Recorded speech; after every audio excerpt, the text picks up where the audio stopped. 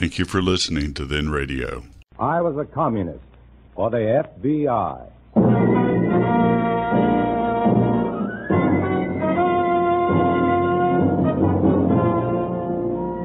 Starring Dana Andrews in an exciting tale of danger and espionage.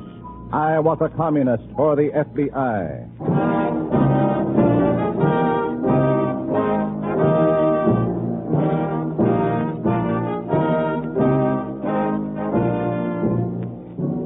The story you are about to hear is based on the actual records and authentic experiences of Matt Cvetic, who for 9 fantastic years lived as a communist for the FBI. Here is our star, Dana Andrews as Matt Cvetic. 9 years of it.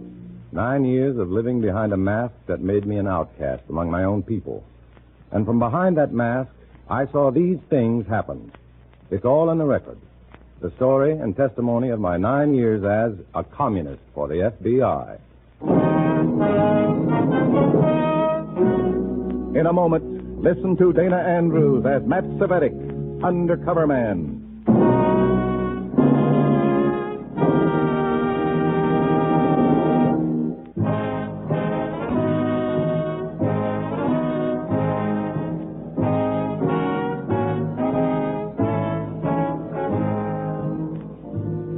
Here is Dana Andrews as Matt Cvetic, Undercover Man. This story from his confidential file is marked, I Walk Alone.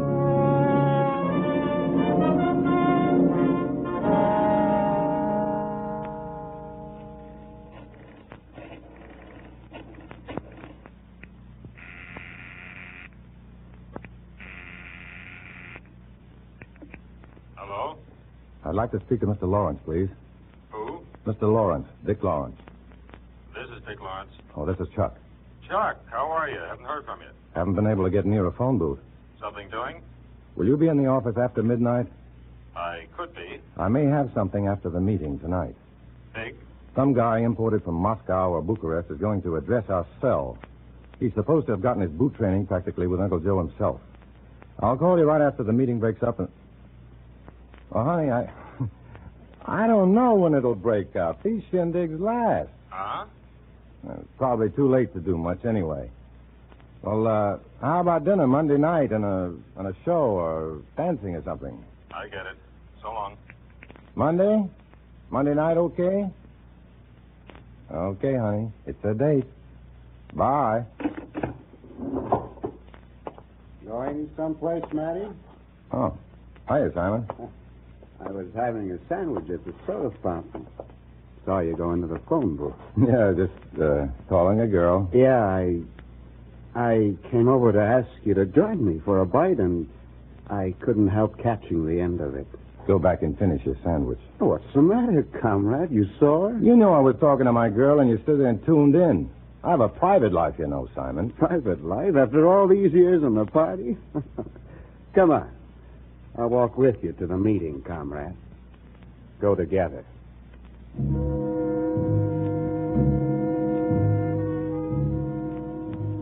I walked shoulder to shoulder with Comrade Simon Horvath, thinking, yeah, we go together, but we walk alone. All these comrades, but never a friend among them. We go to a piano studio on Pine Street. We're the last to arrive. Besides the 5 members of our cell, there's a big man pacing the room. He looks at me and Comrade Horvath as though inspecting us for plague. He looked like real trouble to any decent, hard-working undercover man. Comrade Helen Worth makes the introductions, and the big man's name strikes some kind of chord with me. Comrade Revchenko, Comrades Horvath and Cvetic. Comrades, Comrade Revchenko. Comrade Revchenko? Oh, weren't you assigned to the Cleveland problem? Was I? Plugging secret information leaks. Plugging them poorly, it would seem. Sit down, Al. I have here 3 copies of a most important letter. Comrade Cvetic. Yes, comrade? Secretary of the American Slav Congress. That's right. Take this copy of the letter. Commit its contents to memory. When you've done so, return the letter to me. Yes, I understand. Here. Do not read it while I'm speaking. Oh, I'm sorry. Copy for Comrade Helen Worth. Thank you. Comrade Wilson. Now, briefly first. Yes, Comrade Savetic, I was assigned to the Cleveland problem. I'm sorry if I've been out of order, Comrade. There have been serious information leaks to the FBI. Only in Cleveland? Everywhere. However, my visit is not relative to that matter, at least not exclusively. Those letters contain the names and assignments of several highly trained comrades assigned to vital industries in this area. Memorize the names and everything about them to the last detail. You will be their contacts. Clear? And does that mean that we'll receive secret instructions to be channeled to these people? Memorize the names and everything about them to the last detail. I know you said that, Comrade, but I said that. And I said you will be their contacts. And that is all I said. Clear, Comrade Savetic? Clear. Learn your men first. When we are prepared to issue orders for them, you'll receive those orders to pass on to them. Well, that's all I asked. That's all I wanted to know. That answers the questions. Why all the excitement? Comrade. Well, I mean, couldn't he just have told me? Comrade Savetic. I'm sorry. Comrade Savetic, how long have you been with us? Oh, I can vouch for Comrade Revchenko. He joined us back... Comrade Savetic will answer. I joined the party in 1942. Did you join with any questions in your mind then? No. Any reservations? No. Doubts? No. Lack of belief in your leaders? No. Then why not keep that healthy state of acceptance? That will be all. Be available for sudden meetings. Go.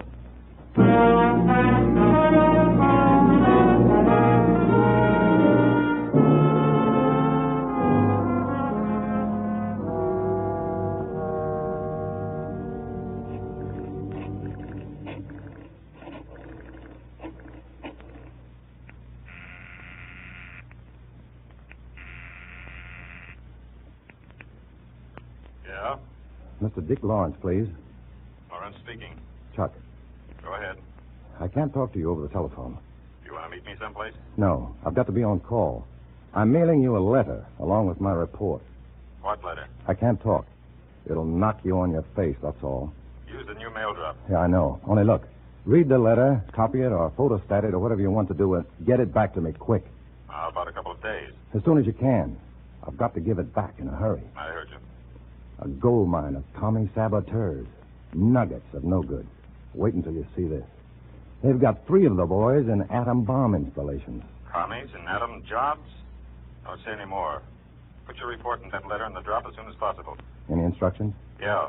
Your new telephone designation is R-U-D-Y, Rudy. Got it. Your new contact name here is Mr. Fisher. Got it. Keep in touch. I'll try. Those guys suspect their own mothers. So long.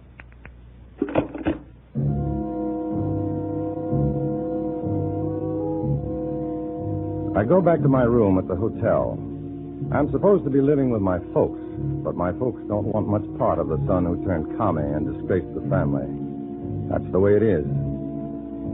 I type out my report, find my current code number, enclose Revchenko's letter, and address it to the new drop, a little barber shop in the Golden Triangle where it'll be picked up by an FBI agent. I go out to mail it, then come back to my room and bone up a little on the Communist Manifesto to look sharp to Revchenko.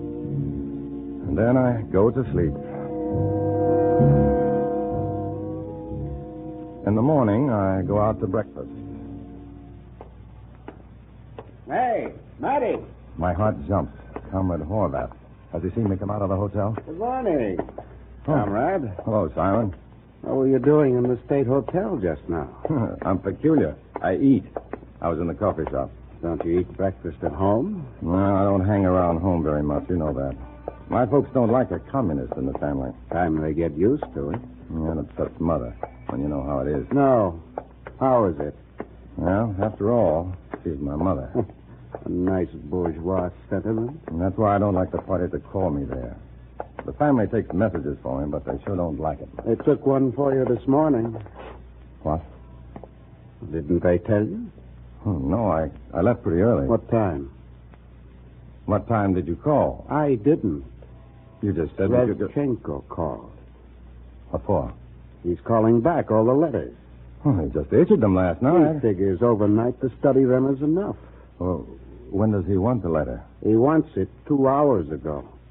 Well, I don't have it. Huh? Well, not on me, that is. I don't carry it around. It's home. I'll go home with you. Well, I better call home first. All right. There's a drugstore. I'll go with you. Why don't you go back and tell Revchenko I'll have a letter for him later today, this afternoon. Let's see if they found it back home. All right. I'll phone him. I'll go with you.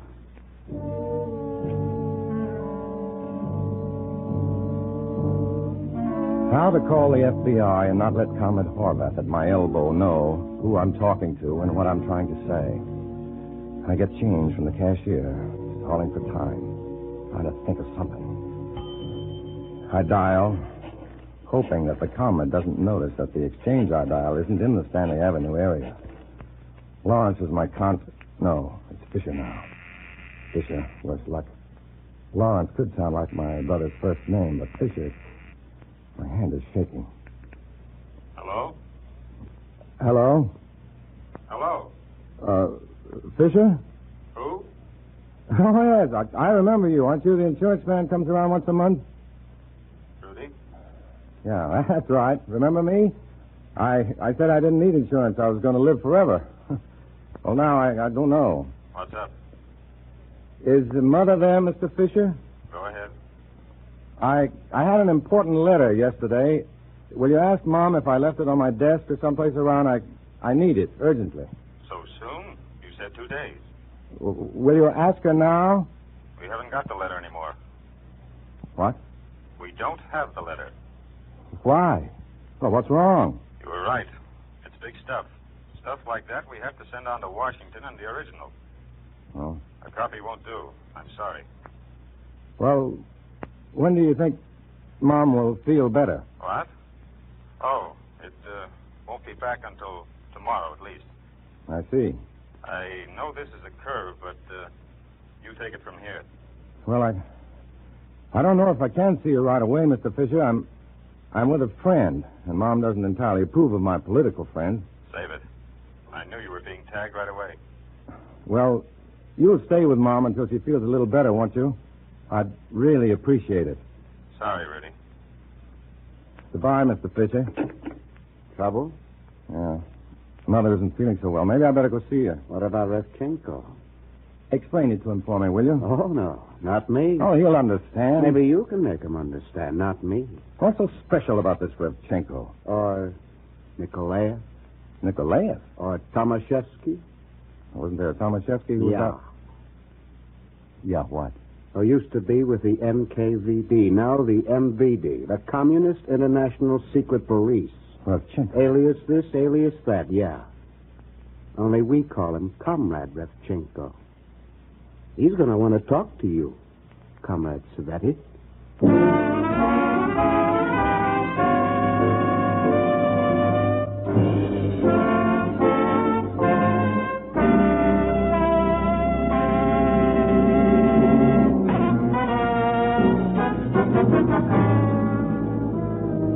Now back to Dana Andrews, starring in I Was a Communist for the FBI, and the second act of our story.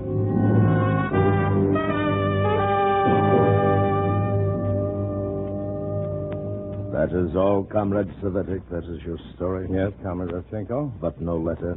Well, I've explained that I learned my mother was ill, and I can't decide if it's wise to visit her under the circumstances. The only wisdom is to produce the letter.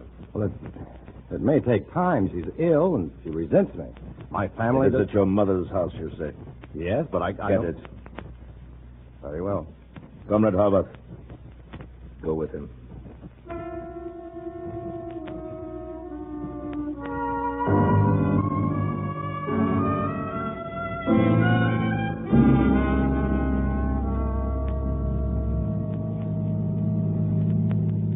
The first house past the lamppost, driver.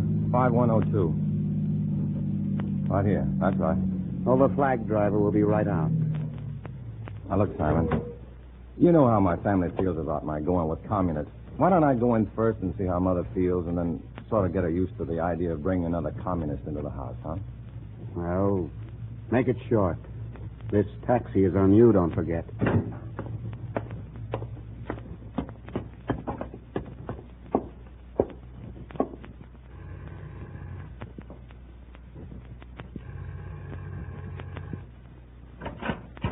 Oh, Hello, Mom. come in, Matty. Who waits outside in the taxi? He's a friend of mine, Mom. Friend. Mom, I've come to ask a very big favor of you. Oh, you got some trouble. Yeah. Pretty big trouble, yeah. What favor? You won't like this, and I hate to ask it. I want you to tell that man in the taxi that you think you burned a letter of mine you found around yesterday. I should lie for you. I said you wouldn't like it. You left the letter I found yesterday, and I burned it. And remember, it was in a yellow envelope. In yellow envelope. You didn't read any of it, naturally. This much at least is true. He knows you don't like communists, so it'll look all right if you're unfriendly to him. Mom? Oh, that's Tip. Oh, hello, Mom. Who's that in the taxi outside? Hello, Tip. How have you been? Who's the guy in the taxi, Mom? I said, hello, Tip. One of your crummy friends? He wants to talk to Mom. Mom doesn't want to talk to him. Yes, Tippy. Why? Now, keep out of this, Tip. Why should I? Just keep out. Will you keep out of it? You don't know what's going on, so keep out. I don't know what's going on. No. Oh, boy, I don't know what's going on. I'll call Simon in. Stay where you are, Matt. Tippy, he's your brother. He's in trouble. If he's in trouble with his chums, he asked for it. If he's in bad with the cops or the FBI, let his chums get him out of it. Huh, Matt? Simple, elementary, wise guy? Tip, he's your brother. He's not my brother while he's their comrade. Look, Tip, we've had this out before. Comrade. I'm in a jam, all right. I want out of it, and I won't bother you again. Just this once, and I won't disgrace you anymore. Get out. Tip, he's older than you. And in the old country... In the old country? This is the new country. This is the country some of my buddies got hurt and killed for. And this here... This... Now, what's it, Tip? What's it? Boy. You have to start something every time, don't you? You're lucky the rest of the family's at work. You know Mom isn't well, and you start something. Mom isn't well. Oh, brother. Please. You're the one to holler Mom isn't well. Why isn't she well? No, that's a beauty, all right. You're the one to talk. No, Tip. I'm all through talking. Mom isn't well. Sure she isn't well. Oh. Sure, you're killing her. Now, get out. Get out before I hurt you. That's fine, Tip. Go on. All right, Tip. I wouldn't want my kid brother to hurt me. All right. Goodbye, Mom. If that's your comrade, tell him we aren't having any. All right, hothead. You're the big man today. Matty, tell your friend to come in. Thanks, Mom. You'll excuse me. Won't you, comrade? He looks swell in that Navy uniform, doesn't he? Matty, answer the door.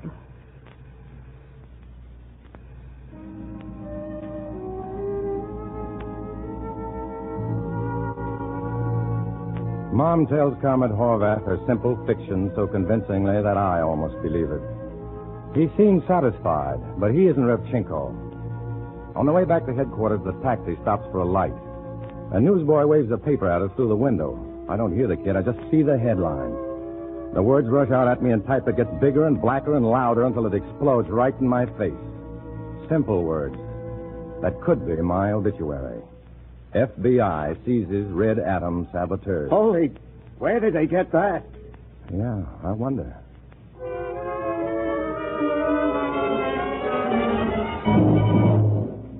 You still insist that the letter was burned, Comrade Savetic? That's what I say, Comrade Revchenko. And that's what my mother told Comrade Horvath. Sure. She said it, and it sounds good. I wasn't at the cremation, however. How do you account for the story in the newspapers, Comrade Savetic? I don't know. You don't know. Well, we have leaks in the organization. He doesn't know, Comrade Horvath. Huh? Yes, Comrade Savetic, we have leaks in the organization. We try to plug them the best way we can. Copies of this letter went to 3 of us. Why aren't you grilling the other 2? One at a time, Comrade. And one thing at a time, and first things first. Why do I rate top priority, Comrade?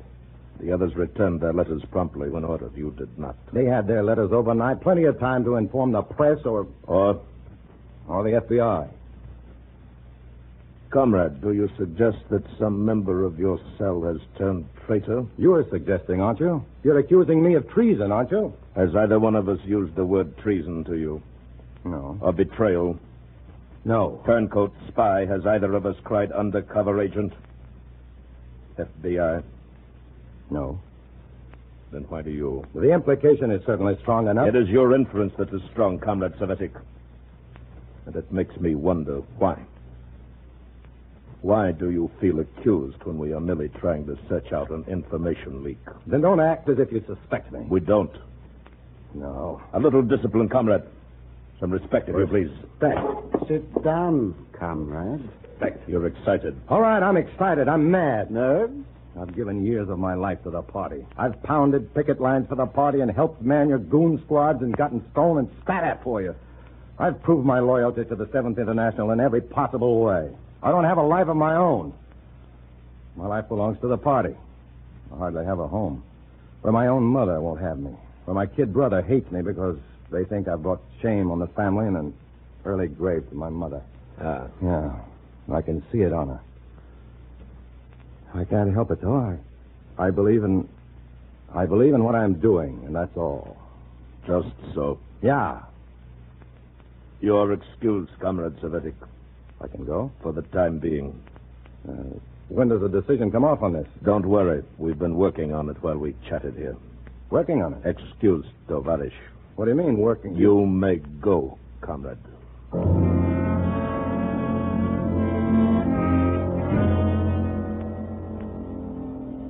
I leave. I'm not kidding myself that my outburst of indignation has fooled anybody. Maybe. But I know it will hinge on the work they were doing while we chatted, whether I get disciplined or not. Call it discipline. I don't dare go to my hotel. I know I'm being watched. I've got to go to my folks' home on Stanley Avenue because that's where the comrades think I live. So I go home again. Call it home.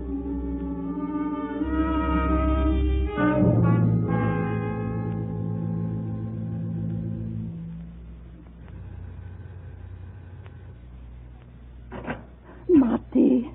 Oh, I had to come back, Mom. Come in, son, quick. What's the matter?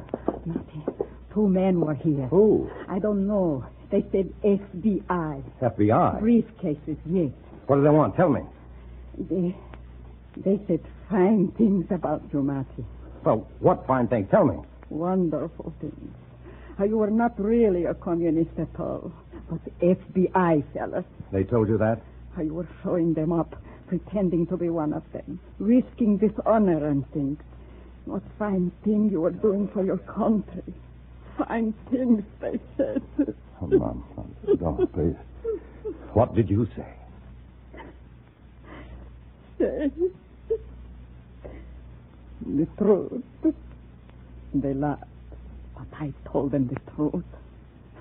I told them you were a communist.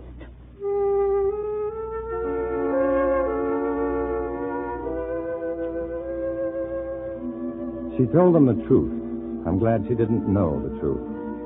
And this was why the FBI had told me never to tell anybody that I was a communist for the FBI, least of all my own mother.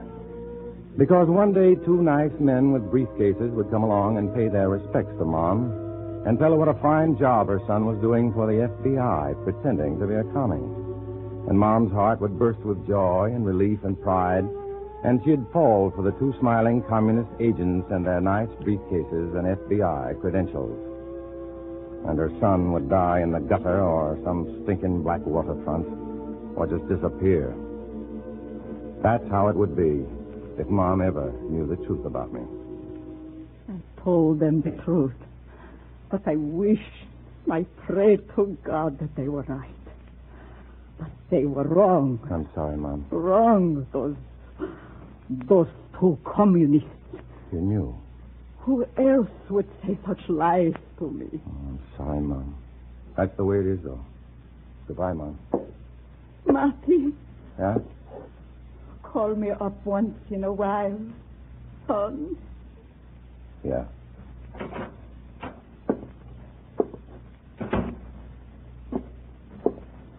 And that's how it is to be me. You live in shadow. You're 2 people, and you're nobody. Your own family cast you out. There's nobody you can turn to. That's how it is with me, but I asked for it. I'm a communist for the FBI. I walk alone.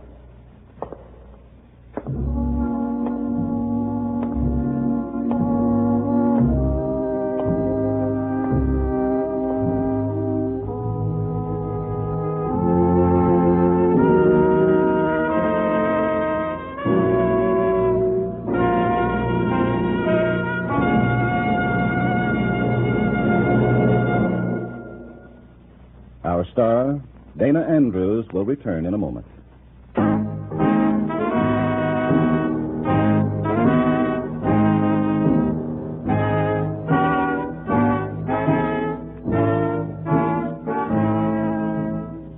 This is Dana Andrews. Some of these stories we bring you are so strange and fantastic, it's difficult to believe that they really happened. Of course, for obvious reasons, names, dates, and localities have been changed. But our stories are based on the real-life experiences of Matt Cvetic, and they did happen here. Next week, we'll go back to his file for another exciting adventure. We hope you will join us then.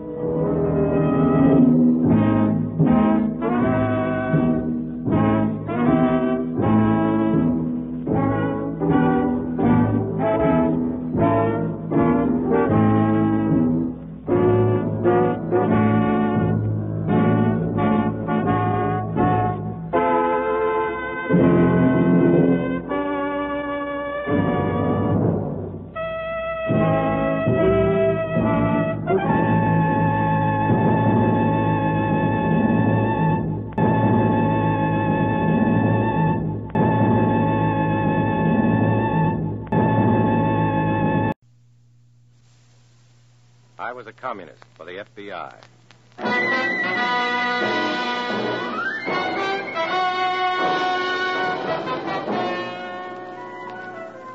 Starring Dana Andrews in an exciting tale of danger and espionage. I was a communist for the FBI.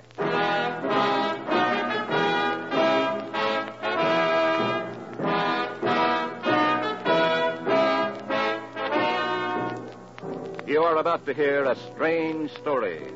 Names, dates, and places are, for obvious reasons, fictional. But many of these incidents are based on the actual experiences of Matt Cvetic, who for 9 fantastic years lived as a communist for the FBI. Here is our star, Dana Andrews, as Matt Cvetic. You can read it in the official reports, the whole story of my life as a communist for the FBI. I was in the party. I saw it work. For 9 years, I recorded the communist conspiracy against the United States from within. This is part of the story.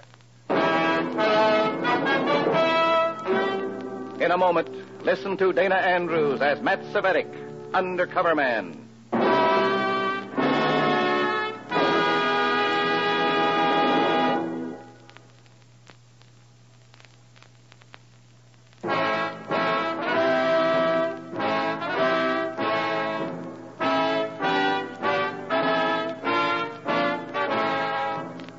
Now, here is Dana Andrews as Matt Cvetic, Undercover Man.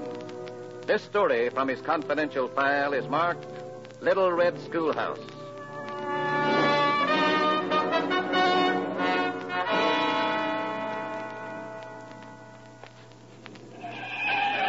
Hey! Watch where you're walking. What are you trying to do, chum? Live dangerously? I'm sorry, mister. Yeah, I'm nuts. Excuse me, buddy, but have you got a match? Sure. Here. Thanks. Keep 'em. It's a red 9 today. Tomorrow's red 8. Hello, Matt. Been a long time since we worked together. When did you get transferred from Detroit, Ed? A month ago. Oh, here comes our car. Hop 'em back with me. Okay, Quine, take off. Let's make it fast. You know how the party checks on my time. Well, I wish we could offer you more protection, Matt, but... I know. I'm on my own. The report? A new Soviet agent has arrived from Lenin Institute in Russia. A few picked commies have been undergoing training in propaganda and infiltration. I'm one of them. And this new Soviet agent? Is going to meet with us for briefing and assignment to some important jobs. Anything else? Meeting place is to be changed. This new Soviet agent isn't taking any chances. I don't even know his name yet. When do you meet him? Tonight, 6. Better drop me off now. Any place along here. Yeah, pull it up, Gwen. Any last instructions? Yes, Matt, I want a full report by mail. Also, let me know by phone, if you can, the name of this new agent and the location of your meeting place. I'll let you know Matt, as soon... Matt, get in quick. Huh, sure. What's up? That man, walking away from the corner. He was watching us. Who is he? Vasily Konostoy, a suspected Soviet agent. He's new here. We had him in the office for a routine check. You? Ed, that makes him the boy from Lenin Institute. Yes, very possibly. He knows I'm FBI, so you'd better start praying he didn't get a good look at you with me. If he did and he recognizes you later... Spare the details. I know what'll happen. I'm in the party, remember?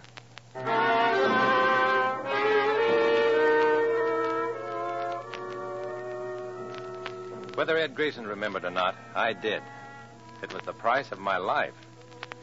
When 6 o'clock came, I was picked up and driven to a small, isolated red brick house. Inside were 5 people, 4 men and a girl. Introductions told me the girl's name was Stephanie, and seating arrangements put us together in a corner. Close up, her dark loveliness was almost like a blow. Comrade Matt. Comrade Matthew. No, I like Comrade Matt better. Hard, tough, like you. It's a tough world, Comrade Stephanie. No room for softness. We're nothing. The party and its beliefs are everything. Do you disagree with that? Of course not, Comrade Matt. It's only that being near you makes me feel like a woman. Is that so terrible? That's dangerous talk. I'd be more careful. I'm always careful. We'll talk more later. Comrades, I am Vasily Konostoy. I bring you greetings from Comrade Stalin. He thanks you for your loyal work. But he also desires more work, more sacrifice, especially from you, picked comrades. You are to lead the way to revolution, the Soviet state of America.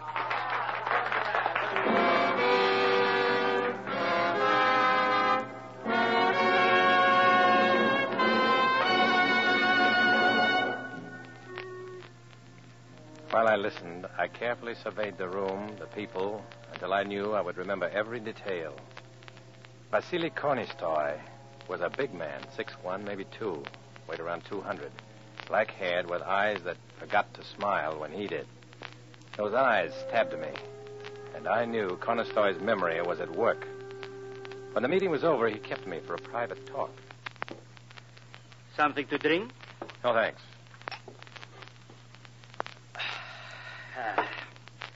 My throat was dry. I have had the feeling all evening that we have met before, Comrade Svetic. Not that I can recall. Well, no matter. I'll remember sometime. I always do. You have a way home? There's a cab stand only a mile from here. It's a nice walk. Very well. Good night, Comrade. Good night.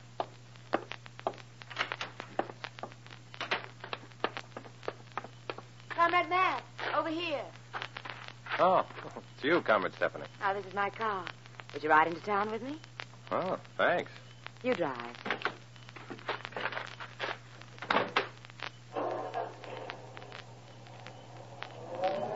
Nice car. Nice girl. Nice night. Quite a combination. I'm glad you like it. No, I didn't say I liked it. I said it was quite a combination. You are a heel, aren't you?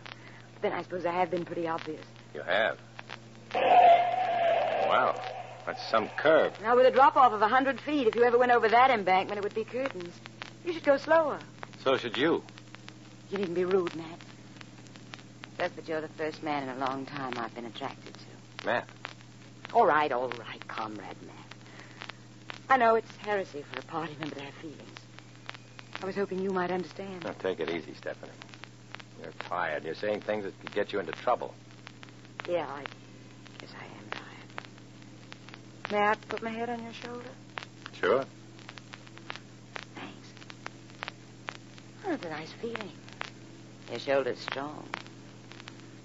What I said about the combination, I mean. Car, the night, and me. I like it. Do you? Excuse me. Why did you turn off the ignition? Talk for a moment. Why? This is why.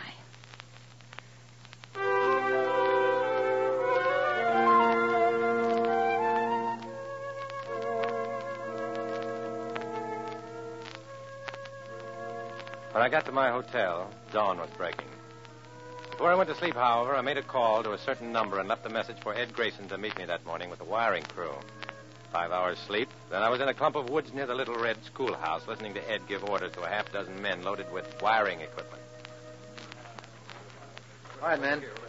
Fredericks checked the house gas meter. No one's there now, but that doesn't mean they won't come back at any time. So do your work fast and do it good. Now get moving. The mic's better be well hidden, Ed. Conestoy is sharp and suspicious. Yeah, you'd have to tear down the walls to find these. Did he recognize you? Yes, but he can't remember where yet. How long is he going to be here? I don't know. Long enough to give us a briefing and our assignments. Yeah, we've got a lot of tape recording. We won't miss a thing that happens. Good. I'll walk down now and grab a taxi and return to the house in the open. That way I'll be there to warn your men if Conestoy or the others show up. Yeah, smart idea. When will the wiring job be finished? 6, 5 if it goes fast. That's running it pretty close. Meeting starts at 6:30. Yeah, we'll do the best we can.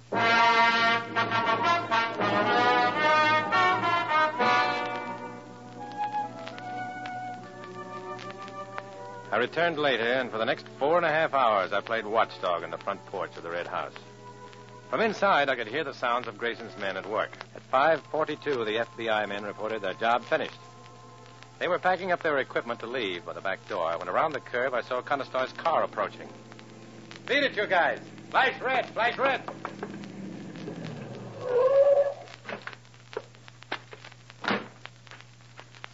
Well, Comrade Svetchik.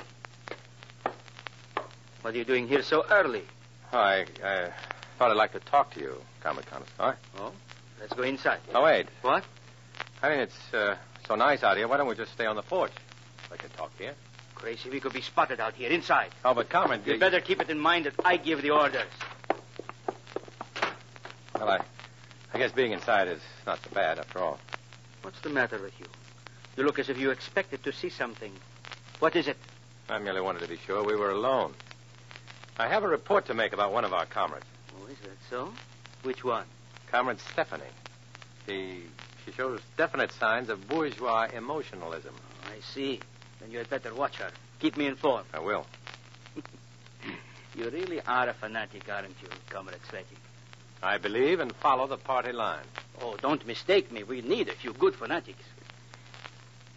I wish I could remember where I have seen you before. Haunts me as if it's important that I should remember.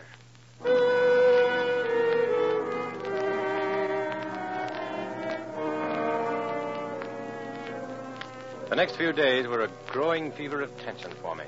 The briefing was hard and thorough. I had little time to do anything but study, and this was complicated by constant invitations to study with Comrade Stephanie. And always hanging over my head was the threat of Conestoy's possible remembrance of seeing me with an FBI man. Finally, the last day of the week rolled round. Tonight, comrades, you receive your assignments. You have been well trained. Now you will act on that training. We will organize infiltration of schools? That is correct. You, Comrade Svetchik, receive a choice plot. Do you know Bryson University? Yes. Small college not far north of here. Though small, Bryson is a highly respected school. An example to many other colleges. You and Comrade Stephanie will see that the seeds of communism are planted there. We'll not fail, Comrade Conestoy. I'm sure you won't. Comrade Svetchik, about where I have seen you. Perhaps you were around my hotel for some reason? No. No. Well, don't worry. Maybe by the time you finish your assignment, I will remember.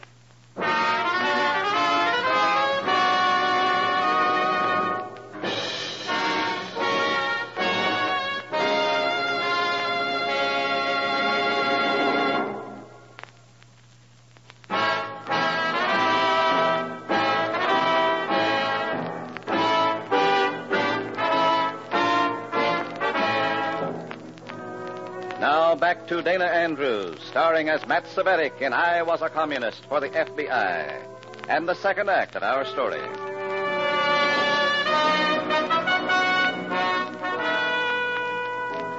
How long did I have before the Soviet agent, Conestoy, remembered seeing me with an FBI man? The knowledge of what would happen when he did was a cold, leaden ball in my stomach. As with Comrade Stephanie, I listened to Conestoy's final instructions on our new assignment to infiltrate Bryson University. There is one professor at Bryson who will be your best asset, Comrade Svetic. A Professor Walden. Is he a fellow traveler? A very reluctant one. You will have to play down everything except how communism will save the oppressed from the tyranny of fascism. Walden is fond of helping underdogs. Well, can you get us a big name, Comrade Conestoy, someone to lecture the students? I will send a wire tonight to Philip Stanley. The singer? Yes. He has a big reputation. The kids will listen to him even if he is a pinko chump. Will he come? He'll come. He's a thoroughgoing exhibitionist. Now, here is some expense money. Comrade Stephanie? Yes? I'm sending you with Comrade Svetic for only one reason. So you can have the opportunity to get your thinking straight by watching his. Well, I don't understand you. He is an exemplary party worker. If you are wise, when you come back, you will be too. That's all. Good night. Good night, Comrade Conestoy. Good night, Comrade. Oh, Comrade Svetic. Yes? I just remembered where I saw you. Where? At the meeting of the Control Commission, the first day I arrived back here from the Lenin Institute. Oh, no, I wasn't at that meeting. Oh, I swear I had better remember it soon, or it will be the death of me.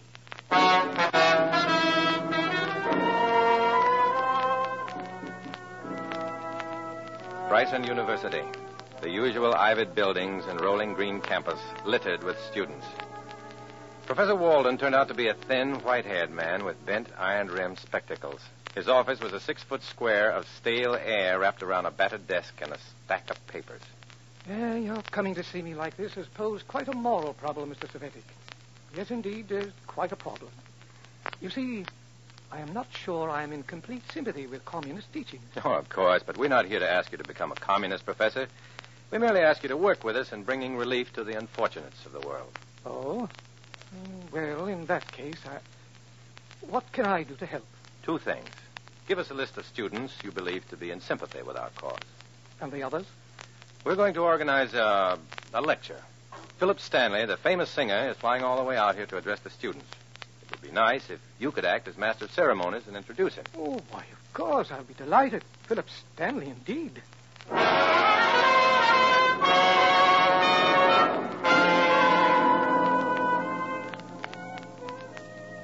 Professor Walden gave us a list of a dozen names, and we went right to work on it. Heading the list was a boy named Roger Vanning. We found him in the Student Union, a hodgepodge of noise and smoke which figures as the social center of any college. My goodness, Matt, this is like Mardi Gras. We'll never find him in all this mess. Sure we will, but keep moving or you'll be crushed. Wow! Hey, fellas, get a load of this one. She's real great all the way. Looks like you've made a hit, Stephanie. Ask him if he knows Vanning. All right. Excuse me, but do you know where I can find Roger Vanning? Yeah, yonder's him. Oh. Why not take a seat here, Dolly? For you, I'd go on the hook. That'll do, Junior. Don't tense, Dad. I ain't cruising for bruising. Come on, Stephanie. That Roger Vanning looked like a kid who can vote. You'd better handle him alone. I'll try the next one on our list, Grace Sprocket. Meet you out front later.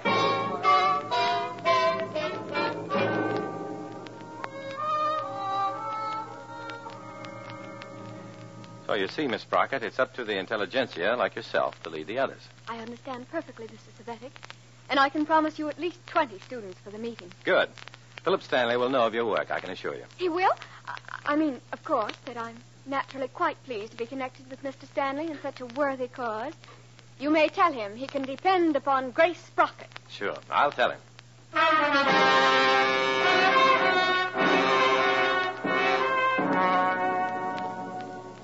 4 days of work, and we had nearly 200 students lined up for our demonstration. I hired a hall near the campus, decorated it with the usual banners and slogans. During last-minute preparations, my mind was on Conestoy. Would he have remembered yet? Perhaps he had, and even now the goon squad was on its way.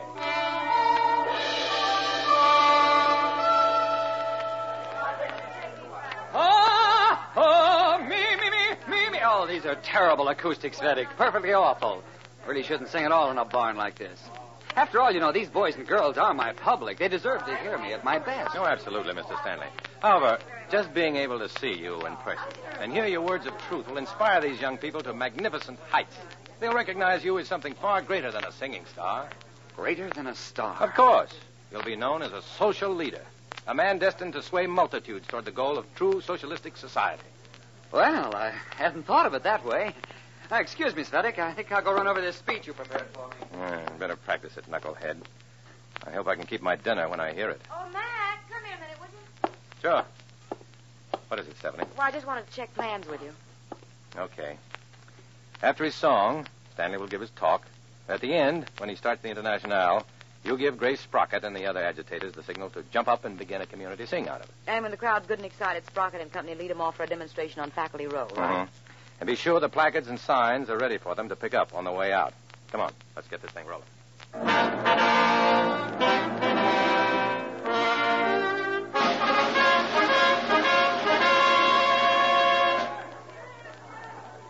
Ladies and gentlemen of Bryson, this evening marks the beginning of a new movement here in Bryson. A movement that will excite you as it has excited me. Tonight, we are striking a blow against the pressure. So, my beloved friends, here at Bryson, I want to thank you for your wonderful reception of my humble talent and words. In closing this meeting, I can only think of the words of a song dear to my heart and dear to the hearts of all who have compassion for the more unfortunate of this earth. Sing it with me. The words are on the sheets of paper you found in your seats. That's it. The Internationale. Sing it with me. Arise, ye victims of privation. Rise up, all ye who are forlorn. Sing it! There's an end to degradation, for a new world being born.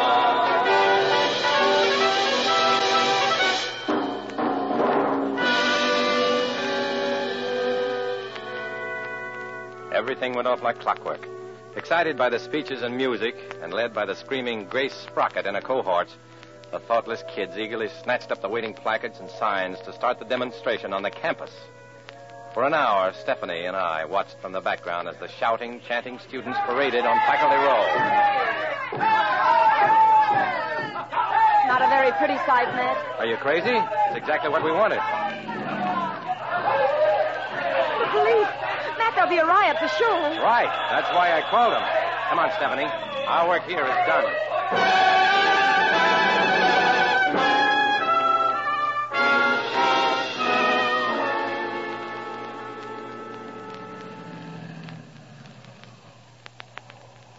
Here we are, Stephanie. Back at the Little Red Schoolhouse. Come on. Conistor's waiting for us. Let him wait for a minute. I'm sick of it, Matt. I'm sick of the rottenness of the lying and cheating. Let's quit the party, you and I. We could go away together. What? You must be out of your stupid mind, talking to me this way. Well, what are you going to do? What do you think I'm going to do? I'm going to report you. The party has ways of dealing with treason. Oh, no, please, don't turn me in, Matt. I'm sorry. It's too late. Get inside.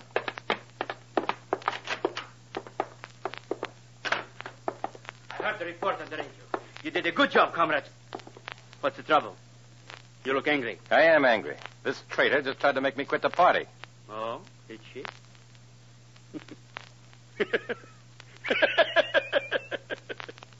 I told you, Comrade Stephanie. Comrade Svetic is as solid as the Kremlin. He sure is. Wait a minute. You mean I was just being tested? Testing high-ranking party members is my job, Comrade Fetty. I'm an agent of the MVD. Now, if you excuse me, I'll have to get back to town and file my report. Tested. After all my years in the party. Happens to all of us. Oh, yes. I have something for you. A reward. Here in this drawer. Reward? This. Put up your hands. Gun? What's this all about? I don't understand. FBI agent. That's where I saw you. You were talking to an FBI man. I told you I would remember. Oh, now look, I can explain that. Now This fellow to my just... car, you dirty stool pigeon. Move! What do you plan to do? You mind telling me? Yes, I will be glad to. I want you to have time to be afraid. We are going to arrange a little suicide. Your suicide.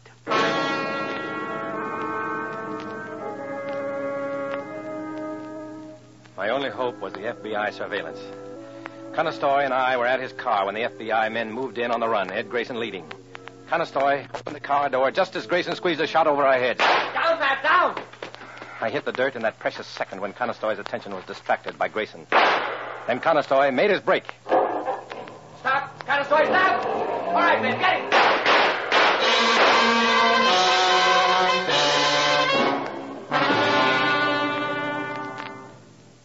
FBI fire laced the night with red as it went over me, but Conestoy had a good start. He was getting away when he hit that bad curve, doing 70. Then there was nothing on earth that could save him as his car skidded over the steep embankment.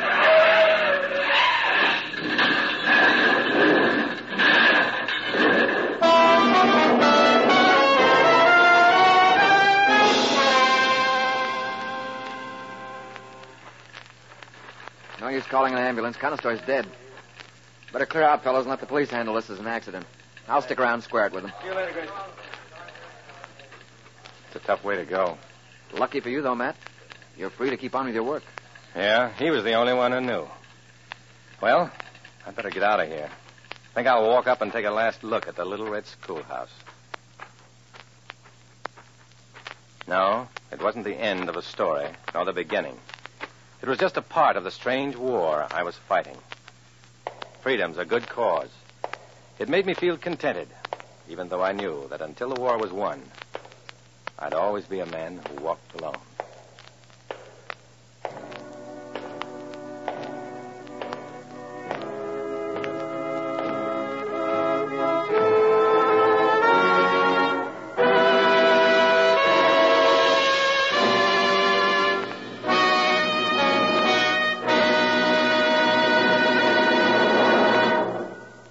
Our star, Dana Andrews, will return in a moment.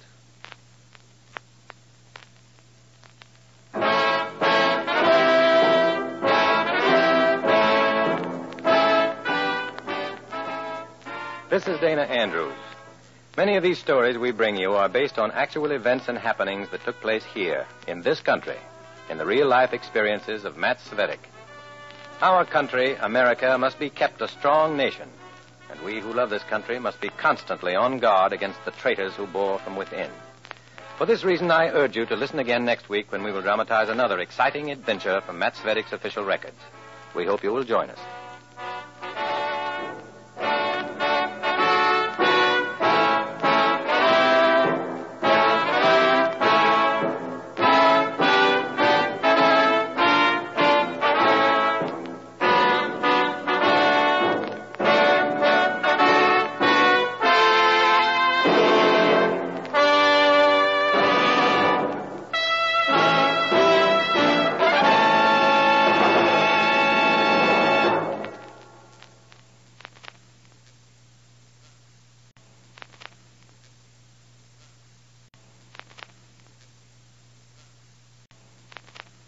I was a communist for the FBI.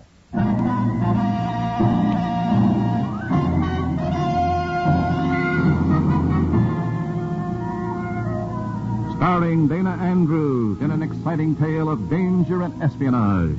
I was a communist for the FBI.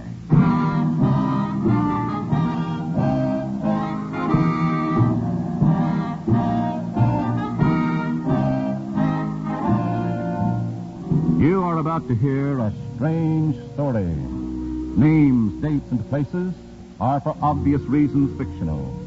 But many of the incidents are based on the authentic experiences of Matt Cvetic, who for 9 fantastic years lived as a communist for the FBI. Yes, for 9 years I posed as a communist for the FBI. I was one of them, lived with them, did their dirty work. It was a strange life, being friends with people I hated, and being hated by people I would have liked to have had as my friends. For 9 years, a communist for the FBI. This is the story of my work and why it had to be done. In a moment, listen to Dana Andrews as Matt Cvetic, Undercover Man.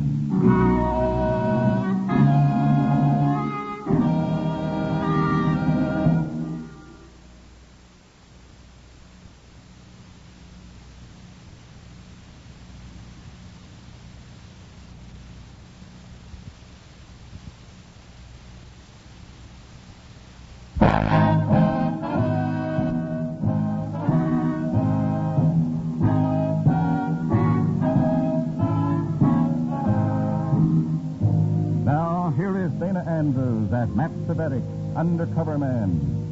This story from the confidential file is marked Traders for Hire.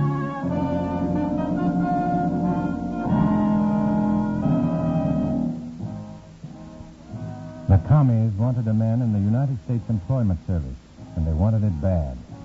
My job? To find out why. So temporarily, I found myself 9-to-5ing it as an employment counselor. That was pretty dull, until I got a call to visit a certain sporting goods store. Yes, sir. I'll show you our new shipment of fishing tackle. A spinning reel, perhaps. Winter is the time to catch red trout. How many times do red trout bite on flies? 7 in the morning, 4 at noon. And 7 at night. Step in the back room, please.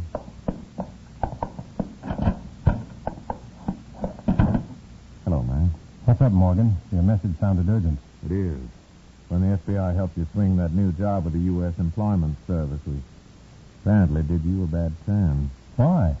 The party seemed tickled, if you'll pardon the pun, pink. Oh, the party wants a man in that spot, no doubt, but your quick promotion made some comrade suspicious. We got a report from my agent in New York. The entire communist record's being checked by Red Secret Police. Oh, that's a swell. Worse, you're slated to be called up before a Communist Control Commission investigation. When? When the MVD agents have finished checking you.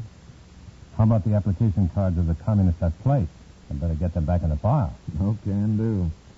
You get them back only after we've made photostats of them. And any new ones must continue to be sent to us. If the Reds don't check your office, you'll be okay. But if they do... I know. Please omit the flowers.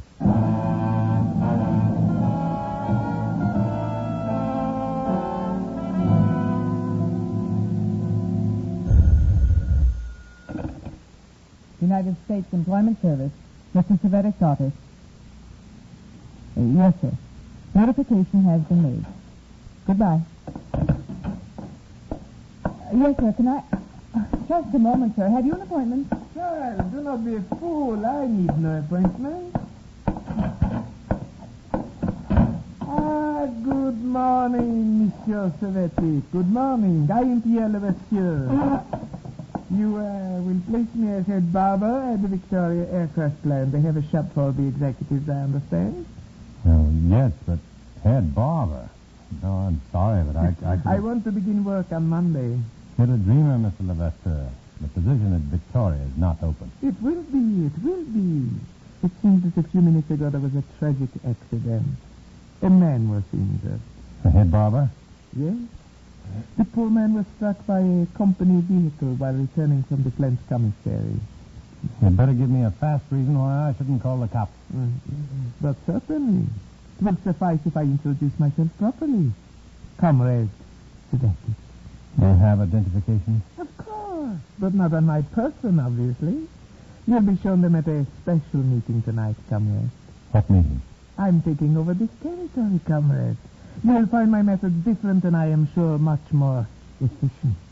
For example, a party inspector will check your office and files to make certain of your efficiency. Inspector? Who? When? He'll introduce himself at the proper time. If you are wise, you'll be ready for his inspection at any moment. And now, about the job for here.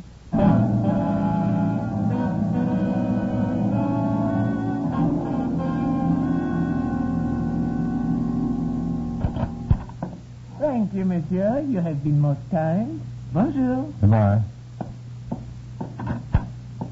Betty, Mr. Levasseur is to be placed in the executive barber shop at Victoria, starting as of Monday.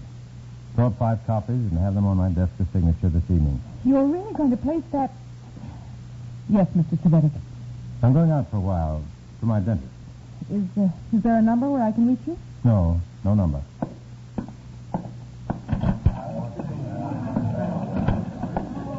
Mr. Burns. Yes, Mr. Savetic. Is something wrong, Mr. Savetic? You're in charge of this outer office, Mr. Burns. It would be nice if you could see that it's more like an office and less like a quilting bee. Yes, sir. I'll put out a memo right away. You put out too many memos. Tell them. They can discuss their social lives somewhere else, but it'll work. And put out that pipe. Oh, yes, Mr. Savetic. That isn't a waste paper basket, you idiot. Oh, you want to set the place on fire? All right, what are you all gaping at? Get to work.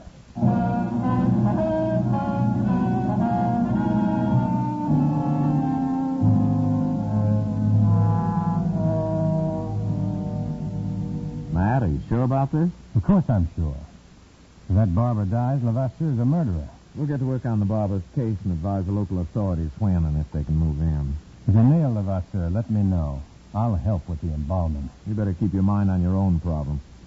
Whoever the comrade is that has a knife out for you, he's close. How close? Right next to you, according to our last report. Someone in your office, probably. They don't miss any bets. Look, we'll continue to use this shop for meeting when you can get away and think it's safe. Otherwise, we'll use a car pickup. And you'll have a new phone number to call. What is it? Number will be Brighton 91950. My name will be Worcester. Carrie Worcester. Identification? Golf score. Use a low score for all's well, a high score for urgency or danger. Got it? Yeah. Except for one thing. I've never played golf. How the devil do you score it?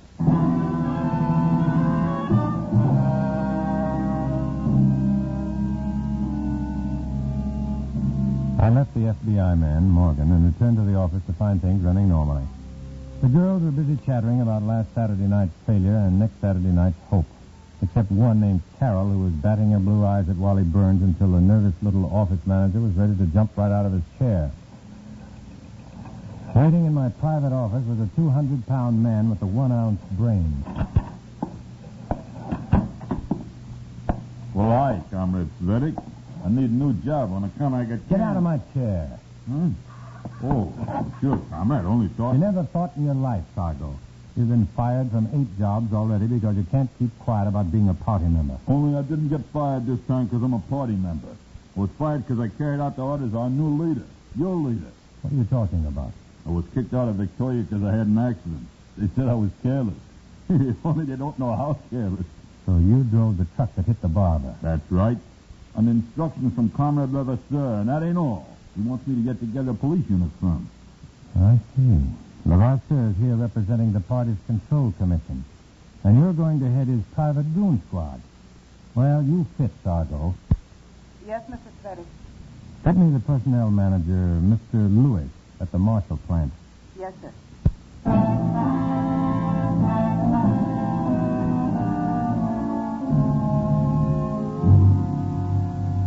A few minutes of talk, and I had Comrade Sargo placed again, this time in the Marshall plant. The rest of the day I spent examining my office force, wondering which one was a commie spy. Betty, my impulsive but efficient secretary? Wally Burns, maybe. Or was it Carol? Or some other typist?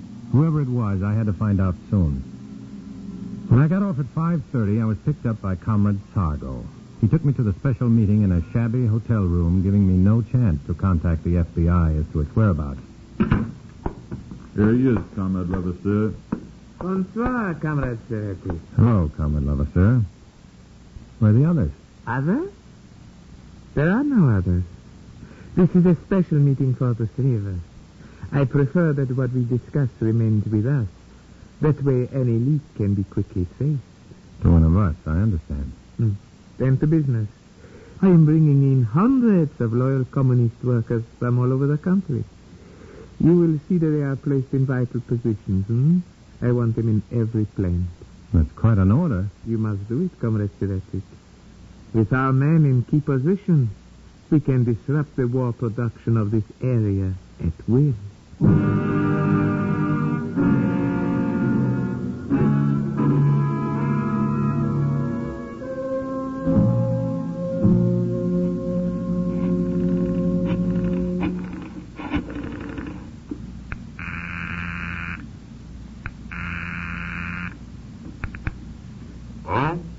Hello, Harry Wooster?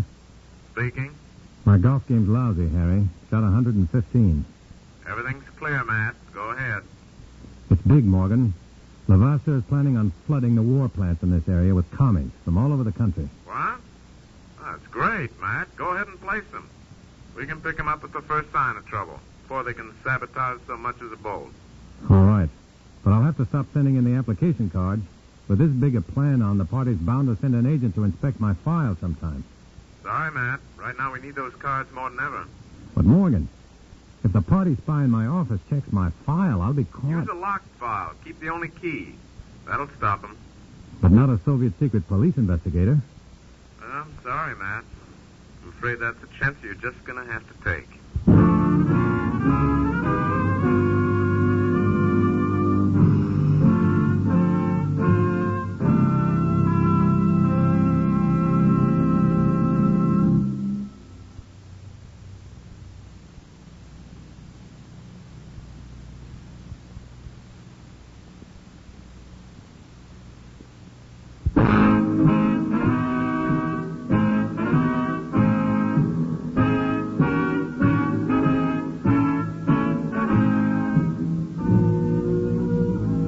Back to Dana Andrews, starring in I Was a Communist for the FBI, and the second act of our story.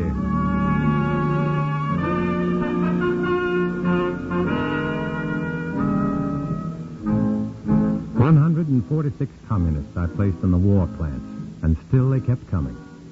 My locked file at the office became more and more of a threat with its empty sections that were in FBI hands. Always over my head hung the fear of the surprise inspection by a Soviet agent. And to make life just that much worse, I had the knowledge of a communist spy being in my office staff. A spy that had me facing an inevitable trial by the Control Commission, the party's equivalent of a Gestapo. Yes, Mr. Sargo, may I help you? Well, I don't know, baby. Try and see. Mr. Svetic is out at the moment. Will you wait? Well, sure. With you, it might be fun, honey. The name is Miss Ward to you. Oh, is it? Well, me, I got just a remedy for a snooty little doll like you. A little kiss. Let go of me, you big ape. Let go. I'll see you pay. Hey, my arm. Milk-faced little fascist. I'll teach you some respect for the party. Sargo, let her go. No, not until I teach you something. Oh, you filthy communist knucklehead. I said let go. What? Why, you... What? Wait, no, wait. No, don't hit me again. I'll show you to manhandle a decent girl, you thick-headed comic. Slime. Oh. You're not out, you dirty red. Get up and get out of here. Take your smelly communist ideas of decency with you. Get out. All right, I'm going. Just give me a chance. Go on, get out. Good heavens. What was all that about, Mr. Svetic? Nothing. Get back to work, all of you. Why, of course, Mr. Svetic. I'm sorry, Mr. Svetic, but the noise and all, I think. Oh, gee, thanks, Mr. Svetic. I hope this fight won't get you into any trouble. Sargo had that one coming, Betty. He sure did. Funny. You know, for a long time, I thought you might be a communist.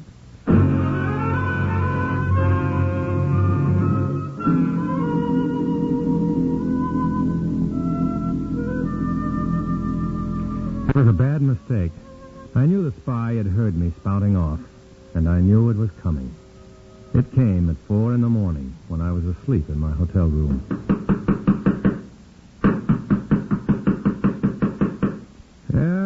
Yeah. So I owe you money. I'm coming.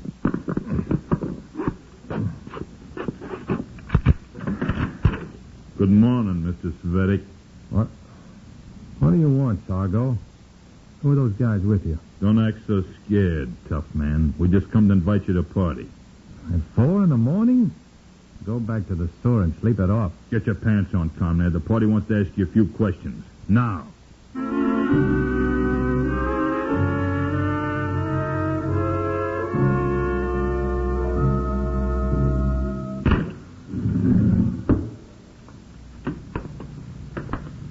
There he is, Comrade Levasseur. Bright and shiny. Did you search him? We did better. We watched him dress. The Control Commission has been checking your record, Comrade Svetic. We've been quite thorough. Yes, and? Unfortunately for you, the record shows only the best service to the party. Well, and what's the idea of bringing me... A clear record does not mean you are free of suspicion. Your promotion to counselor in the U.S. Employment Service. Did you manage it so easily? Who got it for you? I worked for it. Perhaps the FBI helped a little? I've told you, I have no connection with the FBI. But you have changed. You lost your faith in the party. No. But you did attack the comrade today. Well, yes, but And during this attack you said things May I speak? By all means, comrade. First of all, I'm surprised that you would listen to an idiot like Comrade Sargo. Why, you do... What? Do I understand by this that you deny his accusation? If he says I have in any way been disloyal to the party, yes. Ah. You've made the mistake I was waiting for, Comrade Svetik. It was not only Comrade Sargo's word, another comrade testified to your comments. Open the door. Yes, comrade. Huh. Well, Comrade Svetik? Burns, Wally Burns. Yes, it's me, you rotten spy. Me, Wally Burns. I knew you were a traitor when they put you in as counselor. That was my job, you stole. Enough, Comrade Burns. Well, Comrade Svetik, do you still persist in your lies? I repeat, I have never been disloyal to the party. Explain. My proof lies in common sense, Comrade Levasseur. If I'd done anything else except throw Sargo out of my office and make a big pretense of hating communism, how long do you think I'd have kept my job? Mm-hmm. As you say, Comrade Svetik, common sense. Oh, now, just a moment. You're not going to swallow that hogwash. That hogwash, Comrade Burns, makes a great deal of logic. If I were you, I would examine my own loyalty to the party. My loyalty? That the jealousy over a fascist job is a grave weakness. As for you, Comrade Sargo, your stupid behavior jeopardized months of work. I'm recommending you to be transferred to another district for proper disciplinary action. No, please That's don't... That's all, comrade. Good night. Just a moment, Comrade Levasseur. If I'm cleared, I want to request that Comrade Burns leave my office at once. I prefer he stays. He's the logical choice for your position, in case anything should happen to you.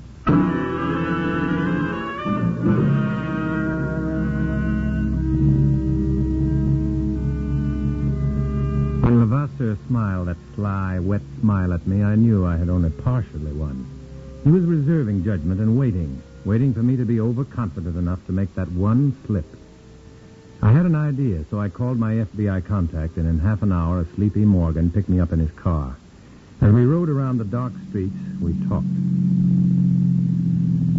Matt, you know I want to pin that barber's accident on Sargo and Levasseur, but Sargo... Believe me, Morgan, he's ready to crack wide open. I know he looks tough, but he showed a yellow streak a yard wide in our fight. And now that he's in bad trouble with the party, he's ripe.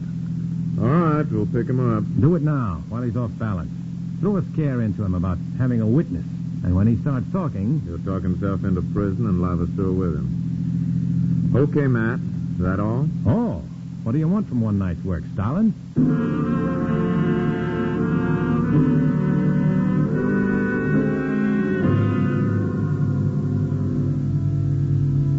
I didn't get much sleep, but I felt good going to work the next morning. For I was sure Sargo would sing, and loud. I could even stand the sight of Wally Burns back in his role as the nervous little office manager who always forgot and knocked his pipe out in wastebasket. He had reason to be nervous that morning. And so did I, only I didn't realize it until I was in my private office and found Pierre Levasseur waiting for me. Good morning, Comrade Svetik. Something wrong at your plant? No. You intrigued me last night, comrade. That is why I decided to look at your records this morning instead of waiting to have a regular inspector come in. Well, the file's locked. The key is... I seem to have misplaced it. I hope you find it. I'm going to see those files. Yes, naturally. Oh, here's the key. The file's in the other room. I'll go open it and bring you the... I'll go with you, comrade. You may need help.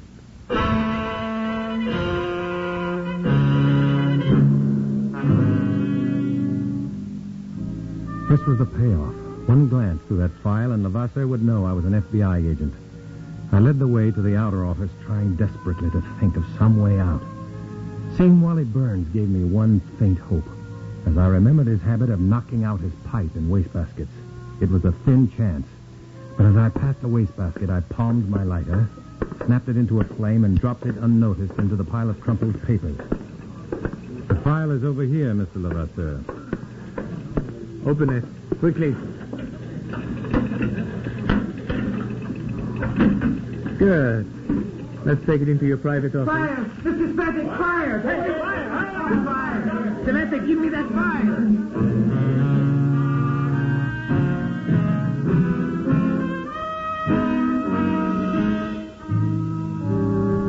The burning wastebasket made a lot of smoke, and the excited clerks helped the confusion, but Pierre Levasseur was not to be distracted. He yanked the file drawer from me and headed for the outer door. I knew if he reached it, I was finished. So with my right foot, I hooked his ankle going by, causing him to fall headlong against a desk in a snowstorm of open files and papers. Levasseur! Oh, Mr. Levasseur, let me help. I'll take care of him, Burns. Get those girls and the others out of here. But, Mr. Spatic, he's unconscious. I said get these people out of here. Yes, sir. All right, outside, everyone. Outside, I said. Move outside. Clear the room.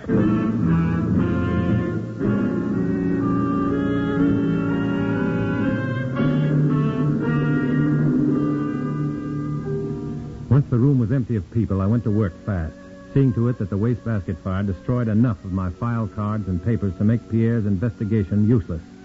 In a few minutes with a fire extinguisher, and the fire was a wet and smoldering mass of papers. Then I dragged the limp Pierre Levasseur out to the sidewalk in fresh air. It took a while to clear away the crowds and assure everyone things were all right. But by the time Pierre was recovering, he and I and Wally Burns were alone, while inside the office staff was starting to clean up the debris. Take it easy, comrade. You had a bad fall in there. What happened? There was a fire. You were running with the file and tripped over a phone cord. I tried to catch you, but I missed. I see. It's too bad. I suppose it cannot be helped now. Only, how did such a fire start? Ask Wally Burns. Me? Why, I had nothing to do. He has the habit of knocking his pipe coals into a wastebasket. It would seem he did it once too often. Is that true, Comrade Burns? Well, yes. That is, I did forget once or twice, but I swear I didn't do it today. You've got to listen to me. That's enough. I've listened to you too often.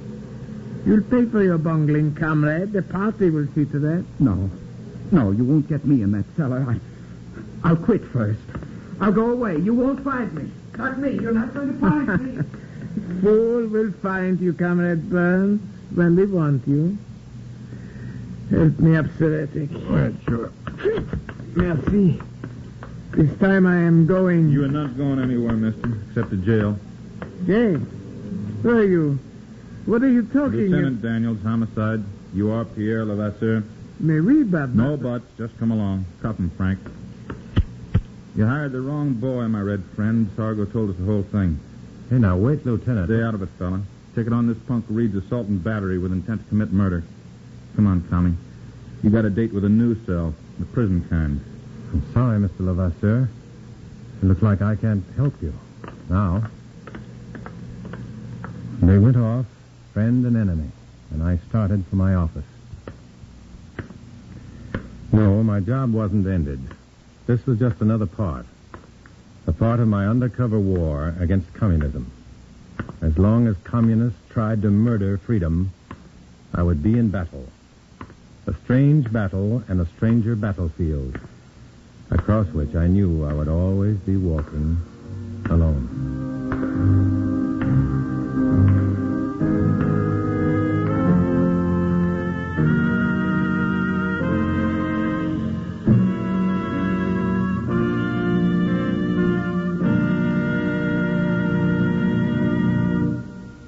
Our star, Dana Andrews, will return in a moment.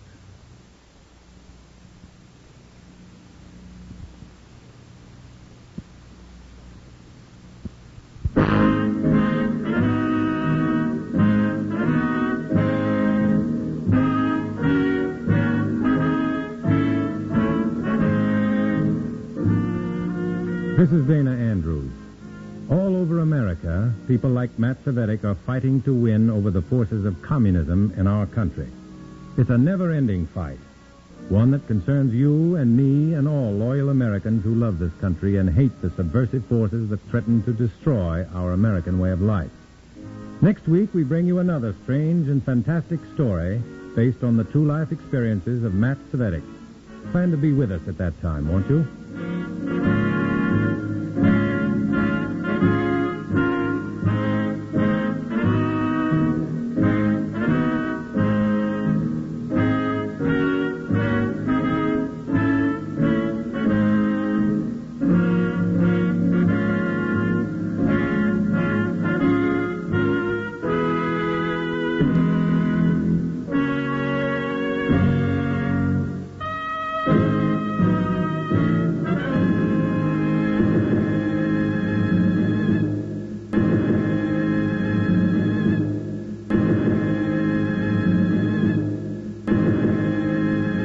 I was a communist for the FBI.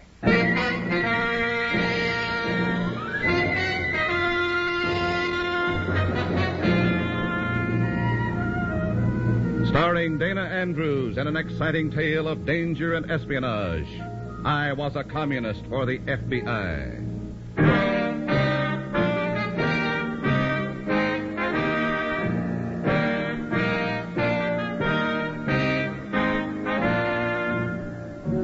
Many of the incidents in the story you are about to hear are based on the actual records and authentic experiences of Matt Cvetic, who for 9 fantastic years lived as a communist for the FBI. Here is our star, Dana Andrews, as Matt Cvetic. 9 years. 9 nervous years. Always looking over my shoulder. Because if I didn't, my head might roll when I didn't want it to. Years of isolation and tension. Being alone in crowds of comrades. A long, hectic dream. But now that it's over, the dream is more real than ever. For all of us now. In a moment, listen to Dana Andrews as Matt Cvetic, Undercover Man.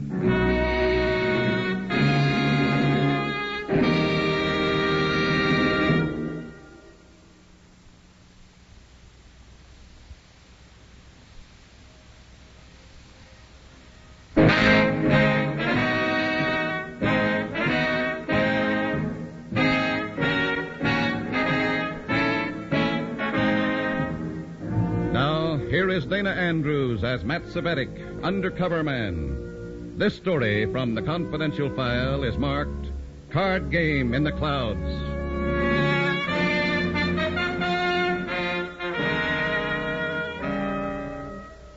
The federal courtroom is jammed. There's no stir and no sound in the room except the voice of the attorney for the federal government making his opening to the court. Everybody in the room knows that this matters. This is important. This is part of an enormous struggle for our survival.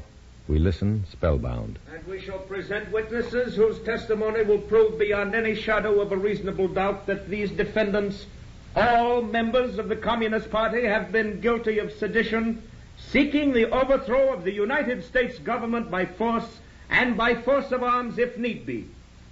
We are ready to proceed, Your Honor. Are you ready to leave, Mr. Cvetic? Well, who are you? Come with me. Give me one good reason, and maybe I will. Revchenko wants you. Revchenko? Not so loud. Headquarters? Certainly not. I'm to telephone Revchenko that I found you. He'll pick us up at a spot that I'll designate. You must be quite a gal with the party. I am. We'd better go. Revchenko is an impatient man.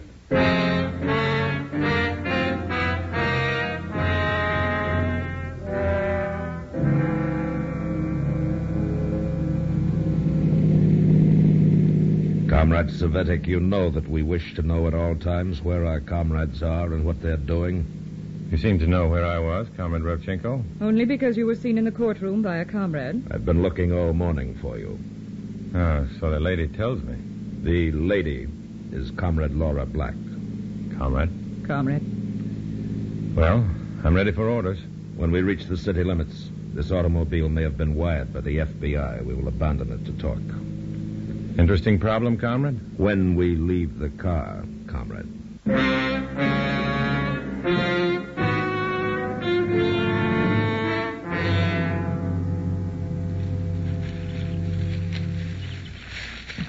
Here, this will do. I'm about tired of walking in fields. Well, Comrade? Comrade Laura, I'm out of breath. Begin for me, if you will, and be direct. Comrade Cvetic, you and I will meet a plane at Municipal Airport tonight. The plane is from Washington, D.C. Oh. I will meet a man coming off the plane. What about me? You will stay in the background. The man will give me a portfolio, which we will deliver to a comrade in New York City. The Park Lowell Hotel. You will take the night train. Does it take two?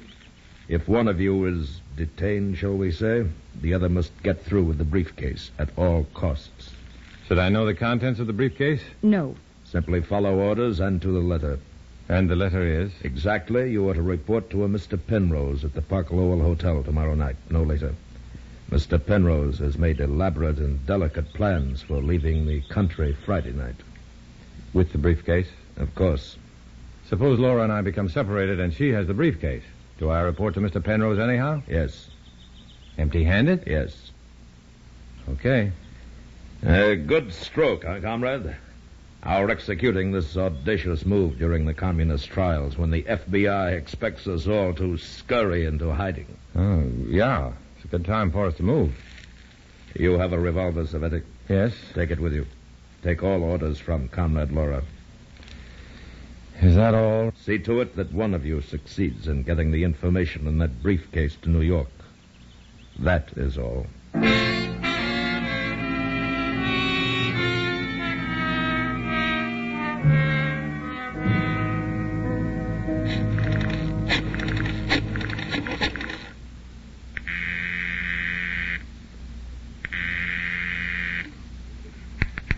Hello? Mr. Oxford, please. Who's calling, Mr. Oxford? Cambridge. This is Oxford. Go ahead. The boys dragged me out of the federal courthouse this morning for an assignment with all the romantic gingerbread. Mysterious gal, briefcase by plane from Washington, D.C. Gun toting. Hold it. Yeah? Where did you say you're calling from? Pay station, drugstore, 12th and Main. Fool with a sandwich there, and I'll pick you up in exactly 10 minutes. Sound big to you too, Oxford? 10 minutes.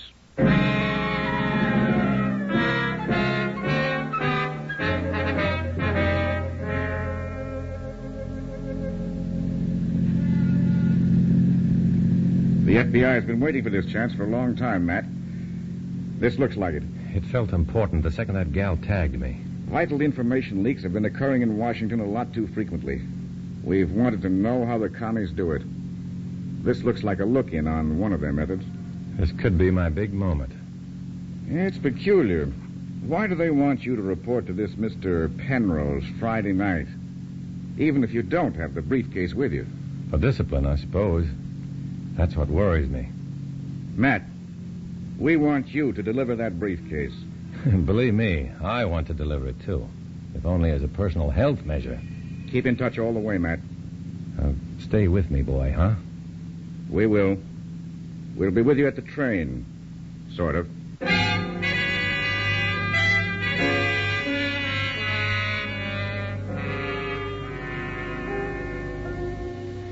I pick up Laura at 6. We drive to the airport and wait for Flight 695 from Washington, D.C. to taxi to Gate 5. A tall man in a flapping topcoat and dark glasses steps out of the plane. He's carrying a briefcase. I crowd the wire fence for a good look, but the girl pushes ahead of me and faces me. Her eyes are cold toward me, but I sense an inner excitement in her manner. But I'm not the guy that's exciting her.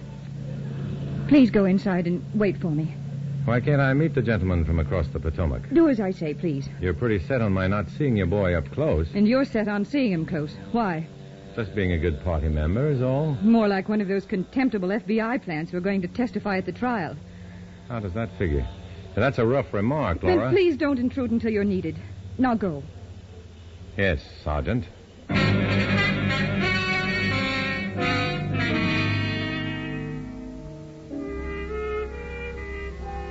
I go inside and wait, doing a slow burn and starting to worry a little. 5 minutes later, another plane is announced departing for Washington, and Laura comes into the waiting room with the briefcase. She also has a smudge of lipstick on her cheek. Thank you for waiting. Where's the watch on the Potomac? He's on the way back to Washington. I'd be glad to carry your school books for you. Thank you, but I'll carry the briefcase. Wait here. Again? I'll pick up our plane reservations. I thought you said we were taking the train. We were. Now we're not. That can be confusing. I mean it to be confusing. Well, you made it, sister. No objections? I don't like to be treated like the bourgeois rich relative while I'm an accredited and trusted member of the party. Unless maybe you don't trust me. I don't know, do you? Do you trust me? Let's say I trust Comrade Laura Black. But plain Laura Black, who isn't plain at all and with a smudge of lipstick on her cheek, may be something else again. Warren and I happen to be in love. Oh, Warren, is it? And you'll forget it, do you hear? the tender passion and the party. Is it quite all right with you? The question is it all right with the party? The answer is that if we weren't in love, he wouldn't be doing this for me and the party. Flight 802 for Buffalo is now loading at Gate 7. Well, I'd better hurry and pick up our reservations. No hurry. That's 802 for Buffalo. Yes, that's for us. We're going to New York. By way of Buffalo. Why? You'll see. Passengers for Flight 802 for Buffalo, please board your plane at You Gate wait here. 7. I'll get the tickets.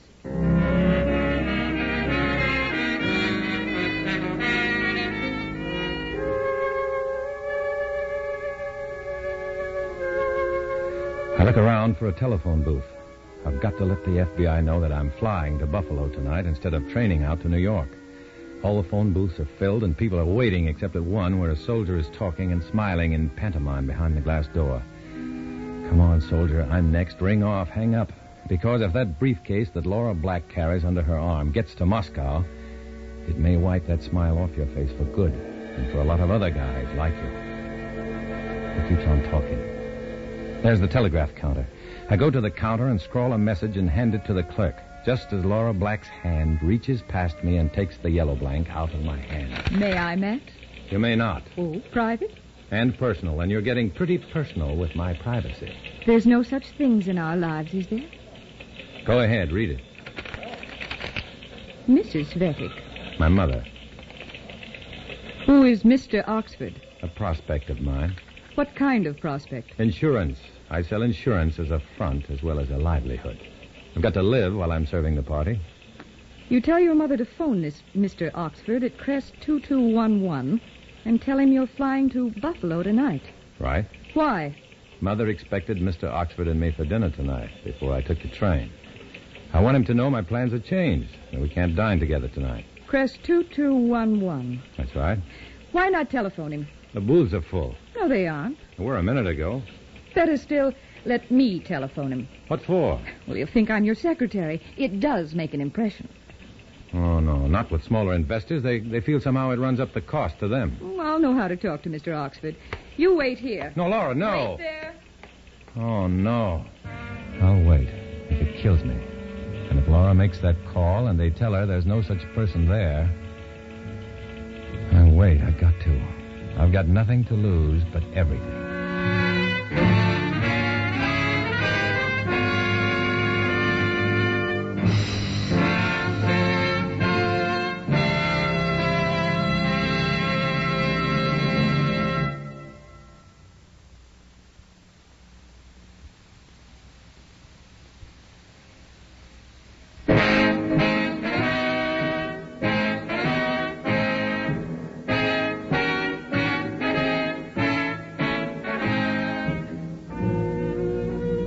Now back to Dana Andrews, starring in I Was a Communist for the FBI, and the second act of our story.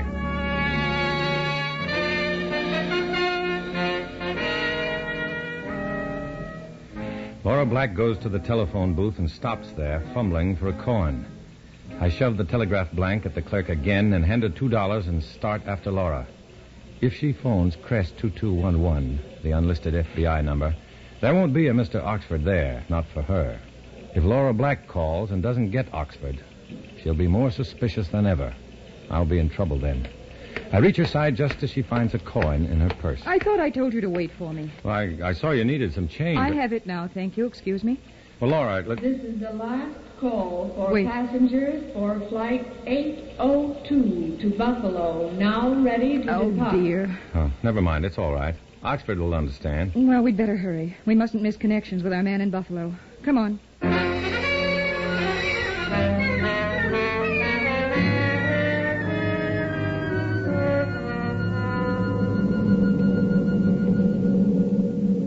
In the plane, Laura and I play canasta with cards furnished by the stewardess. The briefcase on her lap serves as a table. On her lap. Somehow, I've never even touched the leather portfolio. So far, I'm excess baggage on this assignment, and I don't like it.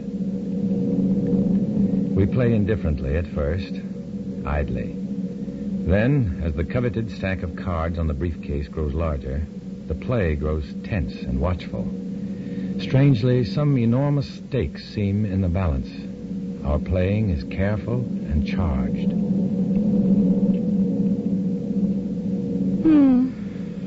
Stuck? All out of wild cards? Well, I may have a throwaway or two left. Sure. Fatten a pile for me to take. You don't want the pile, do you? You're ready to go out. Okay, I'm ready to go out. Agreeable monster, aren't you? Play. I just can't help it. I gotta give you the deck. There.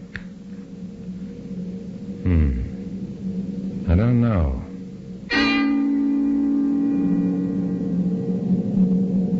All at once, the innocent card game in the clouds is a clue to another, more sinister game that lovely Laura Black is playing. She's trying to keep me in the deal until she can raise her score just enough to win. It's like putting me on an important job for the commies so that the FBI won't want to call me off that job, even to testify at the trials. If that's the game, then they know I'm an FBI spy. Or do they? For a long time, I stare at my cards unseeingly. A long time. What's the matter, Matt? What? Make up your mind. We're coming into Buffalo. All right. I'm not going to bite. You refuse all those juicy points? Yes, I'm going out.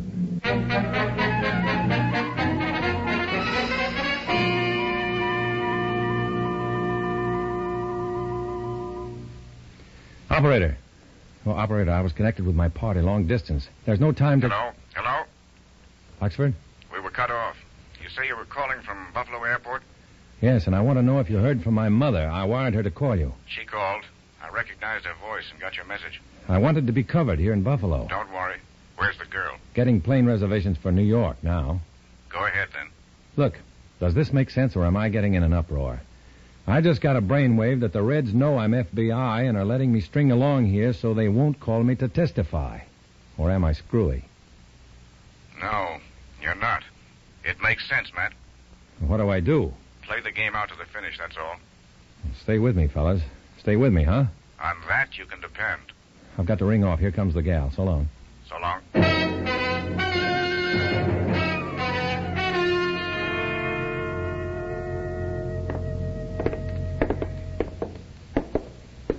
Buffalo American Products Corporation?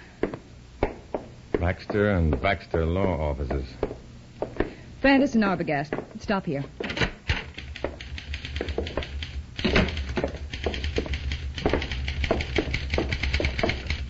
May I help you? Yes. Will you tell Mr. Arbogast that Miss Black is here? Oh, yes, Miss Black. He's expecting you. Go right in. Thank you. Will you wait out here, Matt? What else have I got to do? Give me your revolver, please. What? Your revolver. Why? Because I asked for it. Don't you trust me with a gun? Perhaps I don't trust Mr. Arbogast without a gun. I have definite orders from Revchenko to go armed. You have definite orders from him to take orders from me. Your gun, please. All right. Don't shoot yourself in the foot. Thank you. Wait here.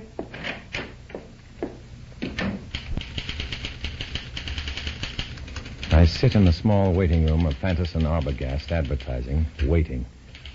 The typewriter thumps louder. My heart begins to stumble crazily. A needling perspiration chills my whole body. Panic takes charge. I stand up. Get out of here. Run for it. If I did, would that crisp piqué blouse reach for a gun and start shooting? Nonsense. That best girlfriend of the bride wouldn't shoot anybody. But I don't try to go out. Thanks for waiting. It's been a joy. Here's your revolver. Thanks. Come on.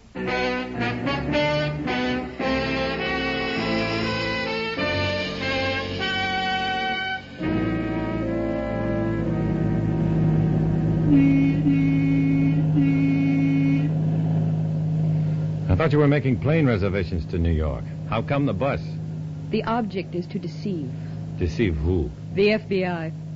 Yeah? Just for example. Good example. Well, you know they have stool pigeons among us.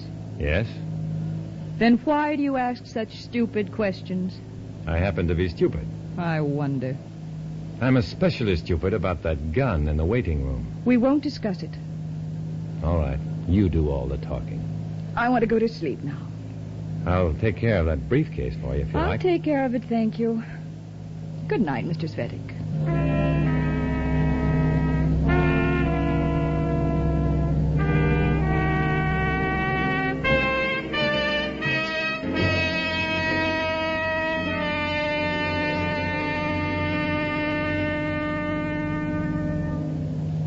Matt. Matt, it's gone. Huh? The briefcase is gone. What? When? I don't know. I thought you might be able to tell me. Well, I was fast asleep. Hey, what kind of a lopsided remark do you call Never that anyhow? mind, never mind. Never mind. You sit there and imply that Well, I we may... both can't sit here and argue about it. What are we supposed to do about it? Well, I'll have to go back and report to Revchenko, and then call Washington. See if you can get a new set of data? Yes. You go on to New York. Without the briefcase? We haven't got it, have we? What happens to me, arriving empty-handed? It'll be worse if you disobey orders. Hold the door, driver. I'm getting off here.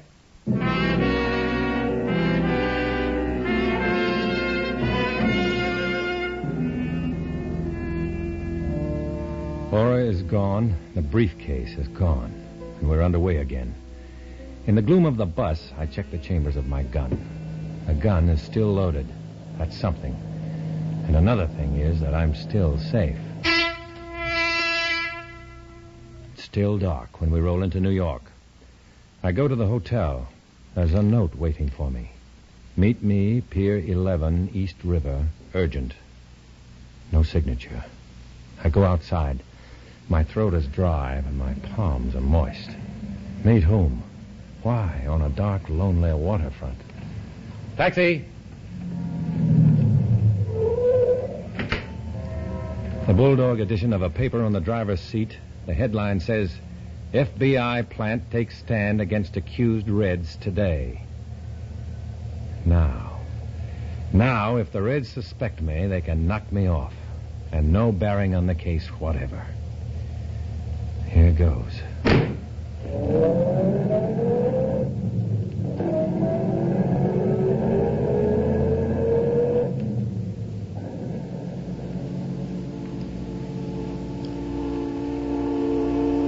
Pier 11.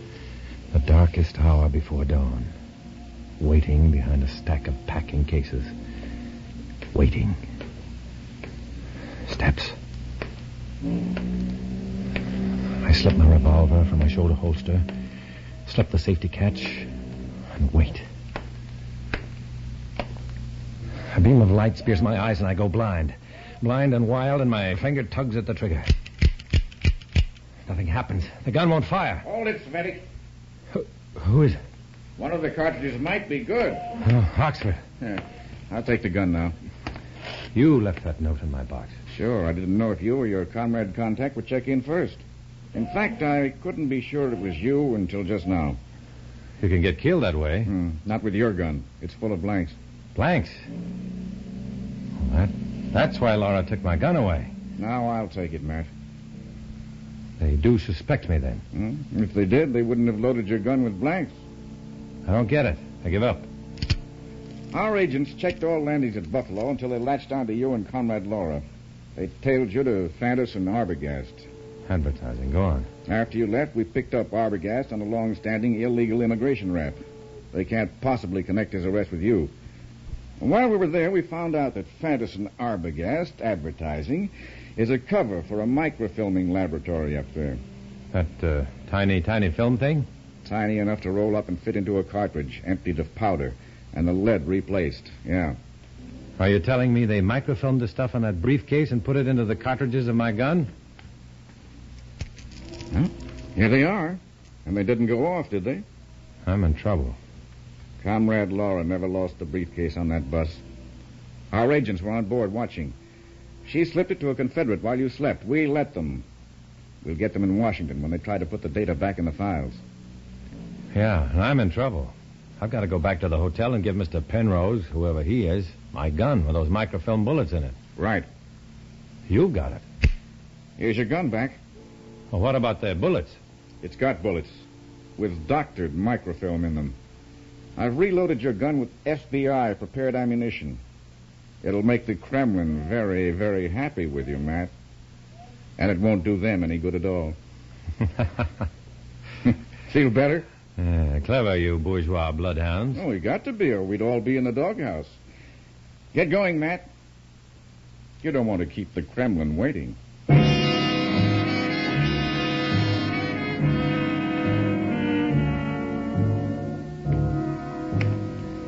I leave Pier 11 feeling great, exhilarated. The card game in the clouds has come down to earth with plenty of inside stuff for high stakes. And I've won. And then I think, no, the game isn't over yet. I've just won the deal. The long gamble is still ahead of me. And when the final chips are down, I'll be on my own. I'm a communist for the FBI. I walk alone.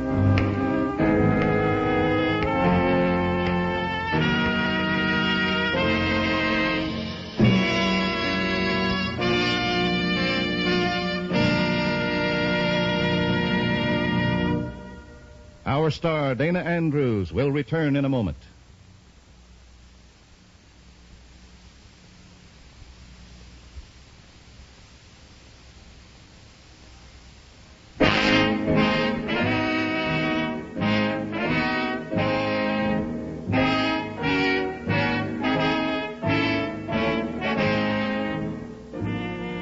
This is Dana Andrews with a word about the story you've just heard.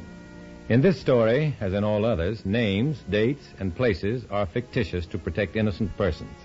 Many of these stories are based on incidents in the life of Matt Cvetic, who worked undercover for the FBI. Next week, another fantastic adventure. Join us, won't you?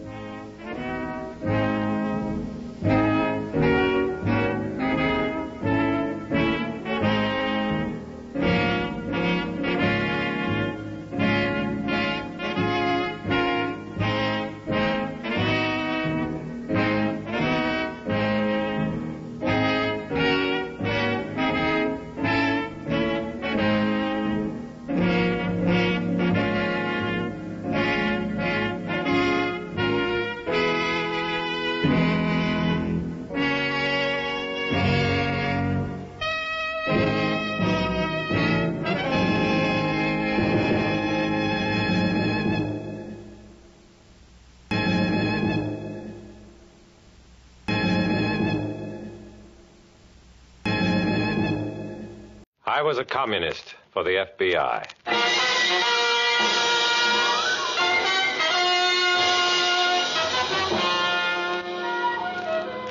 Starring Dana Andrews in an exciting tale of danger and espionage. I was a communist for the FBI.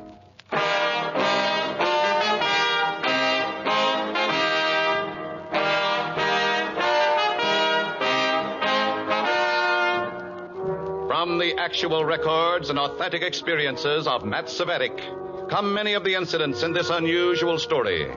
Here is our star, Dana Andrews, as Matt Cvetic, who for 9 fantastic years lived as a communist for the FBI. In all these fantastic years, fear was my worst enemy. The average man in the normal course of events comes face to face with fear only a few times in his life. But I faced the terror of fear almost constantly for 9 years as a communist for the FBI. In a moment, listen to Dana Andrews as Matt Cvetic, undercover man.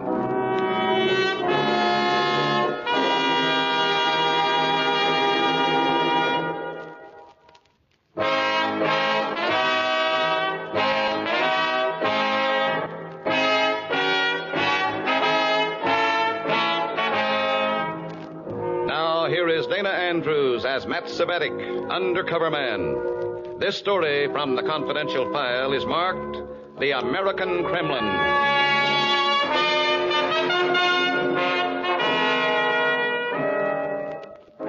An early spring afternoon in a large Midwestern city. The sun has found its way through the haze that shrouds the downtown business section and is drying the remnants of a morning shower. I decide to walk from my rooming house to the meeting at party headquarters, an unobtrusive address on an undistinguished side street. Yeah, mister? No, thanks, cabby. I'll walk. I think you better ride, mister.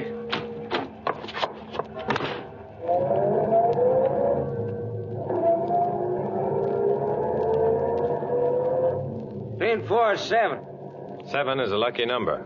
You're clear. No one following. Why the emergency contact? 2 top agents the MVD have been smuggled into the country. Their job to close any loopholes in party machinery. Who are they? We don't know who they are, what they look like. But so far they've been efficient. Too efficient. 2 of our New York contacts have disappeared. There's a chance these agents are here right now. You see them, we want them. Now don't waste any time calling your contact. Anything to report? No. Okay, you can let me out.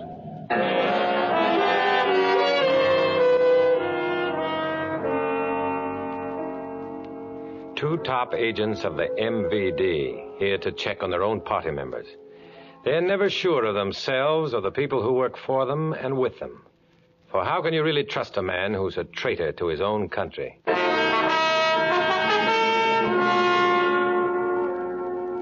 It's still rather early for my meeting, but there before me is the party headquarters. Outwardly, it resembles some of the other faded and forlorn buildings on the street. But there the resemblance ends. For this building is the nerve center of the entire communist network in this section of the country. This is the American Kremlin.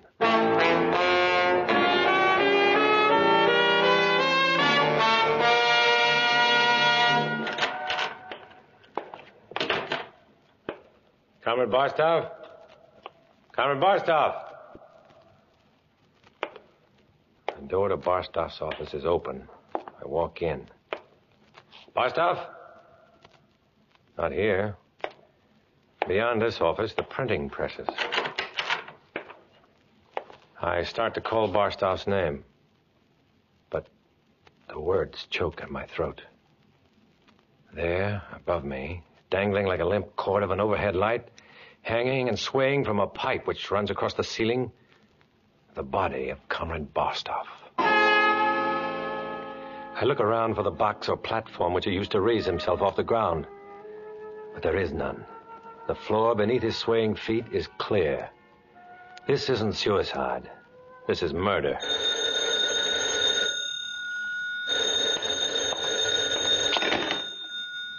Hello? Yes? Is it done? Yes.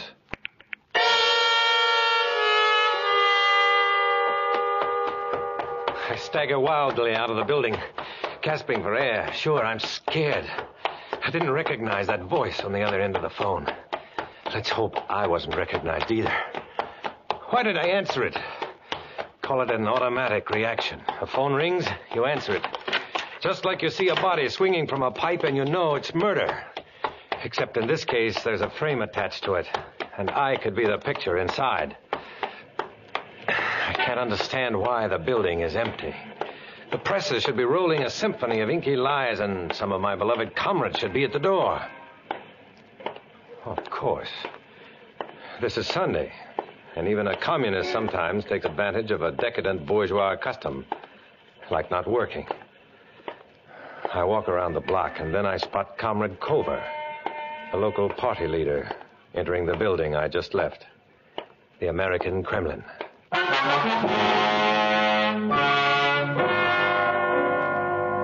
I wait about 2 minutes, and then I walk back in.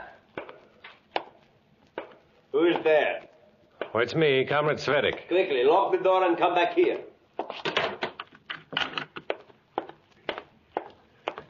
I had seen only Comrade Kova enter the building, yet... Comrade Svedik, this is Colonel Polanski, who is here from Moscow. It is my privilege. Open the door to the press room, Comrade Kova, so that Comrade Svedik may also see. Barstow? Who did...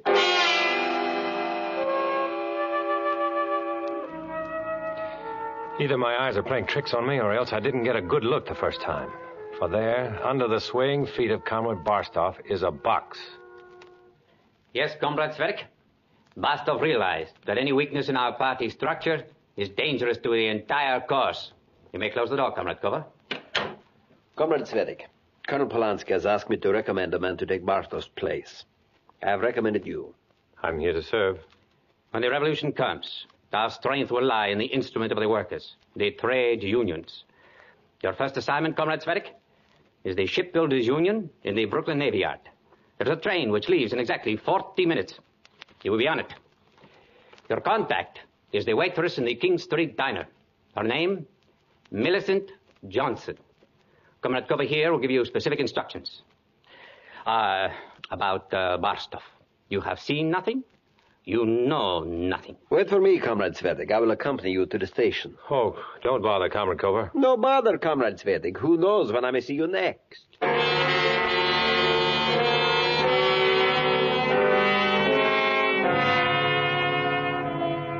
He helps me pack. He helps me find a cab. He's too much of a help. He's right with me as we enter the railroad station. I buy a ticket, look at the clock. There's less than 10 minutes to train time. 10 minutes in which I should get to a phone and tell the FBI that one of the two MVD agents is right here. But how to do it without arousing suspicion on the part of Comrade Cover, who is being most solicitous and most comradely. Comrade Cover, will you watch my bag while I wash my hands? Sure, go ahead.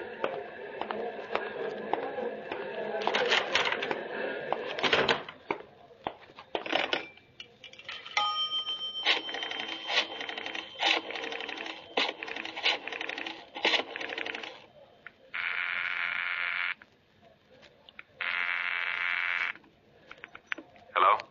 3 and 4 are 7. Comrade Svetlik, whom are you calling? Oh, I was just checking the time with Meridian.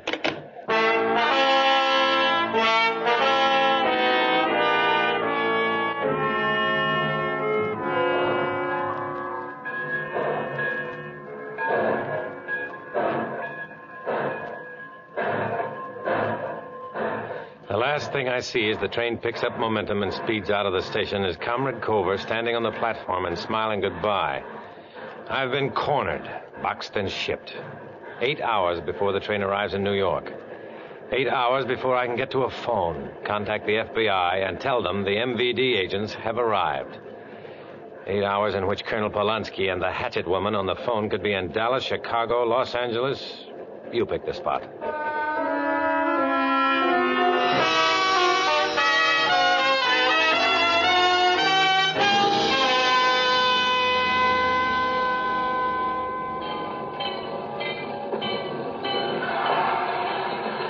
Penn Station, a canyon of noise and activity. I disregard the porter with the outstretched hand waiting to take my bag and head for a telephone booth. I call home to my FBI contact and reverse the charges. Hello? What are you doing in New York? I'm on my way to the Brooklyn Navy Yard, replacing a local comrade who was killed. Details? August Barstow, party courier. Murder made to look like suicide. The body was still hanging in the press room when I left 8 hours ago. Be careful how you check it. I don't think anybody knows except myself, Comrade Cover, and one of the two MVD agents you're looking for. Name? Colonel Polanski. I think his partner is a woman. What's my Brooklyn contact number? Your Brooklyn contact number is...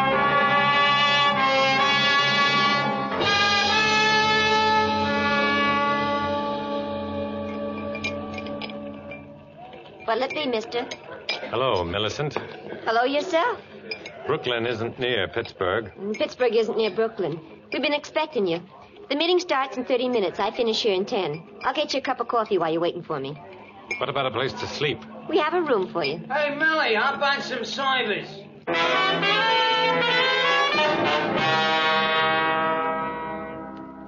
Brooklyn headquarters is an innocuous 3-story brownstone, a couple of blocks from the waterfront.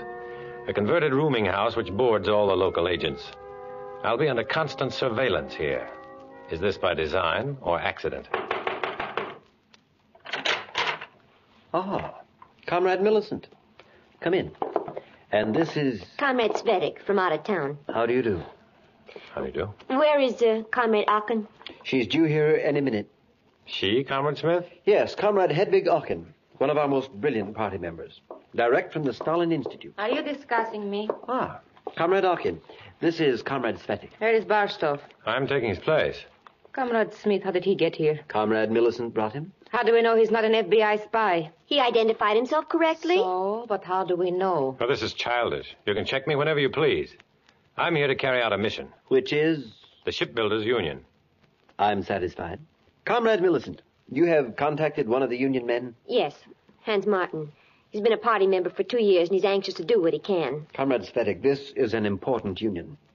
They are at work on some vital naval projects. So far, we have only been able to win over Martin.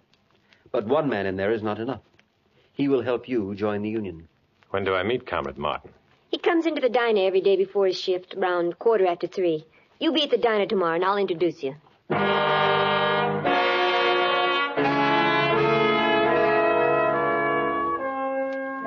There are other items on the agenda, so I just sit back and listen.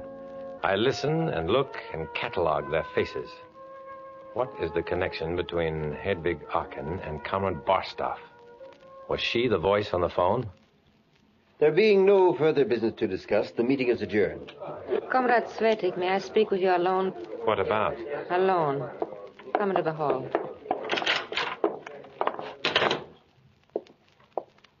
What's on your mind? Why did you kill Barstow? What did you say? Why did you kill Barstow?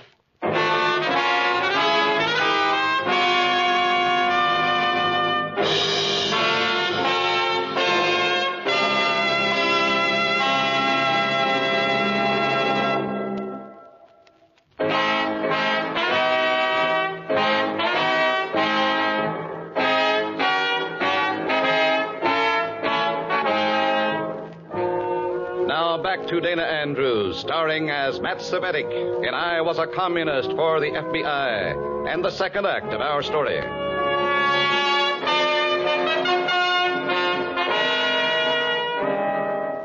This was it. Fear again.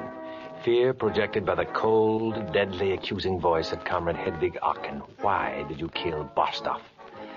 I had to stall for time. The best defense is an aggressive offense. I grabbed her arm and replied, "What did you say?" Why did you kill Barstow?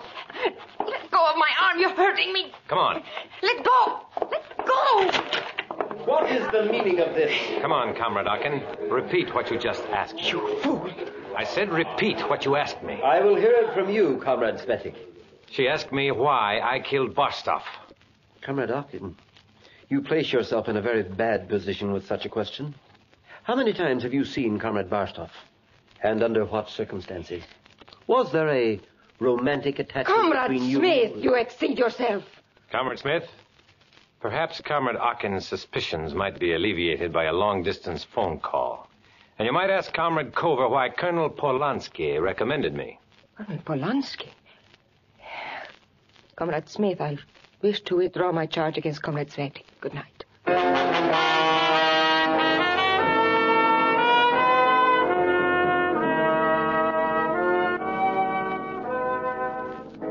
The next morning, I use an empty cigarette pack as an excuse to get out of the house and call my Brooklyn contact. Hello? 3 and 4 are 7. 7 is a lucky number. Have you made contact? I'm living at local headquarters. Nothing to report as yet. Did you hear from out west? Party headquarters had a visit from the local building inspector, but everything was in order. Did they find Barstow's body? No. Was Barstow an FBI contact? No. Okay, if he were, you wouldn't tell me. Any other contact besides you? The shoeshine man outside the King Street subway station. Tell him you prefer a red polish. A deep red polish.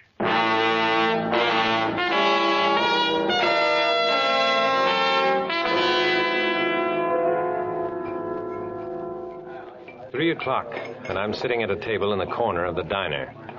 And over in the opposite corner, a fat, paunchy individual blows the steam off a spoonful of soup. It's during my second cup of coffee that Hans Martin comes over to the table. Sit down. You're Millie's friend? And your friend, Hans Martin.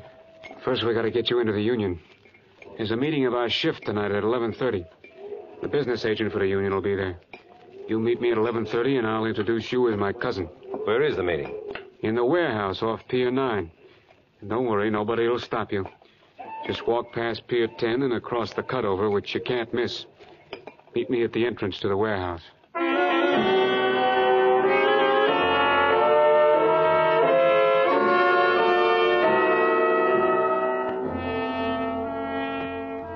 I walk out of the diner with Hans Martin. Walk him partway back to the pier. As we pass the King Street subway station, I say goodbye to him. Shine, mister? I start to say yes, but as I look up, I see Colonel Polanski coming out of the subway. He looks straight at me, through me, and around me. and walks on. Shine, mister?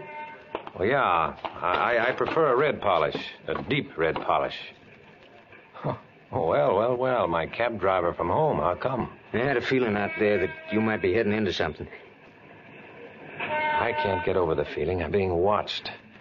I sit back in the shine chair and let my eyes wander. Sure enough, across the street is a fat man who had been blowing steam from his soup spoon in the diner. Anything to report? Colonel Polanski. What about him? Can't talk. Being watched. There you are, sir. The other shoe, please.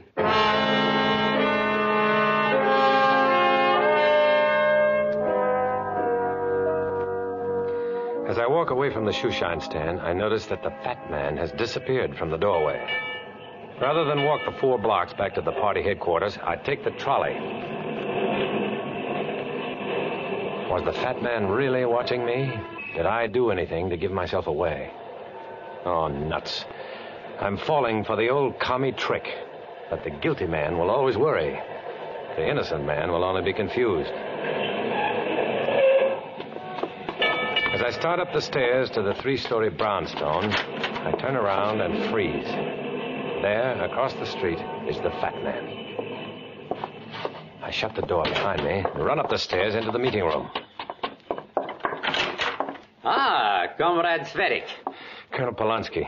What is it, Comrade Svetik? You look perturbed. I think I've been followed. He's right across the street. Who? The man who's been following me. Look. Polanski and Smith cautiously move across the room, and through a parting, and the drapes get a good look at the fat man standing on the other side of the street. Comrade Smith, will you leave us alone? Yes, Colonel. Well, this is no laughing matter. Easy, Comrade Svetik, easy. I watch as Colonel Polanski lowers and raises the window shade twice, and then see the fat man across the street come up the steps and into the brownstone house. A minute later, the door to the room opens again, and he waddles into the room and smiles at me with the lower part of his face. His eyes can never smile. Commissar Turin, this is Comrade Svetik. Commissar, I'm honored. So, it is you who have taken Comrade Bastov's place.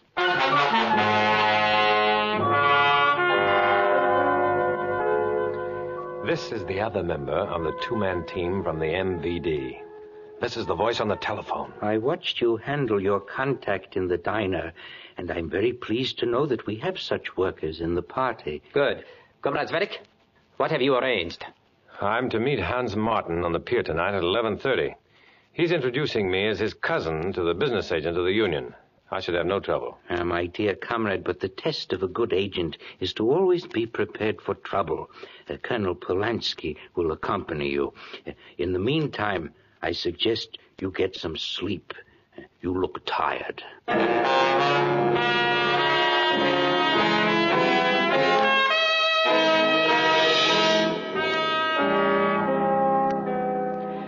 At exactly 11, Colonel Polanski knocks on the door of my room and takes me down to the car he has rented especially for the occasion.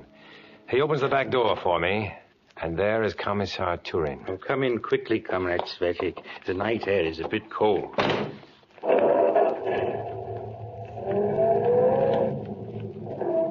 Comrade Svetik, you wonder why a commissar and a colonel should accompany you on such a routine matter. My duty is not to wonder, just to obey. Very convincing, Comrade Svetik. You should not have run out of the building where you found Bastov's body after you spoke to me on the phone. Oh, yes, do not look startled. It was you.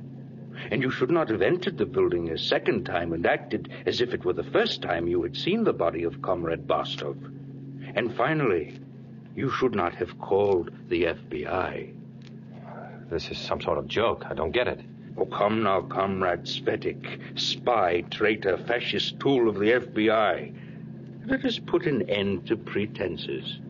If as you say, I am an agent for the FBI, why do you accompany me to my meeting with Hans Martin? Why don't you just kill me now? You have an appointment with him. If you do not appear, he will ask questions. Commissar, we are approaching Pier 10. Turn your lights off. Why was Comrade Barstov killed? Let us say he served the cause. Served the cause? Yes. To trap any traitors in our ranks. And we did trap you, didn't we? I shall put it all in my report tomorrow. Moscow will be pleased.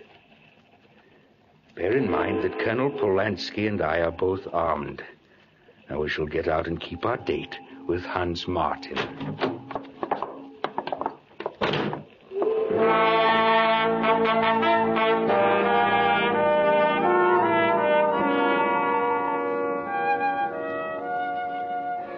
The shrill whistle of the tugs, a basso boom of the larger vessels are playing a funeral dirge across the night winds of the Brooklyn waterfront, carrying the coffin to its final resting place. You think you get accustomed to staring death in the face, only...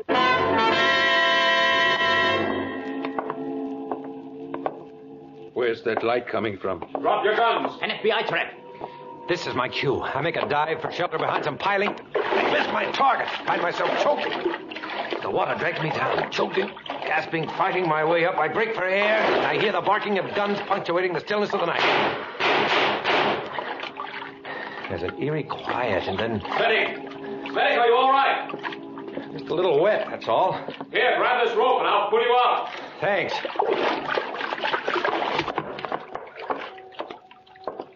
Where are Turin and Polanski? We've got them. Are they dead? I don't know. The boys will find out. How did you manage to get here? We've had a stakeout on local headquarters ever since you arrived. The shoeshine man reported your contact, and when you got on the car tonight, we just followed. Did anybody else know of their suspicion? I don't think so. But I'm supposed to meet a party member on Pier 9 at 11:30. What time is it? Well, that's the 11:30 break now. What do I do? Tell him you slipped and fell overboard to explain your wetsuit. We'll take care of Polanski and Turin. Well, what are you waiting for?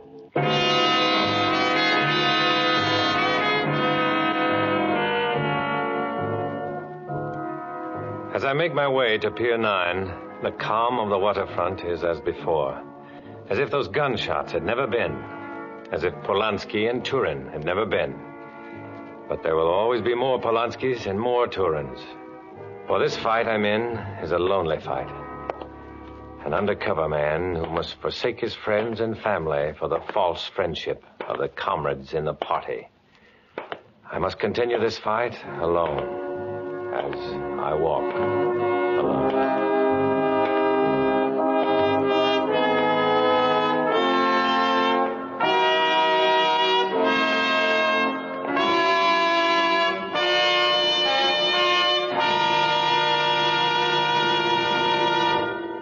Dana Andrews will return in just a moment.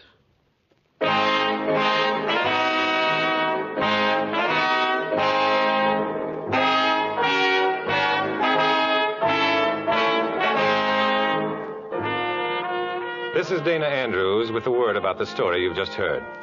In this episode, as in all others, names, dates, and places are fictitious to protect innocent people. However, party headquarters, described as the American Kremlin, did exist, and similar places will continue to operate in this country until we won the fight against communism. Next week, another exciting adventure based on Matt Cvetic's experience as an undercover man, a communist for the FBI. So join us, won't you?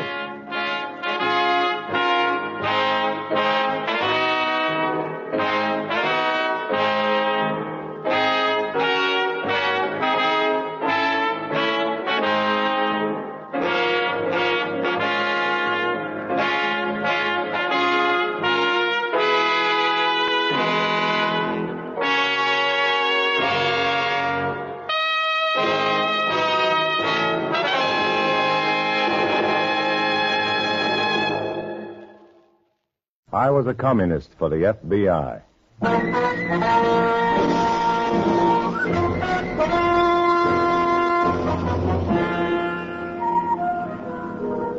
Starring Dana Andrews in an exciting tale of danger and espionage. I was a communist for the FBI.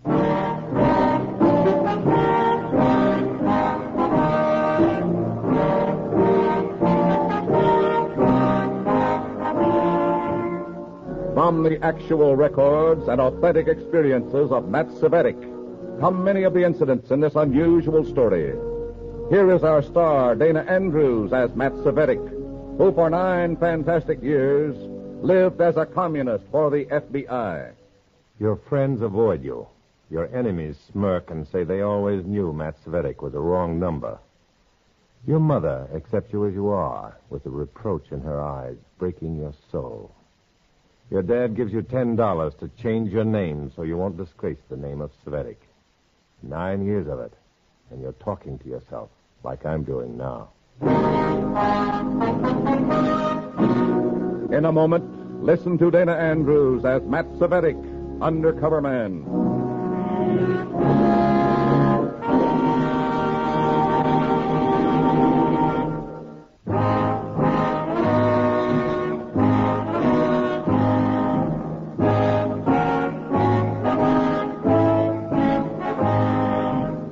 Now, here is Dana Andrews as Matt Cvetic, undercover man. This story from the confidential file is marked Where the Red Men Roamed.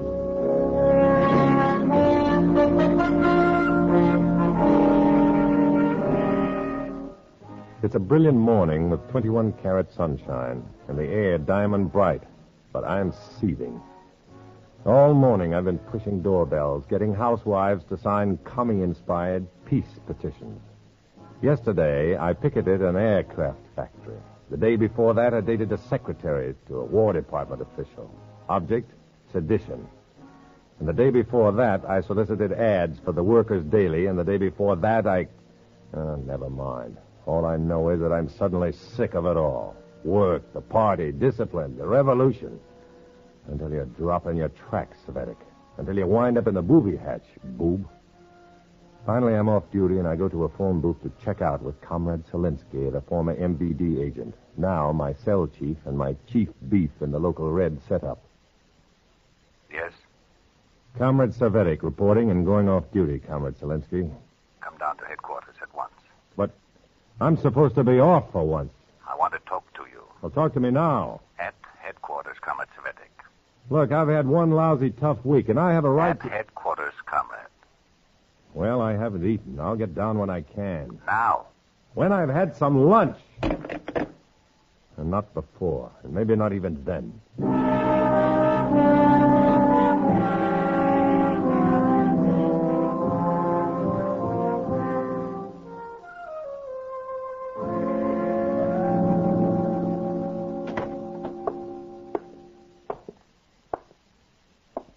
You wanted to talk to me, Comrade Selinsky? That was hours ago. Well, I hadn't had breakfast or lunch. I've been on the hoof all week. Hours ago, Comrade Cvetic. Well, I must have dropped off to sleep after lunch. You dropped off to sleep? I'm very sorry. Where did you drop off to sleep? Well, not on a park bench, that's for sure. Not at home, certainly. I called your home. Oh? You were not there. Well, as you know, Comrade, I'm not very welcome at home. Mother and Dad feel I've disgraced the family, turning communist. So I only go home to sleep at night. We searched all over for you. I took a room in a hotel. I was beat, I tell you. Yeah, I'm tired. Perhaps I can arrange a holiday for you. What sort of holiday? You know Jacques Sandoz, the pianist, of course. I know his work. He's working for us now. I know that, too. His last concert was picketed by capitalist hirelings. I certainly think he was asking for it. So? How? The man makes a fortune in America, and when the orchestra struck up the national anthem in Detroit, Sandoz sits at his piano noodling at something. Whose national anthem? The Star-Spangled Banner, of course. Of course. Look, Selinsky, we're operating in America. When in Rome, common self-interest dictates that we do as the Romans do. When in Rome, comrade, listen only to Caesar. Okay, I'm listening. Tomorrow night, Sandoz plays before a crowd of 3,000 at Hiawatha Dells. We expect violence. Why? Because we are planning violence. It figures. We will instigate a riot and blame reactionary anti-foreign elements in the crowd. By such devices, we win the foreign element in cities to our side. What's my part in all this? What about my holiday? As his last encore, Sandoz will play Chopin's Revolutionary Etude. This will be the signal for some of our comrades posing as reactionaries to start a riot. I see. You will see that members of your cell are dispersed in the audience, prepared for action. That's my big holiday? You need not stay to the end. Slip away when the fighting begins. Let the peasants do the dirty work. Candidly, you're too useful a man to risk in mob fighting. And you will enjoy the concert, I know. Now, how many tickets do you wish to buy for the concert? You mean I have to pay my way into this armed rhubarb? It all helps the party treasury. How many? How much? $1.80. One. Better make it two, Comrade Svedek. All I need is one. That will be $3.60, thank you.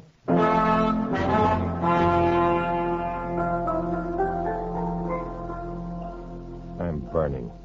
A holiday.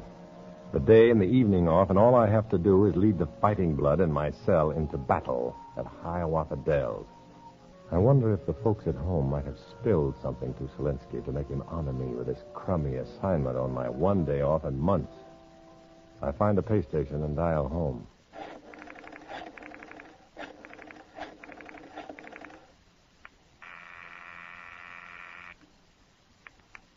Hello? Hello, Mom. Oh, Marty. Mom, I got a call from a man this afternoon. Did you answer the phone? No, Marty. But Tip, he talked to him. How are you, son? I'm all right. I'm tired, but okay. Can I talk to Tip, please? You don't ask about Papa? How is Dad? Oh, not so good. I tell him you ask. Oh, here is Tip. Yeah? How are you, Tip? How's the Navy? Fine. How's yours? Tip, a guy phoned for me this afternoon. Yeah. He had a deep red voice, sort of maroon. So? Did you tell him anything about me? I just told him you weren't here. Did he give you my message? No. No, he didn't give me a message. I told the comrade clear as day to have you call me when he located you. He never said a word to me. Real chum, the comrade. Yeah. What did you want? It isn't my idea. Mom wanted it. She wants us to go on a picnic tomorrow and wanted you to come along. Me? It wasn't my idea, believe me. I'd sure like that, but I'll call you back this evening. And thanks, Tip. It was Mom's idea. Sure, but thanks anyhow, Navy. Let me see. What's that new FBI number to call? Oh.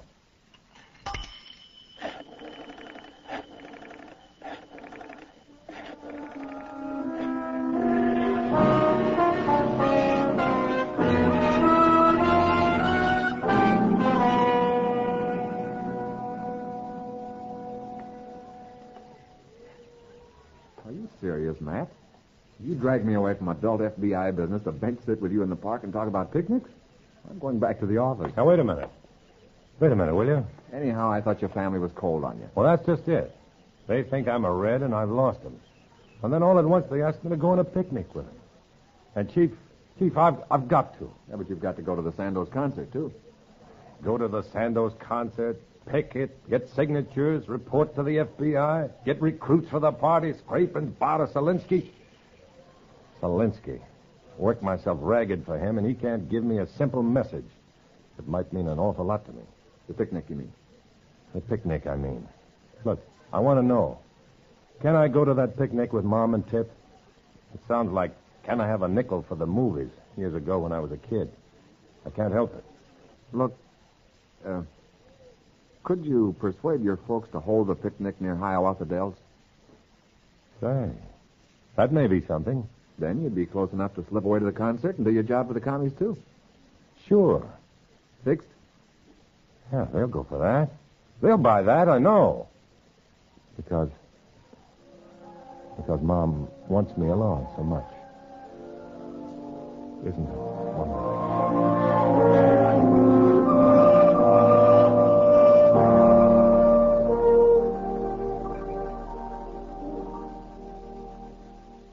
Yeah, Marty, sure. I write it down.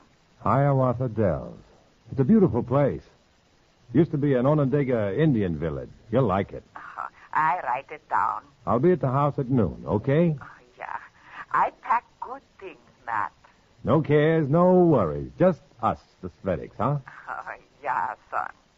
I buy you red balloon, I guess. No, Mom. Anything but red. Oh, I forget something. What? Fremont 2311. What about it? A girl call you. She say call Fremont 2311. A girl? Fremont 2311. 1. Okay. I'll call her. I'll see you at noon tomorrow. Bye, Mom. Goodbye, son.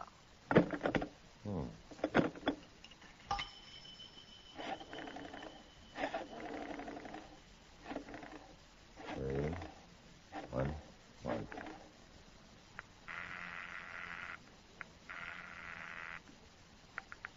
Hello?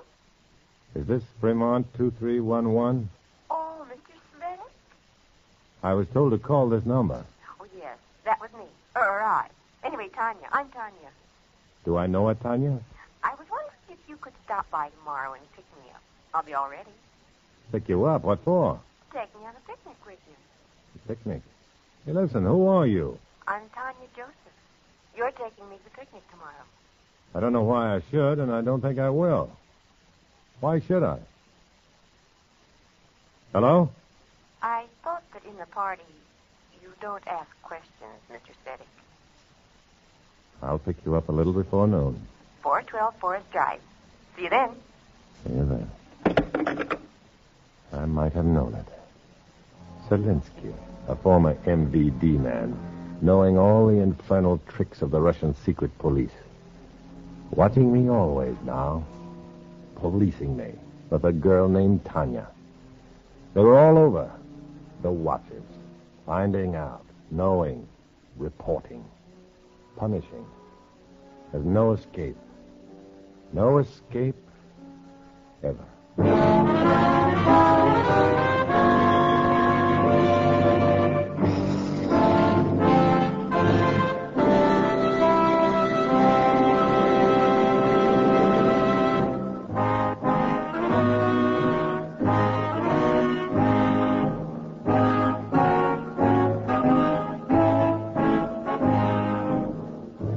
Back to Dana Andrews, starring as Matt Cvetic in I Was a Communist for the FBI, and the second act of our story.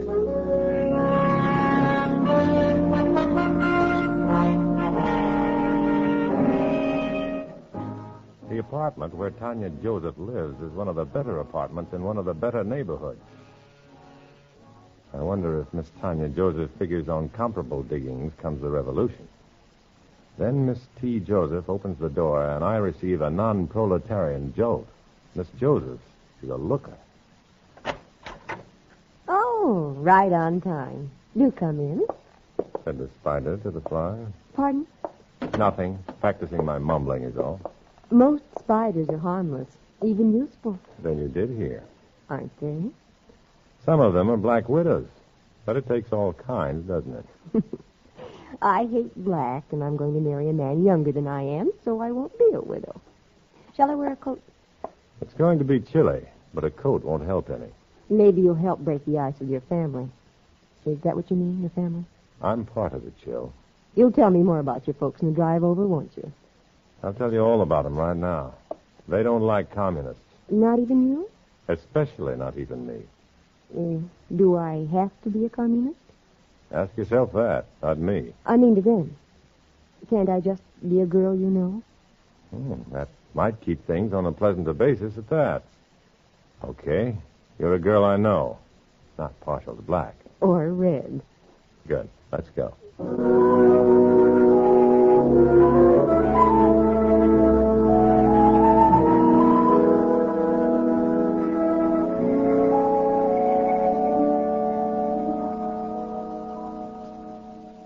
Mother, this is Miss Tanya Joseph. I'm happy. And I'm very happy to know you, Matt's mother. My younger brother, Pip. Oh, not so much younger. I live right, and he doesn't. Hi, Tanya. Hi. Where's Dad? Oh, he's feeling pretty good, but he'd rather stay home today. Oh, can't I see him before we go? Oh, sure. He's nothing contagious. He likes pretty young girls like you. Hey, something's cooking. I make something for Papa. Pachinka, I smell Pachenka. Oh, you here, Bush? She knows from Pachenka. She's lived then. Oh, you come to dinner sometime. I'll make you Pachenka. Look, Papa. Look what I bring you for the girls. Off to a fair start, anyhow. It'll work, Tip. We'll have fun. You'll see. Quite a gal there. When did you meet up with that? Let's not be disrespectful, younger brother. She's got, what, 2 years on me? 2 years is 2 years. Where'd you meet her? Why? Can't I ask? You can ask. Why so mysterious? Does she know you're a Red? I never told her. Is she? If she's a Red, she never told me. That's good enough for me. It'll have to be. Tip, don't get interested in this girl, please. You're not serious about her, are you? No. Then what's the beef? Well, for one thing... Shoot. She's older than you are. That may be. But I've lived.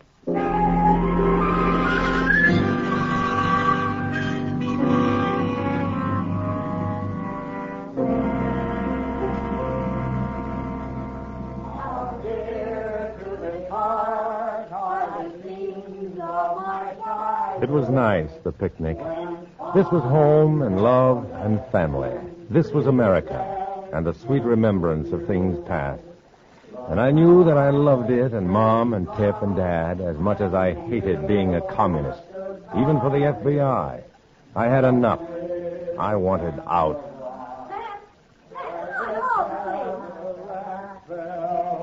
The old oaken bucket, the iron-bound bucket, the moss-covered bucket that hung in the well. Hey, wait a minute. Listen to this one. The old family toothbrush, the Bolshevik toothbrush, the communist toothbrush that hung on the wall. Here, here! The old family toothbrush, the Bolshevik toothbrush, the communist toothbrush that hung on the wall. Good evening, friends!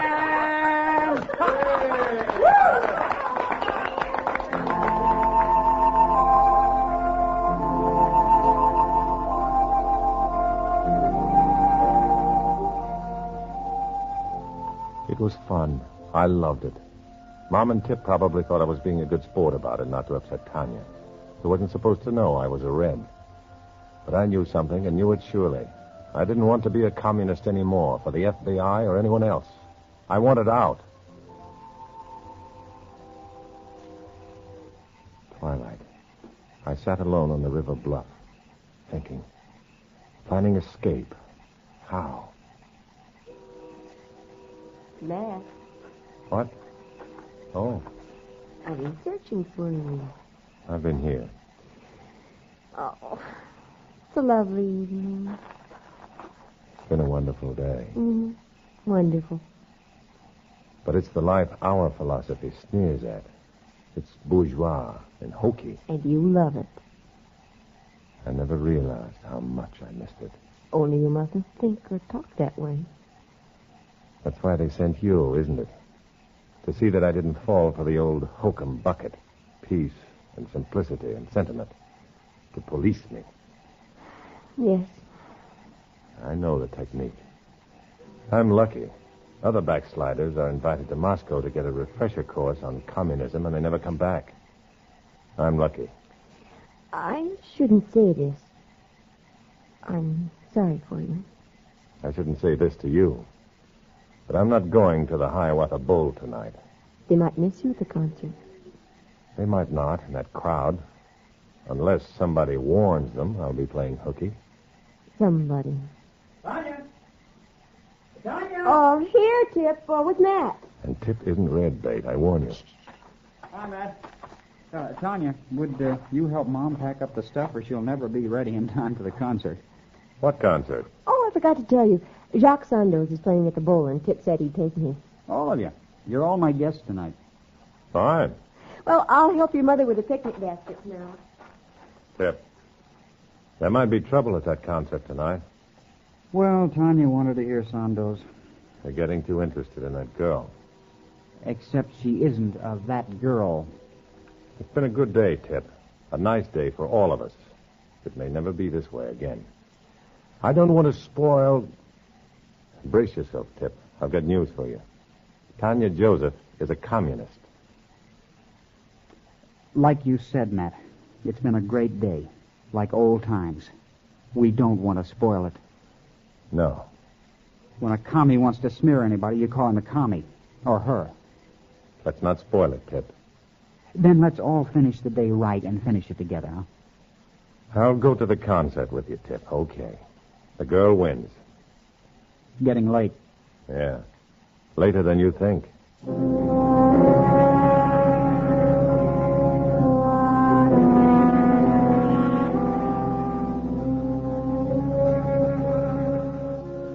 The big Hiawatha Dell bowl was packed, and packed with dynamite. I kept watching Mom, enjoying every second of it, wondering, how much longer does she have on Earth? I'm in a long, hard fight, and she might go before she learns that her Mattie was really on the right side all the time. How much longer? And then the last encore. I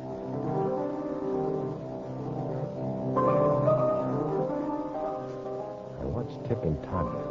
Tip's face is puzzled. What's that he's playing now, Tommy? Revolutionary Etude. What's the idea?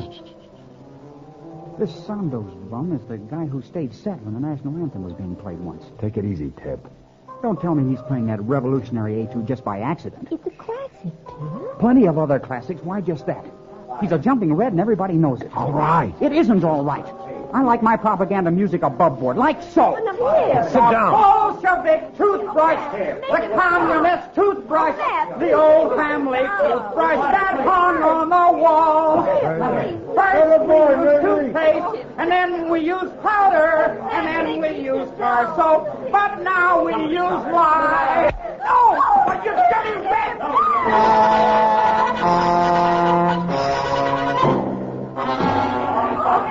It happens in an instant. The bottle flying over the heads of the crowd and hitting Tip square in the mouth. Tip staggering back, spitting blood, and then sailing into a guy who tries to swing brass knuckles on him. The whole crowd surging and muttering like an angry tide. Fists flying, brickbats, clubs, blackjacks coming out of concealment, and the battle of the bowl is on. But not the way the commies wanted it.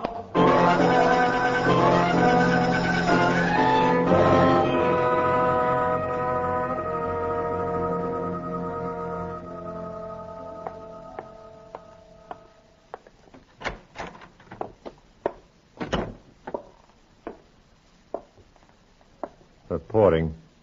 Couldn't allow you to come down to regular FBI headquarters, Matt. You understand that. How are you? Bruised. Head bloody but unbowed? Excuse me.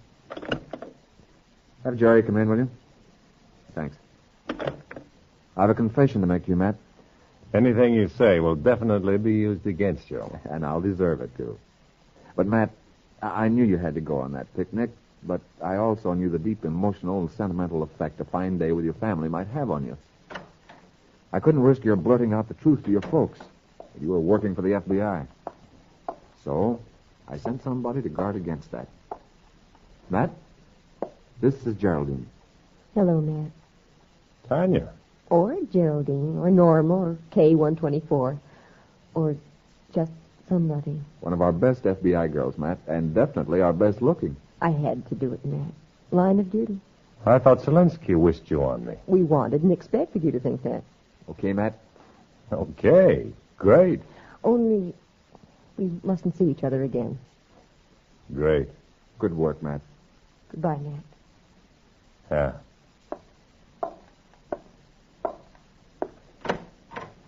You won't crack now, will you? Not for a while, anyway. Maybe when it's all over, Matt. So long. Somebody.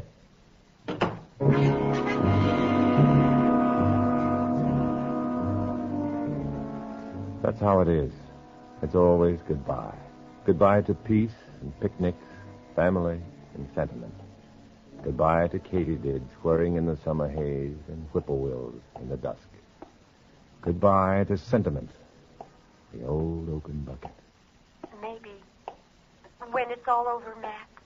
Yeah, maybe. But I chose it this way. I'm a communist for the FBI. I walk alone.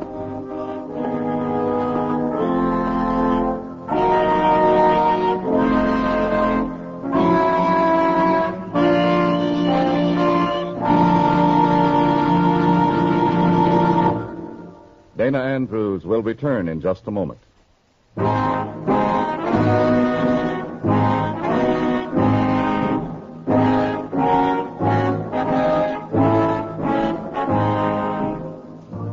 This is Dana Andrews with a word about the stories you hear on these programs.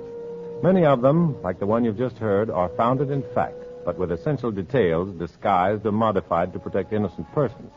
Next week, another exciting story based on incidents in the 9 long years that Matt Svetich spent as an undercover man for the FBI. Be with us then, won't you?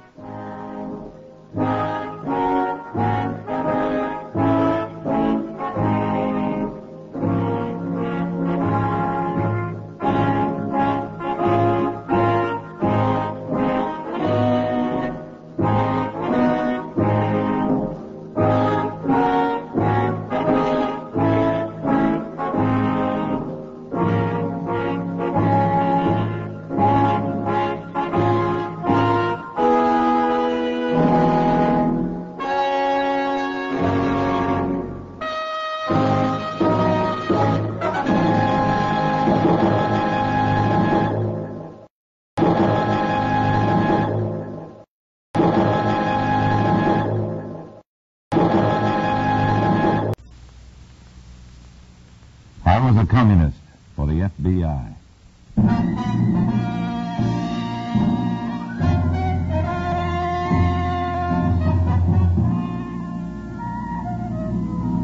Starring Dana Andrews in an exciting tale of danger and espionage. I was a communist for the FBI.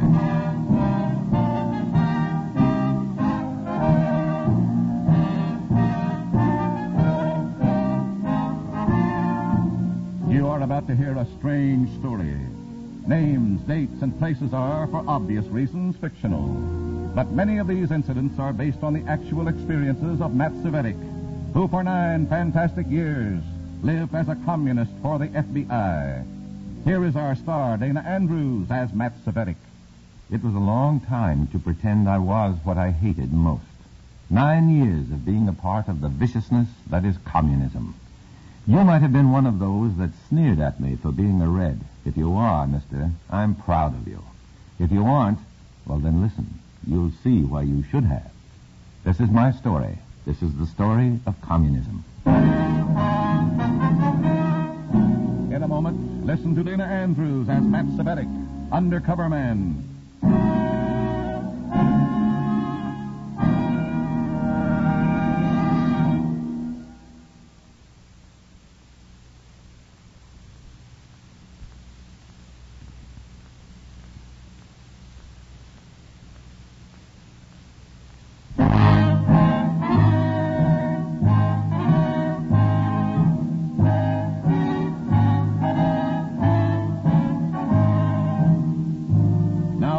Dana Andrews, starring as Matt Svetich in I Was a Communist for the FBI. This story from the confidential file is marked Canadian Crossfire.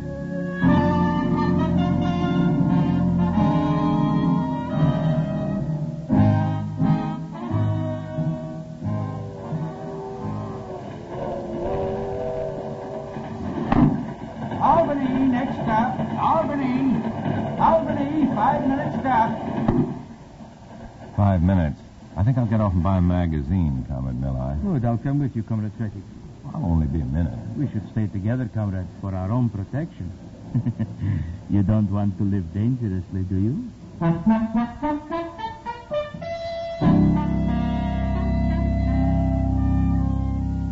was headed for Canada on a routine assignment for the party. As secretary of the Red-controlled Slav Congress, I was supposed to organize some new labor cells in Montreal. The FBI had given me the name of a Canadian agent, Ferguson, who was to be my contact. The commies had given me a traveling companion, a squat MVD man, a Romanian red named Milhai who had a sense of humor like an undertaker. Funny. I was just thinking of a letter I received. So? So my cousin in Romania just died. I owed him $800. Oh, brother. What's the matter? No funny bone? You just cracked it. To me, death just isn't a laugh. Oh, you're the sensitive kind. Yeah. Why are you going to Canada? I have a special assignment. Very specially. But no. My mission is too vital to tell to an agent of the FBI. What did you say? Don't be offended, comrade. We of the secret police are trained to regard everyone as enemy agents. That way we stay out of trouble, no? Oh. I like you, comrade. You must visit me at party headquarters. Perhaps we will entertain a few pretty girls, eh? Sure. And discuss the miseries of the world. Comrade Freddy, what a sense of humor. You kill me.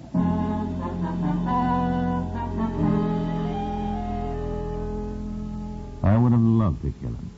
But Milhai had done one thing for me. He had dropped a hint of something dangerous. MVD agents are always trouble. When there are several of them and on special assignment, it's murder. We crossed the broad St. Lawrence into Montreal by way of the 1 3/4 long Victoria Jubilee Bridge. At the station, I finally got rid of Milhai and made my way through the limestone buildings of the charming city until I came to the Place d'Armes and the magnificent Church of Notre Dame, the largest of Montreal's countless churches. A white-haired man was lounging alone in the right-hand opening of the triple-arched doorway. I went up to him. Good morning, sir. Aye, it is that. Could you direct me to a shop where I could buy 48 angels? Ma'am, that's a very peculiar request. Would you not be satisfied with 9? Sure would. Hello, Mr. Ferguson. I'm Matt Svetic. It's my pleasure. You've gotten a report on me, I take it? Aye. It's a dangerous work you do. I don't want to step on any toes, sir. Just tell me. Nonsense. The Canadian authorities will be glad to cooperate with you. Thank you. We'll be grateful to have a look inside the party, such as your work will give us. Well, my work here will consist mostly in organizing a bunch of red workers. You'll get a complete rundown on who they are, where they are, and so forth. Good. But there's one thing else. Something bigger and a lot more dangerous. What's that? An MVD agent arrived from the States with me. He's on special assignment. You know what that means. Aye. His name is Milhai. 5'4", about 150, dark hair and eyes. Laughs a lot, but his jokes aren't funny. I have it. Okay, then I'd better be off. Before you go, you'd better know what it is this secret police agent Milhai is working on. You know? I'm pretty sure that he will be having something to do with a certain bit of espionage. Espionage. Have you heard of the Owl's Head project? No. It's a combined Canadian-American development of a new type-guided missile. The plant is near here on Owl's Head Mountain. And there's a leak? Aye, a bad one.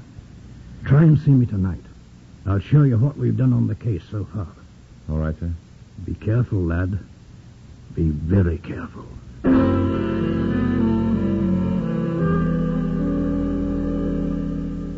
A few minutes later, and I was strolling down St. Catherine Street past the theaters and big retail stores to a small shop called Serioja. Inside the back room, I met a dozen burly workers and got right down to business. Quiet! That's it, comrades. As you know, I've been sent here to organize you into cells so that you may work efficiently for the party. You are all skilled workers. You will soon find employment in factories and mills. And until they find jobs, Comrade Svetic? I brought a small fund with me, Comrade Serioja. As leader of this district, you will use it to help these new comrades until they can help themselves. I understand. Of course, you new comrades realize that once you have employment, you will pay your dues regularly and contribute as much as possible to the work in this area. Comrade Serioja's shop will be your weekly meeting place. He will collect your dues and contributions. Comrade, when shall we meet? Saturday night at 10 o'clock. Call it a social club. And fine any member not attending. Of course. A few general comments. First, join. Join everything. Churches, clubs, movements. Get into every group you can. Spread our beliefs carefully and slowly until you have control and are able to subvert the group into working for us. Remember, you're in a hostile country. You will need front organizations behind which you can work toward our historic mission.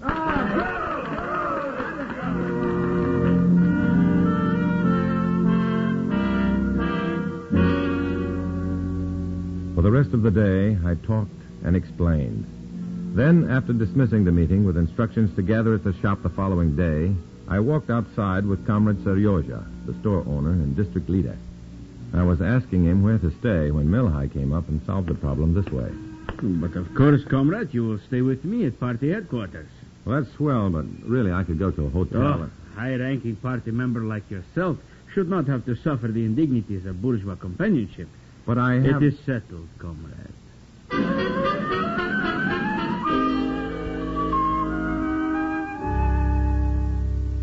That was that.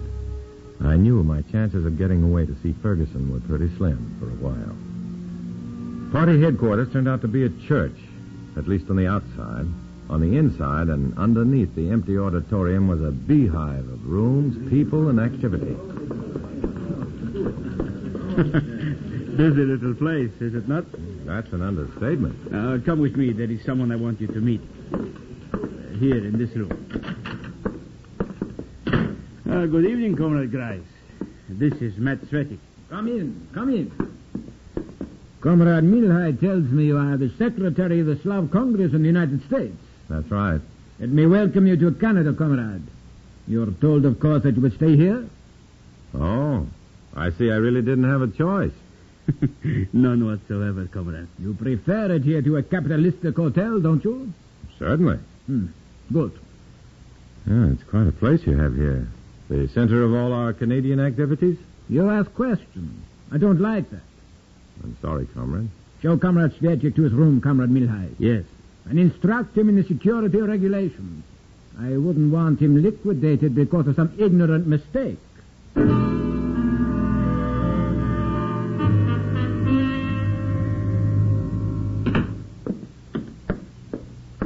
Nice room. Small but comfortable. Now, what are the regulations I should know? There are things going on here that you do not understand. Let it remain so. Sure. Be very careful not to let anyone follow you here. Do not make any phone calls from here. Do not ask questions of anyone you meet here. Do not go into any of the other rooms. All right. Good. Now let us go out and get some supper and some entertainment. Eh, comrade? Wow. Who does that belong to? Oh. I want to see Mr. Grice. Is he in his room? Mister? Yes, miss. Go right ahead. He's expecting you. Well, since when do we call comrades mister? She is not exactly a comrade. Not a comrade? But she's here, in our secret headquarters. Please, Comrade Matt. This is something you would do better to forget. Completely.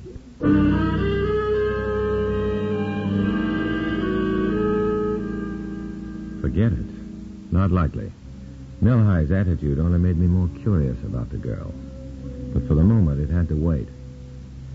When I could, I shook loose from Milhai and his ideas of entertainment and made my way to Ferguson's office. The first thing he did was show me a dozen photographs of workers at the Owl's Head project. We've narrowed down the suspects to these people in the pictures, Mr. Savetti. Our thief has to be one of those. No luck. I've cased party headquarters, but no sign of any of these people. Where are the headquarters? Under a fake church near the French market. Near the Bon Secours. Aye, we've had a suspicion about the place, but no proof. If I can spot your thief there, you'll have your proof. And he must come there sometime to deliver the stolen documents. Yes, I know you have your own job to do, but keep on the lookout for one of the faces in those pictures. I will, sir. Do you have anything on a beautiful blonde girl, late 20s? No. Not that I know of offhand. Why? Just curiosity so far. I'll keep in touch.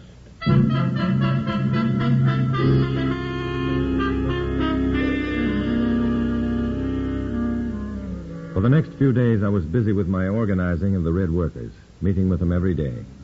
At nights, Comrade Milhigh saw to it that I was well occupied. But not so well occupied, I didn't see the mysterious blonde girl coming and going on 2 more occasions. By now, I was really curious about her. The next time I saw her in the hall, I took a chance and intercepted her. Oh, miss. Yes? May I speak to you a moment? Why? Curiosity, maybe? About what? You're a girl. I've been curious about them ever since I was a small boy. Very amusing. Now, may I pass? Wait. What's all the rush to see Comrade Grice? I'm taking something to him, as if you didn't know. Now get out of my way. In a second. What is it you're taking? Mr. Grice said to report anyone asking questions. If I were you, mister, I'd worry for the next few minutes.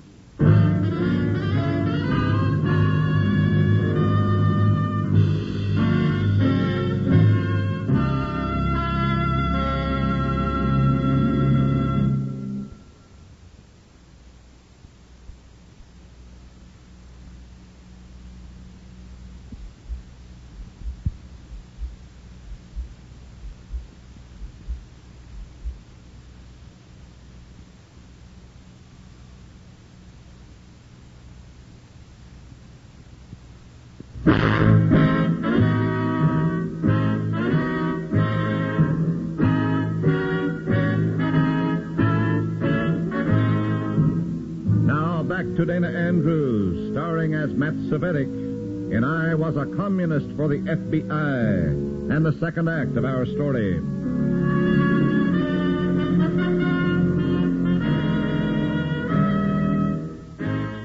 I was in Canada on a routine assignment for the party. My Canadian contact for the police was a man named Ferguson. He handed me a tip on a not-so-routine spy ring working in Montreal. I kept my eyes open in the Commie Party headquarters, and now had come up with what seemed to be a dangerous red secret. The secret was blonde and pretty, and very likely to get me killed. At least my fate was in her hands as she went into the room of Comrade Grice in the underground party headquarters. I waited in the hall until she came out. Well, you can stop shaking. I didn't tell him. Oh, sure, thank you. Forget it. Well, I'd rather not. Let me take you home instead. No. Please. Look, the only reason I didn't turn you in was so I wouldn't have you on my conscience. I'd rather be on your mind. Just leave me alone, will you? I don't like you or any of your kind. Well, you work for us. You must... Do I go home alone or do I go back and see Mr. Grice? Bye, honey.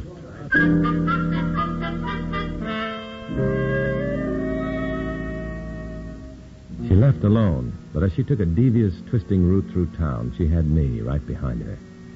Near the Lachine Canal, the blonde turned into a side street and entered a small cottage. I moved to the lighted and open parlor window in time to get a big shock. The blonde was talking to a young towhead whose face was plenty familiar. He was one of Ferguson's suspects in the thefts at Owl's Head Project. What I heard made it all clear. Joe, you're a fool. How many times have I told you never to come here? No one followed me, Paul, so stop being afraid. Besides, I only came to tell you I'm through. Through? But you can't, Joni. They'll kill me. You know they will. Turn yourself in. The authorities will protect you. No, are you crazy? No, I'm just fed up with working for Reds, meeting them, talking to them. Talking? What do you mean? Oh, one of them questioned me tonight. I tell you, Paul, you have to do something. I won't go to that place again. I can't stop now. You can, but you're a coward.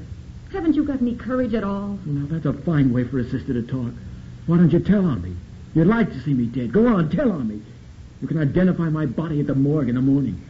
There was more, but I'd heard enough. It was time to get my information to the Canadian agent Ferguson. I got 2 blocks when the darkly grinning shape of the MVD man, Milhigh, stepped into my path. Nice night for walking, eh, comrade? Well, yeah. Yeah, it's swell. Nicer night for a beautiful blonde. What night isn't? You picked the wrong neighborhood. Yeah. That was a mistake. Comrade Milhigh, I don't know why you say that, but I guess I have the right to pick any... The devil's so funny. You, comrade, you are so obviously a man who needs the companionship of a pretty girl, but who has failed in his search. Huh? Your pride is hurt, but you will get over it. Come with me. I have been looking for you anyway to fill out the foursome. You mean you have? Of course. I have 2 girls waiting for us. Well, I didn't understand. Yes, they are at the Regal Cafe. But we had better hurry. Well, Comrade, I can't join you. What? But you must. No, I can't, honestly. What will I do with an extra girl? It will ruin everything. You have to... Well, pick up another man someplace. It's just too late for me. I've got to be at Comrade Sarioja's store in the morning at 9. Well, can't you at least come along for a few minutes, long enough for me to... I'm sorry. I need to get some sleep. I don't understand you, comrade. You seem to lack something. Makes me wonder. Good night, Comrade Milhigh.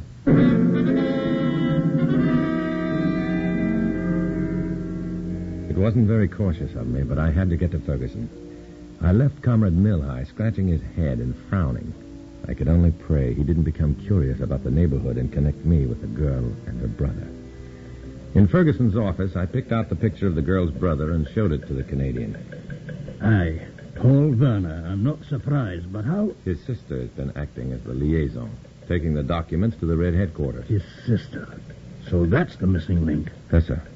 She brought another batch tonight. They'll still be at headquarters, so you can round up the ring any time now. Aye, but we need one thing more. Werner's testimony. That would clinch our case. He can be made to talk, sir. He's weak and he's scared to death. His sister will turn him in. Will she? No, sir, I don't think so. She doesn't seem to be a red. She's doing this out of fear for her brother. But she's got guts.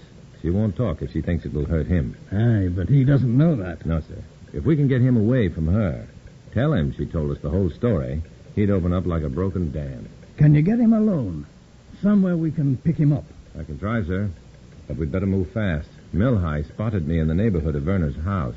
If he connects me with Werner, the Reds will cross out Werner's number fast. We'll be waiting 2 blocks south of the Werner home at the end of the street, where it meets Lachine Canal. I'll get him there as soon as I can. Do that. Then in the morning, we'll close in on party headquarters. Wait till I've left around 9. I'll be going to my organizing work at Sarioja's store. And I'd like to be one Red who stays out of jail.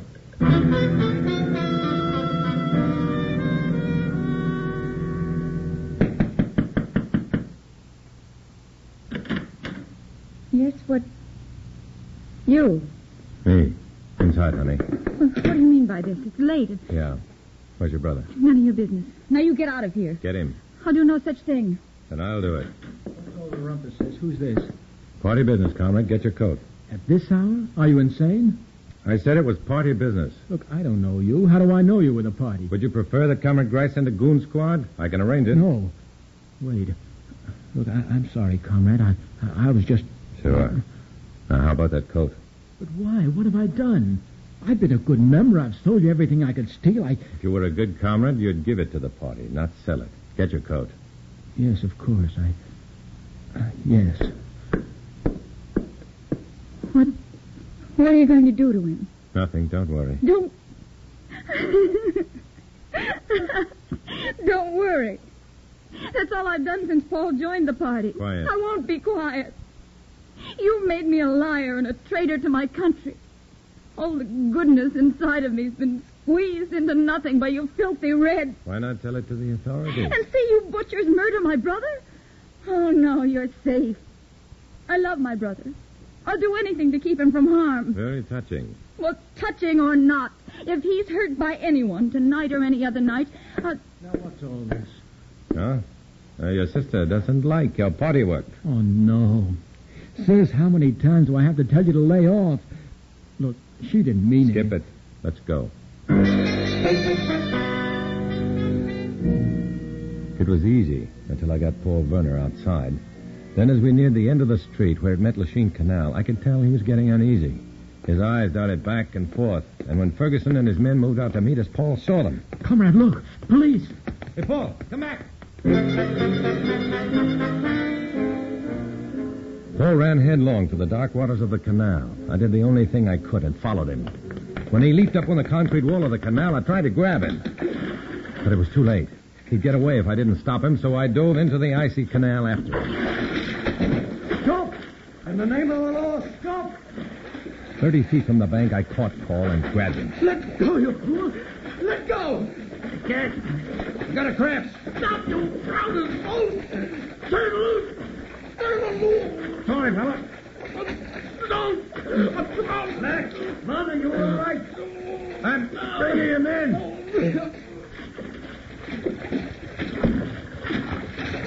Need any help? Not now. Revere. I said, Tompkins, give the lad a hand. Yes. Here, put him out. Is he? No. I only held him under till he was unconscious. Guess I'll need some help, too. Getting out. Seen to be done in.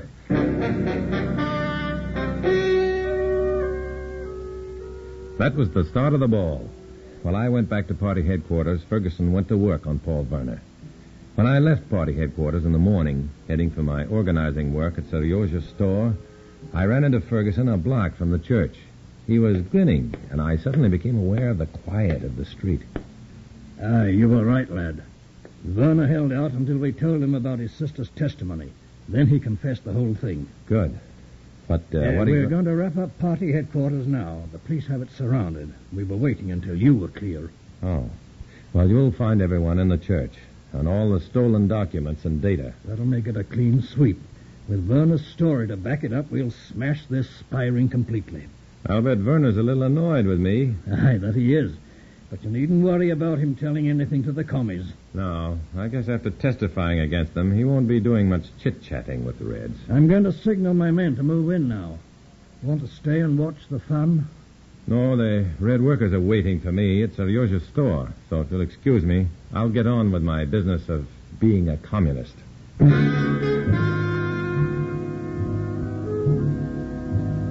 America, or our good neighbor Canada, the job was one that had to be done, and was being done by the Fergusons and by me. Only my part was different, separate from everyone and everything that was good and clean. There was no recognition. There was no chance to tell my story. There were no friends. My only companions were my deadliest enemies, people sworn to lasting hatred of undercover men like myself. That was why I always found myself walking alone.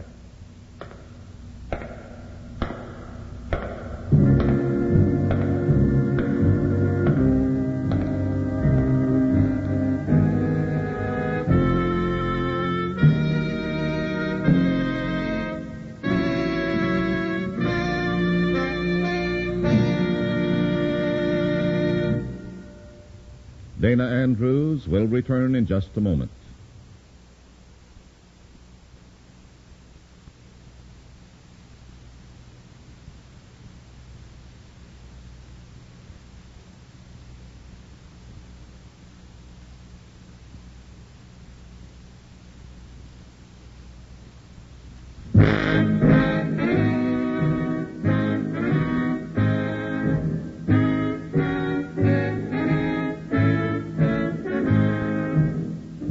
This is Dana Andrews. The war against communism is a strange one with many twists and turns calculated to make you think it's not a war at all. But it is a war, a deadly war against a group whose flaunted historic mission is their final goal. That mission is revolution by force, a revolution designed in blood. So whether you like it or not, the war includes you. Yes, you, mister, and your wife and kids, too. It's a war we must win together. Next week, we'll bring you another strange story based on the fantastic experiences of Matt Svetich. Join us then, won't you?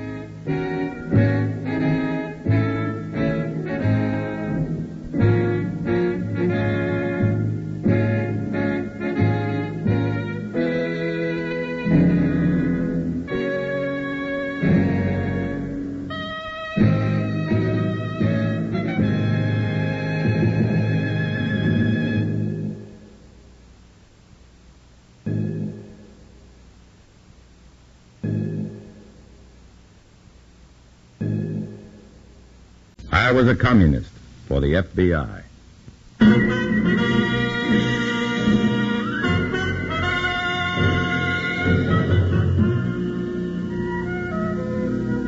Starring Dana Andrews in an exciting tale of danger and espionage. I was a communist for the FBI.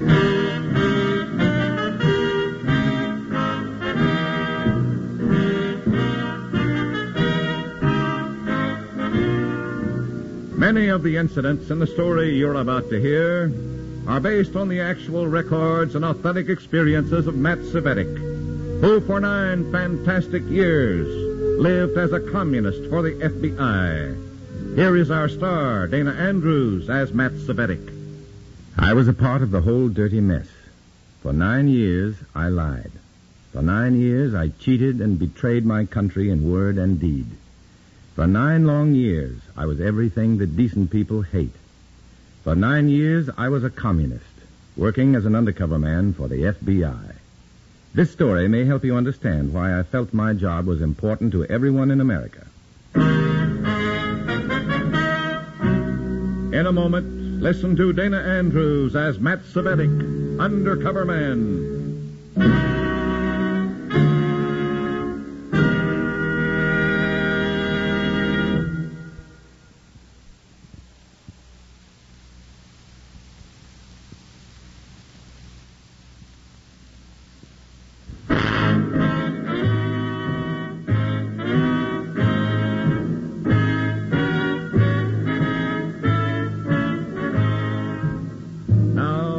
Dana Andrews as Matt Cvetic, Undercover Man. This story from the confidential file is marked, Draw the Red Curtain.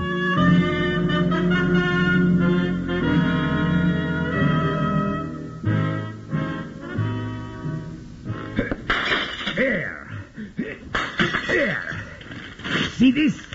That is what I think of your editing.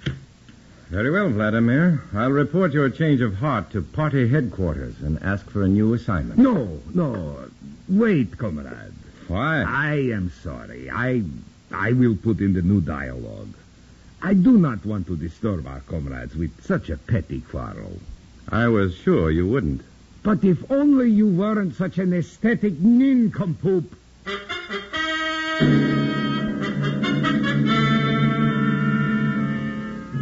The party had me on an assignment that should have been easy. A soft job, with my only work consisting of editing a play to make sure it followed the party line. The job was a snap, with the one exception of the playwright, Comrade Vladimir Mashenko. Vladimir had a public, and to them he was a white Russian artiste. But I wasn't a part of his public. To me, he was strictly temperament, with a capital temper. Please, comrade, don't look over my shoulder. Just checking the new lines. Go away. You better be careful of the cop's speeches. It sounds a little like deviationism. Comrade, go away. You know I can't stand to have you look over my shoulder. Excuse me. It is a pleasure. Hello? Comrade Cvetic? Yes? Comrade Norris speaking. Report to me immediately.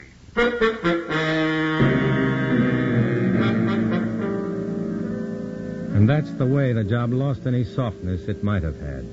And trouble was mine without the asking. By now, I had almost gotten so that I was used to having trouble as a daily companion, but I never liked it. I left Vladimir attacking his typewriter like it was one of his hated capitalists, while I went down to party headquarters, located in a forbidding gray stone building that was, ironically, squatting between two symbols of everything communism was against, a church and a bank. Inside, Comrade Norris, the local MVD chief, greeted me with all the warmth of a bowl of ice cubes. Sit down, comrade. Thank you, comrade. How is your work coming? Oh, it's fine. Vladimir... Keep it that way. I'll try, comrade. But that work is now secondary. What? But we are going to take over the local dramatic arts guild. This will be... Local dramatics arts guild, but I... You interrupt, comrade. I'm sorry, but how... The exact methods you will learn from Evelyn Vickers Hall. Was she in town? Yes. You recognize her name, I see. Naturally. She's one of our best organizers. She has been brought in as a wardrobe mistress at the theater where Vladimir's play is to be put on. How did you get that job? That's no business of yours, comrade. Sorry. As you know, Vladimir belongs to the Dramatic Arts Guild. You must get him to vouch for you so you can join, too. Well, that won't be any problem. Once in the guild, you are to report to Comrade Hall for instructions. Clear? Clear.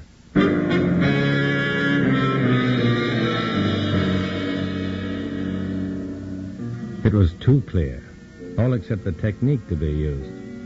I knew the local Dramatic Arts Guild had a membership of over 2,000. including people in all phases of the theater, from prop boys to set designers and stage hands to producers.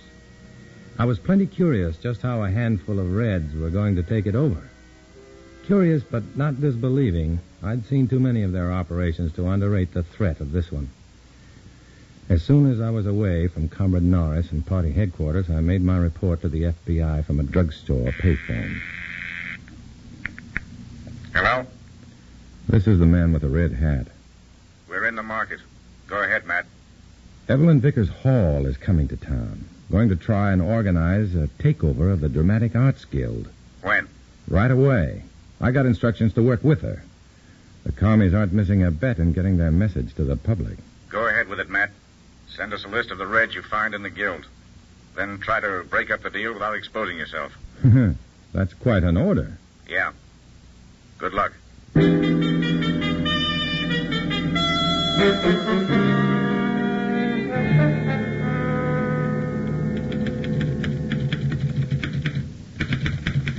Comrade, you are looking over my shoulder again. Nice dialogue. I don't like it when you... Huh? Oh, it's good, huh? It's great. Can you get me into the Dramatic Arts Guild? What? Oh, but why, comrade? You'll learn soon enough. Can you do it? Of course. When? Tomorrow. But in what occupation are you? The guild takes in all of the theater. What's the difference? Make it I'm a writer. Okay. Well, thanks. Uh-oh. Here comes Angel Child. Vladimir, my own beloved. Ah, my beautiful angel child. Did you miss your Vladimir? Oh, yes. I adore you, my strong, my brilliant, my magnificent.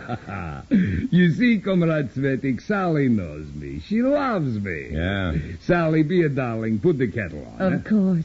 Will you help me, Comrade Matt? He'd be glad to. But I... Go ahead. I won't miss you. All right. Well, this way to the kitchen. I know. The kettle is there on the... Matt. Huh? We're alone, darling. So we are. Well, I'll get the kettle and fill it. Oh, Matt. Why do you treat me like this? I'll do anything you say, only... Then turn on the stove. Here, give me the kettle. There. Now, will you talk to me like a human? Sure. What do we talk about? Matt, I like you. That's nice. Well, what's wrong with me? Well, you're smart. You're very beautiful. Oh? But you've got the heart of a pawnbroker. Well, naturally. I'm a woman. You're a party member. My mind is. But my feelings are pretty bourgeois. You need some discipline, comrade. Badly. You did a good job bringing Vladimir into the party, but you're risking it with it. Nonsense. I can handle Vladimir. Either way, get a new boy to flirt with. I've got a new job to do. I'll be busy. New job? Oh, don't tell me, with Evelyn Vickers Hall? Yeah? Oh, that's wonderful. Well, what's so blame funny? You'll see, my darling, tomorrow.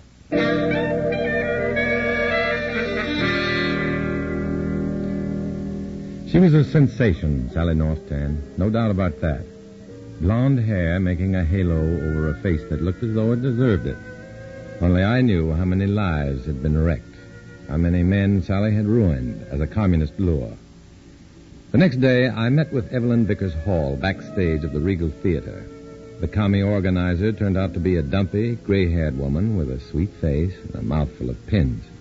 She talked around them as she worked on a costume. You know our objective, Comrade Savetic? Yes, but not how we gain it. We only have a few party members in the guild. 28, to be exact.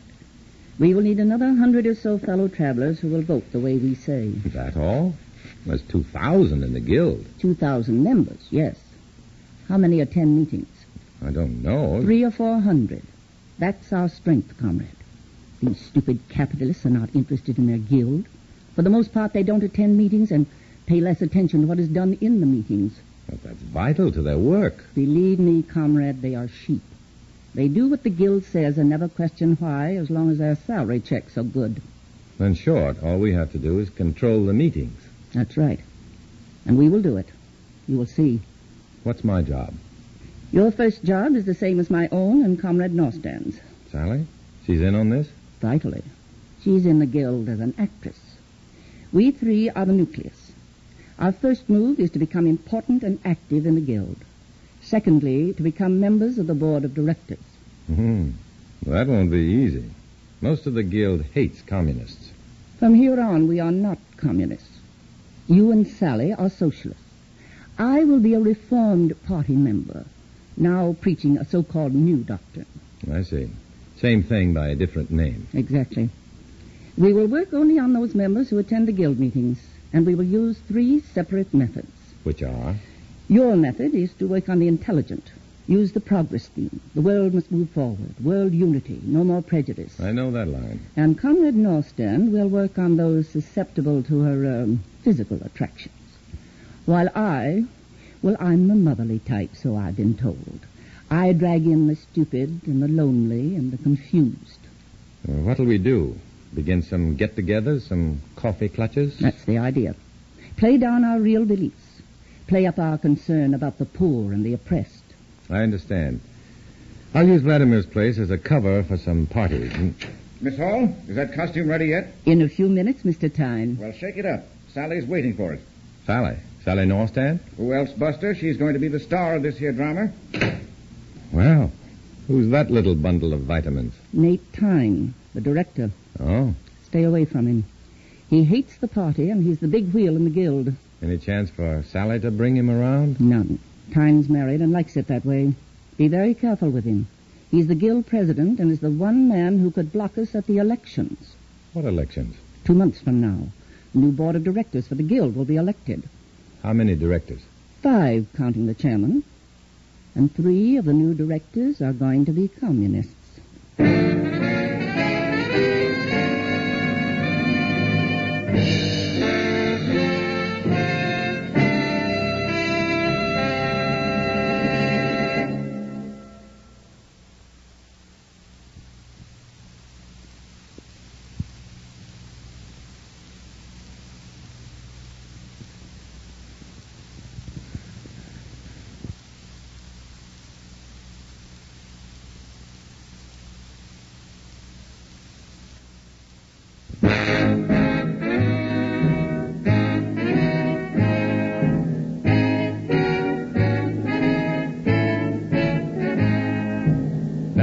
To Dana Andrews, starring as Matt Cvetic in I Was a Communist for the FBI, and the second act of our story.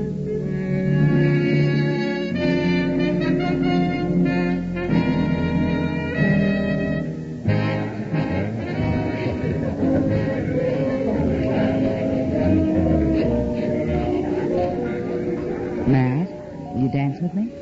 Save it for the suckers, Sally. Get to work on that big actor over there. He's ripe for picking. Oh, all right. But he dances like a tank with a broken tread.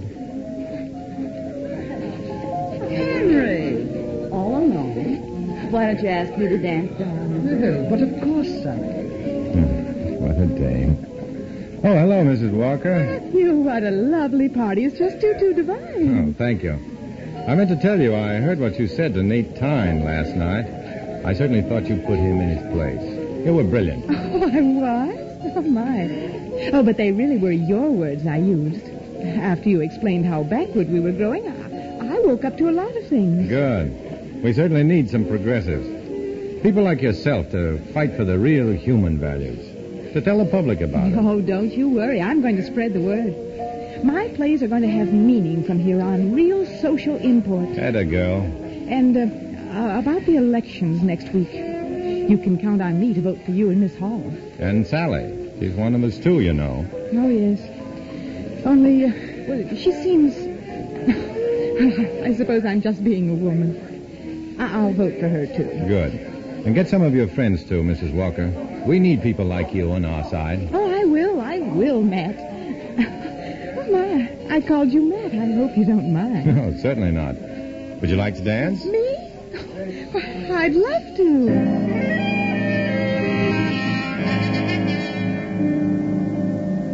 It was working, and a nastier operation I've never been in, leading all the innocent and gullible for a red ride straight into trouble. We had nearly 100 fellow travelers with us now, and Comrade Hall told us how we were going to use them. The divide and conquer method, comrade. Tomorrow night is the last guild meeting before elections. We need a law passed making it mandatory that there be at least 3 candidates for each position on the board. One for us and the 2 other candidates to split the opposing vote. That's right. But we won't have a majority to get the law passed. Yes, we will. Tomorrow night we're going to filibuster. We're going to stampede our law through. But with only 100-odd votes, By the time we've talked until 4 a.m, so many of the opposing votes will have gotten sleepy and gone home. We'll have a majority. You'll see.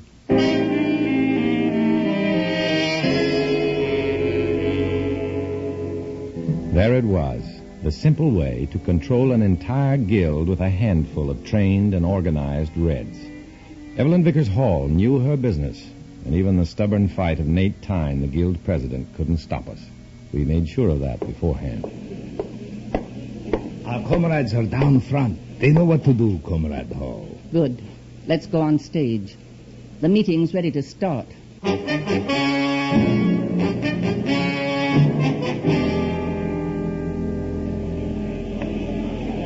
And I say that this new law to have 3 candidates is essential, fellow workers, if we are to have a truly democratic election.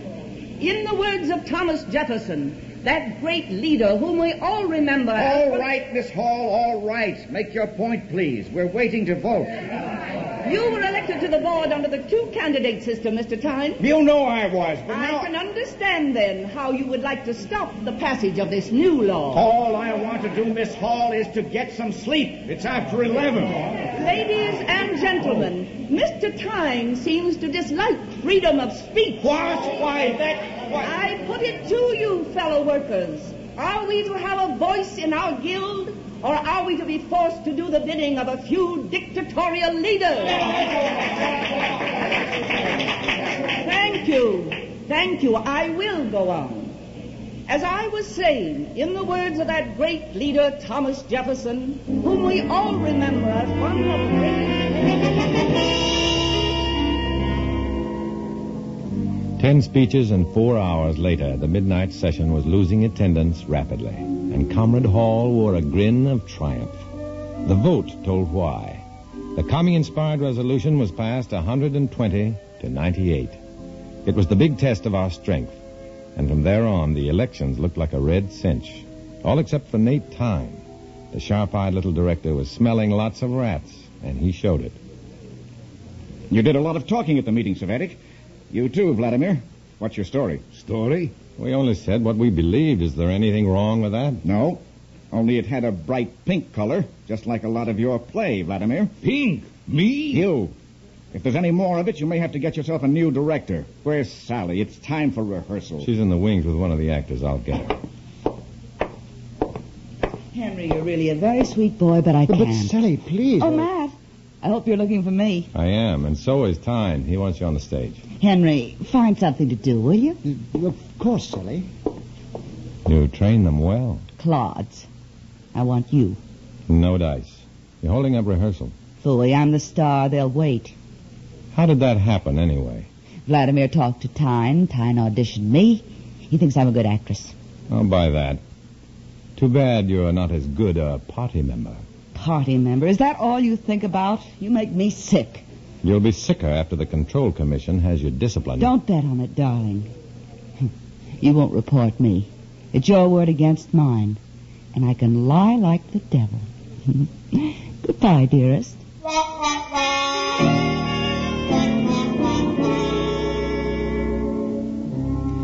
The laughing, devilish angel child gave me the idea how to break up Comrade Hall's invasion of the Dramatic Arts Guild. I didn't have much time before the guild election, so the next night I went to the theater and found Vladimir backstage in Sally's dressing room. Ah, good evening, comrade. Good evening. You ready for the election? Sure. Who has the room next door? Tyne, isn't it? The little fascist. Yes, it's his office. I thought so. Does he use it after rehearsal? Of course. Say, did you hear Sally in this scene she's doing on the stage?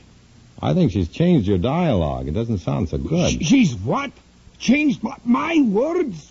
She wouldn't dare. I'll kill her. Vladimir went out like an angry jet. and I went to work in a hurry on the ventilator shaft that connected Sally's dressing room to Tyne's office. In 5 minutes, I had the grate open at both ends, and in 10 more, I had the padded soundboards out of the shaft, leaving it an empty tin tube. I had no time to test it. I could only hope that voices would carry through it. Just as the rehearsal was ending, I caught Evelyn Vickers Hall outside the dressing rooms. Yes, what is it, Matt? I think you'd better speak to Sally. She's getting ideas now that she's starring in this play. She's ready to quit the party. She's what? Why, I'll strangle that pretty cat. She'll be coming to her dressing room here in a moment. Yes, and I'll be inside waiting for her. Matt, where's Miss Hall? My costume needs fixing. She's in your dressing room, Sally. Thanks a lot, darling. Well, you're very welcome. Oh, Mr. Tyne. Yes? Aren't you going to your office? Not tonight. I'm going straight home. Why?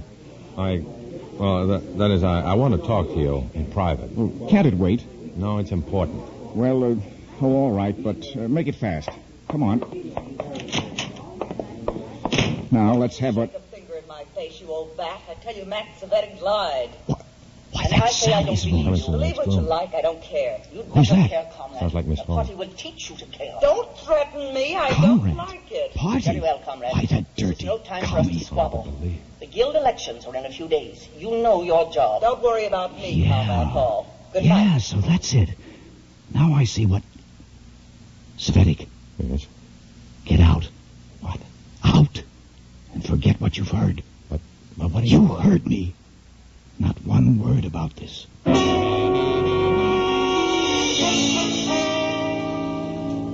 Did it work? It was anyone's guess as Tyne hustled me out of his office. I waited in the hall. Then, to my surprise, Tyne came out in a few minutes and left without a word to anyone. For the next few days, I waited in tension for Tyne to go into action. Nothing. It was obvious as the day of elections came around that Comrade Hall had overrated Tyne's hate for Reds, or underrated his susceptibility to Sally. Either way, the election meeting began with no sign that Tyne knew anything was wrong. And I sat on the platform with the candidates, feeling pretty sick as I knew my plan had failed. Look, Comrade Savetic, our comrades are all here in a solid block down front. We'll win without a struggle. Yeah. And when we control the board, the guild will do as the party says, as I say. Miss Hall, look! Look what's happening! It was beautiful. Through all the doors of the huge hall they came, by the dozens, by the hundreds. In 15 minutes, the hall was jammed with people.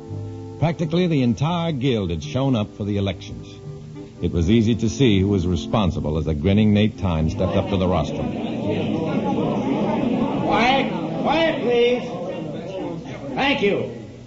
Fellow members of the Dramatic Arts Guild, as you know, tonight is the night of our elections. The elections that some of our members were certain of winning under the guidance of Miss Hall. Yeah. The very same Evelyn Vickers Hall who is at this moment sneaking from the platform, unwilling to face a guild united in its determination to get rid of communism.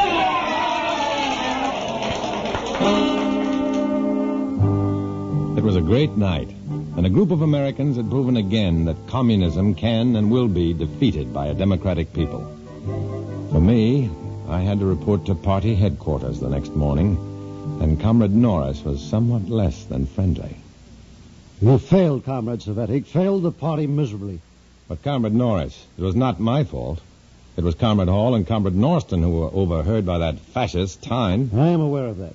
But you were part of the operation. Therefore, you must share the blame. Yes, Comrade.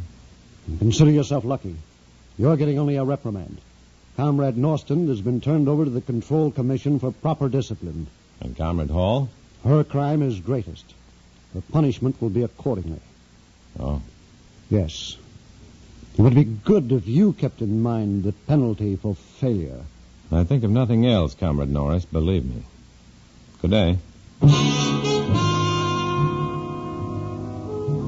So there it was, another red plan gone wrong. But there were more plans, and behind them all, the deadly threat of their master plan, their historic mission. Until this threat was gone, I knew my work had to go on, and I would continue to be a man who walks alone.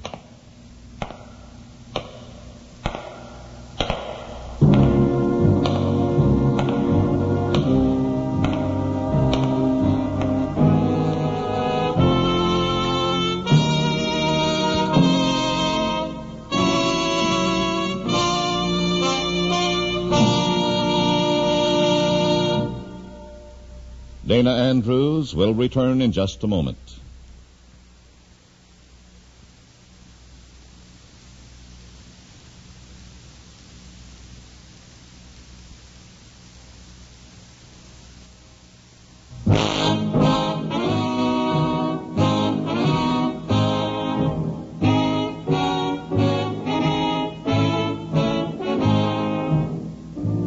This is Dana Andrews. The names, places, and organization mentioned in this story were fictional. But the danger is a very real one, so be on your guard. Don't let your organizations fall into red hands. It can happen, and it has happened. But you can keep it from happening again. Next week, we bring you another exciting story based on the true life adventures of Matt Cvetic. Join us for it, won't you?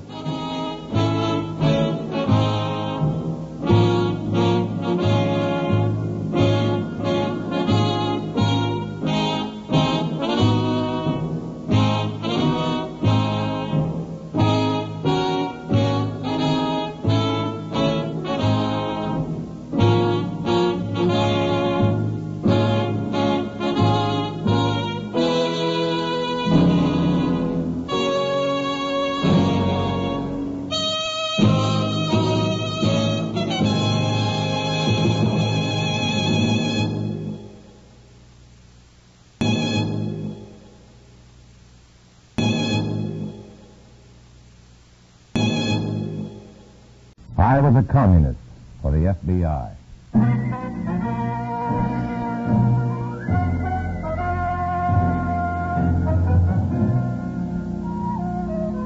Starring Dana Andrews and an exciting tale of danger and espionage.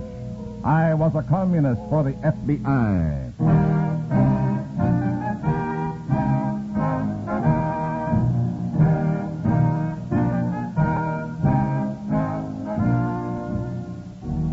From the actual records and authentic experiences of Matt Cvetic come many of the incidents from this unusual story. Here is our star, Dana Andrews, as Matt Cvetic, who for 9 fantastic years lived as a communist for the FBI. Matt Cvetic. You can read that name in the official reports of the FBI. 9 years' worth of reports of communist conspiracy against the United States. Lifelong friends spit the word commie at you, and sometimes you wonder if it's worth it. This is one of the stories that answers your question. In a moment, listen to Dana Andrews as Matt Cvetic, Undercover Man.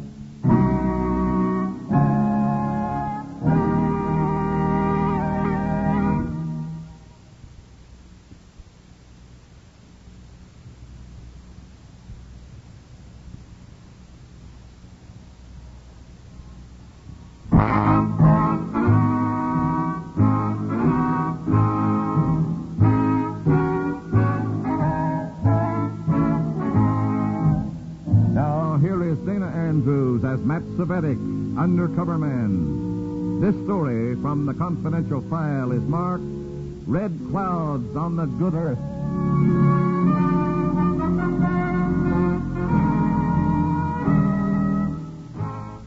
It had been a long, hot summer with the usual news headlines. Hottest day since 1896. On this particular night, I was in my small hotel room typing a report to the FBI. The window was shut tight. You never knew when the party might have planted someone close by. Even the sound of a typewriter could arouse suspicion. Comrade Cvetic might have to explain.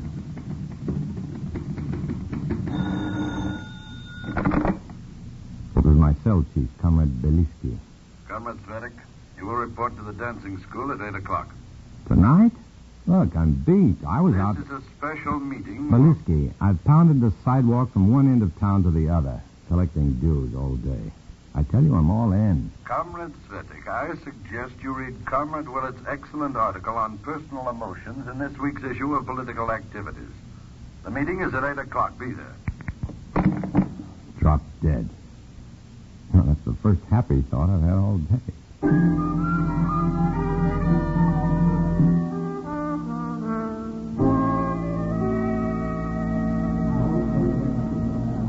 Comrades, we have received special orders. More infiltration must be done in the rural districts. We must build the party rapidly and increasingly among small farmers and agricultural workers. And most important, we must recruit the youth and assure them that the Communist Party of the United States will fight their great enemy, the monopolists, until they're beaten by the I combined listened to efforts of Belisky all with workers. my third ear while I looked around Madame Irina's dancing school. Something new in Russian ballet, huh? But, like the rest of them, I turned my attention back to Belisky as he snapped his orders. I call your attention to this map. It is in the northern section of the state. There are many small farmers of foreign extraction. Comrades have already been placed on some of these farms as farmhands. Up here is Valley Center, where the annual Harvest Festival will be held in 10 days. This is our focal point of operation. Comrades Johnson, Cardoff, and Sonia Danachek. You will report to Comrade Stone for instructions. Comrade Svetic, Yes, Comrade Belisky? you will work directly with me. Please wait. Now, all of you, we must start recruiting among the farmers immediately. Any names of potential members you can get, please turn in as quickly as possible. That is all.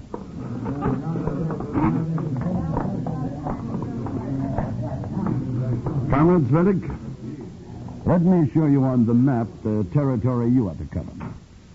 You will start from here, Lindenville, and work your way right up through to Valley Center. I see. You'll start by planting the idea of organized youth clubs where special study can be given to specific problems. Distribute copies of our magazine, Political Activities. Perhaps even solicit articles from the young people. What happens at Valley Center? At the Harvest Festival, we will contribute to the entertainment by showing motion pictures. Our propaganda films, of course. Our educational films. I'll be there to act as narrator and drive home strategic facts in the film. Any questions, Svetic? Yes. What's my cover-up for being there? We've secured a job for you as a traveling salesman for a farm supply and implement house. A comrade arranged it. This will bring you into contact with the farmers. Oh, incidentally, there's a farmer at Valley Center, Mark Pawlowski. His son is quite a leader among the young people. Cultivate this boy. Try and stop at Pawlowski's house if you can. It'll be convenient. Any further questions? No, I guess not. Very well. Pick up your sample case first thing in the morning and leave. Good night, comrade. Good night. Oh, Comrade Belisky. Who pays for transportation? Why, your new firm, the Farmer Supply House. They always furnish cars for their salesmen. A good joke on their reactionary boss. Someone should only know, eh? Yeah, someone should only know. But you won't be traveling alone. Why not? Why should you? Well, there's no reason except that I suppose I'm what you might call a lone wolf. Yes, I've noticed that. And I don't like it. May I remind you that even wolves fight in collective packs? I'm going with you, also as a salesman. Any objection? No, it'll be a pleasure. We'll cover the whole thing like a rug. Right down to Farmer Pawlowski. Good night, comrade.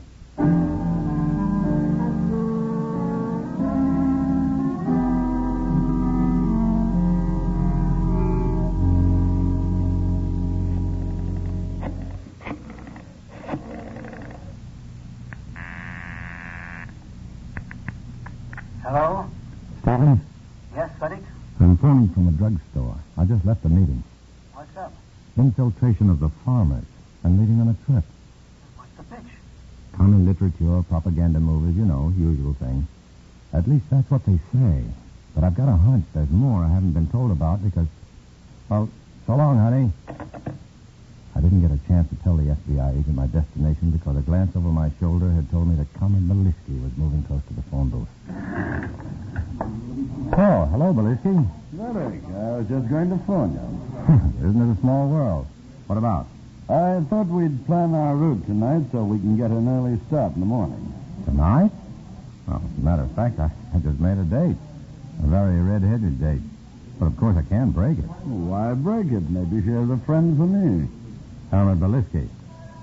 Personal pleasures before party business? May I remind you of Comrade Willett's excellent article on personal emotions in this week's issue of Political Activities? Oh, of course. You won't mention it. No, but what's that kind of talk, Belisky? Others are not so generous. Now, let's get something to eat and talk over our plans.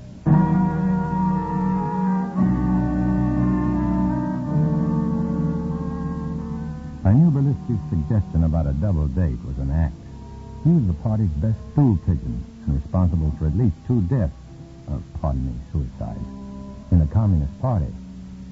Yes, Belisky was very good at ferreting out traitors, and I had a terrible hunch that he wasn't coming with me just because he liked my company.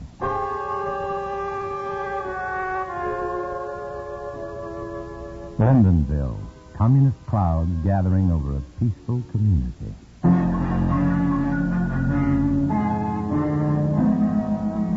Communist seeds of agitation had been dropped into rich American soil by the party members who had been working on the farms. Now it was time for the killing. Comrade Belisky was in his glory as he made like Little Joe and addressed groups of farmers, kids mostly, at secret meeting places.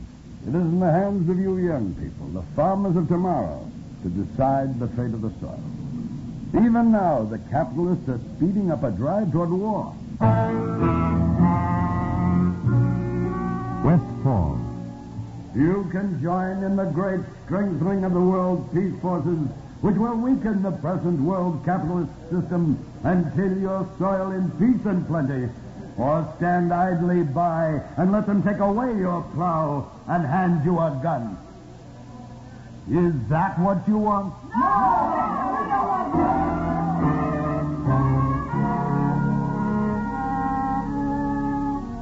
I met party workers I'd never known about. My list of names was growing. I'd have a pretty big report for the FBI when I got back. Correction, please, if I got back. With Comrade Belisky sticking to me like a mustard plaster, I still hadn't found a safe moment to make contact with the FBI. Valley Center was our next stop, and I kept wondering what would happen there. How many more miles to Valley Center, Matt? About 32. We did all right with those kids in Jasonville, didn't we? Yeah, we did great. They ate it up. Yeah. That angle I have about being driven into war is pretty good. Every word a pearl, comrade. Thank you. Say, Belisky, about this plan to show propaganda movies at Valley Center. Sounds kind of weak to me. I mean, we gotta dream up something stronger. We have. Oh? What gives? Well, during the movie, at a given signal, some of our party members planted in the audience will rise in protest and demand that we take the picture off. That will be our chance to jump up and demand our rights as Americans to see and hear for ourselves. Then... The riot. Violence, arrests, and new recruits who sympathize will join our party. Exactly. It'll work. It always does. Hey, slow down. We're no good to the party dead. I'm just trying to make Valley Center before dark. You're not scared, are you?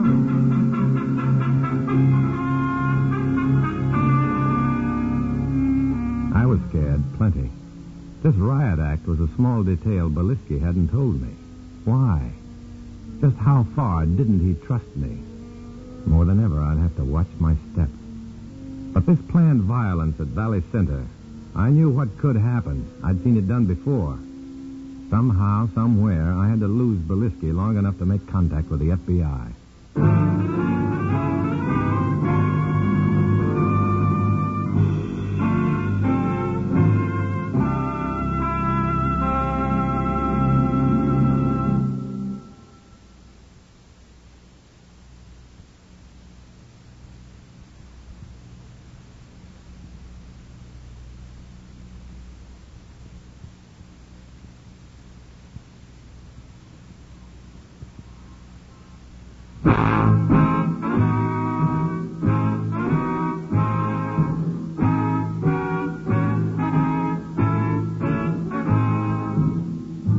back to Dana Andrews, starring as Matt Cvetic in I Was a Communist for the FBI, and the second act of our story.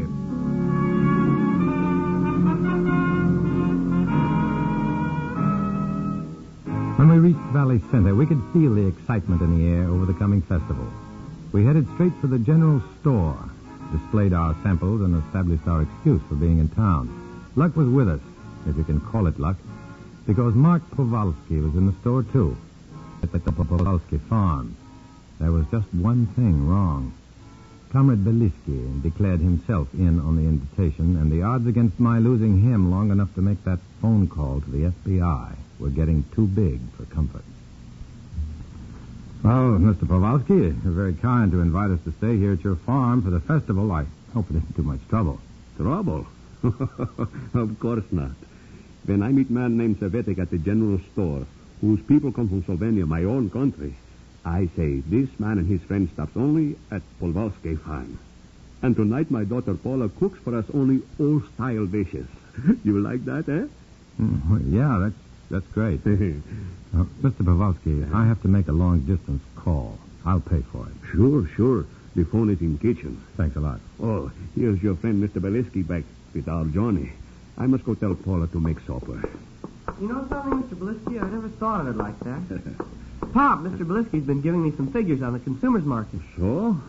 Oh, Mr. Cvetic, you want to make long-distance call now? No, I'll do it later. Where is Paula? Paula! Who are you going to phone in long distance, Cvetic? I was just going to report that we'd reached here. Report our location, you know. No, I don't know, since I am in charge. Hey, Pop, come here a minute, will you? I want to ask you a question. A question? Yeah. Did you ever think of the tremendous cost of farm produce to the consumer? The profits all along the line, but the farmer only grosses a few pennies on them. So? So what kind of a deal is that? Johnny, you don't understand. There are many problems before the consumer gets the product. Transportation, canning, labor costs, advertising. This is big business. I wouldn't want to change places. Why? What's so great about being a small farmer all your life? That, Mr. Beliski, is something only a farmer could understand. Excuse me, Mr. Powalski. I didn't mean... I know. It's only too much talk I hear lately about profits. It is dangerous. I'd better go to the barn now. Oh, hi, Pop. What's your hurry? Well, wait, Pop. I'll go with you. Paula, we got company. Oh, Mr. Cvetic, this is my sister, Paula. Someone should have prepared me for Paula. About shoulder height, my shoulder, that is, blue eyes and blonde hair that proved nature was right once in a while. Comrade Beliski made some inane, smirking remark about the traveling salesman and the farmer's daughter, and I made an inner non-proletariat prayer that the Powalski kids would say no thank you to the particular brand of poison we were selling.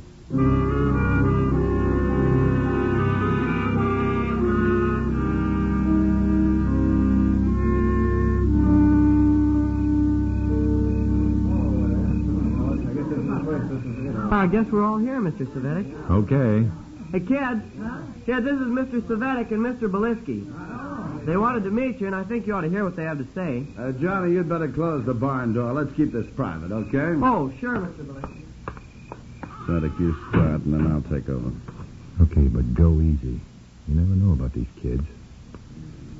Mr. Beliski and I have been traveling around the country, and we've seen a lot of things that concern the small farmer. Like what, Mr. Cvetic? Well, for example, what would you say is the biggest problem on your farm? Well, that's easy. The cost of irrigation. Well, what can we do about that? Alone? Nothing. But the monopolists who are squeezing the agricultural workers to the wall with their ever-increasing high rates can be beaten by the combined efforts of all the workers, both industrial and agricultural. Industrial?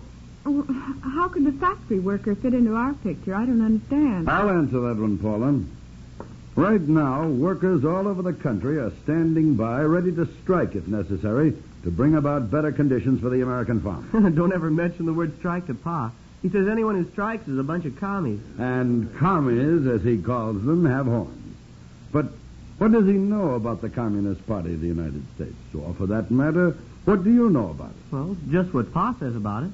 Oh, what we read in the papers. Only hearsay, and yet you judge it. Is this the American way? Do you read in the papers that the drive to war is impoverishing the workers and farmers of this country? Do they tell you that the young farmer of tomorrow... Wait a minute. I think I heard a car. Why must this meeting be so secret? Because people brand the truth communism. And we bring you the truth. Quiet, Belisky. Oh, Dr. O'Neill, come on in. Oh, you're having a club meeting. Don't let me interrupt. I've been visiting a patient down the road, and I'm afraid my poor old car is thirsty again. That radiator. I'll get some water. No, I can find my way to the pump myself. Thank you, Johnny. But, I don't think I know these gentlemen. I'm Matt Savetic, Dr. O'Neill. This is Mr. Belisky. We were just passing through. I see. And I trust you find our young people interesting. But please don't let me interrupt. I can get the water myself. I knew Dr. O'Neill was suspicious of us. Belisky knew it, too. That's why he gave me the high sign to follow the doctor outside, which was just what I wanted. I had a hunch. It was a long shot, but it might work. Dr. O'Neill? I'm over here at the pump. May I give you a hand? Oh, thank you, but I have enough water now. Then I'll carry the pail over to your car. All right. Thank you, Mr. Svetic. We're very proud of Johnny Powalski and the other boys and girls. They've done some good, progressive work on their farms. Yes, they're fine kids. Doctor? And I know that nothing will ever change them. I like to believe that of all our young Americans. So do I, Doctor. So do I. I'm glad to hear you say that, Mrs. Svetic. Oh, well, here's my car. Now, let me put the water in for you. Careful of that radiator cap. It gets very hot. Yeah, don't worry. Leaky radiators are my specialty. I've never had a car yet that didn't have one. There we go. Should have the thing fixed. I know. But there are so many more things these days that need to be fixed. My little car seems unimportant. Oh, thank you, Mrs. Svetic.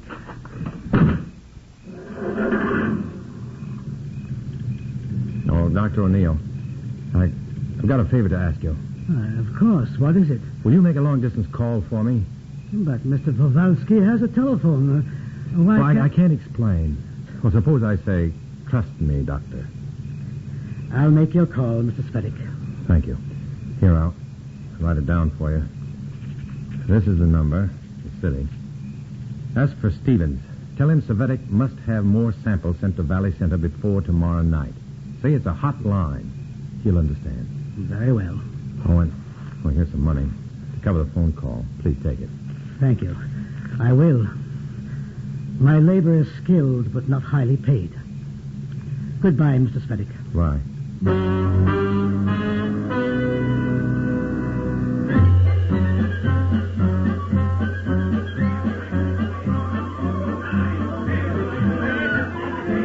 It was the big night. Hog calling contests, square dancing, a midway with games and prizes. For a brief moment, I was just a guy out with a girl, Paula, having a ball at the country fair. Test your strength, mister. Ring the bell and win a baby doll for your girl. Okay.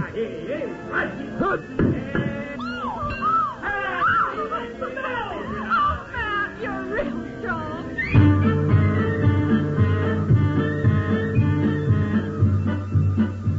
Paula didn't know how much strength I'd need to carry me through the night and to take me away when it was over. Because pretty girls and nice people were not in the cards for Matt Svetic. Not now. There'd be rioting in the movie tent soon, and hysteria. I'd had no contact from the FBI, and it seemed that I was strictly on my own.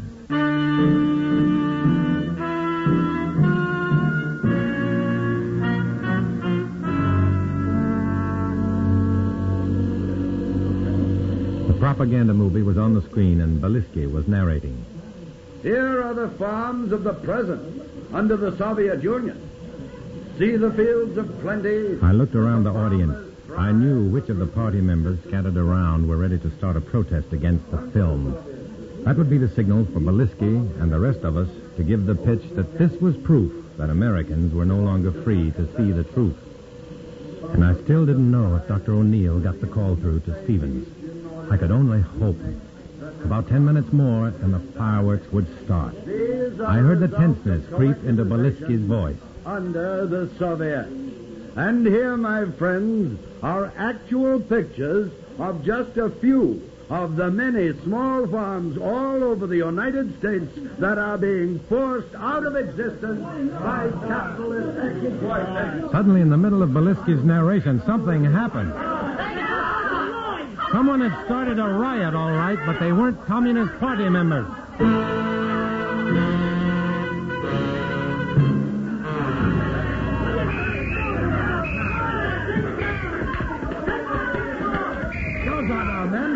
Let's get out of here, quick. Sideways. What happened in there? Who tipped off the cops? How should I know? Answer me, Svadik. Who tipped off the cops? Well, I don't know. You don't think I had it? I never trusted you. You did it. You're crazy. Hey, get your hands off me. Answer me. Who tipped off the cops? I'll tell you who tipped off the cops. Huh? I did. You, Johnny? Yes, me. I should have let her beat your head off, Mr. Svadik, because you got it coming to you. You must think the kids around here are a bunch of jerks. Well, we're not. You called it yourself last night when you said we were the farmers of tomorrow. For your information, chum, we intend to defend that future. Come on, Svadik, let's go. What happened just now? The fight between us? You won't report it. No, I won't. You'll have enough explaining to do about how your plans got fouled up. The party won't like this. I know. You'll back me up. I'd like nothing better. Look, you better go back and see how many arrests they made. I'll go get the car. All right. I'll meet you on Main Street. Mr. Svadik! Mr. Svadik! I've been trying to find you. Oh, hello, Dr. O'Neill. I'm very sorry, but I couldn't get your call through. Mr. Stevens was out of town. I've been wanting to return your money. Here you are. Oh, thanks, Doctor. Don't worry about the call. It didn't matter after all. Well, my car is close by. May I give you a lift? No, thanks a lot, but I'll go on by myself. Just as you say.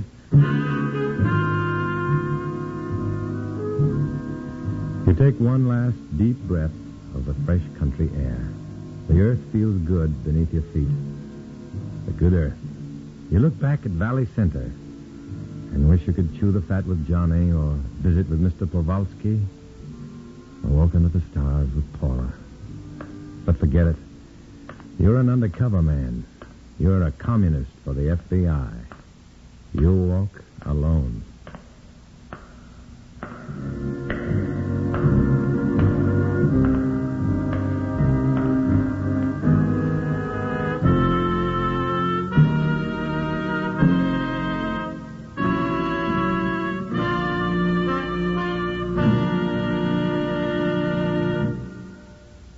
Dana Andrews will return in just a moment.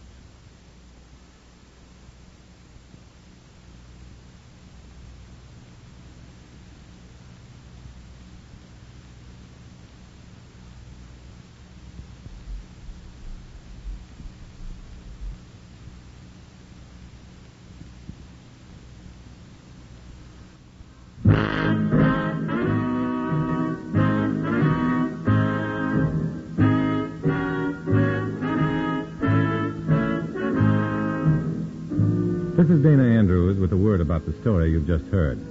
In this story, as in all others, names, dates, and places are fictitious to protect innocent persons. Many of these stories are based on incidents in the life of Matt Cvetic, who worked undercover for the FBI. Next week, another fantastic adventure. Join us, won't you?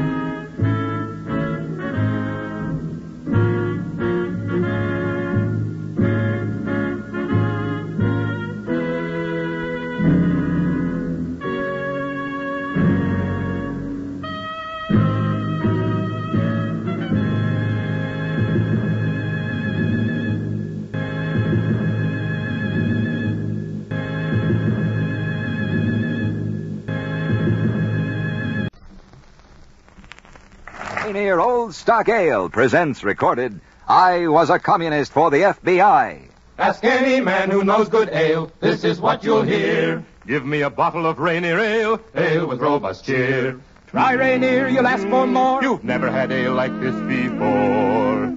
Rainier Ale. The biggest selling ale in all the West. Rainier Old Stock Ale. The ale with robust cheer.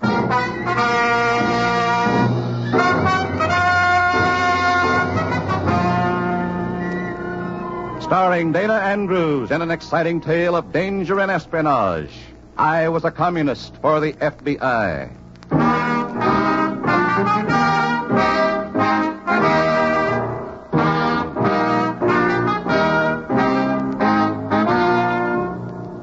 The story you are about to hear is based on the actual records and authentic experiences of Matt Cvetic, an undercover agent of the Federal Bureau of Investigation, who for 9 fantastic years lived as a communist for the FBI. Here is our star, Dana Andrews as Matt Cvetic, undercover agent. 9 years of it. 9 years of living behind a mask that made me an outcast among my own people. And from behind that mask, I saw these things happen. It's all in the record. Listen to Dana Andrews as Matt Cvetic, FBI undercover agent.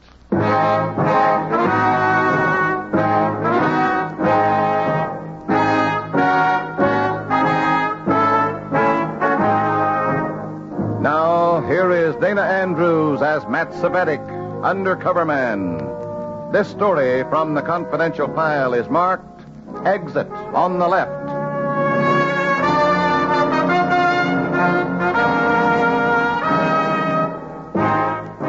The regular meeting of our cell was being held in the home of our cell leader, Selma Malnick. Selma's apartment was decorated in the cold, brittle manner of a sophisticated bachelor girl, but actually, Selma was a married woman. She was married to the Communist Party.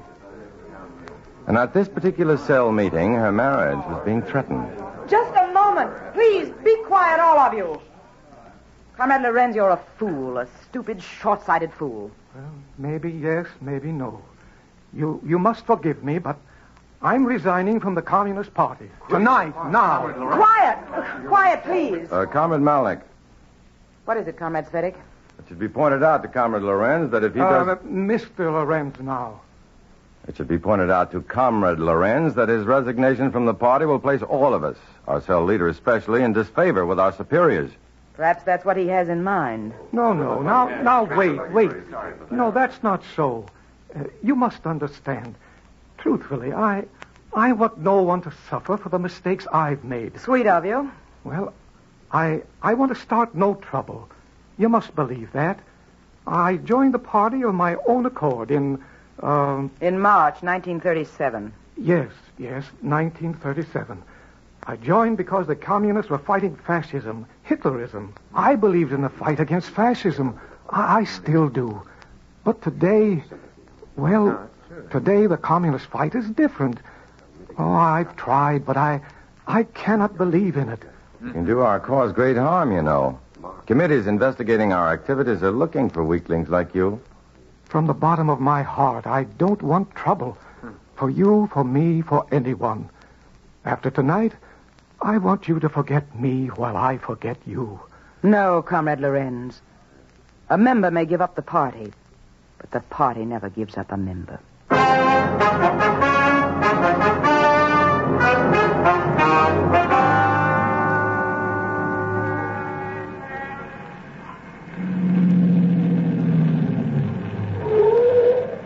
Taxi, mister? What? Oh. What's the meter saying? Meter's red. Good, let's go.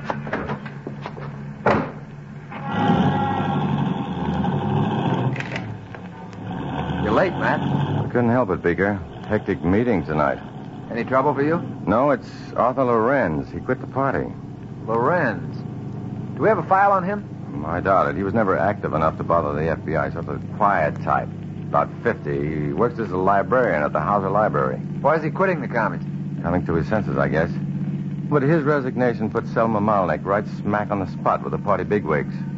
Her future depends on the way she handles Lorenz. And little Selma plays for keeps. Malnick. She's that tall, sharp-looking gal, isn't she? Yeah, sharp-looking. Like a meat axe.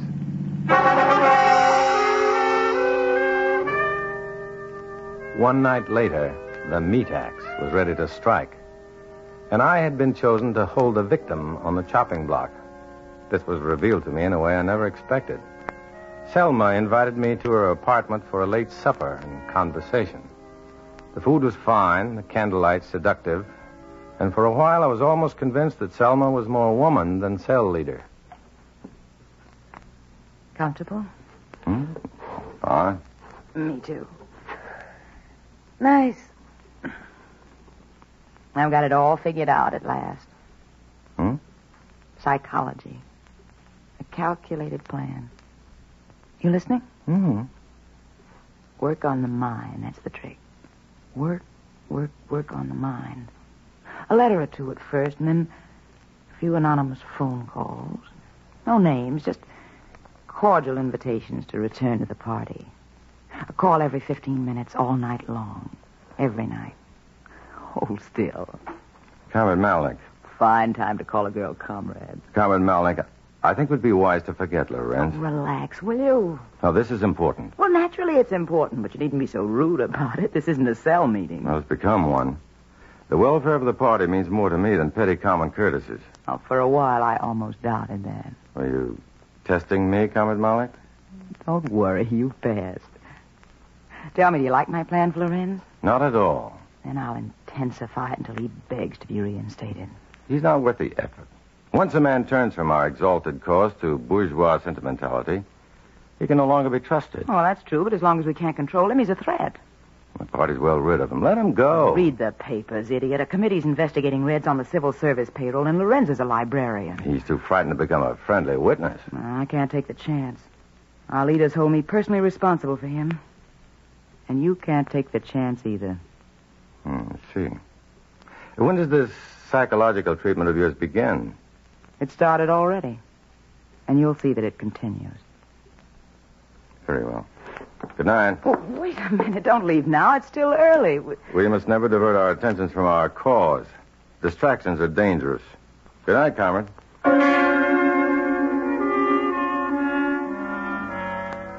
And believe me, Selma by candlelight was a surprisingly dangerous distraction. A strange combination of woman and devil, this cell leader of ours. Frozen fire dipped in red. That plan of hers would crack Arthur Lorenz like an old plate.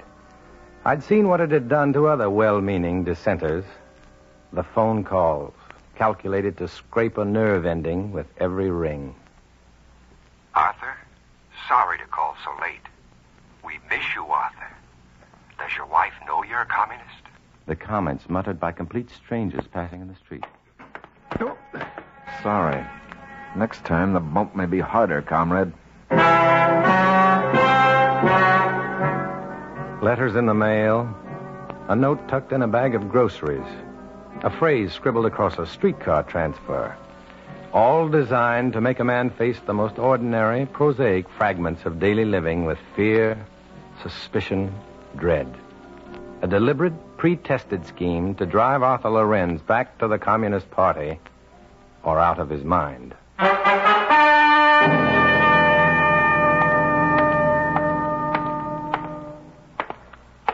Oh, pardon me. Where's the chief librarian's office? Just beyond the reference shelves to the... You. How are you, Comrade Lorenz? Please, Matt, go away. Let me alone. You look haggard, worn. Been working hard? Let me alone, for the love of heaven, Matt. I can't stand much more of this. Please, Matt, talk to Selma. Tell her I won't make any trouble. I swear it. I just want to forget. Investigating committees would love to hear what you'd like to forget. You know I wouldn't do that, Matt. Why, where are you going? To the chief librarian's office. Why? What for? Well, he called me this morning, said he wanted to talk to me about you. When Lorenz had been hired at the library years ago, he had listed me as character reference. That's why I had been called. The library received a letter, an unsigned letter, stating that Lorenz had been a communist since 1937. What could I do? What could I possibly do? The letter was as much of a shock to me as it was to Lorenz when he was called in to explain it. Lorenz admitted his red connections, even though it meant his job. But his honesty was no greater than his resentment toward me. He was convinced that I was responsible. As we left the chief librarian's office, the bitterness of defeat echoed in Lorenz's voice. I've always hated vindictive people, Savetic. But now I hate you more. So help me if it takes the rest of my life. I'll even the score with you. Arthur, you have to believe me.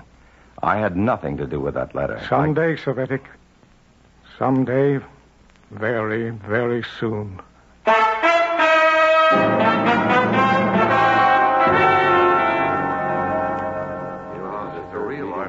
Frankly, I'm rather proud of that letter. Did you notice the way I made the handwriting look so crude? Yes, Comrade Malik. Very crude. That's a funny thing. People are more willing to accept unsigned letters of accusation than the other type. They don't feel obligated to challenge the accuser, I guess. Now, about the next step in Operation Arthur Lorenz. Comrade, you're underestimating the results of your scheme. Am I? Yes. Lorenz couldn't possibly be a threat to our welfare any longer. He's been jobless for weeks, blacklisted.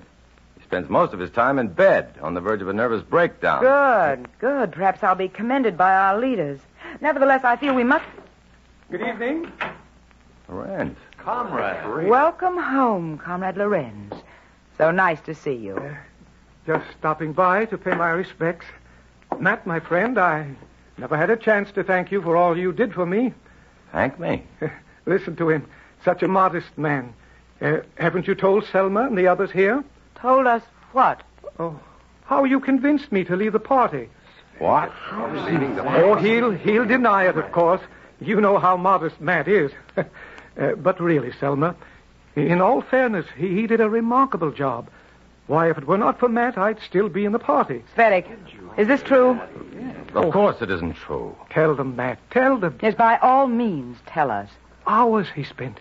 Literally hours. Talking, reasoning, convincing me that the Communist Party was no place for a decent, honest man. Lorenz, do you realize what you're doing? Oh, please understand, Selma. Matt did it only because he felt I was a poor worker. That your cause would be better off without me. It was in the best interests of the party. I'm sure it was. Now, we're all happy. The party is better off without me, and in spite of all I've been through, I'm better off without the party. I think Matt deserves some special attention for his work, don't you? By all means. And I'll see to it that he gets it.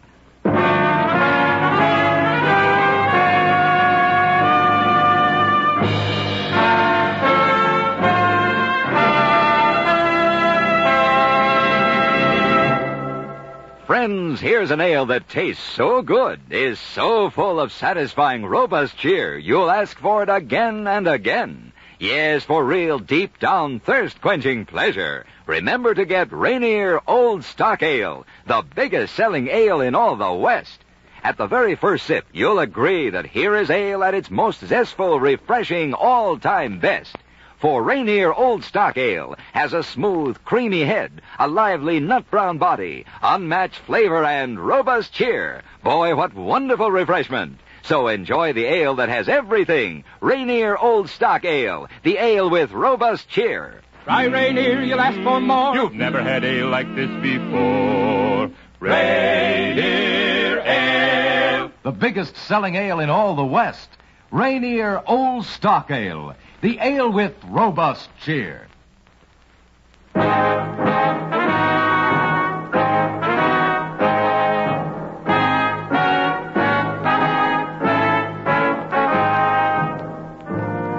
Now back to Dana Andrews, starring as Matt Savetic in I Was a Communist for the FBI, and the second act of our story.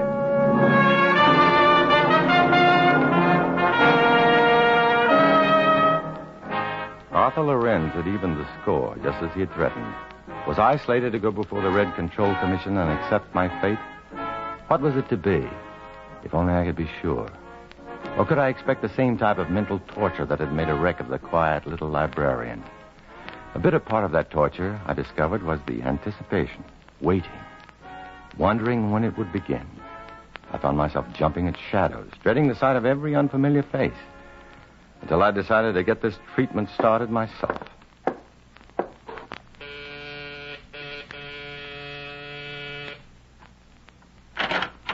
Well, this is a surprise. Can I come in? Yes, I suppose so. Well? All right, Comrade Malnick. Tell me what you're after. What do you want of me? I might ask you the same question. This is an odd hour for visiting, you know. This silent treatment I'm getting. If you consider me a traitor, turn me over to the party leaders and stop this foolish dawdling. I may not consider you a traitor at all, but others in the party insist on proof. Our cell, you know, gives everyone opportunity to prove one's faith. Even if one is driven out of his mind in the attempt? Our cause has no use for that sort of weakling. Nor have I. Just what must I do to prove myself? That's up to you, isn't it? Good night, Comrade Molly. Seems silly to leave now. Well, this is a odd hour for visiting, I'm told. You and I are odd people. You're really an amazing creature. You'll devise a scheme to drive a man out of his mind. My concern is a political entity. But you won't drive a man out of your apartment. My concern as a woman. As a political entity, they're fascinating. And as a woman? You're just a woman. Good night.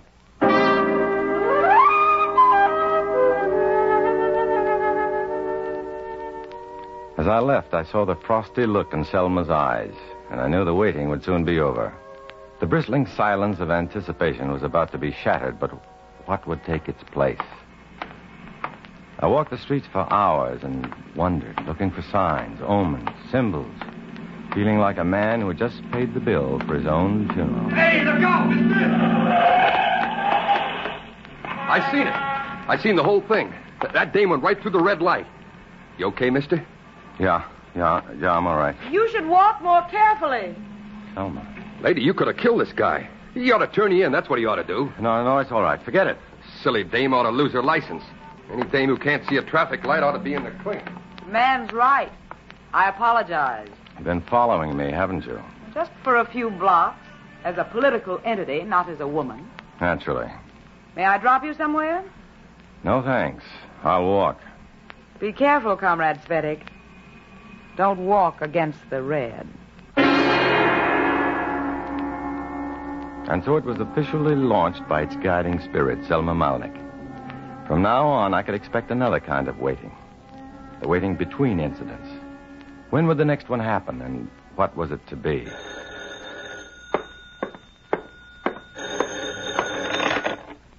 Hello?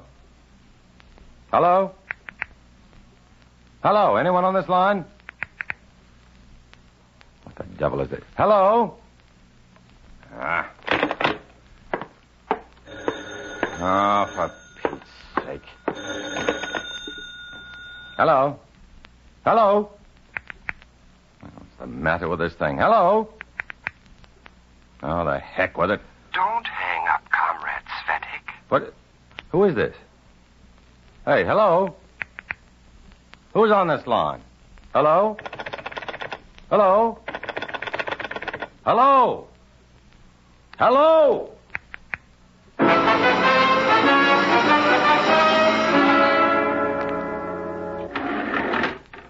Going up, please.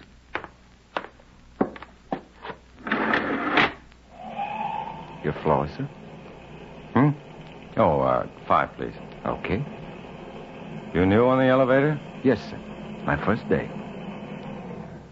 5th floor, sir. Thanks. Watch your step, Comrade Svetic.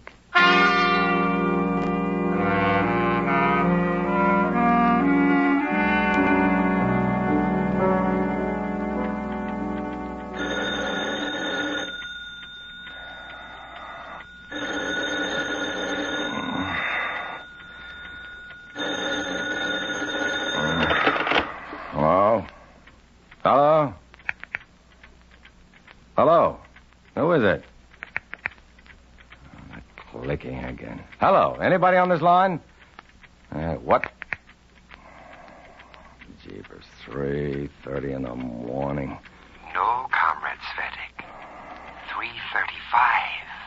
Huh? What was it? Hello? Hello, who's this? Speak up, will you? Who is this?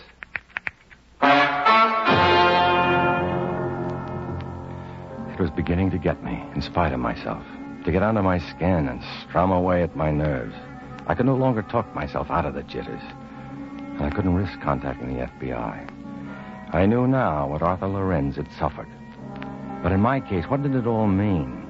Was this my punishment, or my chance to prove my faith as a loyal Red? Or was it merely the whim of a red she-devil who secretly yearned to be a woman? At least the latter would be the most human explanation. Who is it? Who is it? Tell me, who is it? All right, let's get it over with.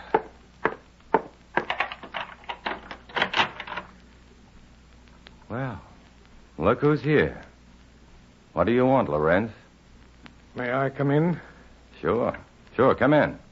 Come in and gloat over the job they're doing on me. Matt, I want to help you. Help me? You? You can't even help yourself. For myself, I don't care anymore. About all I have left is my conscience. I'll never forgive myself for what I did to you, Matt. The story I told Selma. Yeah, maybe I had it coming to me. Who's to judge that? Communists? Just why this sudden concern for me? Not you, Matt. Not you. I don't have to live my life with you. I'm forced to live with myself. Same reason you left the party, no doubt. It took me a long time to do it, Matt. It frightened me, but it's done. And now that I have the courage to face my conscience, I can't let this business with you make me a coward again. You're still a coward. You won't recognize the strength of our cause because you're afraid of it. Even now you talk like this. Go on, get out of here. Be a hero. Run to the investigating committees and wallow in bourgeois slop. Go ahead. Then see how long you and your kind will last when we rule the world. Well, don't stand there looking like a cocker spaniel. Get out. Matt, you mouth all the words, but I still think there's hope for you. I can do without your hope. It's the other people. The Selma Malniks, the ones who sit in judgment and handle human beings like so many chessmen. They are the hateful ones. Will you get out of here?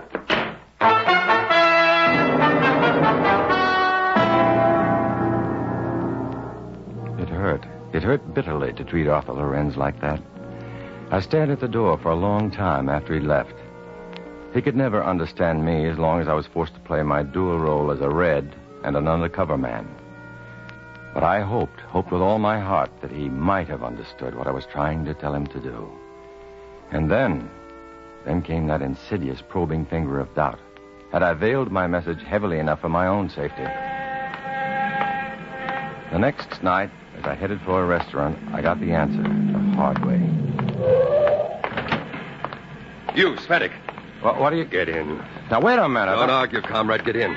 Oh, no, you don't. Do it. Hey. Told. Okay, let's go. I'll get in.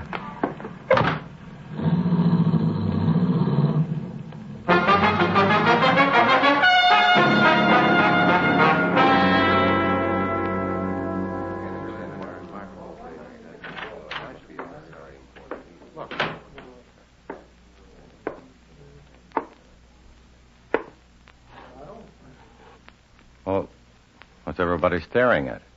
Congratulations, Comrade Svetic. We're proud of you. What for? You've redeemed yourself gloriously. You've proved your faith in the party. You've given us even greater faith in you. I don't understand. Your conversation with that whimpering fool Lorenz. Irrefutable evidence of your loyalty to our cause. You heard what I said to Lorenz? Standard procedure for suspicious cases. Tap the phone, wire the room. Your every word was recorded. Have your new cell leader play the records for you. You'll enjoy them. Thank you, Comrade Malik. Our new cell leader. Is that what you said? Oh, of course you hadn't heard. I've been relieved of my duties. This morning, Arthur Lorenz testified before the committee investigating civil service affairs. His testimony has sealed my fate as a party worker. Oh, I see, but you seem so pleased. I'm to report to party headquarters right after this meeting. The penalty for my incompetence in handling Lorenz will be determined by our leaders.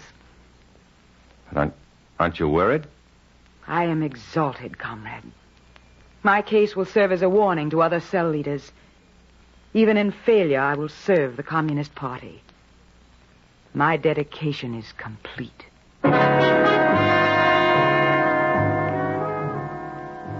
The irony, the futile paradox of this sort of dedication. The frozen fire of Selma Malnick snuffed out by the weak, ineffectual Arthur Lorenz when Lorenz stopped being a Red and became a human being. Even among the communists, I found myself constantly seeking out human qualities among the comrades. But always in the final analysis, I had two choices. To walk with the frosty-eyed political entities or to walk alone. I chose to walk alone.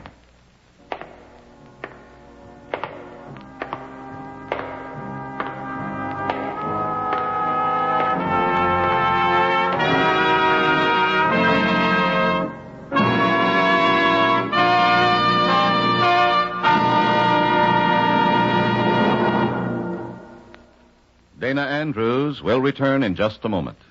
Yes, there certainly is a difference in ale. That's just what you'll say when you enjoy your first rare, refreshing taste of Rainier Old Stock Ale, the ale with robust cheer. That's right, folks. Zestful, sparkling Rainier Ale is always satisfying, always refreshing, brimming with tangy, lip-smacking goodness. You know, Rainier Old Stock Ale is the biggest selling ale in all the West. And to be the biggest seller, it has to be the best. So remember, for cheerful relaxation, for real deep-down robust cheer, enjoy Rainier Old Stock Ale. Try Rainier, you'll ask for more. You've never had ale like this before. Rainier Ale. The biggest selling ale in all the West. Rainier Old Stock Ale. The ale with robust cheer.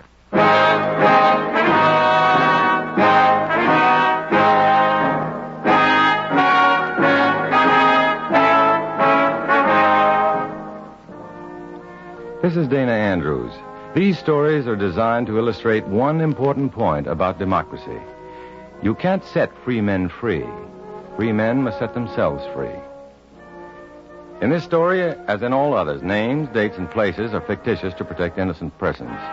Many of these episodes are based on incidents in the life of Matt Cvetic, who worked for 9 years as an undercover man for the FBI. Next week, another fantastic adventure. Join us then, won't you?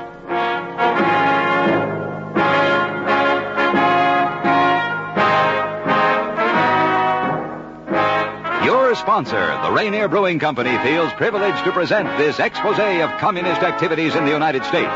They would appreciate your comments regarding these programs. Just tell the man who sells Rainier Old Stock Ale what you think of I Was a Communist for the FBI.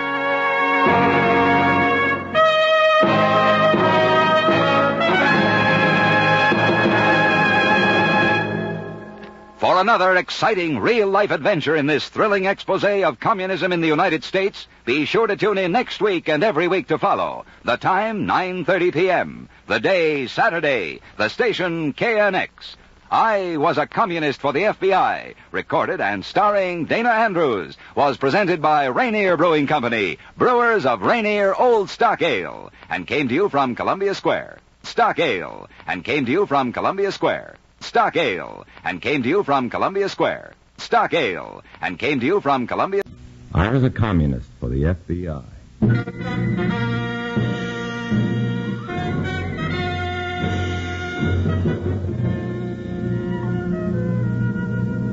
Starring Dana Andrews in an exciting tale of danger and espionage.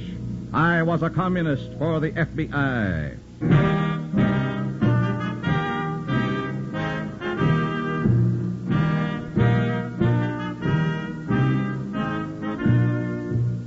The story you are about to hear is based on the actual records and authentic experiences of Matt Cvetic, who for 9 fantastic years lived as a communist for the FBI. Here is our star, Dana Andrews, as Matt Cvetic. 9 years. For 9 long years I played my part, like walking a tightrope in a circus. But if I fell, there wasn't going to be any net to save me. It's a lonesome, thankless job, trying to be a communist for the FBI. In a moment, listen to Dana Andrews as Matt Cvetic, Undercover Man.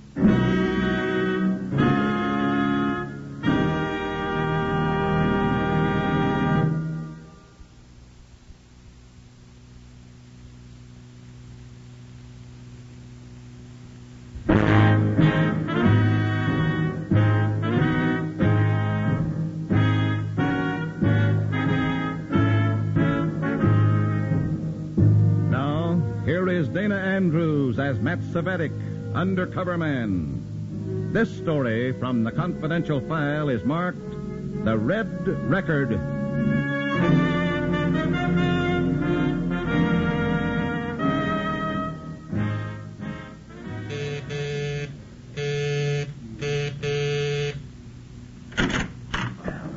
Oh, Comrade Matt, come in. I went to a meeting of my communist cell. It was Tuesday, 9 p.m. There were 6 of us there, 4 men, 2 women. We went through all the reports, propaganda, the directives, and then Comrade Ted, the leader of our cell, had a word to say. Well, just keep this in mind, comrades. The party expects nothing impossible. Just do what you're told. I think that's all. Good night. Oh, Comrade Matt, wait just a second, will you? Oh, me? Sure. Sit down. Yes, Comrade.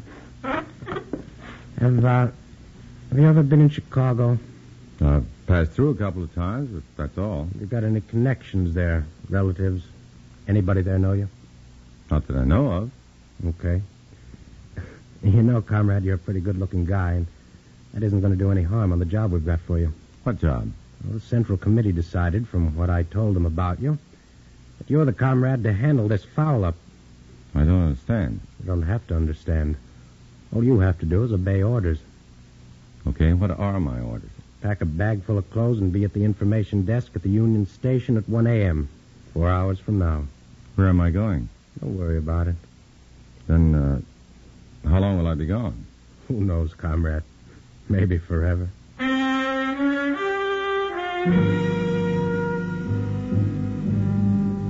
Comrade Ted gave me some money for expenses, and then we walked out to the street together. At the corner, we parted. Well, see you again, comrade.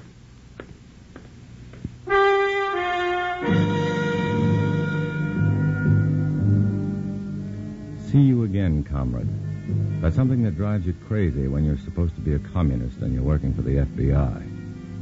See you again, comrade, they say. They'll see you again. That's one thing you can be sure of. I walked across town to the place where I live and went up to my room.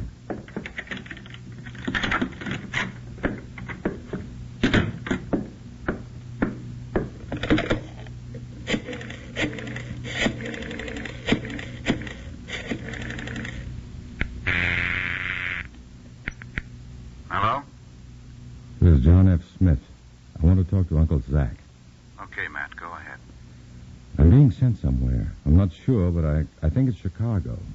I'm supposed to make a contact at the Union Station at 1 a.m. You know what it's about? No idea. Chicago. Yes, there's an operation in Chicago that we've heard about. I'll give you a number to call if you need it. Maybe you will. Michigan 91112. Michigan 91112. Don't write it down. Just remember it. I'll remember.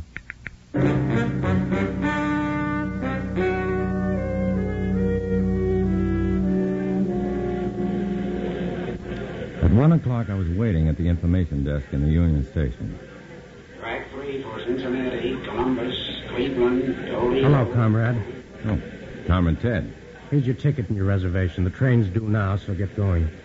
Where am I going? Chicago. We'll be met at the station. Come on. Who's going to meet me? How'll I know? He'll say, hello, George. How's Aunt Agatha? How will he know me? Don't worry about that. He'll know you. Good luck, comrade.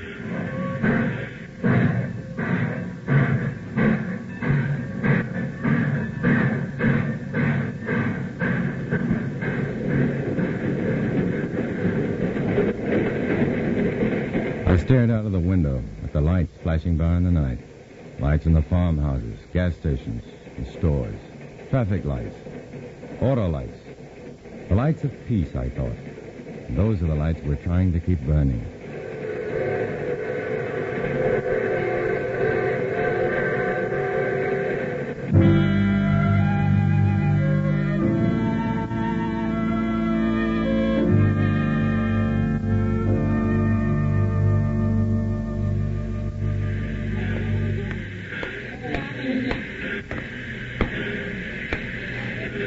Hello, George. How's Aunt Agatha?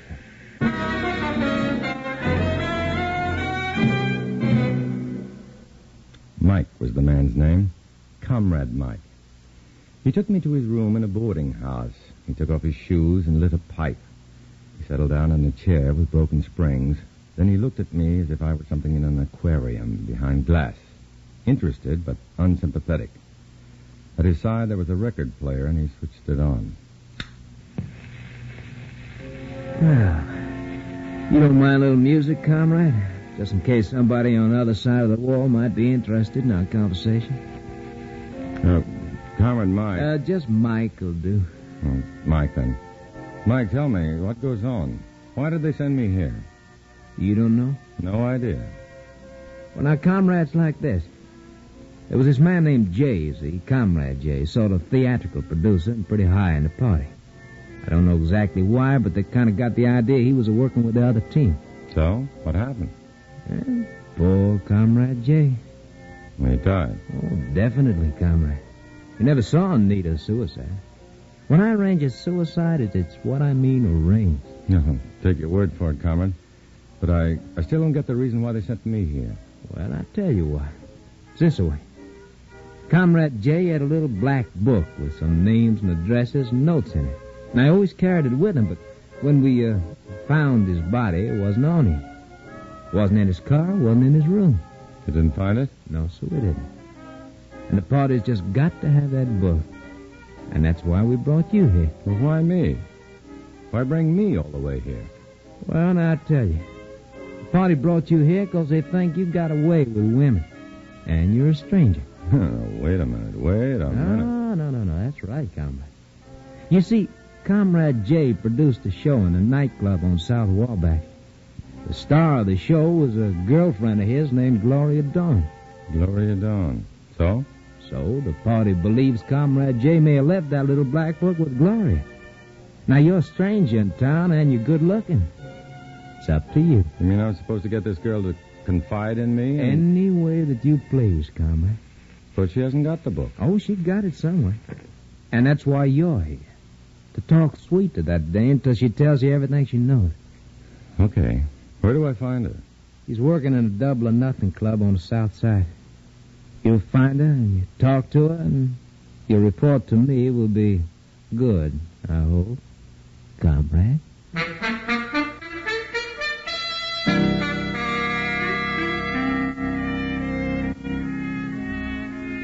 Yeah, I'd find Gloria Dawn, and my report would be good. It would have to be. I'd been instructed by the comrade.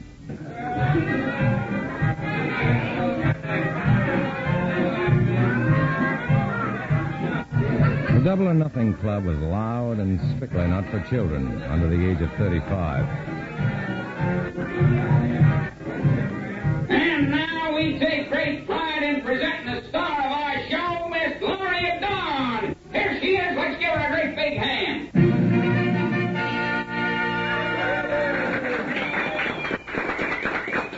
Hello, everybody. Hello. Now, let's go. It was just about what I expected, and I was not really surprised when I caught a glimpse of Comrade Mike in a far corner.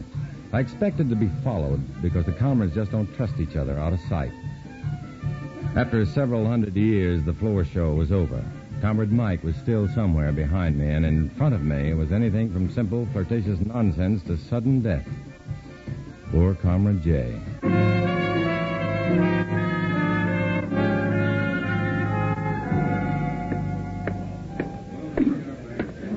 I found my way backstage to the dirty corridor where the dressing rooms were. Yeah? Miss Dawn? Yeah? Remember me? No. Matt Svetic. I never saw you before, mister. May I come in? Lose yourself, chum. All right. I just wanted to talk to you about Jay. Jay? What about him? Do you think he killed himself? Well, I... Come in. Sit down while I take off this makeup. What'd you say your name was? Matt Svetic. Oh, yeah. Mind if I ask? Are you a cop? No, certainly not. Why? Then why are you asking me about Jay? Well, he was a friend of mine. I heard he was a friend of yours, that's all. You were a friend of his. How long did you know him? Well, it's been years. I guess I first knew him right here in Chicago. He was a stinker. Sure. A real stinker. Of course he was, from the day he was born. Well, why'd you come back here to talk to me about Jay? It's just an excuse to meet you. Why? Because you're beautiful. At least I thought you were beautiful out there, but now that I see you closer, without your makeup, you're even more beautiful. Okay, honey. Wait for me outside.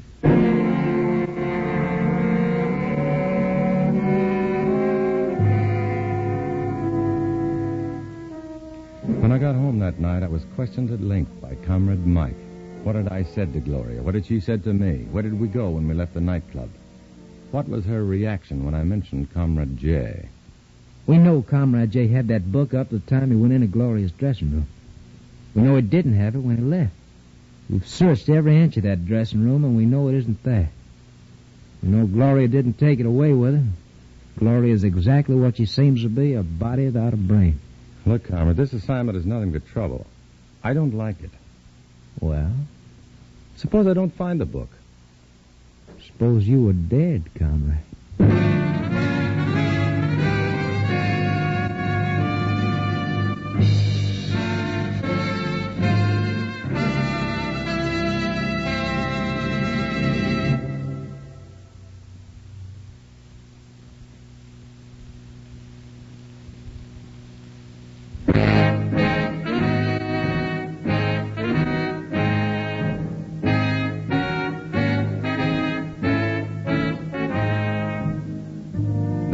Back to Dana Andrews, starring as Matt Svetic in I Was a Communist for the FBI, and the second act of our story.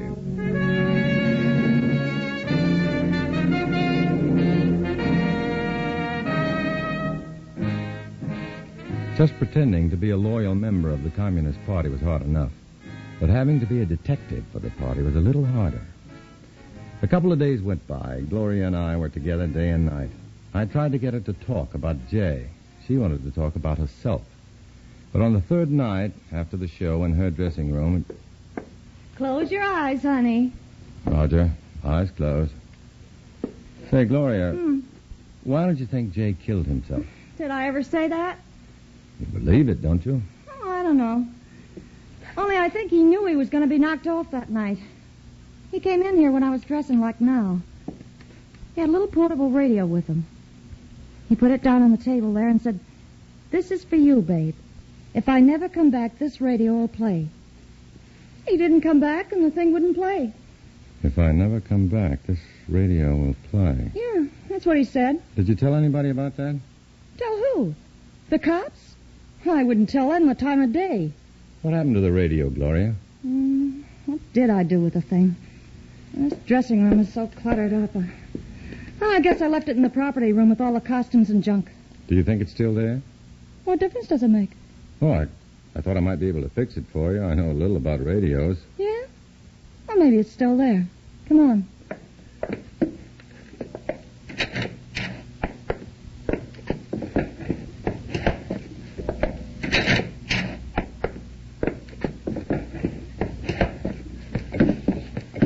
Here, this is it. It looks so beat up, I don't think you could sell it for $1. You think you can fix it? No, I don't know, but at least I can see if the tubes light up. If I snap off this back panel. Oh? You find the trouble, honey? Yeah, I think so. Let me take it with me. I'll get it fixed for you. Something as good as new. Okay, honey. Honey, do you believe in second sight? When Jay left here that night, he said if he never comes back, that radio will play. Well, forget about the radio, but he must have known he'd never come back. Yeah. Maybe he did know he'd never come back. Maybe he was right about the radio, too. Maybe it will play.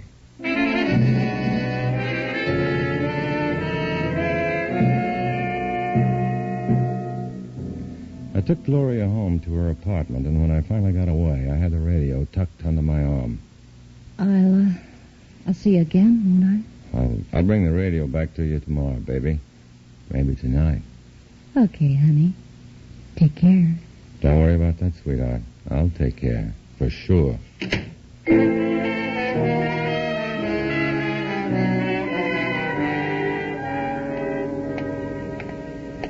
I walked along a Chicago street I'd never seen before, and all the time I was conscious of the fact that I was being followed. Comrade Mike, of course, and a slow-moving car behind me. At a street corner, there was an empty taxi. Where to? Just drive.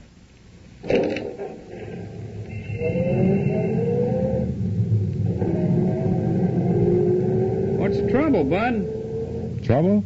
What do you mean? Okay, where to? Do you know a place that would repair a radio this time of night? What kind of radio? Portable.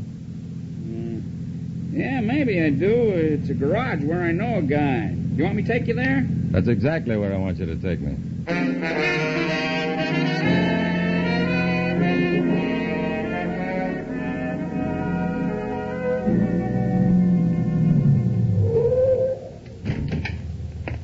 Here's the garage. Guy's name is George. Want me to wait? No, I don't know how long this will take. Okay. 140. Your name is Aronsky, isn't it? What if it is? A.J. Aronsky, license M12659. Look, pal, if you got a beef... Keep your hair on, Aronsky. I was just reading a card. I'm one of those people who remembers everything. $1.40. There you are. Thanks. Oh. Thanks, pal. Don't give it a thought.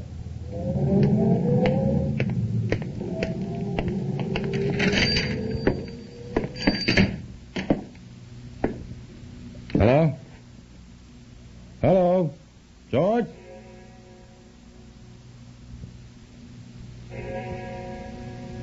The clock strikes 2 o'clock, and it's 10 minutes wrong. I was at a small fix-it shop in the front of a garage. George was nowhere, but Comrade Mike's not far behind. Not far. Close. Hello, comrade. What's the idea of following me, comrade? Just routine, comrade. You got your orders, I got mine. So they don't trust me here? Who trusts anybody anywhere? Let's have a look at that radio, comrade. Okay, why? Because you got it in that dame. Give it to me. Now, wait a minute. Wasn't it the idea I was supposed to make friends with that girl? Well, so? So she loves music. She wants me to get a radio fixed tonight. Am I doing wrong, comrade? Look, we trust you. We trust everybody.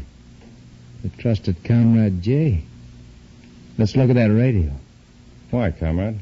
Because maybe there's a little black book inside it. Give it here. All right, comrade. Yeah. It's a cute little job, isn't it?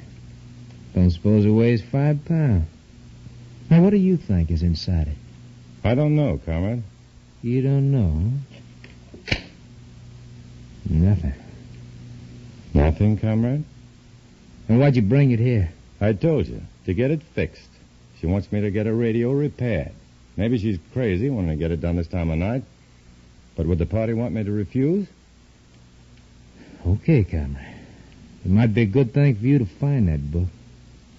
Here comes the cowboy outside, but don't you worry, comrade. You won't be alone.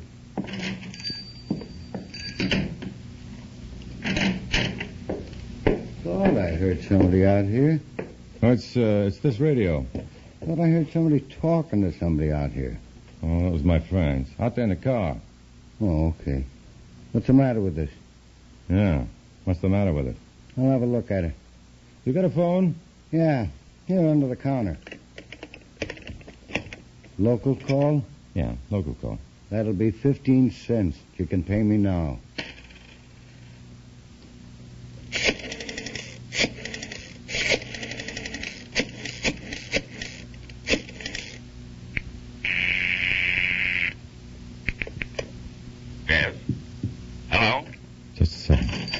Making a phone call? I saw you from outside. Thought I might be able to help you. I was just calling Gloria to tell her I'd be back in a few minutes. I'll tell her for you, huh? Hello? Hello. Who is it? Well, who do you want? What number is it? What number did you want? What's the trouble? Wrong number? A real wrong number. What is her number, pal? Let's try it again. Let's forget it. What's the number? Oh, I don't remember. Oh, you forgot it so soon? I guess so. I can't find anything wrong with this, mister.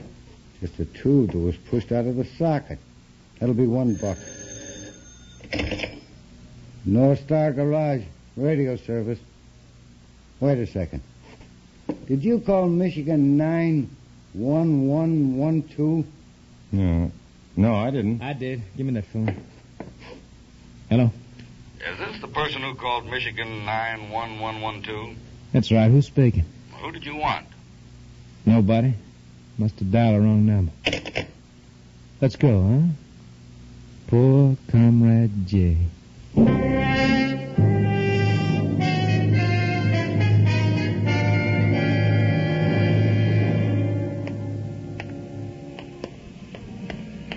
Doing a job for the FBI. A communist for the FBI. Maybe you ought to feel noble and brave about it. But right now, you're walking along a dark, deserted street with Comrade Mike 1 pace behind you. The bulge in his pocket is either a 38 or a 45. At Gloria's place, Mike shoved his gun in my back. Now you look. When we go through the lobby, let's not make any mistakes. Huh, Comrade? No mistakes. All right, move. Now, wait a second. Why do you want to see her? No, either you're a fool or you think I'm a fool. I might have been willing to believe that she didn't know anything about Comrade J's little black book until you made that phone call. Now I think I'm going to find out where it is. It may be a little tough for both of you, but I'll find out. Let's go, Comrade. Now, wait, Comrade. Look, you're making a terrible mistake. Why do you think I was sent here? I know why. To check on you, Comrade. Nuts. You don't believe me? How long are you planning to live? Crazy. The party wouldn't do that to me. Wouldn't they? I'm not going to try to convince you, but just think about it for a second before you make a fool of yourself. Nuts. Sure, nuts. But you can't be sure, can you? You can't be sure of anything in the party. Here, look at this card. Here, what is it? Let me see that. Look at it, Comrade.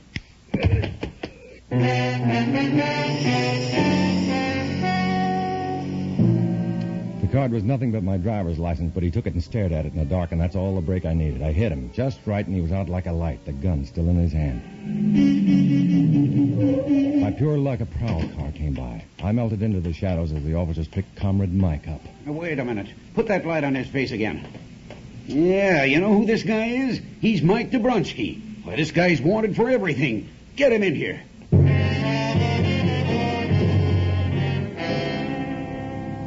Only a few minutes later, I made my report to the Chicago office of the FBI. Yes? Yes, go on, Svettik. It's a taxi. Illinois 4X1297. Driver A.J. Aronsky. License M12659.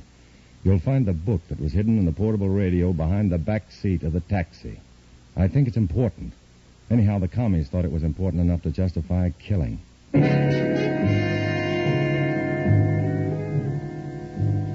The street in Chicago, dark, deserted, lonely. Why should you be walking alone, comrade? Where are your friends? When you're in the party, you can't have any friends. Where are you going, comrade? What's at the end of the road? You walk in the night and you wonder, what is at the end of the road? But I know. How well I know. I'm a communist for the FBI. I walk alone.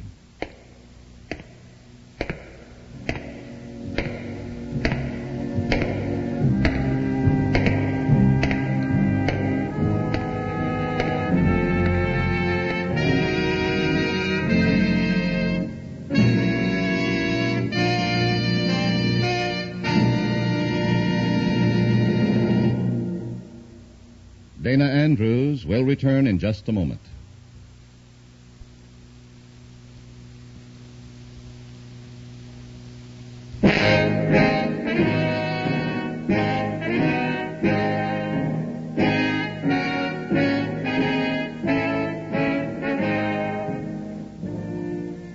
This is Dana Andrews with a word about the story you just heard.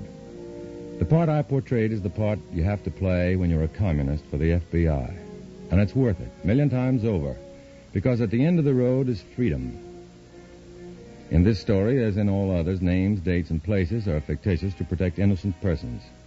Many of these stories are based on incidents in the life of Matt Cvetic, who worked undercover for the FBI.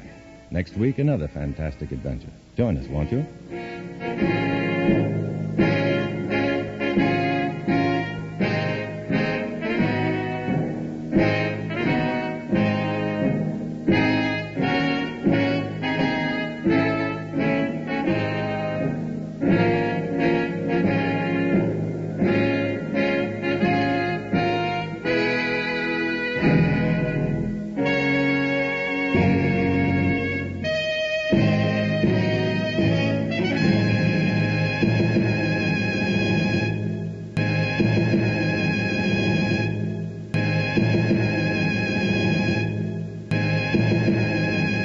All of the communists for the FBI.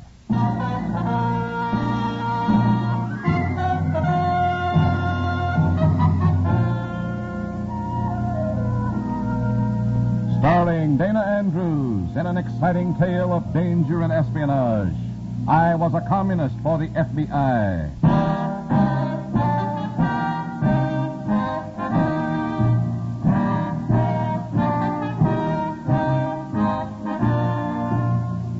Many of the incidents in the story you're about to hear are based on the actual records and authentic experiences of Matt Cvetic, who for 9 fantastic years lived as a communist for the FBI. Here is our star, Dana Andrews, as Matt Cvetic.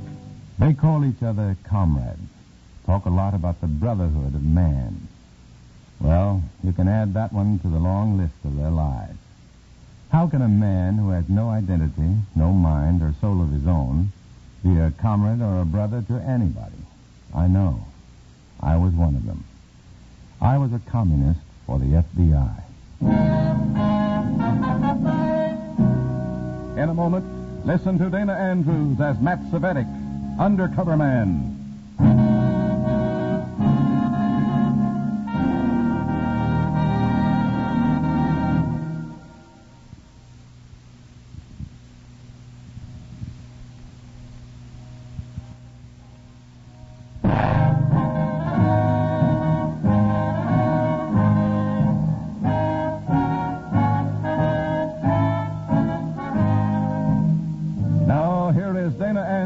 As Matt Cvetic, FBI Undercover Man. This story from the confidential file is marked Burnt Offering.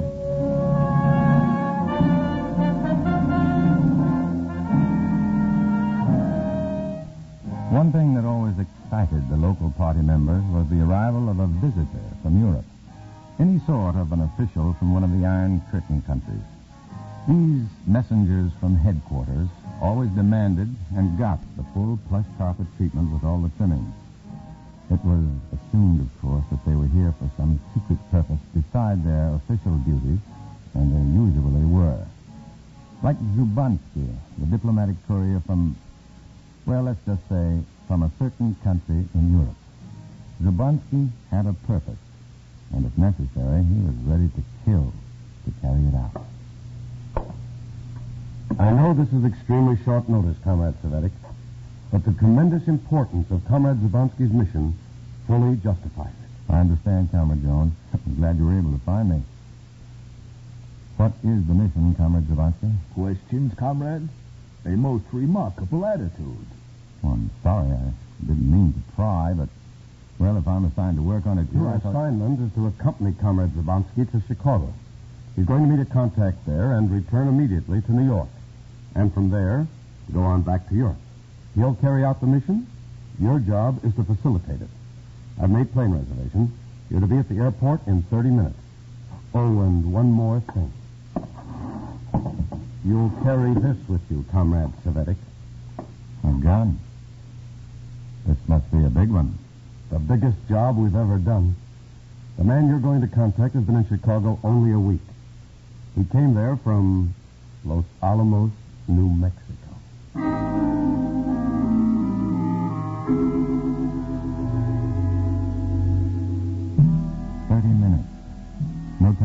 discuss anything with the FBI. In fact, I didn't see how I was even going to contact them.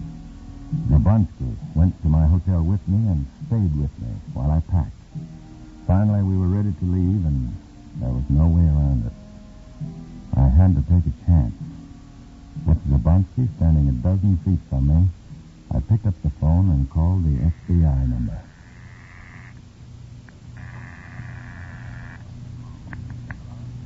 Hello? Hello, City Cab Company? No, this is not the... Will you hold a cab at the stand in front of the Gavin Hotel, please?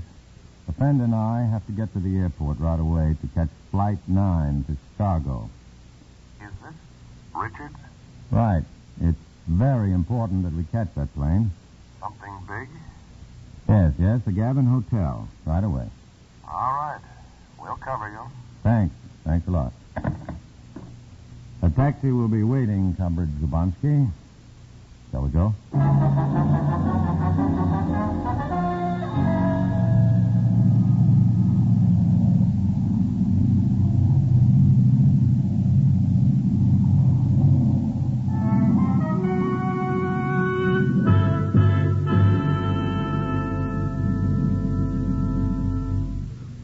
I think that'll be all for now, boy. Here you are. Thanks. What did you say is the name of this hotel, Conrad Zavetic? The Handley House. One of the best in Chicago. Oh, yes, it is most delightful. Very luxurious.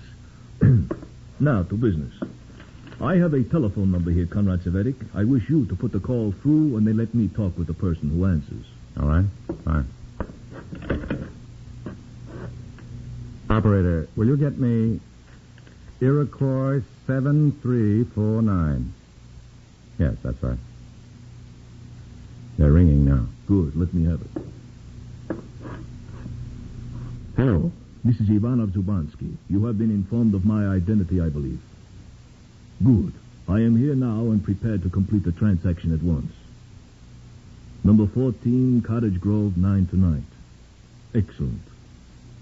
Very well. Goodbye. Conrad Zavetic, do you know the location of a place called Cottage Grove?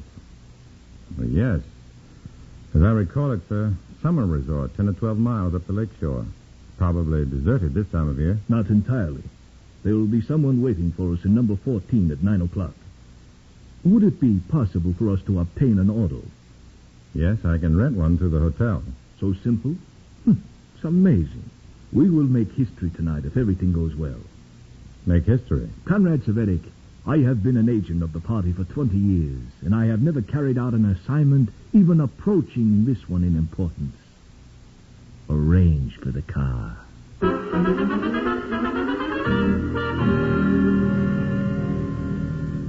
An hour later, we left the room and headed for the elevators. I was worried, plenty worried, because I couldn't be sure the FBI was on hand and covering me. We left the elevator and started across the hotel lobby. Then I saw him, sitting in a chair near the reservation desk, reading a paper. It was Davis, an agent I'd contacted before. The FBI was on the job.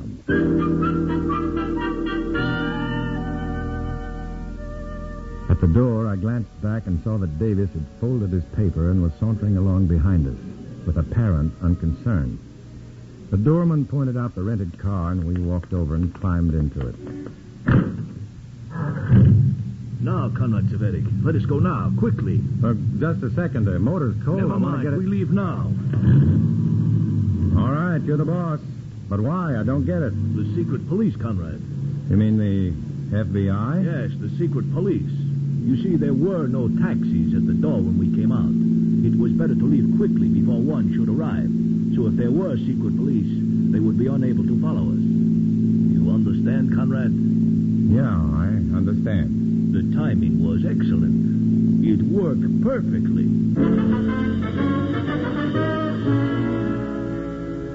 I'll say it worked perfectly. I caught one last glimpse of Davis in the rearview mirror. He was frantically trying to flag down a cab. And then I was on my way to meet an unknown contact with a gun in my pocket and a commie sitting beside me who had turned out to be smarter than he looked. And I was out of touch with the FBI on my own.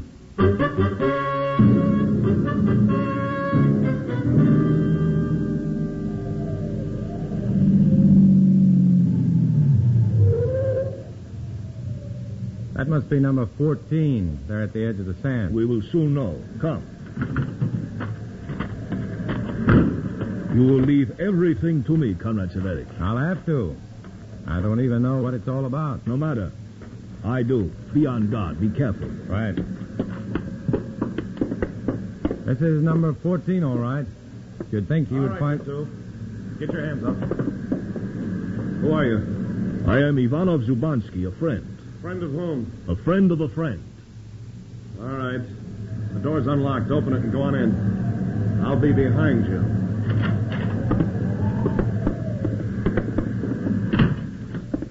How come there's two of you? I understood you'd be alone. This is one of our American comrades, Comrade Severik. A U.S. commie?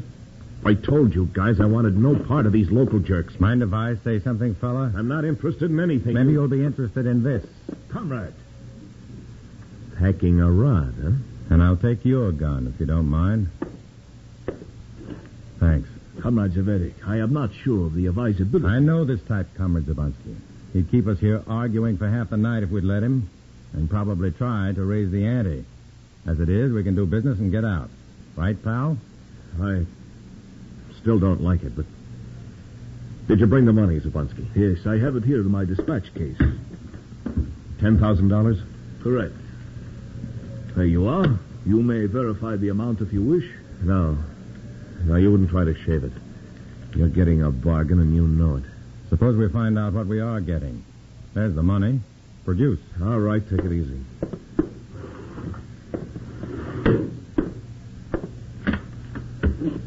There you are, boys.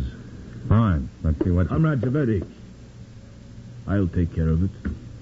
Sorry, I didn't mean to get out of line. Not at all. You have been most helpful. But the one important thing now is to transport this item safely to Europe. And at that, I am a past master. Shall we go?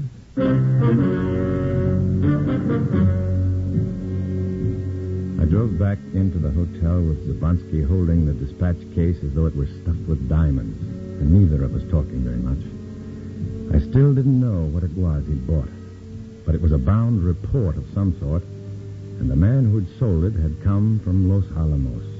Two good reasons why it shouldn't get out of the country. We just got inside our hotel room when the phone rang. Who's that? Well, I don't know. I'll get it. Hello. Bishop? Yes, this is Mr. Svetty. Davis here. I'm calling from the lobby. Pretend it's the room clerk. I see. Some bad luck there when you left the hotel. I saw you come back. Pick up anything, a report or film? Of course. I thought so when I saw that dispatch case. Well, we have a plane reservation out on flight 12 in the morning, so the room will be available by 9 o'clock. All right, I'll check with headquarters and contact you before then. No trouble at all. Bye. The room clerk. They've got a convention coming in tomorrow. Wanted to know when we were leaving. Oh, yes. As a matter of fact, Comrade Severik, I think we shall leave immediately. But I thought we were staying over until morning. There's hardly any point in it now. I have what I came for. It is better to get it out of the country as quickly as possible. What about this getting it out of the country, comrade? How are you going to get it through customs? In dispatch case, of course. I'm about to put the seal on it now. Diplomatic immunity. I hadn't thought of that. Comrade Severik, I think you might be interested in seeing what a tremendous prize we have acquired tonight. I will show you just the title of the report before I seal it up. Look. I stood there aghast, watching him put the customs immunity seal on the case, realizing the full meaning of the title on the front of the bound pages. It read, Quarterly Progress Report, Secret Weapons.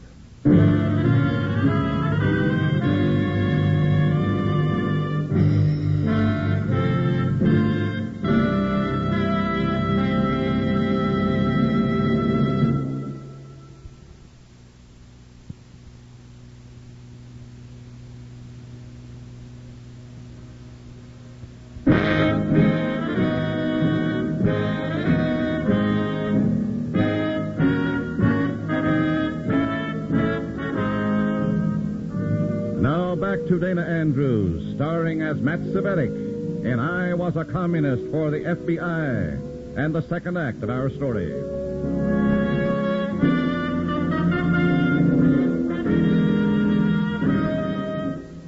Once again, the timing was against me. Zabunsky's sudden decision to leave immediately put me out of touch with the FBI again. And that diplomatic immunity seal was another problem. A problem even for the FBI. I didn't dare let that report leave the country, and yet I didn't know how to prevent it. When we boarded the airliner and took off from Chicago, I still didn't have an answer. According to the schedule, we will arrive in New York at 6:40, and at 8:10 I catch a transatlantic plane to Europe. Excellent.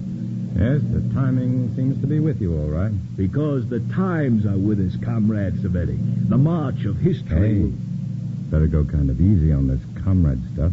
Want the secret police on our necks? Oh, I forgot. It is well that you accompanied me. Who knows what errors I should have made. Glad to do it. It's all for the cause, you know. Always before I have come only to New York or Washington, and I've seen no one outside our own embassy. I know very little of your customs. Yes, I've begun to realize that, Mr. Zabansky. Well, when you're in doubt, just follow my lead. I shall come, Mr. Savetic. That's the idea. Oh, stewardess. Yes, sir? What can I do for you? I wonder if I could have something to eat. Certainly. Would you like something, sir? Well, I don't You might know. as well. It's on the house. Bring us both a snack. Yes, sir. I'll bring it right away. Such luxury, such service. You said it. Oh, by the way, I guess I'd better send a radiogram to the chairman. Tell him everything went off all right. Wait a minute. Why, Mr. Savetic? Oh, those were my instructions. Oh, I understand. You can send the message from the plane? Yes, another one of those luxuries. But isn't there danger of it being intercepted? By the secret police? Wouldn't do them any good. I use a code of my own. Let's see now. I want to let him know we got the item, that you're hurrying on to Europe, and that I'll be there by noon today. I guess that's it. There. Think the secret police could make anything out of that? Say, flyboy, this Ollie same upstairs drawer. Keep mum. You're truly long side wrong, G. G. Oh. Up front, sing plenty. Here no can, you'll fix 'em. Nix on tipple. Let's see. A remarkable code. Yes, isn't it? Here's your food, gentlemen. Well, thanks. Stewardess, would you mind giving this radiogram to the pilot? Well, Just give it to him, please. He'll take care of it. Well, I'll be glad to. Thanks.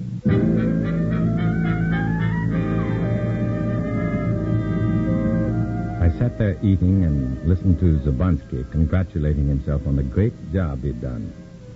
And then what I'd been waiting for happened. The stewardess came back from the pilot's compartment. Sir, the pilot can't make out some of the words in your radiogram. He wonders if you'd come up and explain them. Yes, I'll be happy to. I'll be right back, Mr. Zabansky.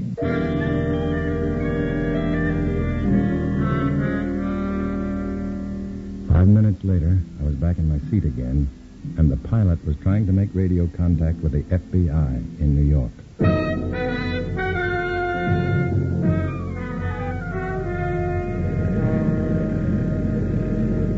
Flight 17, New York to Gander, Shannon, and London. I believe the immigration office is over this way, Mr. Zabansky. Yes, right ahead there. It is such a nuisance to require foreign diplomats to check through immigration. It is always a mere matter of routine clearance. Well, it won't be long now, and you'll be in the air and safely on your way to Europe. Quite so. And with the satisfaction of having completed a highly successful mission.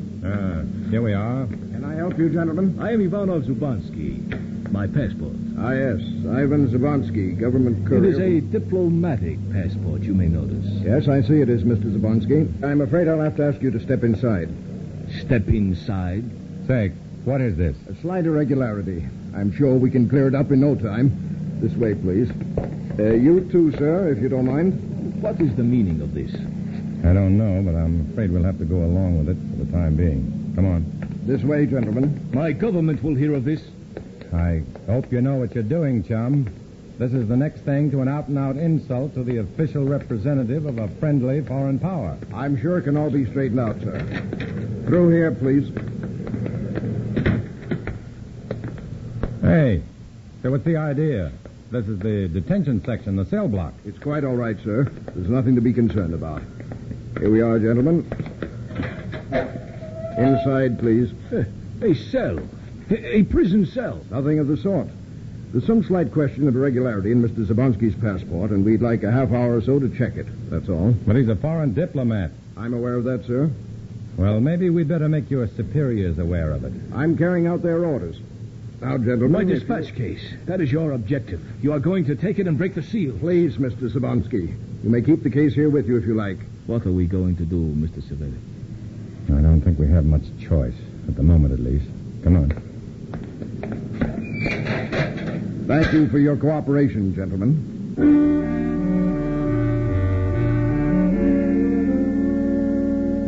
So far, so good. The pilot had evidently got my message through, and the FBI had decided to go along with my plan. I'd asked them to detain us for half an hour and leave us in a cell together. The rest was up to me. The problem? Block off that report without getting the State Department involved and without arousing Zubansky's suspicions. Quite a problem. What is taking them so long? Why doesn't he come back? Easy, comrade. He's only been gone 5 minutes. Somehow they have found out, Comrade Savetic. It's impossible. How could they? I have been thinking. That man who sold us the report, a traitor and a criminal. Perhaps he sells to both sides. Yes, it's possible, of course. That dispatch case of yours, if they do open it and find that report... They will open it. Of course they will. That official didn't even deny his intention when you accused him. It's possible. They may be trying to get authorization from higher up. And they will come for it at any moment. What can we do? If we could only get rid of that report. Without that for evidence, they wouldn't dare hold you. If we could only dispose of it some way. Sure, but it's a little hard to dispose of anything when you're locked up in a cell. Here. Like a cigarette? No, thank you. That is it. Hmm? The cigarettes. You have matches, of course? Yeah, but I get it. Burn the report. Right here on the floor. Exactly. We must hurry before they come for us. Where are the matches? Here. Let's tear the thing into shreds so it'll burn in a hurry. Otherwise, they may smell the smoke and get here before it's destroyed. That's a very shrewd idea. If I get out of this, Comrade Savetic, rest assured that I shall commend your assistance highly to your cell chairman. Thank you, Comrade. You're too generous. Well, that ought to do it. Here goes nothing. Good. It is flaring up very quickly. It would all be burned within a matter of seconds. A $10,000 blaze. And an even greater loss to the party. We had the plans of secret weapons right in our hands, Comrade Zubansky. Comrade, there was no way to save it. Under the circumstances, we are fortunate to have saved our lives. Here, what's burning in here? We just made it, Comrade. And is he due for a surprise? Good Lord. What are you burning here? Private diplomatic papers to which I have no further use. I'd say you're wasting your time, pal. There's nothing left but embers. Why did you do this? Why did you burn these papers? A purely personal matter. What about Mr. Zabansky's passport? Did you get that irregularity cleared up? Here is the passport. It's been cleared. Your ticket is stamped. I am free, then, to take the plane to Europe? I have no reason to detain you further. Not now, huh? As for you, however, my superior is waiting down the hall to ask you a few questions. Glad to oblige. I always... Hey, look at the time. What? You've got just 3 minutes to get aboard that plane, Mr. Zabansky. Get out before they change their minds. Yes, I understand. I go quickly. I will communicate with you in the very near future. Fine. Good luck, Zabansky. Nice going, sir. Thanks. You put on a pretty good act yourself. I don't exactly know who you are or entirely what this is about, but there's a man down the hall who does. I must say, though, you made a fine mess of the floor of one of my security units. Yeah, but it was a fortunate mess. Plenty fortunate. There you are. Come on in, Matt. Oh, Davis. Flew in an hour behind you. But I guess there's nothing much left for me to do but offer congratulations and say that we're... Wait, hold it a second. Huh?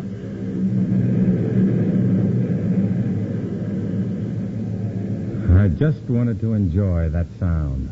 That was Zubansky's plane taking off. Well, that was that. Davis traced the spy from his fingerprints on the gun I took from him and picked him up in Chicago a week later. But that was later. There in the immigration office, I shook hands with Davis, and he left to catch a taxi to his apartment and his wife and kids. I walked down the long corridor toward the terminal, heading for the ticket windows, heading back to my hometown cell and the same dangerous double life. I wondered for an instant how it would be to have a wife and kids to go home to. And then I killed the thought. I can't afford to have thoughts like that. I'm a communist for the FBI. I walk alone.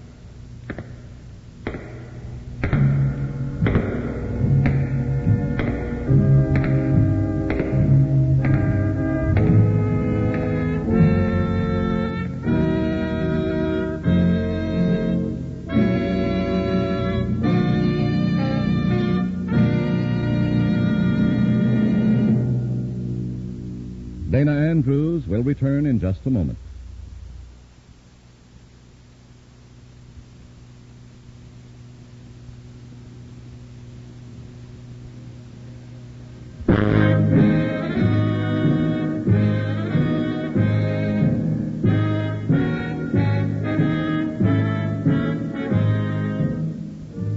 This is Dana Andrews.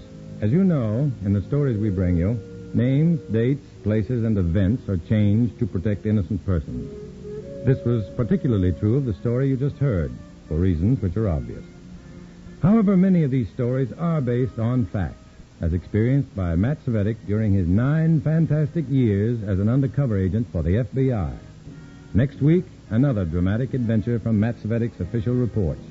Join us, won't you?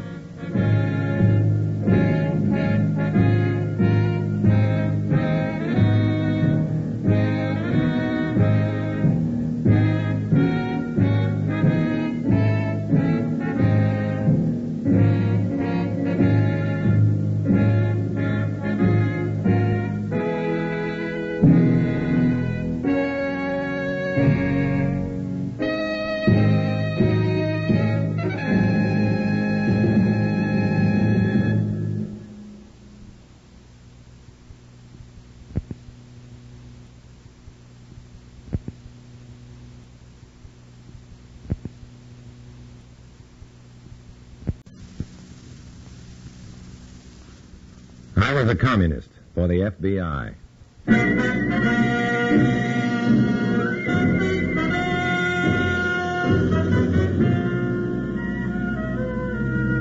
Starring Dana Andrews in an exciting tale of danger and espionage. I was a communist for the FBI.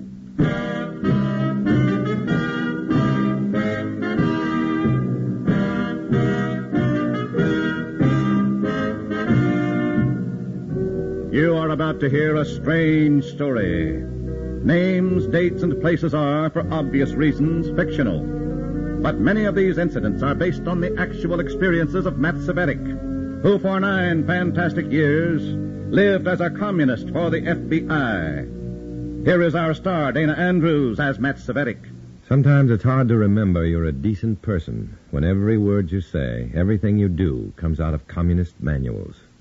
For 9 years, I was torn apart inside with hating of the red lies, and yet spouting them every day of the week. Only my knowledge that it had to be done kept me going, as a communist for the FBI. In a moment, listen to Dana Andrews as Matt Cvetic, Undercover Man.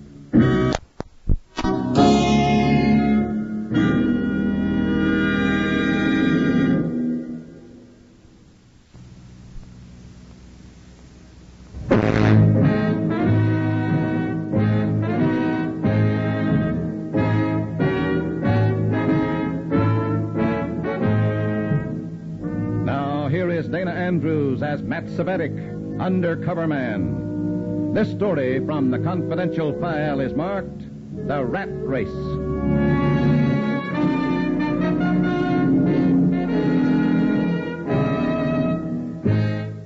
Detroit. A small, smoky room, a handful of nervous men. It was a communist cell meeting, and like all the others I had attended, it was overcast with the tension of fear. It seemed like it would be a routine meeting. As we stood waiting for our cell leader, Comrade Grayko, the pudgy, mustached Gorgi Tamashovna babbled his troubles to me. So she says to me, comrade, she says, Gorgi, why you got to go to meeting tonight? And I tell her, look, Babka, how did I know your cousin was coming tonight to visit? And cousin or not, Babka, the party with me comes first. You should bring your wife into the party, too, Comrade Gorgi. Comrade Matt, no one, not even Comrade Stalin, could bring my wife to a place she don't want to go. That Anna, so stubborn like this. Oh. Comrades? Good evening, Comrade Grayko. Comrade Cvetic? Yes, Comrade Grayko? Remain after the meeting. I have something special for you. Yes, Comrade. Before we take up the business at hand, Comrade Georgi Tamashovna. Yes? Are you aware of the way your wife speaks regarding the party? Oh, yes, Comrade. She says too much, Comrade. Some of which she has learned from you. Of course. Honest, my wife, you know how to... I know nothing. Except you must convert her to the party immediately, or get rid of her. Yes, Comrade Grayko. Very well. Let's proceed with the meeting.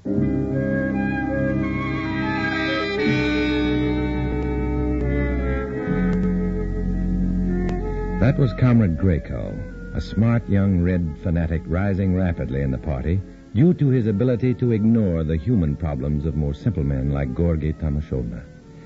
When Grayko and I were alone after the meeting, his guard came down a little, and I saw that he was both nervous and excited about something. You will go immediately to the Hotel Standish.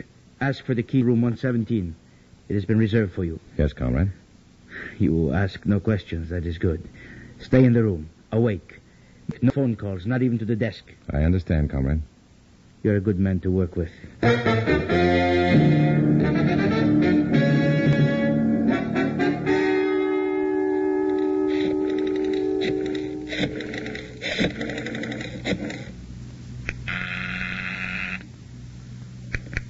Blue Star Grill.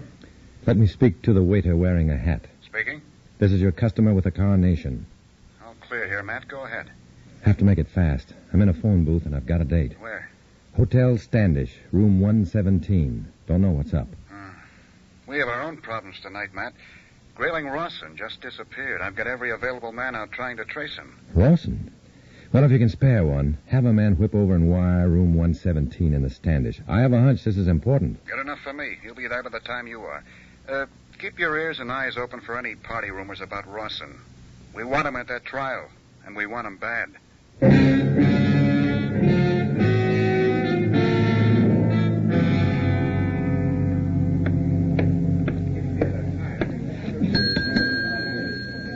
Yes, sir. May I help you? That's why I rang the bell. You have a reservation for me, room 117.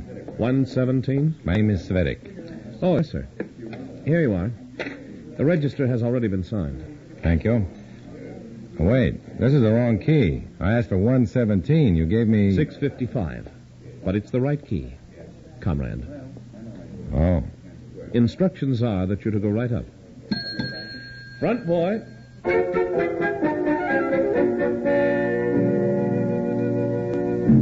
No matter what the clerk called it, the switch of rooms had me stuck. I was taken to room 655. As soon as the bellhop had left, I started to go down and inform the FBI man of the change. But even as I started to open my door, the phone rang.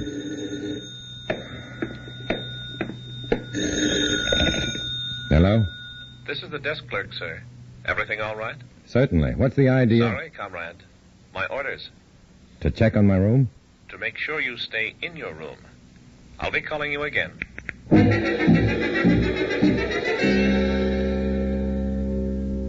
They hadn't missed a bet. I was in room 655, and that was where I was going to stay. While down in room 117, an FBI man was installing a microphone in vain. There was only one thing for me to do. Wait. It was a long one. Then, at 20 minutes to 3, the wait was over. Who is it? Greco. Oh, come in, Comrade. Oh, have the janitor with you? Inside, quickly. Comrade Greco. Is he one of us? The coveralls have fooled you. He's not the hotel janitor. Look more closely. Huh? Oh, sure. Rawson. You're Grayling Rawson. But Comrade Rawson, this is Comrade Matt Svetic. It's a pleasure. I see you know me. Who doesn't? You're one of the most important men in the party. Exactly.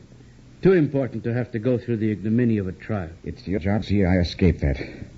I must not stand trial. They won't get you to trial, Comrade Rawson. But isn't he on bond? $50,000 bond. The party will be glad to sacrifice that to save Comrade Rawson from jail. The FBI will turn the city inside out looking for him. Let them. He won't be here. That's why you are here, Comrade Svetic. We are taking Comrade Rawson out of the city. Now. Out of the city?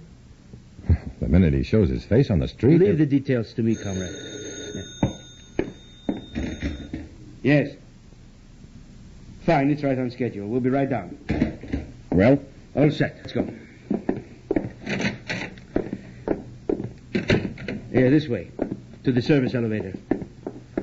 It's a great honor to be selected for this mission, Comrade Greco, but why... Your record shows some intelligence, Comrade. That is why.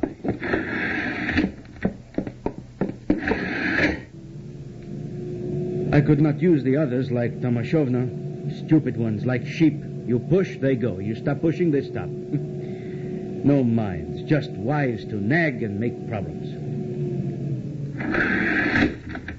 And now you can forget your worries, comrade. There is your escape. Perfect, no? A hearse? I don't like this joke. It's not funny. No, Comrade Rawson. This is only a precaution against discovery until we're out of the city. The rest of the trip will be different. The rest? Yes. Didn't I tell you? We are taking Comrade Rawson to New York.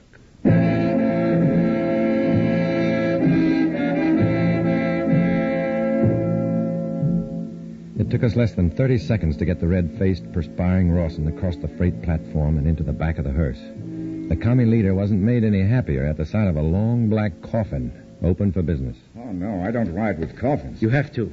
It's all right. It's a lovely coffin. Here, see, the inside is coated satin. Lay down in it, try it out. What? Lie down? Oh, no, not until I'm a corpse. Would you rather go to jail? All right, I'll lie down. And I think I'll take a pill. Good. Comrade Svetic, you'll drive. Here's the uniform coat and the cap. Now change quickly. Yeah. Now, I will remain in back. If we are stopped, I am the mortician, Frederick Dodds. Dodds. I remember. Good. And in this coffin will be the earthly remains of one John Carter being taken to the Green Lawn Cemetery in Rockwood, where the poor thing will be cremated.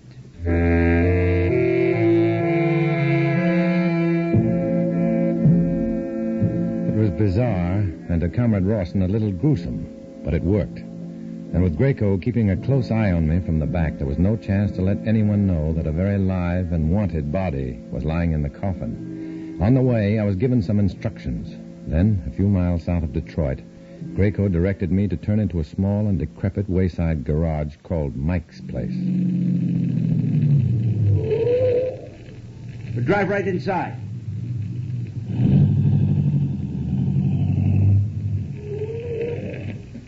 All right, Mike, close the doors. Right on time, comrades. Well, I like your choice of help, Comrade Greco. Introduce him. Later, my lovely Cobra. All right, come out, Comrade Rawson. I'd be most happy to. This way, please. All of you. Nerve-wracking, this business of escape. I should take another pill. Take 2. It's a long way to New York. Oh, no. If I take too many, they make me violently ill. Please have seats, comrades. I'm sorry this office hasn't much to offer in the way of comforts. How long are we going to stay here? He talks. I just knew he could do something besides drive. Look out, Comrade Matt. Oh, don't warn him. Introduce him. All right. Matt, this is Candy. short for Candice. Which is short for Rosemary Wilkinson. Candice fits better. Candy's perfect. Oh. Candy is sticky. And that's the way you impress me, comrade. What? Score, comrade. Direct it. Better forget it, Rosie. Don't call me Rosie. And Comrade Matt. Yeah? Candy can be soft and sweet, but it can also be hard. I don't think you'll like hard candy. Please, when do we leave? Oh, Mike's bringing up your car now. It'll only be a few minutes, Comrade Rawson. Call me Grayling, my dear comrade. Did you check the radio? Yes, nothing on it. The FBI are keeping it quiet so far. Probably figure he'll show up soon. Mike knows what to do with the hearse? Sure. He'll ditch it back in Detroit before daybreak. If you'll excuse me, I think I'll wash my hands. Greco, sit down, Svendik. No, but all I wanted to... Orders. Until Comrade Rawson is safely out of the country, none of us will be alone at any time. The party is taking no chances on this mission. Yes, but... I repeat, those are orders. Disobey them or even try to disobey them, and it will mean your instant removal.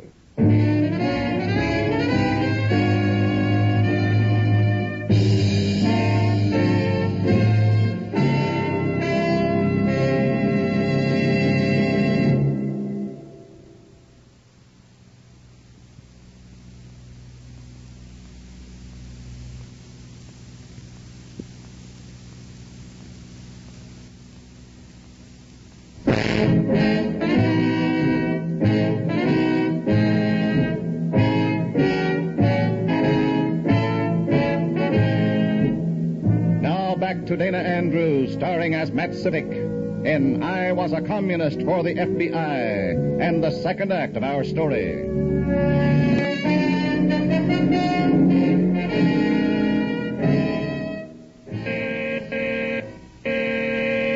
That's Mike with the car. Wait till he signals the road's empty. That's it. Let's go.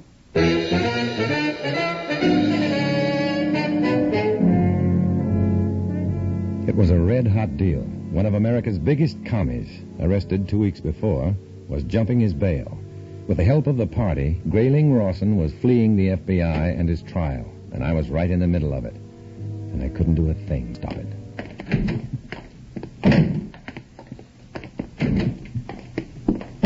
So long, Mike.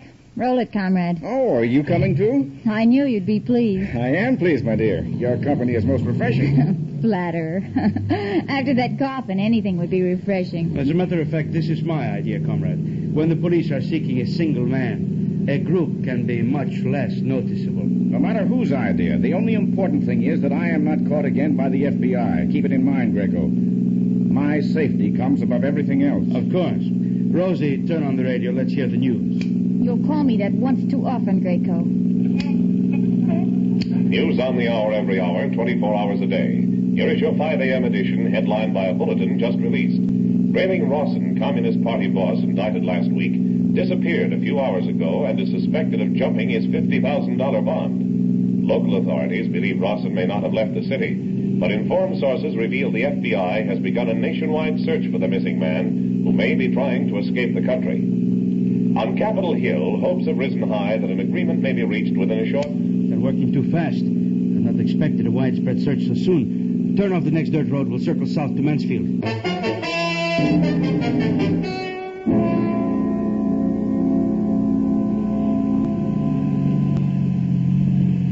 All right, pull up here. Where are we going? That big white house with the elms in front. Looks like it's all clear. But you stay in the car with Grayling, Rosie. Matt and I will make sure. Hey, Greco, is this the right house? That sign there says... Miss Blanche Harris, piano lessons. Yes, I can read.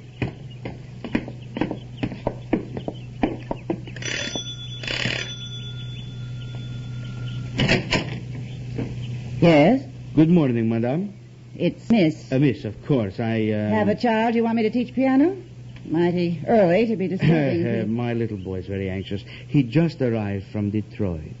Oh. Do you know the answer to 5 times 5? Of course. 31. Come in, comrade. I am Greco. This is Comrade Svetic, Comrade Harris. Comrade Harris. Comrade. You are alone? Yes, I was just starting breakfast. My first pupil won't arrive for an hour yet. Where is... Outside, in the car. We need to stay here for a while until things quiet down. It's an honor to help Comrade... Please. It is best the name never be mentioned. I understand. I have to put you up in the attic. It's kind of dirty, I'm afraid. Haven't been much on climbing those stairs since I picked up a touch of it will be fine. Just as long as it keeps us out of FBI hands.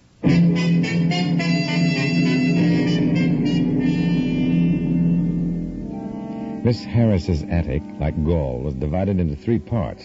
One large room, a bath, and a tiny additional room against the eaves.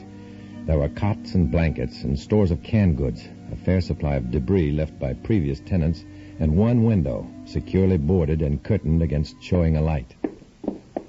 Many of our comrades have stayed here while evading the police, but of course never anyone so important as yourself, Comet. Thank you. The party won't forget your work. The men can use this large room. And I get the broom closet. Enough.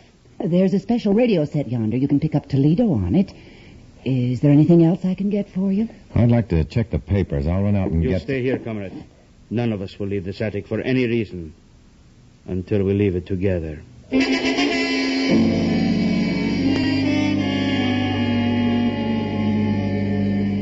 Greco was plain enough. As long as he was around, I knew my chances of contacting the FBI were exactly 0. My one bit of cheer was that as long as I was not heard from, the FBI would be able to guess I was in on Rawson's escape and that he had not yet left the country. So they would continue to search. And in this, I was right. Today, the manhunt for Grayling Rawson goes on undiminished. Everywhere, the authorities are seeking the communist boss who jumped bail and disappeared from Detroit last Friday night. As a public service, we're broadcasting his description again. If you see or have seen such a man, please contact your local police immediately. I repeat, if you see or have seen such a... Don't they ever give up? Oh, no, not again. Comrade Harris must give lessons to every child in Mansfield. Little monsters. After this is over, I'm going out and strangle everyone I see, just on general principles. Well, it won't be long. Search or no search, we have to leave here in 2 days to be in New York by the 18th. The 18th? Why the 18th? You'll know in time. And stop asking questions. You'll live longer. I think I'll take a pill.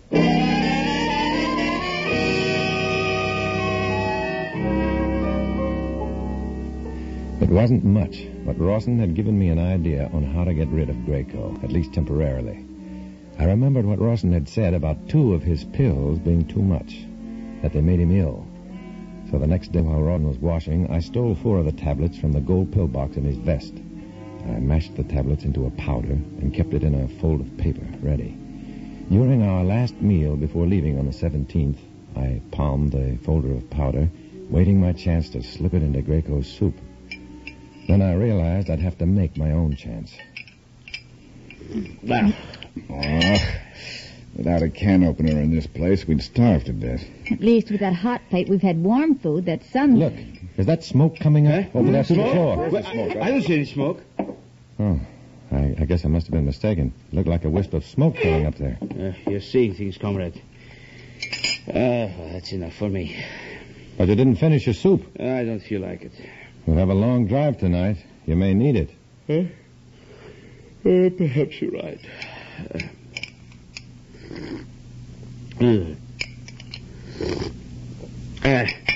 That's enough. We'll be leaving as soon as it gets dark.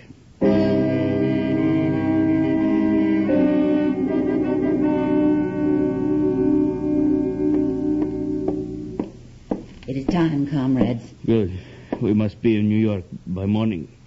Comrade Greco, something wrong? You look pale. Oh, just a stomachache. I'll be all right.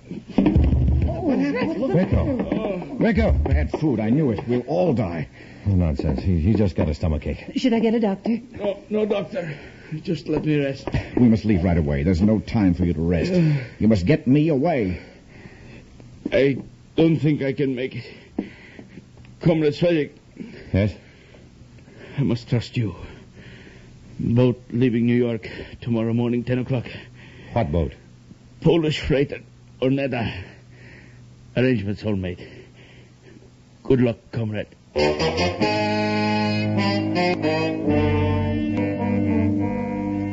After Comrade Harris furnished Grayling Rawson with working clothes and a hat, we were on our way. Grayco being left behind gave me hope, but I bided my time until we were entering Williamsport, Pennsylvania. It was after 3, and both Rawson and Candy were dozing as I pulled up to an all-night cafe. Then as I reached for the door handle, a small, cold circle touched the back of my neck. It's a gun, Matt. Grayco's gun. Look, I don't understand, Candy. Why... I don't trust you. I was only going to get some... Orders were for us to stay together. Now, if I were you, Matt, I'd drive on.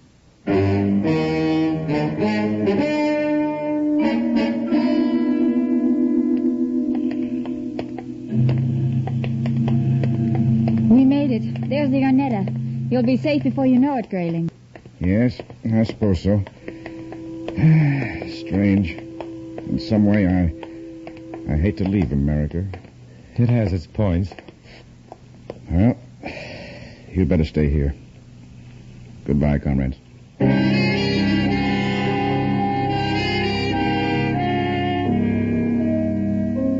I watched Rawson go to the loading foreman, and in a moment the commie was in the line of workers, carrying a box into the freighter's hold through the loading hatch.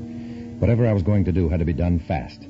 At that moment, a burly stevedore brushed by us. I threw a shoulder into him, and he hit the deck. Then he got up, and with a hitch of his dungarees, he started for me, followed by a half-dozen others sensing the brawl. Come on, Matt. Let's go. Hold on, doll. I'll take care of your boyfriend. Peddle your papers, ape man. Hey, you crumbs. You insult my girl, I'll hand you some knuckles. You'll hand me some knuckles. Make room, you guys. I don't want his blood to splash on you.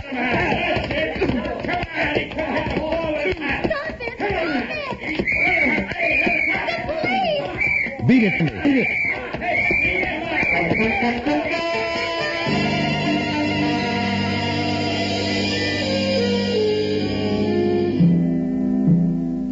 It was the hard way, but I was free of Candy, who faded fast at the sight of the police.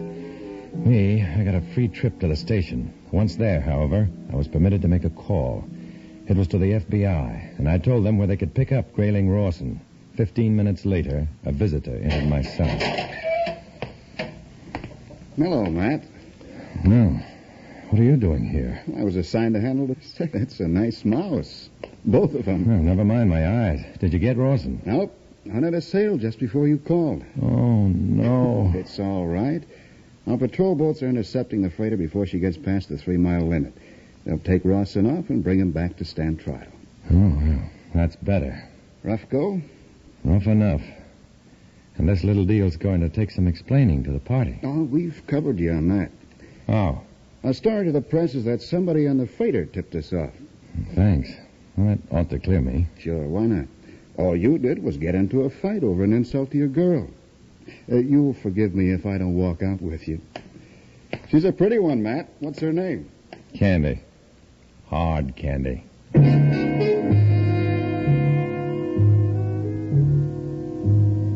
I'd done my job the best I could, but there was no feeling of satisfaction yet.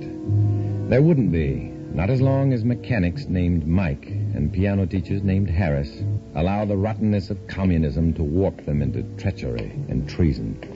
It was up to me to live with my enemies until the job was done, which meant I would continue to walk alone.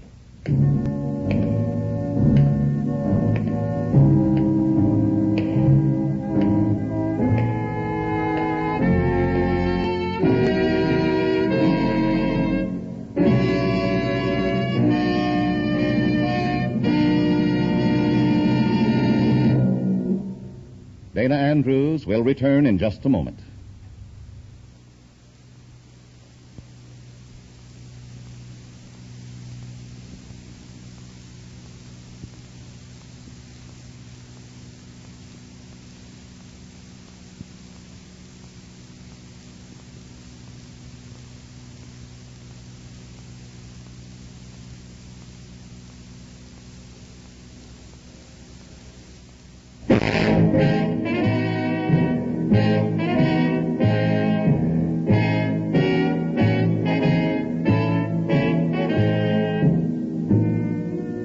This is Dana Andrews.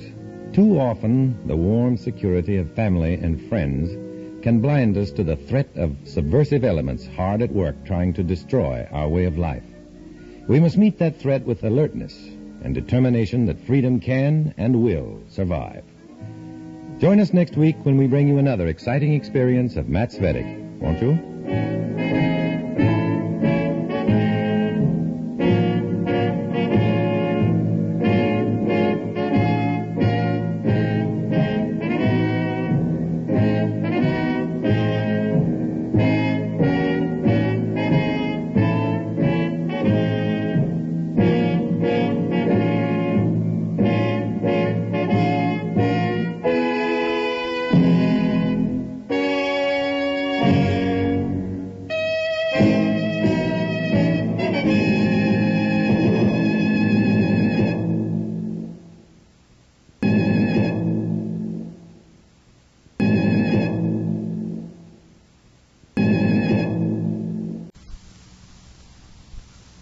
I was a communist for the FBI.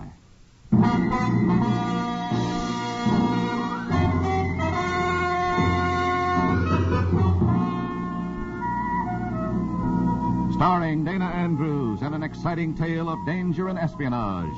I was a communist for the FBI.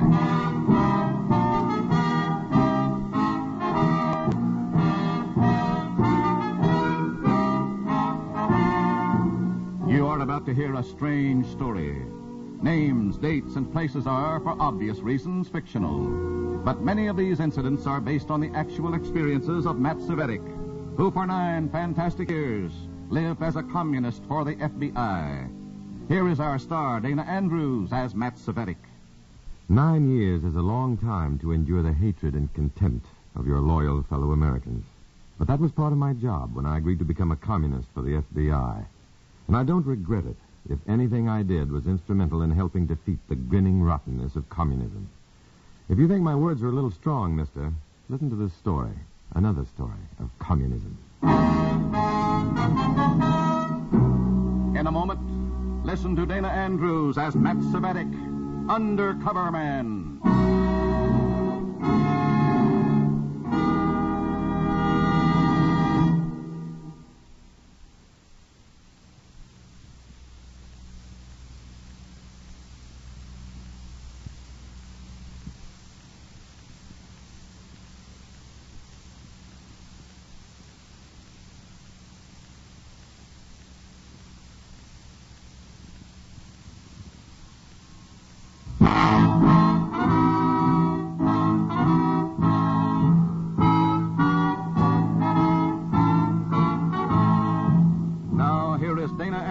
As Matt Svedek, Undercover Man. This story from the confidential file is marked, The Party Got Rough.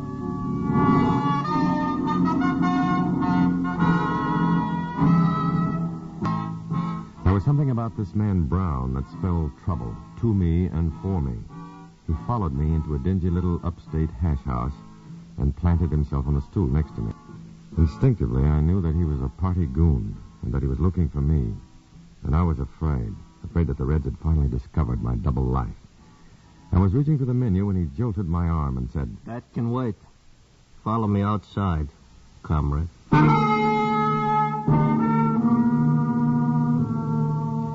He didn't even look back because he knew what I'd do. I followed him to the street. Comrade Svedek? Yes? I'm Comrade Brown. I got orders to return you to Comrade Martin. Orders to return you to Comrade Martin, my cell leader. Feverishly, I tried to think of an excuse for not returning with Comrade Brown. An excuse Martin would accept, but I couldn't think of any. So finally, lamely, I suggested that Brown return to Martin and report that I was finishing my assignment and would follow him on the next train. My orders are to return you, Comrade Svedek, not to carry excuses.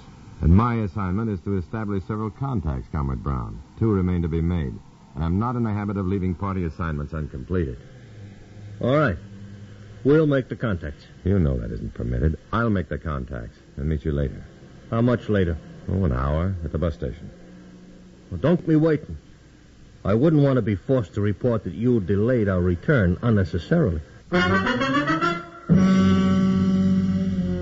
I wasted 10 minutes making certain that Comrade Brown wasn't following me. Then I tried to contact the FBI. but a local storm had disrupted the telephone lines. I tried again after completing my party business, but the lines were still out. So I met Brown at the bus station, and we rode back to the city and cell leader Martin's house. It was a noisy house when Comrade Brown and I walked through the door. But when we entered the room with the group, the chatter stopped abruptly. And in my state of mind, the quiet was ominous. You have kept us waiting, comrades. I presume you have a reasonable explanation. Comrade Svetic refused to return immediately, Comrade Martin. What do you have to say to that, Comrade Svetic? You gave me a list of comrades to check. When Comrade Brown arrived, I still had 2 contacts to make. As soon as I'd completed the assignment you gave me, we returned. I see. That probably explains it. Explains what, comrade? Why the party leaders have chosen you for a mission of utmost importance. I'm afraid I don't follow you, comrade. The party is conferring a great honor upon you, Comrade Svetic. Obviously, because of your unflinching devotion, your unquestioning fulfillment of any assignment, you're being rewarded through participation in this one. What is the assignment? I don't know. I was told only that I was to send you to party headquarters in New York. I was to board a train for New York at 11:23. So I left cell leader Martin's house at 10:15 to pick up some gear at my rooming house. To avoid attracting possible attention at that time of night, I was allowed to go alone. So I was finally able to contact the FBI.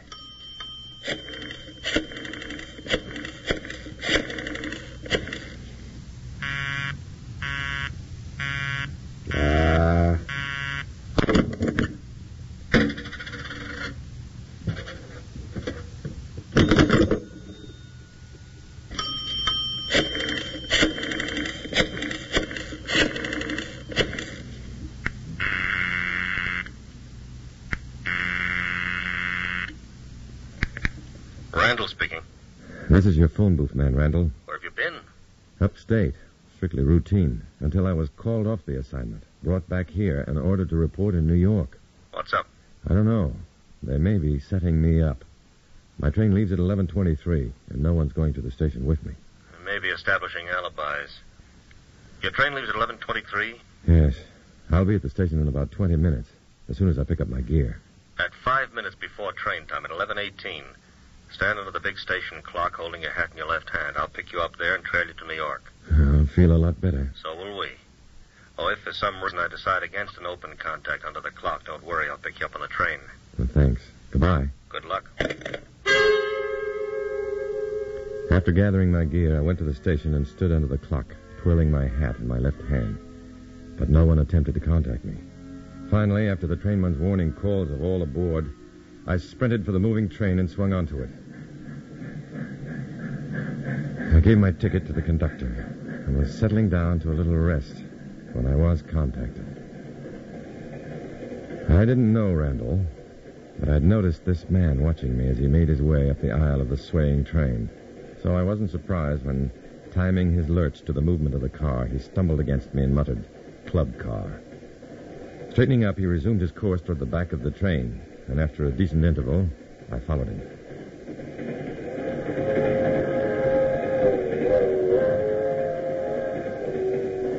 He was waiting in the club car when I arrived, and I took a seat beside him.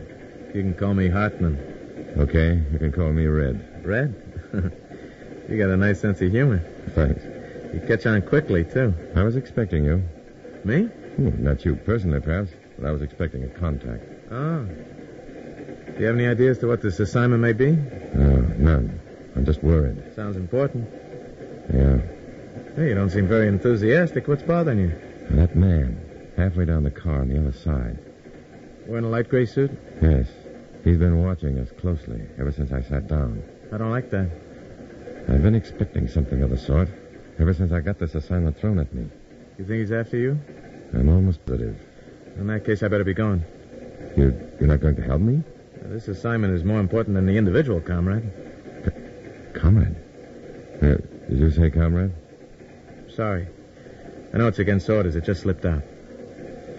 You better go. Right. I'm going to take the bull by the horns and sit down beside that guy who's been watching us. If he is an FBI agent, I'll find it out. Fine. I'll see you later. For minutes, minutes after Hartman left the club car, I sat in my chair bathed in a cold sweat. I had mistaken a party member for my expected FBI contact. In my mind, I tried to recall every word that Hartman and I had spoken, but I was too shaken to think clearly. I knew only that men had died painfully for making smaller mistakes. Rising to my feet, I walked half the length of the club car and took a seat beside the man in the light gray suit. He identified himself as Randall, my FBI contact, with his first sentence. What time did the big clock say? 11:18. Sorry I didn't get a chance to speak to you on the station. Not half as sorry as I am. I had to make certain you weren't being tailed. I don't believe I was then, but I am now. What? Well, that guy who was sitting with me, he's a party member. I got a good look at him. And he got a good look at you. I pointed you out to him. Why? I thought he was FBI, and that you were a party hatchet man. Oh, no. Oh, yes. He didn't give me an identification phrase, bumped into me in my regular seat, muttered club car. I thought it was you. Did you give yourself away? I don't know. I don't think so. I just don't know. Then why did you come over here and sit by me? Don't you think he'll be watching you? I hope he is. I tried to cover myself by saying that I'd sit down beside you and find out whether or not you were FBI. What are you going to report? That you are. It's my only chance to regain the comrade's confidence. Yeah. Well, in that case, I won't be able to give you any protection. No. I'm on my own. Until you get to New York, I'll slip off the train at the first stop and phone ahead, and a new man will pick you up when you reach the city. If I reach it? Well, don't take any chances. And be particularly careful when you're passing through the car vestibules, going back to your seat. If a man isn't expecting it, it's easy to push him through an open door, and at this speed... Yeah, I'll be careful. Yeah. Did this other guy have any word about your assignment? No. It's either a really important project, or they're setting me up to knock me off. Well, good luck. Yeah. If the new man you put on me in New York gets a chance to make the contact, tell him to identify himself to me the same way you did. I'll give him the same answer.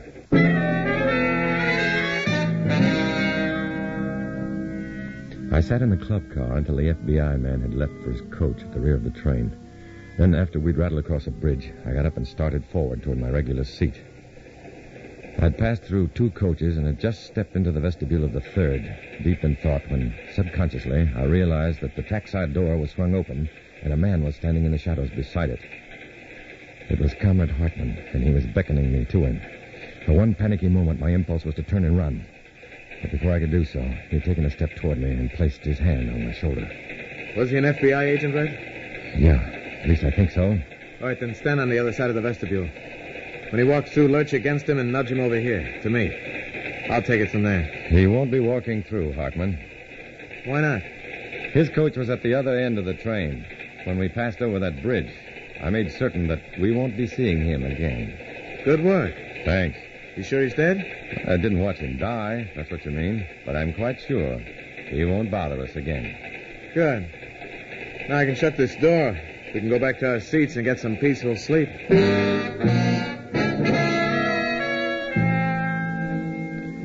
Hartman may have slept well, but I didn't. I forgot all that, however, when Hartman, another comrade named Franco, and I assembled at party headquarters and learned of our assignment. Comrade Rogers, a member of the Central Committee, explained our mission to us. In selecting you 3 comrades for this glorious mission, the party is bestowing upon you a great honor. Is it so very important, Comrade Rogers? It is extremely important, Comrade Svetik. If you are successful, you will strike a seriously damaging blow against the warmongering Western powers. In fact, the damage may well be irreparable. Razmin Bey, Prime Minister of an oil-wealthy country in the Near East, arrives in New York this week.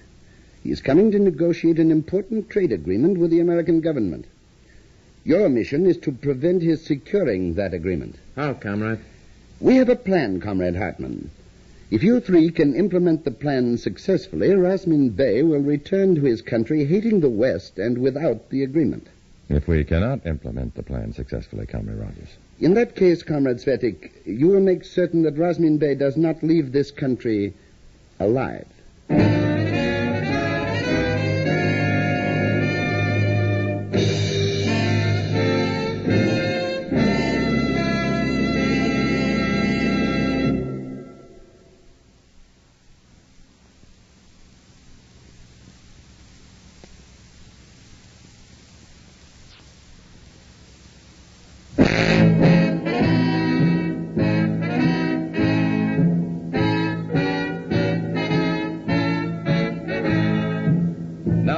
to Dana Andrews, starring as Matt Cvetic in I Was a Communist for the FBI, and the second act of our story.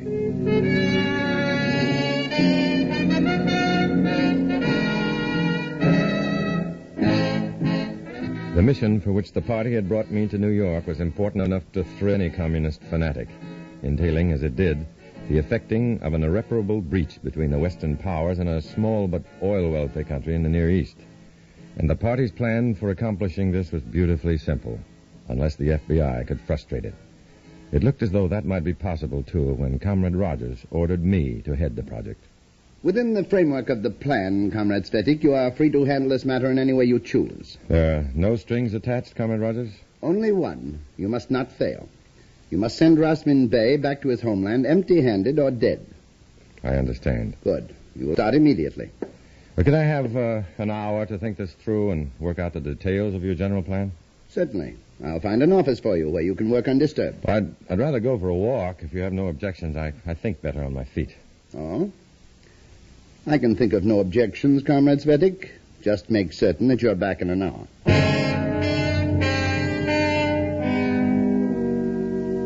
As I walked out of the building that houses party headquarters, I stopped beside the entranceway and took plenty of time to light a smoke. A time-consuming gesture that gave any FBI man who might be waiting a chance to locate me and follow me for a pickup. A few moments later, I walked slowly down the street. I'd gone 3 blocks and was standing at a crossing waiting for the traffic lights to change when a cab edged up to me and the driver said, What time did the big clock say? 11:18. Hop in, the lights are changing.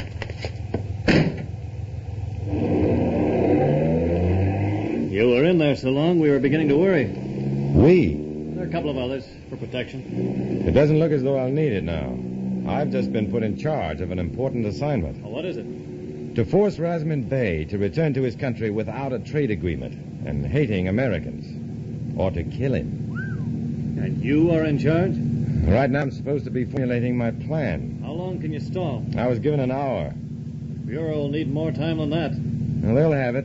I'm going to suggest that the first thing we do is circulate petitions. They take time. Now, what sort of petitions? Demanding that our government refuse to consider any trade agreements in that area. Will the Reds buy that? I think there's a good chance. They take a perverse pleasure in using the Constitution to defeat itself. And the Constitution guarantees the right to petition. Well, try it. Try anything that'll take time, without putting your neck out too far. I'll drop you at this next light. If there's the slightest change in your situation, get to a phone booth and call the Bureau. If there's someone with you so you can't talk, ask for Mr. Kroner. We'll know what you mean and get back to you. Some way.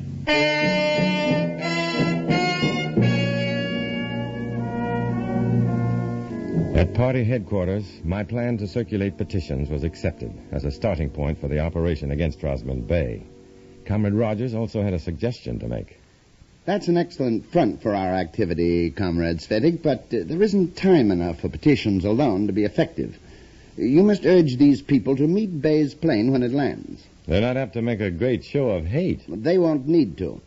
We'll have a crowd of party and front members there to furnish the violence. Your suckers will give it a cloak of respectability. I see. And if some of the petitioners get hurt, so much the better. Exactly. Before you leave, we'll give you identification that establishes your connection with businesses that would be affected by a trade agreement. If there's any official curiosity, you're simply acting as interested individuals. Any questions? What approach should we use? The obvious one. This trade agreement will permit the entry of cheap goods and put Americans out of work. While you're handling that, we'll be organizing the party workers and the various front organizations into the biggest demonstration New York has ever seen. Now, work fast. Probably no people in the history of the world have been as generous as we. But we hate to be played for suckers. And that was the Reds' propaganda line for this attack. The results were frightening. We should let in their goods we don't need and put Americans like you out of work? If my congressman likes his job, it better not happen. Why should we give them prosperity and make a depression for ourselves? I say let's meet this Rasmin Bey when he lands and tell him to go home. As ward committeeman and businessman, I want to thank you, young man, for the unselfish service you're doing the taxpayers of this country. I'll wire our congressional representatives, advising them that the voters in this district refuse to endorse any such trade agreement. And I'll organize a delegation to meet this, whatever his name is. Tell him to go back where he came from. Directed by propaganda, ignorance and misguided self-interest can be played right into the party's hands. At the Idlewild International Airport, surrounded by goons and agitators, these normally reasonable and good-hearted people would become part of an angry mob. A mob capable of driving Bay and his countrymen and their vital oil reserves right into the Russian camp. I reported the situation to the FBI. They had an answer. We'll contact Bay's plane and have it land at Washington, D.C. instead of at Idlewild. I'll get back on the job and check with us in the morning. When I did check the next morning, the news was bad. Well, our plan didn't work. We're stuck. What happened? Well, the old man's ill. His personal physician who's aboard the plane with him has countermanded our instructions. The plane with Bay aboard will land at Idlewild. Proceed to the airport as planned. You'll be contacted there.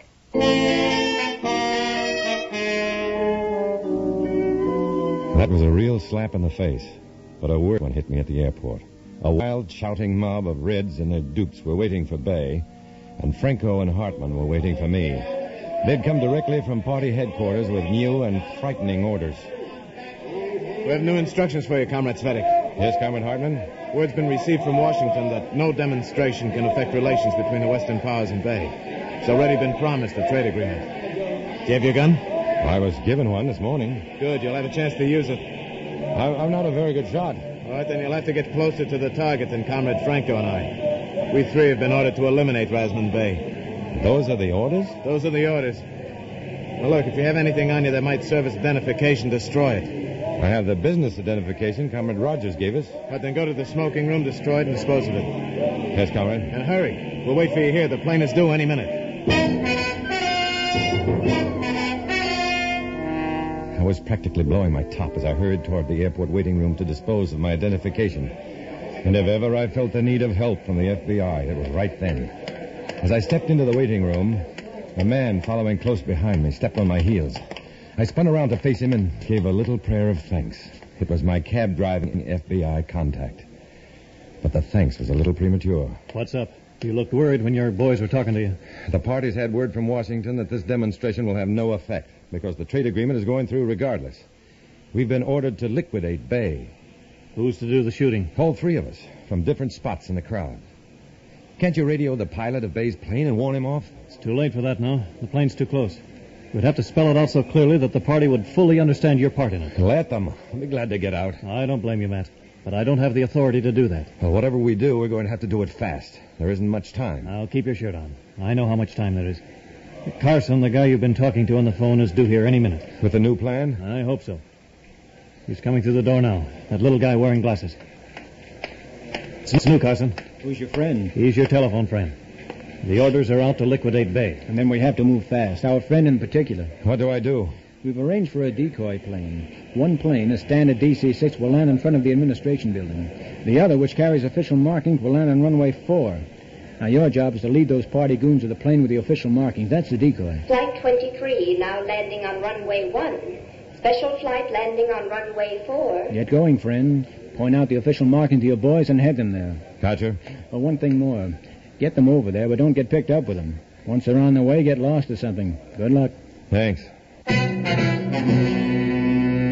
raced out of the building and ran to where Franco and Hartman were impatiently waiting. Both planes were on the ground before I could convince the comrades that they were heading for the wrong one. Why should you think this is the wrong plane, Comrade Svetic? Look at the official markings on the other plane. Nothing was said about official markings. Do you want to take the responsibility of letting Bay escape? No. Then follow me to that plane and eliminate Rasmund Bay. Come on. Right. Oh, what happened, Comrade? Oh, my ankle. It's broken off. Sprained badly. Here, I'll give you a hand. There's no time for that, comrade. Get to the plane. But you won't be able to get away. Well, that's my worry. Your orders are to get Rasmund Bay. He's right, Franco. Come on.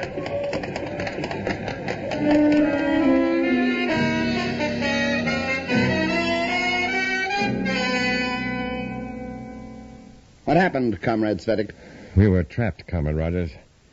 Comrade Hartman insisted that Bay must be on the plane with the official markings. I tried to argue with him, but he said that he had been placed in charge of the liquidation and that he was giving the orders. And then? Running toward the plane, I fell down and sprained my ankle. As I lay there, I watched Comrades Frinko and Hartman drawing their guns. I'm afraid they were overzealous. When the plane door opened, they began shooting. They didn't have a chance after that. Hartman was a fool. He paid for it.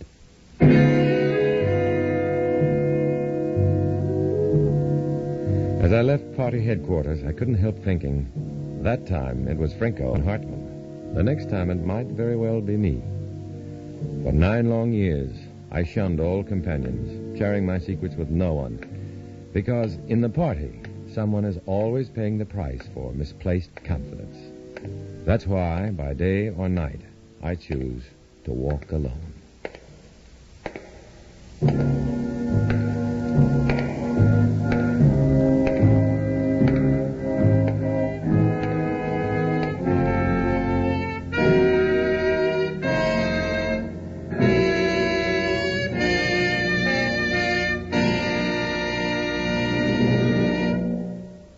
Dana Andrews will return in just a moment.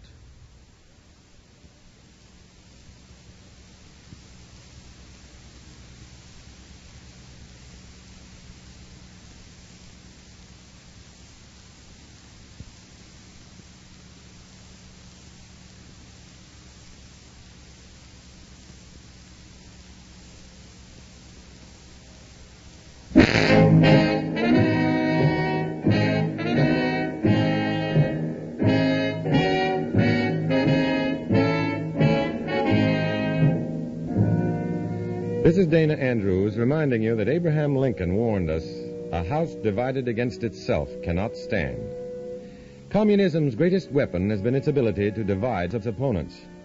Refuse to let anyone drive a wedge between you and your neighbor, whether it's the man next door or the man in some other country in the free world. Next week, we'll bring you another exciting story based on the fantastic adventures of Matt Svetich. Join us, won't you?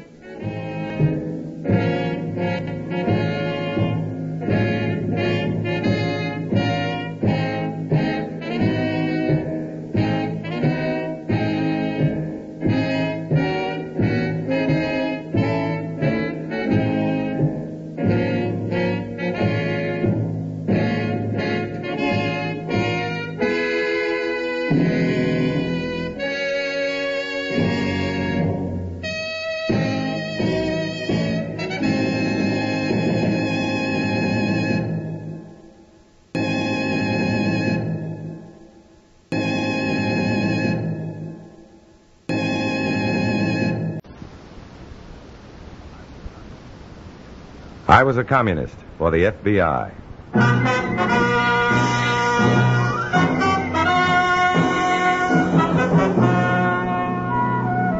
Starring Dana Andrews in an exciting tale of danger and espionage. I was a communist for the FBI.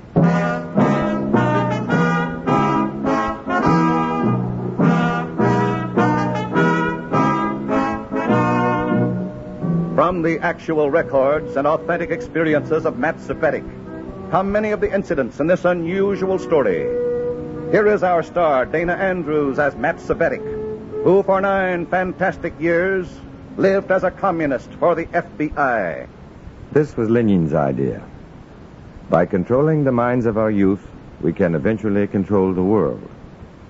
During my 9 years with the controlled minds of communism, I saw startling attempts to put Lenin's theory into practice. This is the story of one of those attempts, and a mind that refused to be controlled. In a moment, listen to Dana Andrews as Matt Svetich, Undercover Man.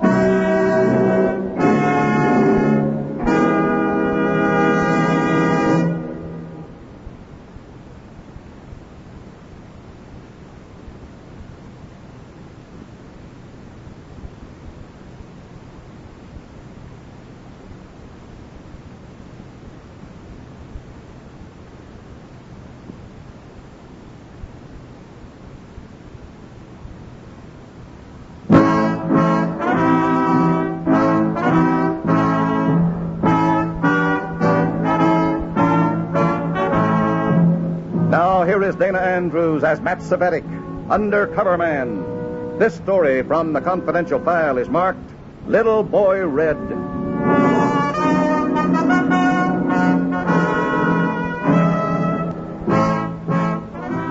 The Freedom League Camp for Underprivileged Children. Sounds pretty, doesn't it? Inspires the illusion of sun-starved kids from the tenements, collecting freckles and extra pounds in pure mountain air. Well, it's an illusion, all right. A bright red illusion. The fresh air and freckles are the bait. The kids are the victims, hooked on the party line and reeled into the commie nest of mental corruption. I was on my way to one of the largest of these youth traps, sent by my red comrades to act as special counselor. I was to learn more about my duties after I reached the camp. It looked pretty pleasant at first. A pastoral setting dotted with tents and rustic cabins. Then I saw the hammer and sickle banner, the high wire fence, and a man at the gate. Just a minute there. Stay where you are. Stay where you are, I said. You. Okay. Take it easy. Well, who are you? What do you want here? I'm looking for Daniel Perrin, your camp director. What for? He's expecting me. What's your name? Cvetic, Matt Cvetic. Oh, just a minute. Somebody named Cvetic at the gate. Says Comrade Perrin expects him. Right. Okay. Well? Go right in, Comrade Cvetic. The big cabin near the ball field. That's the camp headquarters. No, thanks. Oh, what about my car? Give me the keys. I'll take care of it. Okay. Here you are. Thank you. Well, I hope you enjoy your stay here, comrade.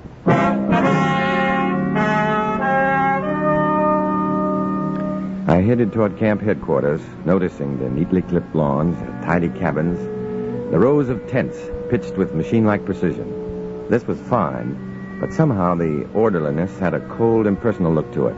Something was missing. Laughter of kids having fun, maybe. The informality of summer games. Everything was too neat, too tidy, almost sinister in its silence.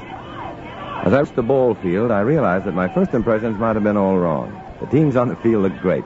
The kids played like best pocket DiMaggios. It was the top of the ninth, and a skinny 10-year-old slugger was facing the pitcher with blood in his eye. Then the pitch, the swing. Attention, camp personnel. Attention, camp personnel. All play equipment will be turned into the supply tent immediately.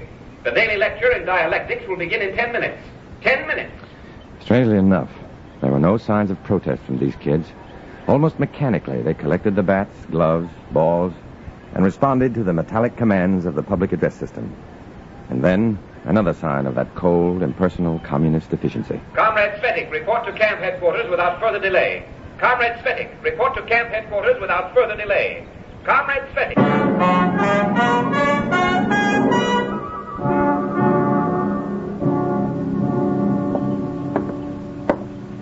Comrade Perrin? Cvetic. The gateman announced your arrival some time ago. Where have you been? Oh, I just stopped to watch the ball game for a moment. Promptness and obedience are bywords here at Freedom League Camp. Counselors are expected to set the example for the boys. Yes, comrade. Don't forget it. Now then, you have your orders? Well, just that I'm to be a special counselor, nothing more. All right, sit down. Sit down. Thanks. Does the name Samuel Kaufman mean anything to you? Kaufman? Oh, sure. He's a military attaché from... Exactly. His government is a glowing example of the glories of communism. Kaufman has been a trusted official for years, a good representative of the Communist International, until recently. He's been on duty here in America for quite a while, hasn't he? Yes, too long. He's been swayed by the soft life of the bourgeoisie. We have proof that Samuel Kaufman intends to become a traitor to the party. I don't quite understand this. How do you know he intends to turn traitor? Simple. He wrote a letter to his wife stating his views. It's in his own handwriting. You've seen the letter? Naturally. It's in the party files. But as I say, steps have been taken to make Kaufman reconsider his plans. He hasn't become an American citizen, has he? No, which makes it easier for us to deal with him. Just how are we dealing with him? Kaufman has a son, Johann, an intelligent, well-mannered boy, about 13. We had him brought to the camp this morning. When Kaufman realizes that his son is in custody here at Freedom League Camp... Well, just a minute, comrade. These phrases, had him brought here in custody, sounds like you kidnapped the boy. Kidnap is an unfortunate word, Cvetic. See to it that our guest does not leave the camp. You mean I was sent up here to guard a kidnapped boy? For the time being, that's your job. Dismissed? Now, look, I'm not... Dismissed? As simple as that. Hold a man's son as hostage until the man bows to the commie demands. All part of the Red routine. But was it just routine to send me 55 miles to guard a 13-year-old prisoner? There must have been other sickening chores in store for me. But what were they? And the boy, what was in store for him? Johann was in his tent, our tent, huddled at the far end of his cot, sobbing softly. He was a sensitive-looking kid, small for his age, neatly dressed in a well-tailored brown suit. His trim appearance was in direct contrast to the disheveled, loppy brown and white pup he held on his lap. Both the boy and the dog looked startled when I entered the tent. How do you do, sir? Hi, Johann. My name's Matt. Looks like we've both been assigned to this tent. Yes, sir. Hope you don't snore at night. No, sir. Good. How about the pup? Nikolai is quiet, sir. He is a good dog. He is, huh? Hi, boy. Up. Hey, Johann. Yes, sir? This Nikolai, he's a... he's a her. Yes, sir. My father always tells me that, too. Yeah, no, there's nothing to cry about. Yeah, now, come on. No need for tears around here. Here, blow. Thank you, sir. Okay now? I am sorry. Sir. Hmm? May I ask you something? Sure.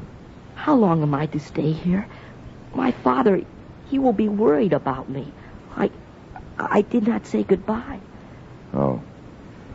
Well, that's all been taken care of, Johann. If you like, you can send him a postcard later. Say, how about taking a walk around the camp with me? Get acquainted with the kids and... No, thank you, sir. Matt. Matt? Might as well have some fun while we're here, son. Looks like we're stuck with each other for a little while. Oh, Matt, I want to go home. I do not like it here. Please, I have some money. Let me go. You can't tell them I slipped out while you were sleeping. Oh, Matt, please. No, Johann, I can't. What's the matter? I know how you feel, and I'd like to help you, really. I love it. Hey, what? Your face, Matt. You look so worried, so concerned for me.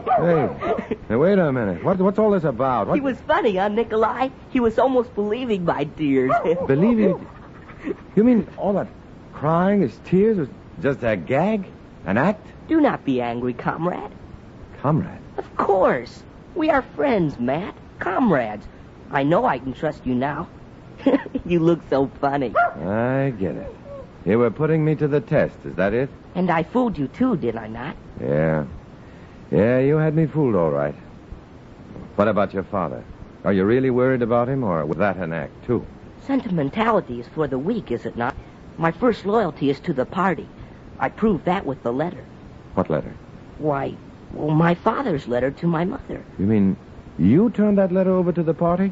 Reported your own father to You seem so surprised, comrade. It was my duty. I am sure you would want your son to do the same thing. Would you not? Comrade Svettik, report to camp headquarters. Comrade Svettik, report to camp headquarters. Comrade Svettik.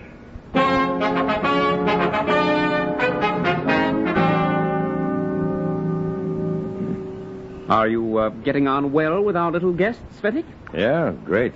Listen, Comrade Perrin, that kid doesn't need a guard. He's perfectly happy up here. A good, loyal party worker. He even sacrificed his father to the cause. True. But children are unpredictable. We can't risk losing him now. Which brings us to the main reason you're here. Oh? Moscow wants Samuel Kaufman to take the next boat home. When he returns to his homeland, of course, he'll be treated in the prescribed manner for traitors. I see. And the boy, Johann? He'll be returned to his father only when Kaufman boards the ship, not before. They'll sail together. Here, the details are listed right here. Study them carefully. You mean I'm to present the party's case to Kaufman? Exactly. You are to convince Kaufman that he has no choice. If he wants his son back, he must accept our terms. Now, wait a minute. Let's be realistic about this. Johann has been a pretty treacherous son. That's a matter of values, of course. Sure, but by Kaufman's values, it's treachery. His own son has reported him to the party. That's true. The boy prefers the party to his parents. Do you suppose Kaufman would want his boy back? That, comrade, is why you've been chosen for the job. You must be very, very persuasive. And if I can't convince Kaufman? If we lose control of Kaufman, it can be disastrous to our cause. The party is placing its welfare in your hands, Svetik. Failure on your part is bound to be considered a form of treason. Need I say more? No, comrade. You've said enough.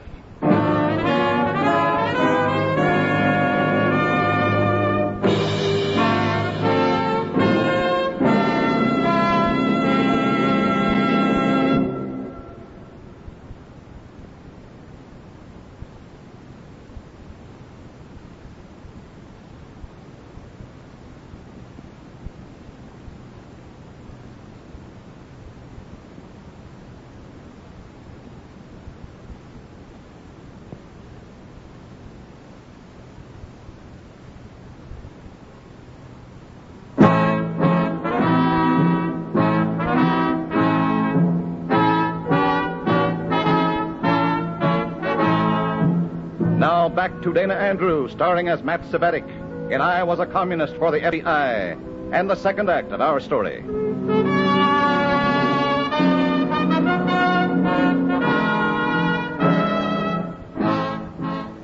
The diabolical hospitality of the communists.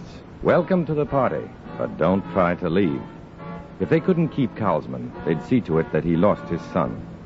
The FBI could settle this case quickly, but how could I get to them? The only phone at the camp where we could call outside was an antique wall instrument in the back room of Comrade Perrin's headquarters cabin. I had to figure some way to get off the camp grounds. I worried about it for hours and then returned to Perrin's office. Well, Svetik, what now? About this Kaufman project, Comrade Perrin. Can I count on you to help me? Naturally. Good. Kaufman doesn't know we have his son here at the camp, does he? Not yet. Then I'd like you to let him know immediately. A short, curt note would be most effective. A note from me? Well, why me? You're handling this. Sure, I'm handling this, but Kaufman knows you. He knows you rank high among the party leaders. Chances are he doesn't even know my name. Well, you're probably right. A note from you could get action fast. He'd realize we mean business. All right. What shall I say? Let's see. How far away from the closest town? There's a little village about 6 miles from here. Any hotels there? Just one. The Pine Top Lodge. Why? Tell Kaufman that you're holding his son as hostage. If he wants his boy back, he's to register at the Pine Top Lodge by Wednesday noon. I'll contact him there. Good, good. Simple and to the point. I'll send the note, special delivery, immediately. There was no turning back now. I was in it up to my ears. If Kaufman had any love for his son at all, he'd bow to the commie terms. I couldn't let Kaufman be sent back to his homeland. But as long as Johann remained a willing captive of the Reds, there was no way to prevent it. Maybe I was just being naive or desperate. But I thought I'd try to appeal to Johann's human qualities.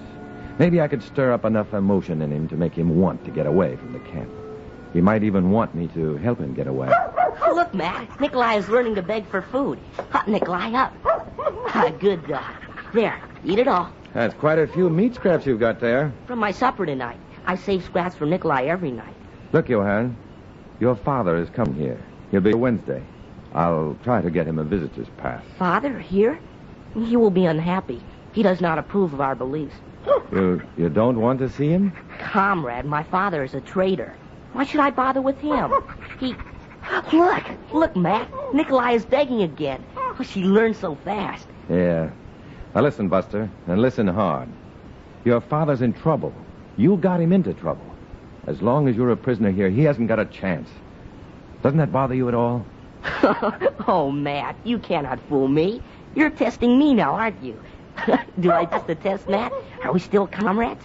Yeah. You passed the test, all right. You're at the head of the class.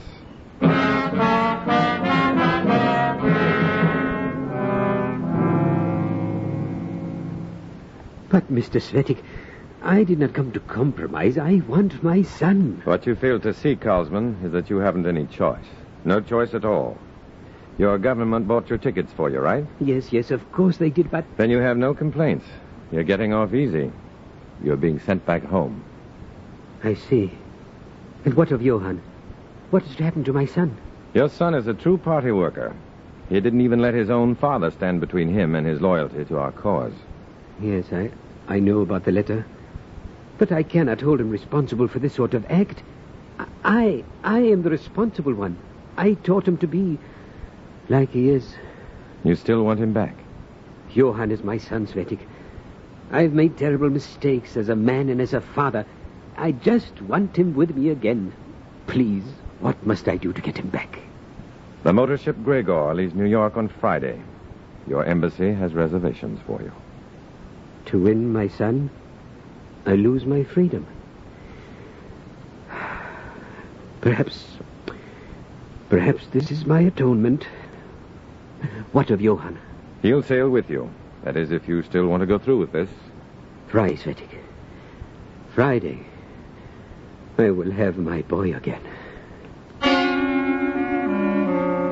Karlsman looked 10 years older when he left the hotel, and I was responsible for his agony. If I let him board that ship for his homeland, I'd be more than just a commie torture master. I'd be a murderer, too.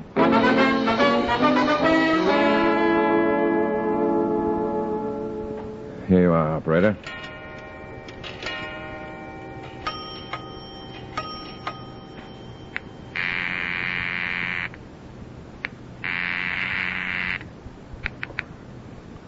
Murdoch speaking. Murdoch, this is Red Sea. I've just got a minute. Okay, Matt. Let's hear it. Samuel Karlsman's son is a hostage at Freedom League camp. Where are you? I'm about 6 miles from the camp. Oh, we'll come up and get the boy. No, wait. If the FBI showed up, they'd suspect something. I'd be on the spot. I can't explain the complications now. What should we do? Send someone up here, cruise in the area around the camp. I'll try to get the kid off the campground somehow. And you want us to pick him up, that it? Yeah, that's right. And be patient. It may take a while, but I'll figure some way to get the kid out of there. If I can't get to you by phone, I'll tip off the cruising car somehow. If nothing else, the trip to the village did give me a chance to contact the FBI field office. But now I had to smuggle Johann out of the camp before Karlsman boarded the ship on Friday, whether Johann liked it or not. It was dark when I got back to the camp, a night as black as my mood. I was rounding the rear corner of the mess hall on my way back to the tent when... Hey, who's back there? Hey, wait a minute. Hold on. Slow down here. Here. Now, hold still. You're not going to get hurt. There, now, what's the big idea? Well, what do you know? What were you doing in the kitchen, Johann? Oh, Matt. Oh, please, Matt, don't tell them. Don't turn me in for discipline. Here, calm down. What's this all about? I just wanted more food for Nikolai, Matt. Nothing else. They will not give me dog food. They will not give me extra scraps. My dog is hungry, Matt. By what party order are you permitted to own that dog at all? I wanted to ask you that before. Nikolai's mine, Matt. She likes me. She is my dog. Sure, your dog. And you steal food from the mouths of vital party workers to feed a useless mutt. Comrade, the party has no use for any being that cannot further the cause. Nikolai has nothing to do with our cause. Exactly. What are you going to do? Get back to your tent. What are you going to do to Nikolai? Just what's expected of me. First thing in the morning.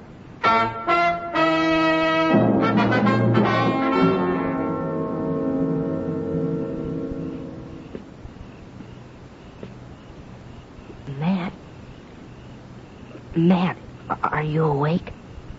Oh, what now? Please, Matt. What will you do to Nikolai? Oh, for Pete's sake, go to sleep, Johann. It's late. You must tell me, Matt. What will you do to my dog? I guess she'll have to be liquidated. Matt. Oh, go to sleep. You cannot kill Nikolai. I never had an animal before. She likes me, Matt. Well, it's fine talk for a party member. Bring Nikolai down to the lake before breakfast. He can help me drown her. I fought to stay awake then, hoping to see my plan take effect. Then, hours later, I floated out of a light doze to see Johann dressing rapidly in pre-dawn gloom. In a moment, he scooped up his dog and ducked through the tent flap. I lay on my cot, waiting, giving him time to clear. 5 minutes, 10 minutes, time enough. I hopped out of bed, pulled on some clothes, and ran for the phone at camp headquarters to alert the FBI. Perrin's headquarters cabin was dead ahead now. I didn't want to take the chance of being spotted in the front. So I ran to the rear, up the stoop. I was inside the screen door and across the room in a minute, fumbling around for the phone at the wall. There it was. Hello? Hello, operator? Hello? Operator? Hello? Who's there? Who's back there? Perrin. I hadn't noticed the light under the door. Had no way of knowing he'd been working at his desk in the front room. Here, who's back? Svetik, what are you doing here? What are you doing at that phone? Well, I was just trying to call the gateman. Johan's gone. He's escaped. What? I woke up a while ago and his cot was empty. Hurry, the alarm. Svetik, he can't escape. If we lose him, I'll hold you fully responsible for this. Never mind that now. Wake up the camp. Come on. Where's the switch for that loudspeaker of yours? Right over there by the desk. Turn it on. Hurry up. I turned it on, all right. I flicked on the power, then twisted the volume control as far as it would go. The louder, the better. I meant for everyone to hear it. Everyone. Okay, go to it, comrade. Attention all camp personnel. Johann Kaufman is missing. Find Johann Kaufman. Svetik, you fool. Turn down the volume. We'll wake up the whole countryside. That's just what I wanted it to do. If it was loud enough, it might be heard by the FBI men cruising outside the camp. For a while, my hopes were high. Half-dressed, half-awake kids ran through the weeds shouting Johann's name. Confused counselors barked orders at each other, but no one found Johann. Then a cheer went up just outside the gate. A moment later, the report came to Perrin. Johann Kaufman had been found. They were holding him at the main gate. Let me go! Let me go! I don't want to go back there. I won't go back there. I won't go back. Take your hands off me. Johann, what sort of foolishness is this? Come back to your tent. No, get away from me. I won't let you kill Nikolai. I won't. Get Stop away. kicking, you little fool. Get back in the camp. Get back before I won't. Better let him go, Perrin. We've got company. Let me go. I hate you. I hate all of you. Why, you little... Easy with that boy, chum. Let him alone. What are you... Get off of these grounds. What do you want here? This is none of your affair. My name's Murdoch, Federal Bureau of Investigation. What? Svetik, do you know anything about this? What's it all about? I don't know, Perrin. I thought you might know. This camp has been under observation for months, Perrin. We've been waiting for one little slip. One little reason to come in and get you. Oh, please, mister, take me home. Take me away from here. They want to kill Nikolai. It's all right, son. We're going. But I'd like to have a few words with Mr. Perrin first. Me? Why me? What about him? Svetik. What about Svetik? We're interested in you, Perrin. We have other plans for Svetik.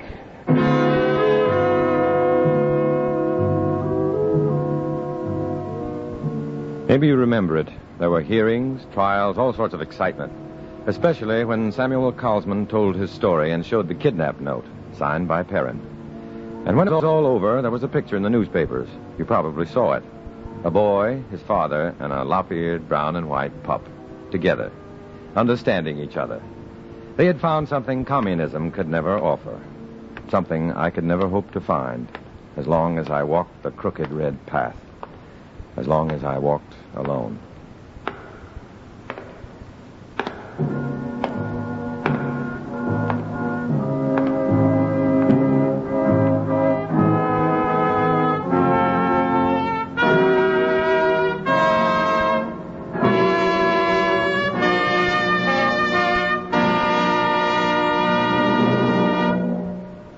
Dana Andrews will return in just a moment.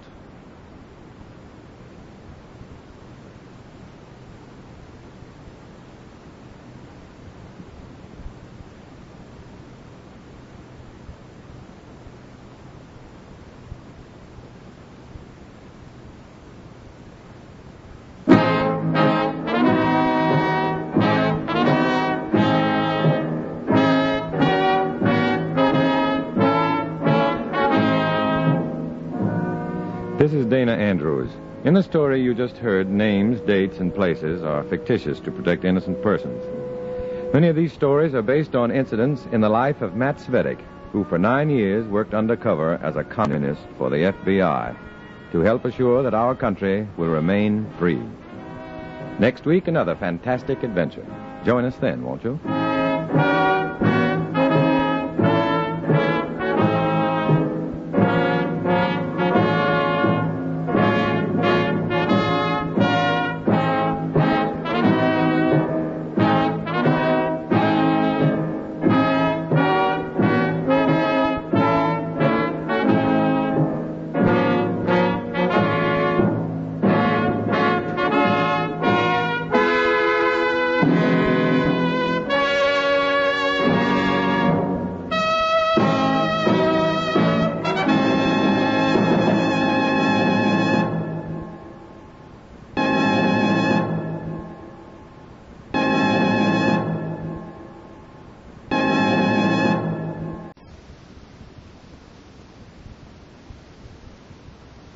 I was a communist for the FBI.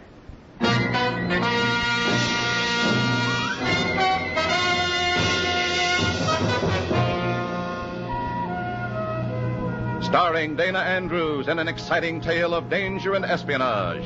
I was a communist for the FBI.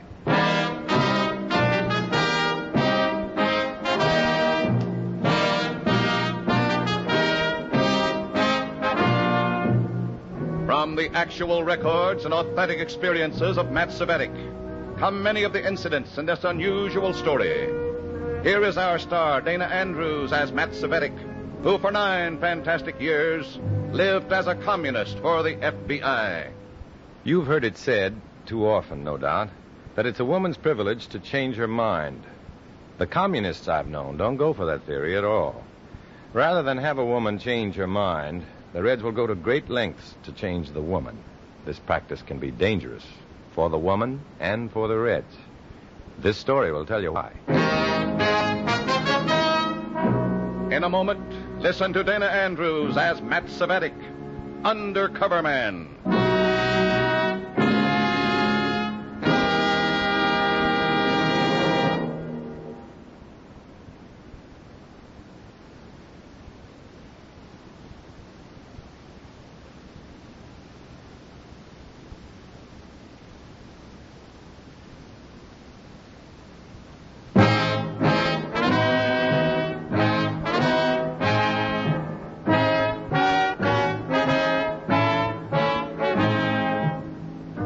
Here is Dana Andrews as Matt Cvetic, Undercover Man. This story from the confidential file is marked The Unwelcome Hosts.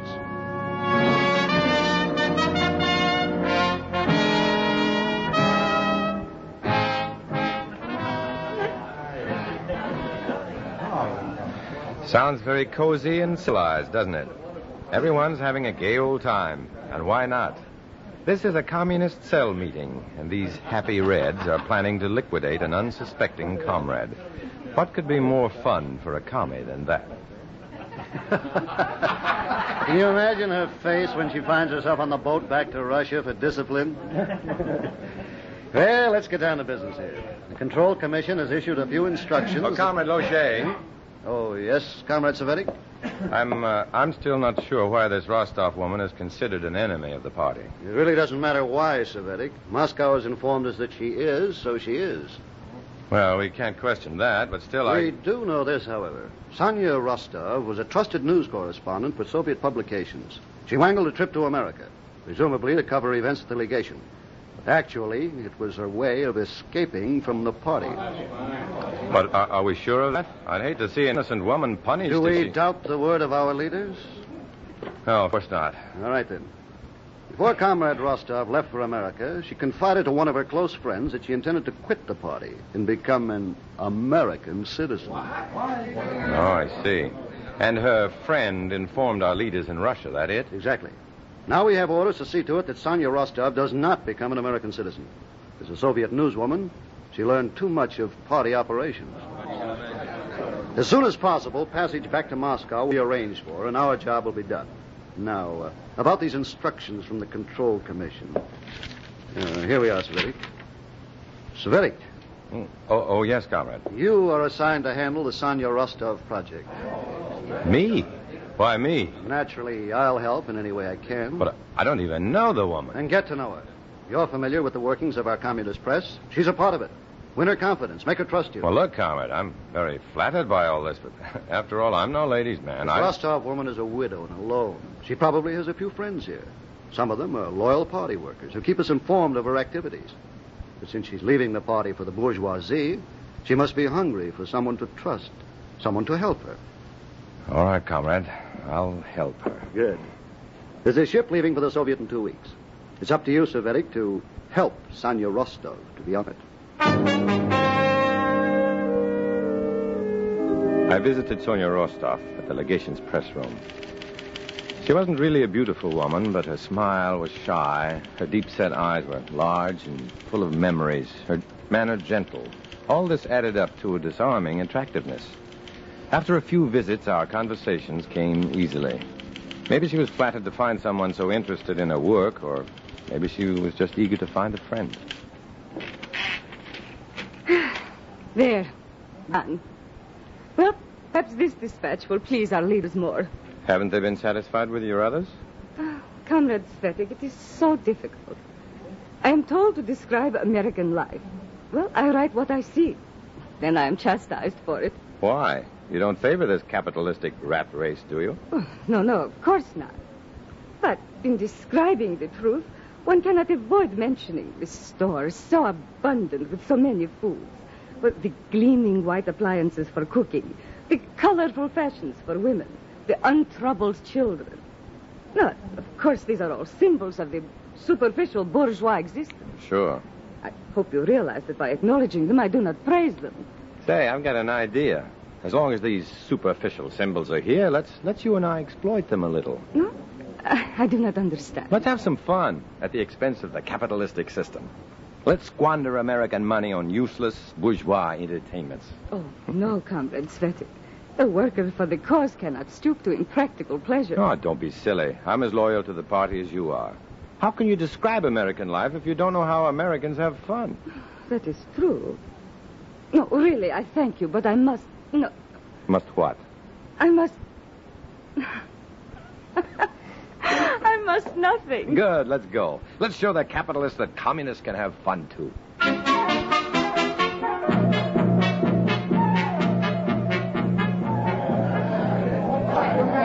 Test your strength, little lady. Test your strength.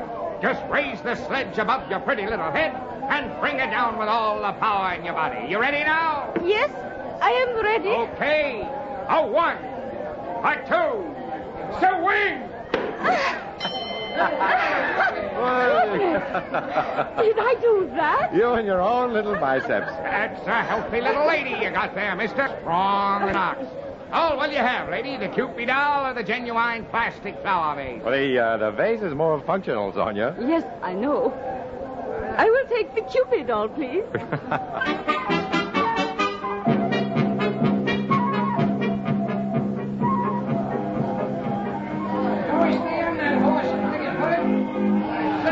Say, gal, you look mighty pretty on that white horse. And you, Matt, you look so funny. What's so funny about me? I was born to the merry-go-round saddle. You're just not the type to ride a lavender swan. Okay, here you go. Jump down. That was fun. Well, where to now? Roller coaster, snap the whip, adagio. No, nothing more now. Carnivals are exhausting. Okay, let's sit down a bit. This bench okay? Good. Matt. Forgive me. For what? I have been thinking. Oh, forget about it. We all make that mistake. No, I'm serious. I've been thinking how much you enjoy all this. Sure. Don't you? Oh, yes, I do. So very much. But, Matt, these enjoyments, they do not contribute to the progress of our cause, do they? Oh. Well, guess we're a couple of traitors. You're not really worried, are you? Oh, Matt, there's so much fun in America. Is it wrong to enjoy things now and then? To do things just for the sake of enjoying them? No, Sonia. It's not the least bit wrong. Oh, I'm so glad, Matt. So very glad that you feel that way, too.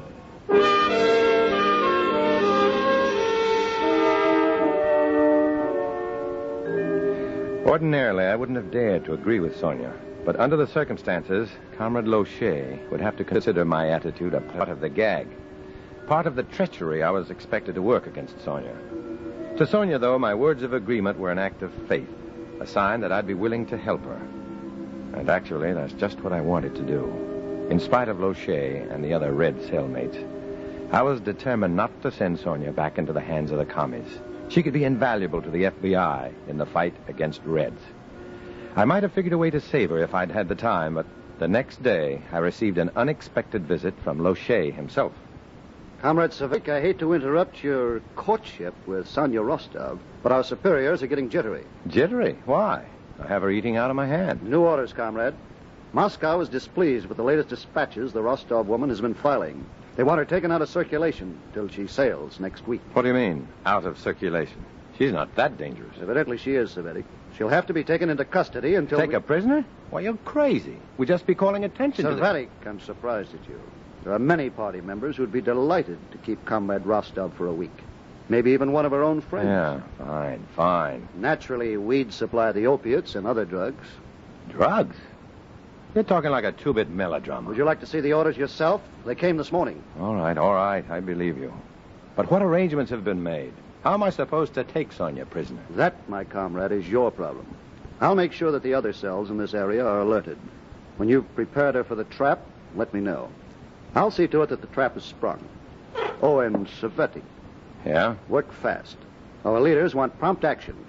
If you can't satisfy them, I will.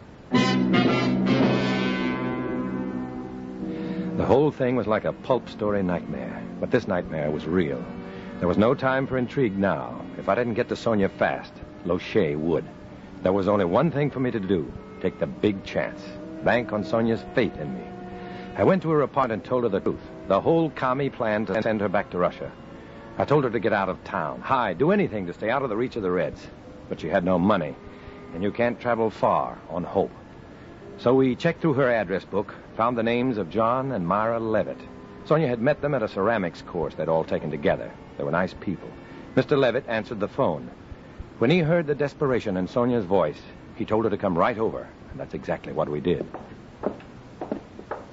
Sonia, dear, you have the best room in the house. I'll fix it up with clean curtains and a new bedspread. Please, no bother. Well, I can see Sonia's in good hands. Don't worry about a thing, Mr. Svedik. She's in very good hands. Oh, charming. A charming room. It's a good room for her. I'm sure it's very comfortable. Go inside, dear. Change your clothes. Make yourself at home. Perhaps I will. I'll only be a moment. Yes, go ahead. And take your time. Oh, Mr. Levitt, did your wife lock the door? Naturally, I locked the door. What would you expect? But you took the key. Sonia's in... Oh, he's here. I'll get it. Oh, we've made good time. We only called him after Sonia called us. You must admit we worked fast, eh, Comrade Svedik? Comrade. Well, Savetic, I see you delivered the woman after all. Lochet, what... I must say you didn't give us much warning. At least the Levitts were alert enough to call me immediately. You mean you came over here? Oh, if she's going to make that much noise... Don't worry, Comrade Levitt. I've brought the remedy for that. Look, you're going to keep her prisoner here? Why not? The Levitts are respectable people. By the way, Comrade Savetic, just what did you tell Sonia to make her so willing to come here? Well, Savetic, speak up. What did you tell Sonia?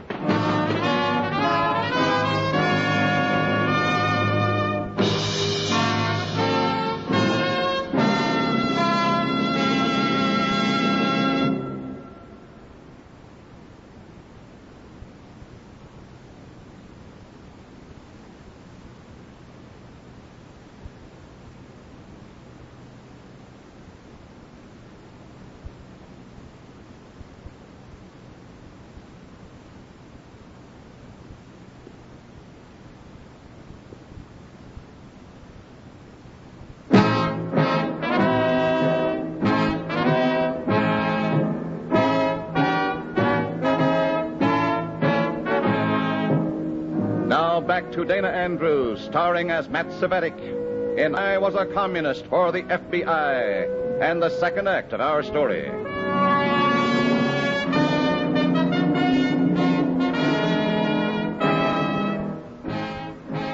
I was the spider, the unwilling red spider, and Sonia Rostov the fly.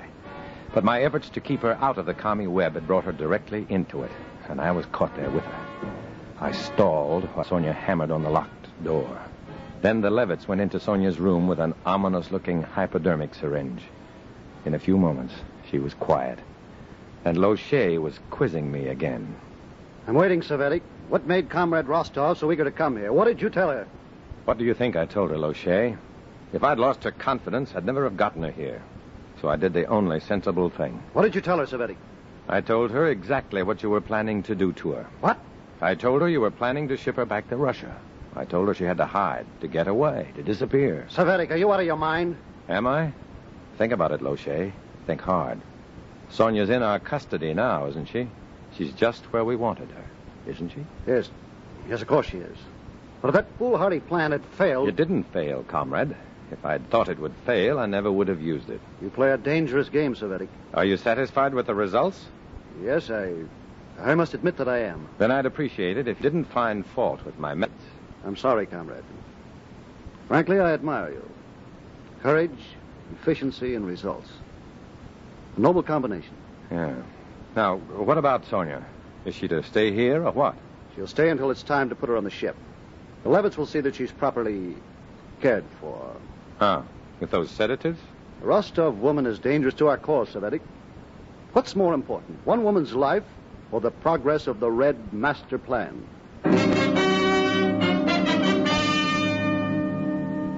I'd managed to bluff my own way out of the trap, but Sonia was still there, a prisoner of the commies. I'd hoped to avoid calling the FBI for help, but now the situation was desperate. I phoned my FBI contact, explained the problem as well as I could, and arranged to meet him that night. Fill her up, sir? Yeah, it's practically empty. Regular or Ethel? This Ethel should get a red star for mileage.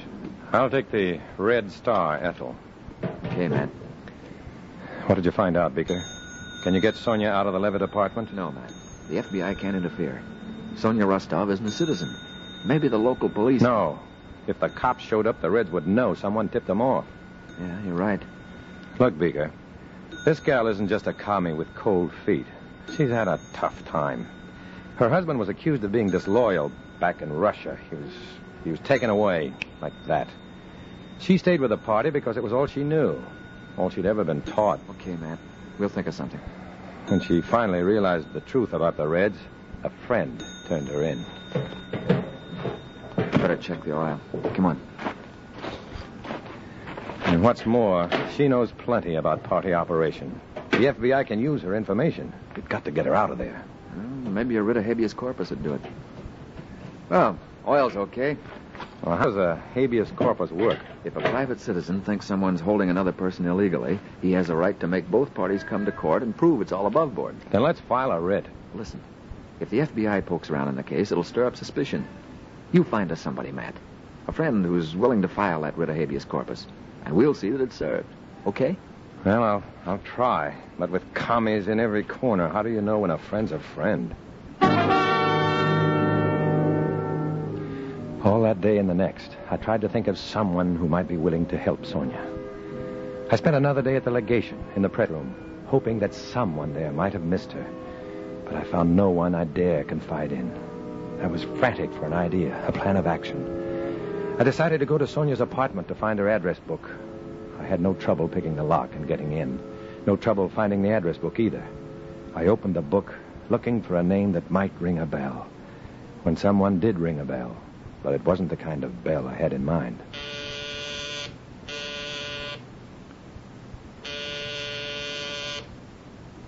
I held my breath and waited.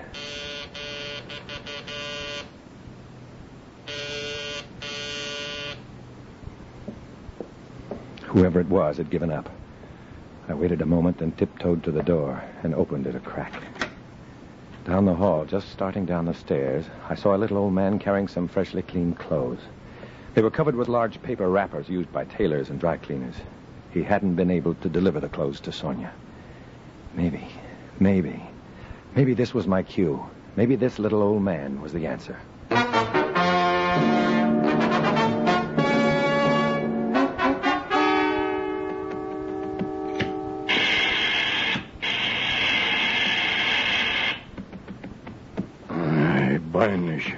I'm pressing clothes at my age. My arthritis is killing me. It looks like hard work, all right. I should be on acrobat better. No? What can I do for you? It's about Miss Rostov's cleaning. Miss Rostov, it's about time, I'd like to tell you. Why? Has it been very long? Listen, mister. She brings the clothes last week. She says she's got to have them Monday. Rush, she tells me. So, I break my back to have them for Monday. No, this is Thursday. Where is she? Well, she's staying with some friends a few blocks from here. She'd like you to deliver her clothes over there. Over there? Huh? Can't you possibly deliver them? Here, I'll give you the address. The name is Levitt. She needs them. So let her come and get them? Just a minute.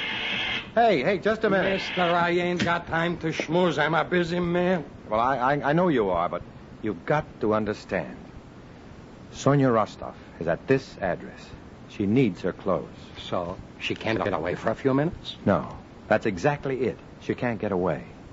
Do you understand? She can't get away. Oh. Uh-huh. What's the matter? She's sick? No, but she needs all the help she can get. Do you understand that? Mister, if you got something on your mind, say it. Stop talking in circles. Well, answer one question. Would you be willing to help Miss Rostov if you could? I mean, really help her. All right. I'll deliver the clothes on my way home tonight. Such a federal case you're making. I'll help her. Good. Thanks a lot. Hey, wait a minute. What? What's Miss Rostov to you? Who are you, anyway? Well, the name is Locher. Locher. Henry Locher.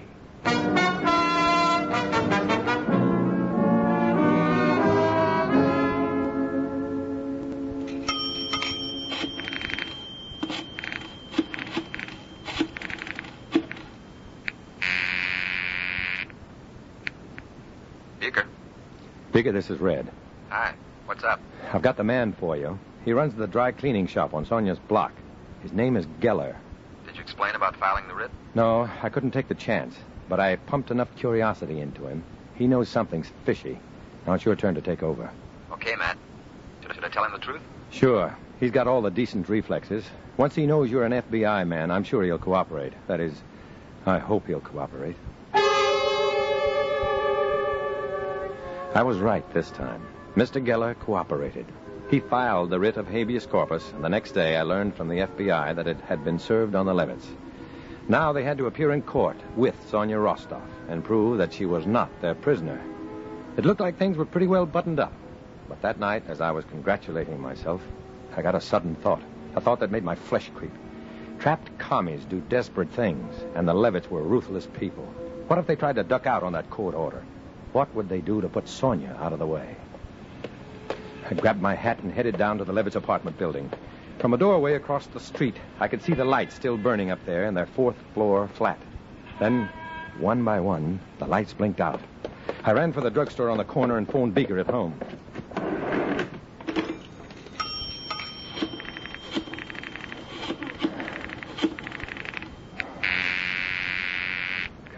Come on.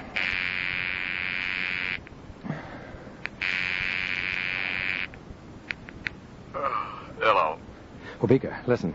The Levitts are pulling a vanishing act. What? Wake up, will you? Okay, I'm awake. Tell me again. The Levitts are about to duck out.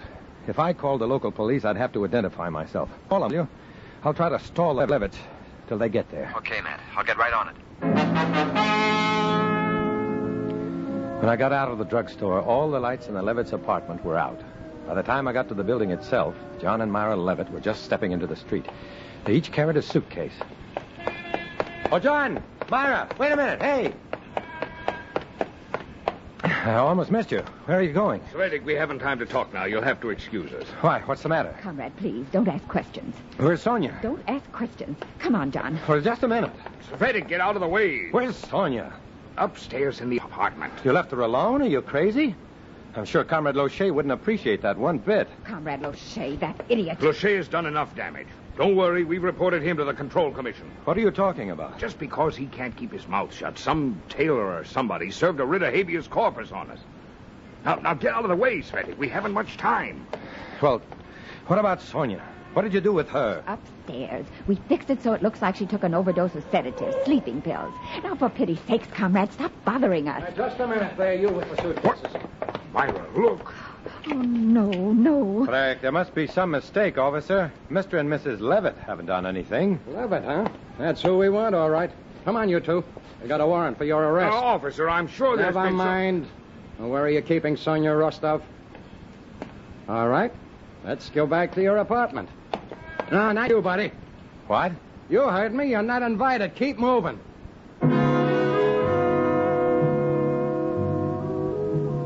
I watched them disappear into the building. Then I walked on down the street. They found Sonia, all right, in time to treat her for that lethal dose of drugs. She's an American citizen now and still takes her cleaning to Mr. Geller's little tailor shop. They've become good friends, too, Sonia and Mr. Geller. I walk by there every once in a while, hoping to catch a glimpse of them and hoping they won't see me. They'd never understand why I can't keep a friend. They'd never understand why I stay in the shadows and walk alone.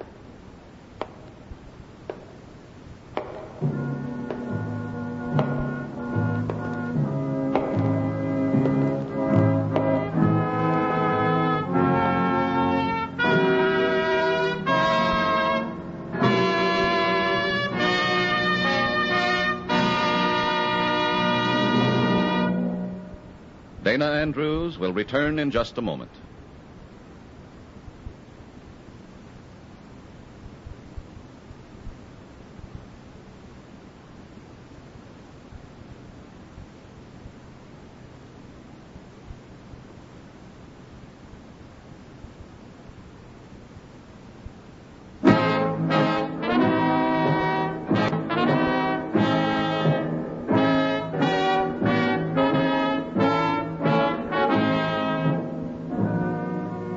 This is Dana Andrews again with the reminder that free people never have to choose their friends. Their friends choose them. In the story you just heard, names, dates, and places are fictitious to protect innocent persons. Many of these stories are based on incidents in the life of Matt Cvetic, who worked undercover for the FBI. Next week, another fantastic adventure. Join us then, won't you?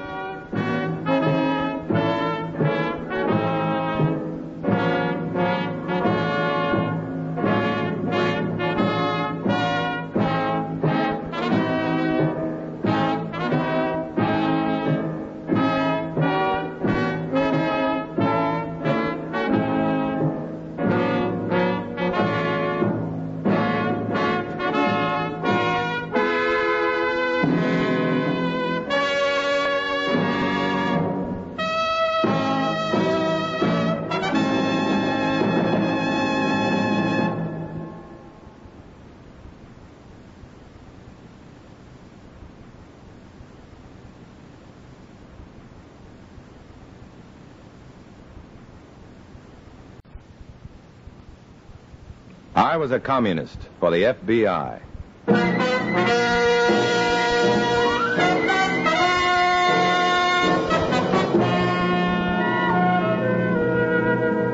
Starring Dana Andrews in an exciting tale of danger and espionage. I was a communist for the FBI.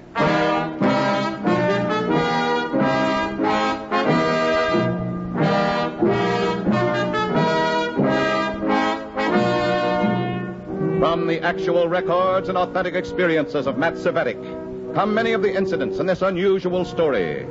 Here is our star, Dana Andrews, as Matt Cvetic, who for 9 fantastic years lived as a communist for the FBI. A traitor is a miserable thing, even to himself. During those 9 long, endless years I spent as a communist for the FBI, the overwhelming feeling of treachery never left me. And yet you, mister, never seemed to feel a thing. Maybe you ignored it because of your sense of fair play. Maybe the wind of red propaganda confused you.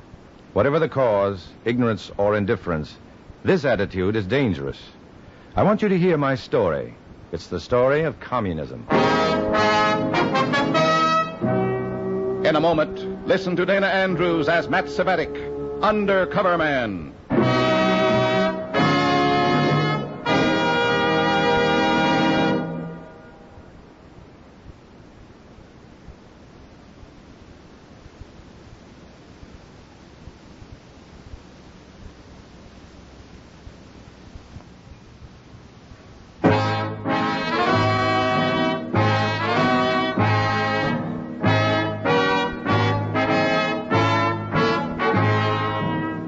Here is Dana Andrews as Matt Cvetic, Undercover Man. This story from the confidential file is marked The Red Gate.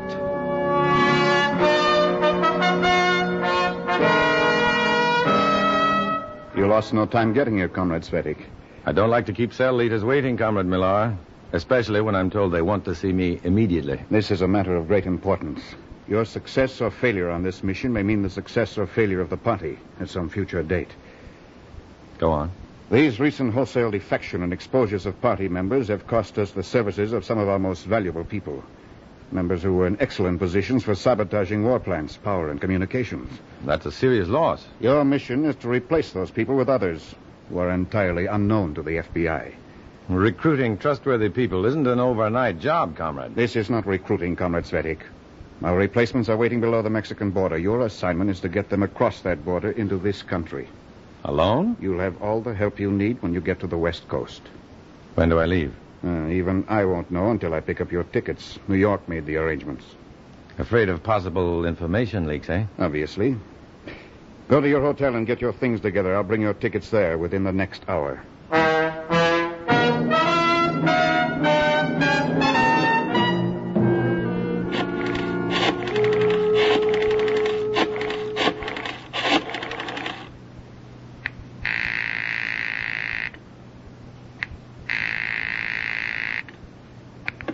Warren speaking.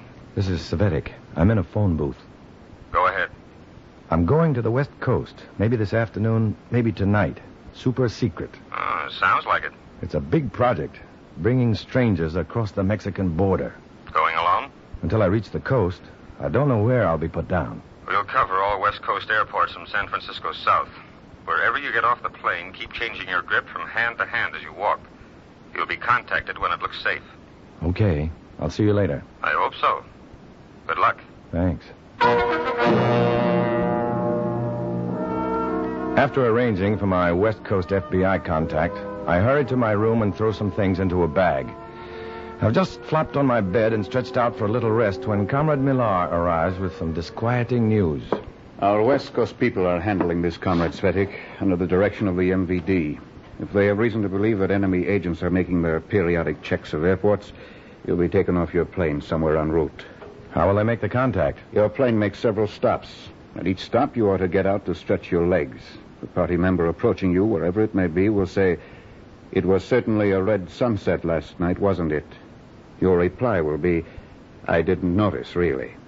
I didn't notice, really. Right. Here's your ticket, Comrade Svetic. It's for San Diego, and your plane leaves in 35 minutes. I'll drive you to the airport.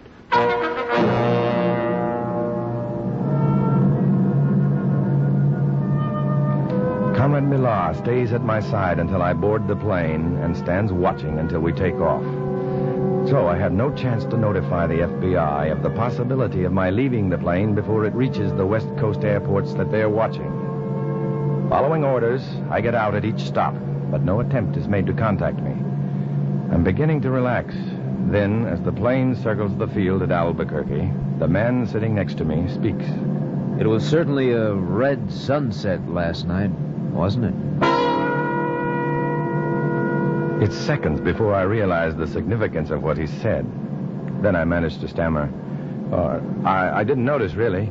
Take your bag when you get off this time. Right. Walk to the airport parking lot and wait for me at the entrance. I'm Comrade Colma. You're under my orders.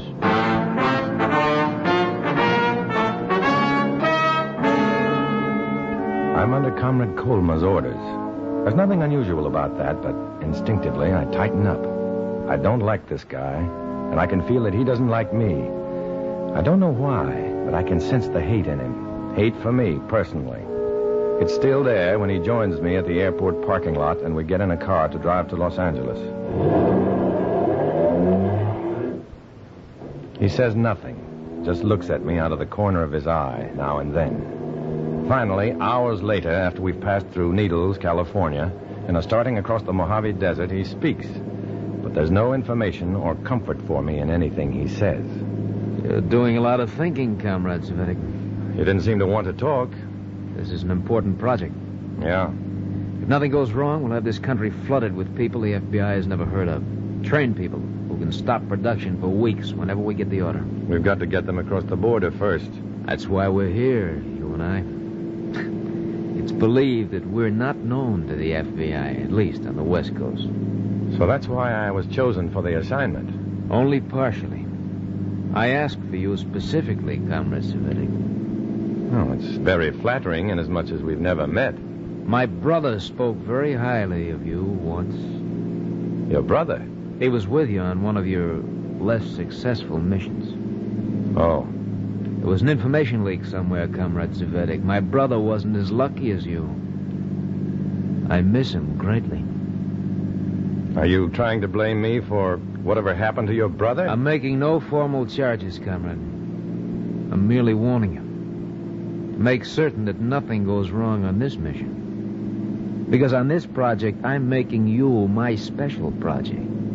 For purely personal reasons.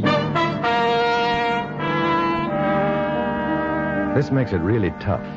Comrade Colma isn't just a naturally suspicious MVD man. He's an MVD man who lost his brother on a mission and blames me for it. We don't exchange another word until we reach Los Angeles and enter the house of Comrade Walters. You had trouble finding my place, comrades? A little, Comrade Walters. Too bad. But so have the FBI, and that is good. You have orders for Comrade Cvetic and me? Yeah.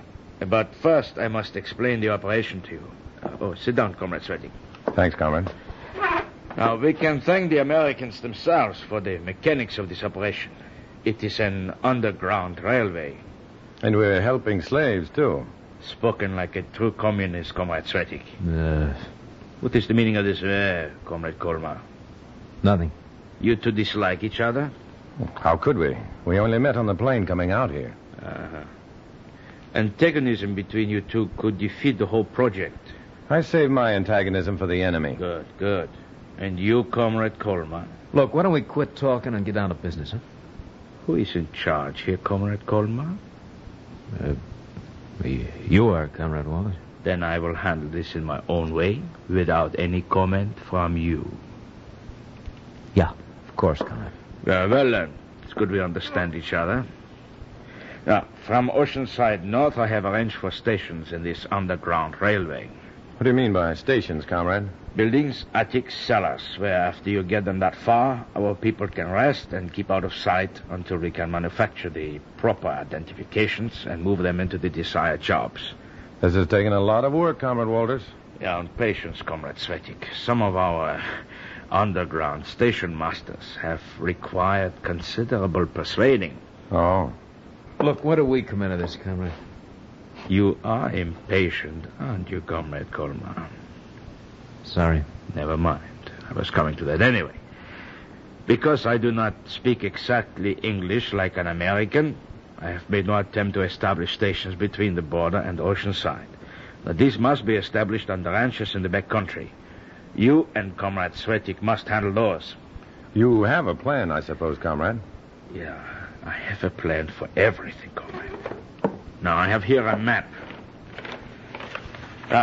Here, these circles indicate ranches without telephones, ranches where the owners have been very tolerant about Mexican wetbacks. Posing as ranchers from Northern California, you and Comrade Colma will approach these southern ranchers asking for help in shoving a bunch of wetback laborers north for you. Now, most of them feel sorry for the Mexicans anyway and will be glad to cooperate. And those who don't, we remind of their previous crimes. Exactly. Now, after you have completed arrangements with the ranchers, which should not take more than 2 days, you will proceed to Tijuana, Mexico. I will meet you there, in the Hotel Rosario.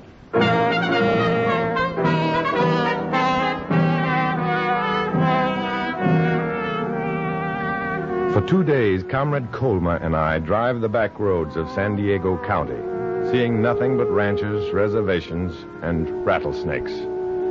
And Comrade Walters has the ranchers pegged right. Of course, we promise that the wetbacks will do a day's labor for each rancher who gives them shelter, and that we'll pay for it at the other end of the line. It's a good deal for everybody. Even Comrade Colma acts almost human. And when we report to Comrade Walters at the Hotel Rosario in Tijuana, he's happy about the whole thing, almost. You have done very well, comrades. What's our next move? To send our people back over the route you have just followed. Unfortunately, we must wait a few days. Why? The Border Patrol has been suddenly, unaccountably reinforced. It is very strange. An information leak? Possibly. However, according to an informant who loiters near the Border Patrol station at the Tijuana gate, They are searching for a missing FBI undercover man.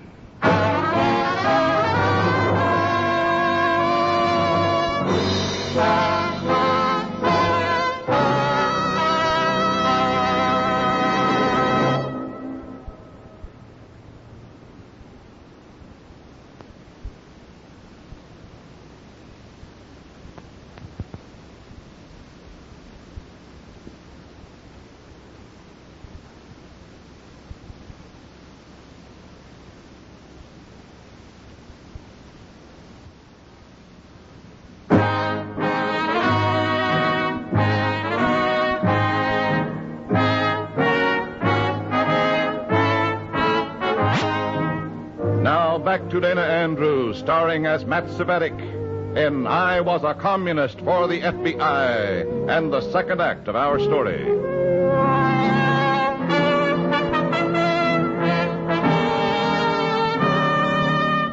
They're searching for a missing FBI undercover man. When Comrade Walters says that, I want to yell, dance, and sing. And it must show in my face because suddenly I realize that Comrade Walters and Comrade Colma are both staring at me curiously. You react strangely to this unfortunate situation, Comrade Cvetic. Strangely? How do you mean? Well, a suspicious man might think you're pleased by the search. Oh. No, as a matter of fact, I am pleased. Yeah, I thought so. And why are you pleased, Comrade Cvetic? Because any time an FBI undercover man is missing, Comrade, you and I have one less rat to worry about. Yeah, that is one way of looking at it. This isn't going to change our plans, is it? It might.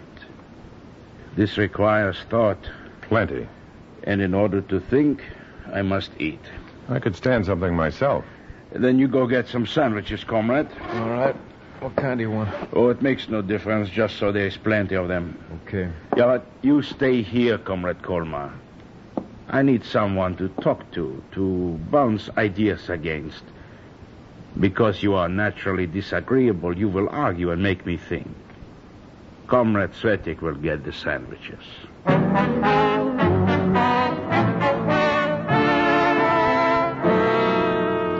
This is the break I've been playing for. A chance to get away from Comrade Colma. A chance to contact the FBI, if I can just get to a phone. Then as I spot a phone booth and head toward it, I have a hunch. Walters may have been giving Colma a lot of conversation. They may be checking up on me. I turn around and head back toward the hotel and bump right into Comrade Colma. Why don't you look where you... Well, Comrade Colma, I was just coming back to the room. Oh. Where are the sandwiches? Well, I didn't get them yet. You didn't tell me whether you wanted yours with or without. You're pretty clever, Comrade Cvetic. Clever? You fool Walters completely. I hear what you're saying, Comrade, but it doesn't mean anything. At least to me. But it will someday, because I'm not fooled. Someday, Comrade, you're going to make a slip. And when you do, I'll be there.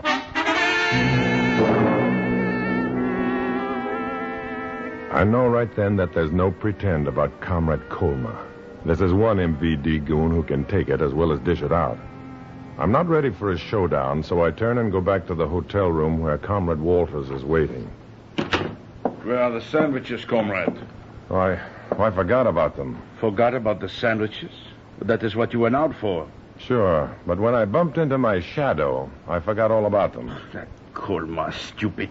Look, Comrade Walters, if you don't think I'm right for this assignment, if you don't trust me, take me off it. Send me home. But I do trust you, like a comrade. You just have more faith in Colma? Now, why should you think that? There's no one out following him around. I was not following you, comrade. It was his idea. Oh, I wonder. You doubt my word, comrade? No, I was just wondering.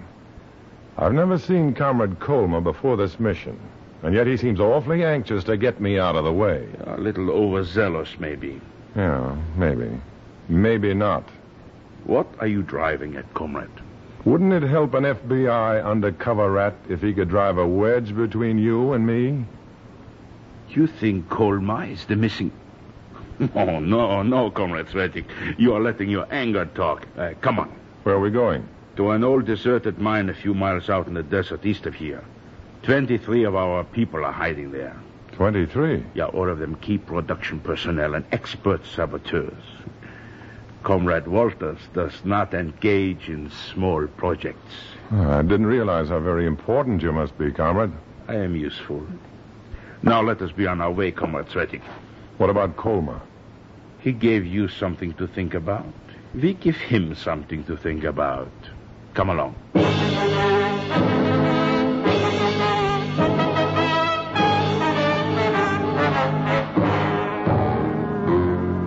We drive out to the mine over a road that'd break a rattlesnake's back and callous its belly. Rough, tough, and twisting.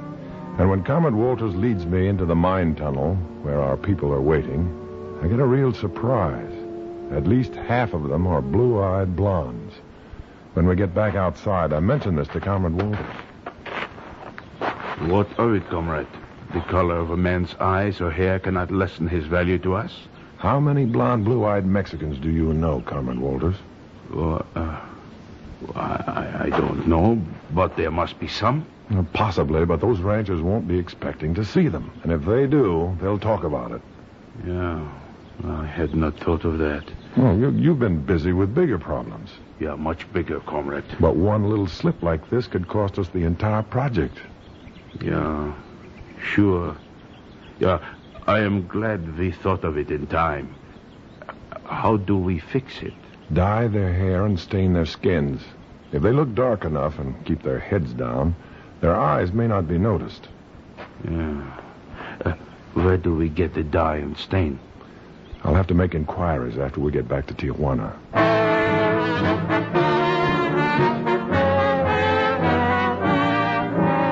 We drive back to the hotel and find Comrade Colma waiting for us. He's ready to blow his top. But Comrade Walters is on my side now. While you were out running around the town, Comrade Sretik was with me, working on the project. Did you do anything to help the cause, Comrade Colma? He doesn't even give Colma a chance to answer. Instead, he orders me to go out and get the stain and dye we need to make our blonde comrades look like brunette Mexicans. And this time, Comrade Sretik, you won't be followed. I promise you that.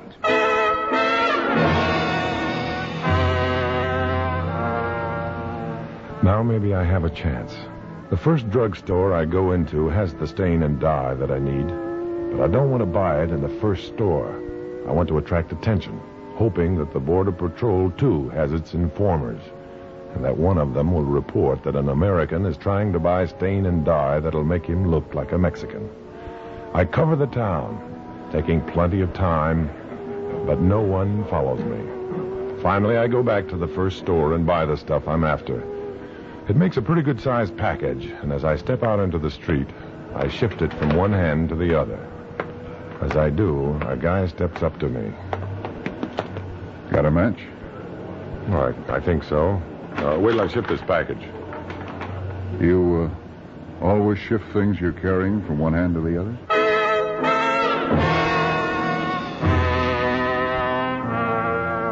Shift things from one hand to the other.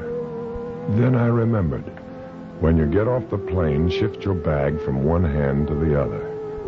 This is the recognition sign the FBI gave me before I left home. I grin before I answer.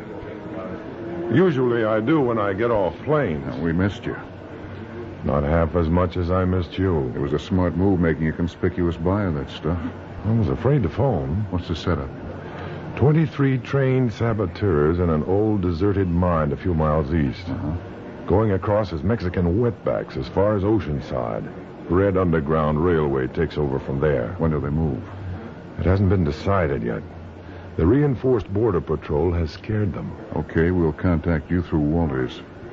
Walters? Is he on our side? No. But we have people who give him information we want him to have. Only the next information will be for you.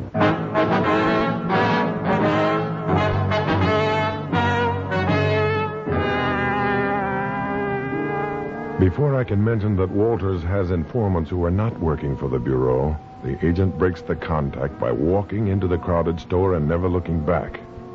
Now I'm worse off than I was before. The Bureau will be sending me information, but Walters will be getting other information, and I won't know which is which. I'm in a great spot to lose my neck. And when I get back to the hotel room, I can see that Colma has been working on Walters again. You took plenty of time, Comrade Svetic. Well, it isn't easy to buy large quantities of this stuff without arousing suspicion, Comrade Walters. What makes you think you were successful? What makes you think I wasn't? The Border Patrol was informed that an American was buying stain and dye to make him look like a Mexican. When did you hear that? When you were out shopping. Or whatever it was you were doing. Here are the packages. We're going to have to move fast, Comrade Svetic. You give the orders, I'll follow them. We're going out to the mine immediately. We will make up our people to look like Mexicans and go across the border tonight. Tonight? There will be no moon. We will start as soon as it is dark. But what about the Border Patrol? While you and I were gone this afternoon, Comrade Colma was working too. Yeah? Yeah. I was able to enlist the services of several experienced Mexicans. Men who've made the trip across the border many times. They will lead our parties.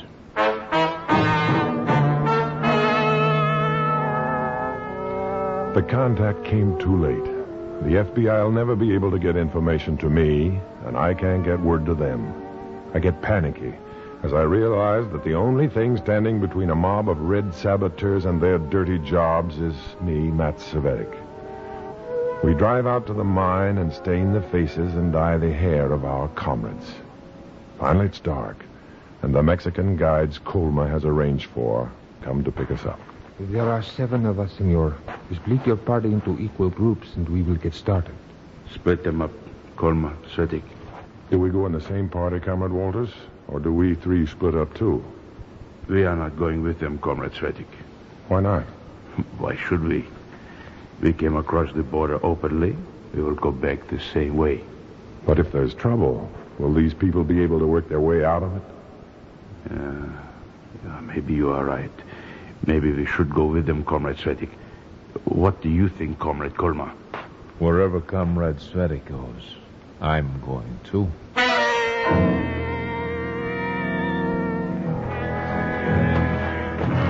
After hiding our car in an old shed where it won't attract attention, we head for the border, single file, to cross at a spot where our guides assure us is perfectly safe. We've walked and slipped and stumbled over about 3 miles of desert when the leader of our entire party passes between 2 close-set rocks and disappears, followed by the others. By Comrade Walters' orders, I'm the last man in the last group, guarding against strays and stragglers. And as I pass through the opening in the rocks, a Mexican pulls me into the shadows and whispers, "Yell out to the comrades. I think this is a trap, then run back through those rocks." "Who are you?" "A friend. You're not the only ones who can use that stain and dye. Now, before they get suspicious, yell a warning to them and get out." Comrade Svetic. Oh, yes, Comrade Walters? What are you doing? Why aren't you here? Yell your warning. Well, I think this is a trap, Comrade. What? I think this is a trap. I'm getting out of here. Follow me. All right, stop him! Stop that man! I'll stop him, friend! I'll stop him! Good!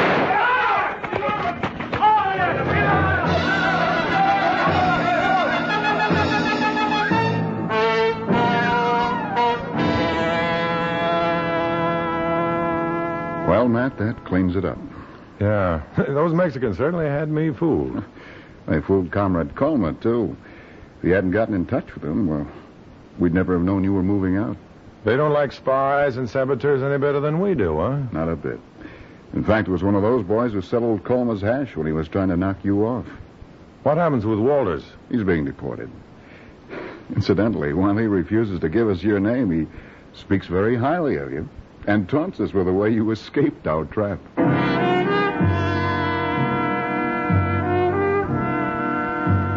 Comrade Walters admired me.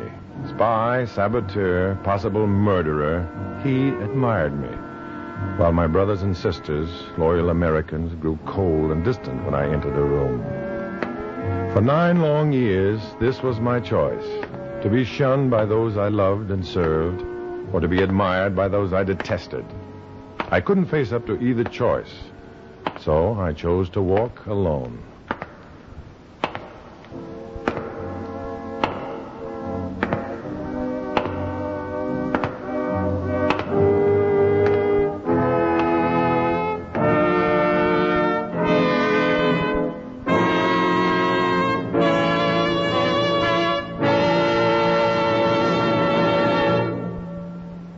Dana Andrews will return in just a moment.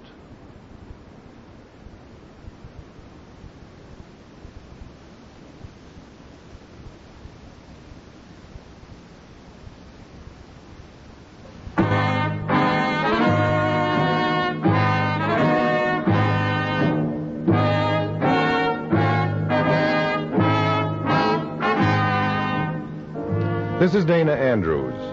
Although you may not see any surface indications, the tempo of the Cold War is rising.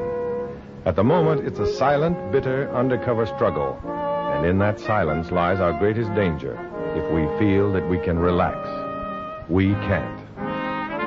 To protect innocent persons, the names, dates, and places you've heard mentioned are fictitious. But there's nothing fictitious about the danger. Next week, we'll bring you another strange adventure based on the fantastic experiences of Matt Svetich. Join us, won't you?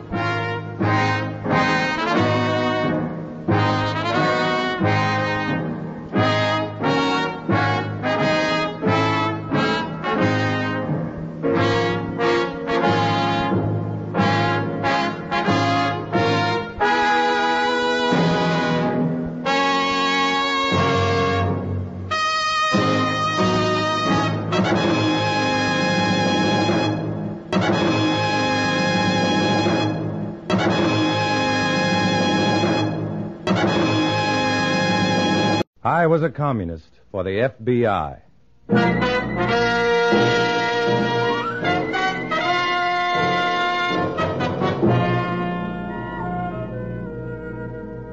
Starring Dana Andrews in an exciting tale of danger and espionage. I was a communist for the FBI.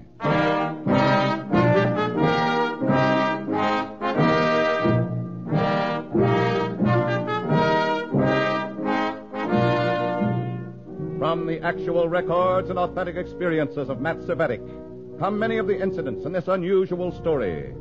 Here is our star, Dana Andrews, as Matt Svetich, who for 9 fantastic years lived as a communist for the FBI. In these complex times, it takes a lot more than a heap of living to make a house a home.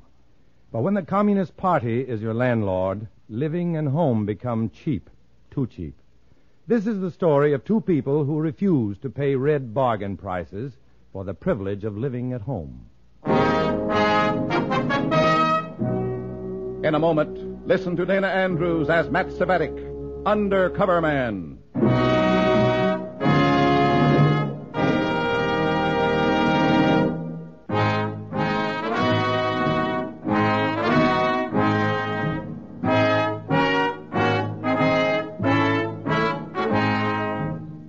Now, here is Dana Andrews as Matt Svetich, Undercover Man.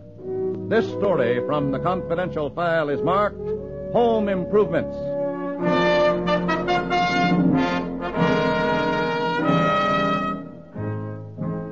It's pretty tough these days for the communists to keep their politicians in power, but they manage somehow. Take the case of one Ralph Rinaldo.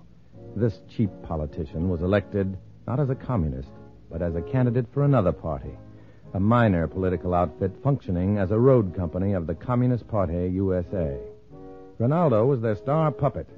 He danced when the Red leader, Comrade Max Vincent, pulled the strings. But then, who didn't? Svetich, Oh, yes, Comrade Vincent? here. Look at this. What is it? This message from New York. Instructions from our superiors on the National Board. What now? About that big housing project, the one just completed in Rinaldo's district. Our comrades have managed to bully the City Housing Authority into placing Rinaldo at the head of the committee in charge. Fine. He'll be able to help some people to decent homes. We're not concerned with their homes, Svetich. Oh? It's their votes that matter. Votes for Rinaldo. He's been slipping badly lately. This housing project will help keep the balance of voting power in Rinaldo's favor. I don't understand. How can a housing development... Simple, comrade. Every tenant will be a Rinaldo voter. Wait a minute. Are we supposed to tell the tenants how to vote? Not at all. They'll tell us.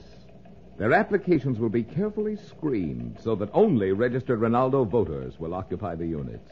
But there's bound to be hundreds of applicants. We need every vote, Svetich. You'll have to do a careful screening job. Look, Me? I'm to do the screening? These instructions are your orders to work with Rinaldo. They outline the entire plan. And I'm to be responsible Here, study these orders carefully. Keep them handy. I'll want to refer to them myself from time to time. With your competence, Svetich, and Rinaldo's personality, the party can expect nothing but success.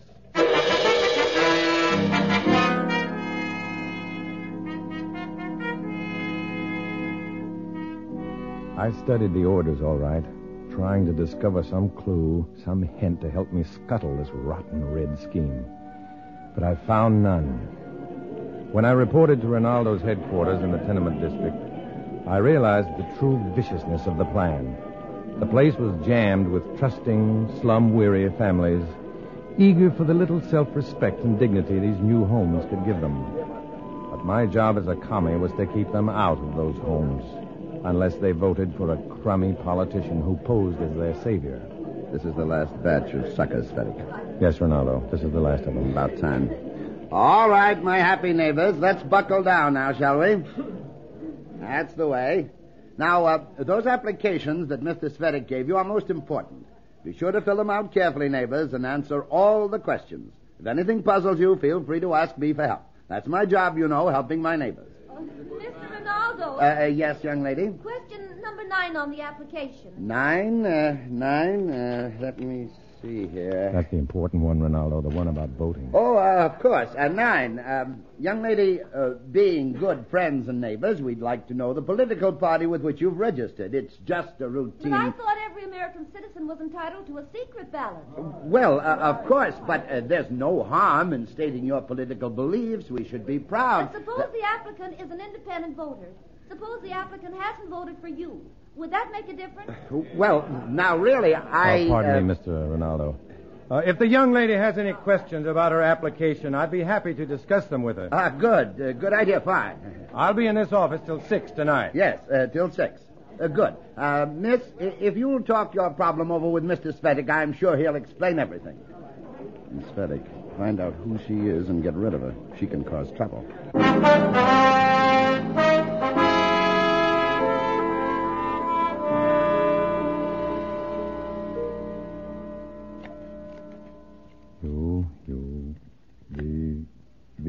Here it is, Varga. Antonio and Rose Varga? That's it. Antonio's my father. It's funny. You have 2 other applications in this file, Miss Varga. I know. And they've both been rejected, Mr. Svetic. This one will be rejected, too. I'd like to know why. Well, you know, there are many needy families in this area. Sometimes it's difficult If you're looking for hard luck stories, Mr. Svetic, just read this application. Go on. I can promise you a good cry. Miss Varga, Go on, read it. It's all there. Here, right here. It says my father gave up our old house to make room for your housing project. We received some compensation. It wasn't much of a house, but it was the last thing he owned. Where are you living now? Read the application. An apartment, 4 rooms, and we share them with 2 other families. And here, right here, it tells you about my father. He's a cobbler, a shoe repair man. But he's ill. He can only work a few hours a day. And you help him in his shop? Well, as much as I can. I'm not very good at repairing shoes, you know, but someone has to. Good sob story, isn't it? Well, are you crying, Mr. Svetic? Got a lump in your throat, tears in your eyes? Look, see, I'm crying. It's easy. It's too easy. Well, Miss Varga, I'll talk to Mr. Rinaldo, but I can't promise anything. You see, there's just a limited number of units in the project. Limited to what? To people who vote for Ralph Rinaldo? I'll do all I can, Miss Varga. I'll try to get your application approved somehow.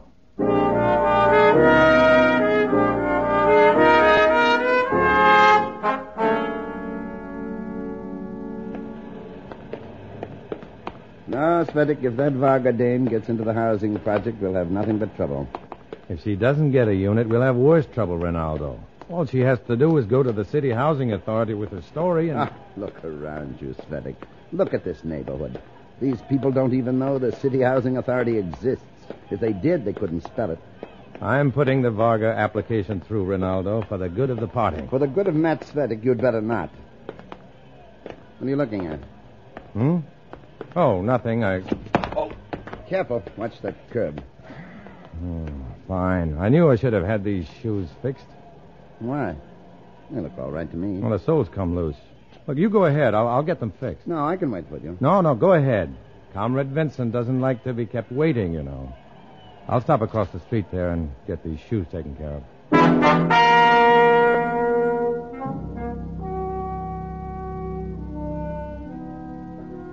There was nothing wrong with my shoe. but it gave me a convenient excuse to get rid of Rinaldo and to visit Antonio Varga in his little shoe repair shop. When I entered, Varga was at the machine buffing the heels of a pair of brogans. He was a wizened old man, bent with illness and hard work. He'd never met me, had no idea of my true identity. If I could play my part well and keep him from knowing the truth about me, we might be able to help each other against Rinaldo and the commies. I be through, mister. Just a minute, I be through. Okay, take your time. Everything is so hard to work now. Mister, if you got to have a shoes fixed in a hurry, I cannot do it. Well, no, Mr. Varga. In fact, I ain't so good like I used to be. Work a little here, a little there. It's no good. Nothing gets finished. Nothing. You got the shoes to pick up or what, eh? No, Well, I'm from the City Housing Authority. Oh, no, I no can buy anything anymore. Excuse me, I promise to finish these shoes, huh? Oh, I'm not selling anything, Mr. Varga. You come another time. You see, my daughter Rosa, she understands about things. No, this is about your home, Mr. Varga. Your home and the new housing project. What do you know about my home? Well, I'm with the City Housing Authority. We're checking the applications for the project to see that everyone is treated fairly. They no treat me fair. The crooks, those people. They take away our house. They tell my daughter Rosa lies. Mr. Varga. They're crooks. Listen. Tell your daughter to report your case to the director of the City Housing Authority. What for? They're crooks, too. No, they're not crooks. And they're not communists. They can help you. They want to help you. They're not crooks, eh? No, but they can't help you until they know your story. Now tell your daughter to go to the City Hall and tell them what's happening. The sooner the better. She maybe... What's her name again? Here, write it down. City Housing Authority. See, I tell Rosa.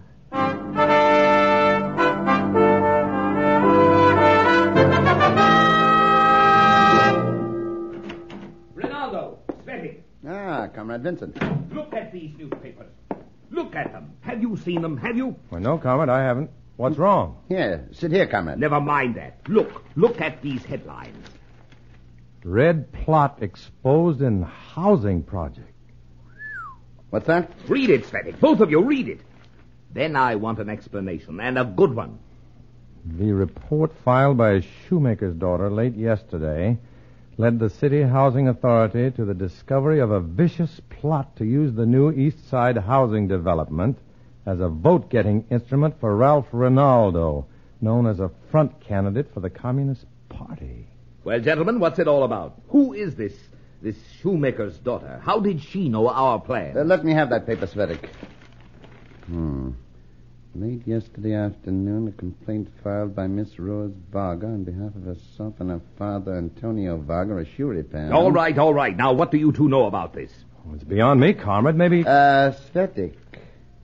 Yeah? Show Comrade Vincent your shoe. What? Your shoe, Svettik. The one you had repaired yesterday by Antonio Varga.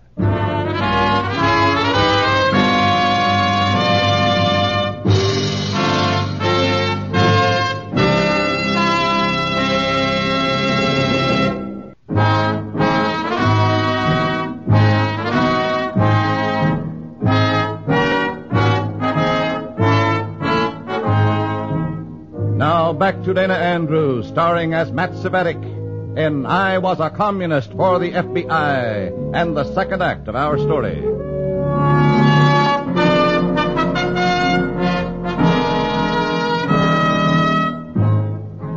I had tried to set a trap to catch the commies, but now I found that I had put my foot right smack into it, literally. As I forced myself to meet the accusing stares of Rinaldo and Vincent, my shoes seemed to grow and grow and grow until I could have sworn my shoes were wearing me. Well, Svettik, show Comrade Vincent your shoe, the one Antonio Varga repaired for you yesterday. But I'm not wearing those shoes today. What's this all about? Svetik, what do you know about these Vargas? Let me explain that, comrade. Svetik knew that Rose Varga was suspicious of our work with the housing project. In spite of that, he fought to have her application approved. Not in spite of it, Rinaldo, because of it. Since she was suspicious, it wasn't safe to keep her dissatisfied. I warned Rinaldo that she'd go to the city housing authority. And she did just that, immediately after your rather sudden visit to her father's shoe repair shop. What's this? What visit? I had my shoes fixed. Is it disloyal to our cause to have my shoes fixed? A strange series of circumstances indeed. This is idiotic. Comrade Vincent, have you ever had any reason to doubt my loyalty to the party? Never. Until now. Come along, Svetik. Huh? Where? There's one way to settle this question. You and I, Svetik, are going to Antonio Varga's shop. I'm curious to see how you and he get along. It was only a short walk to Varga's shop, but to me it seemed like the last mile. If Varga greeted me as a friend, as a man who had helped him solve his greatest problem, I was licked.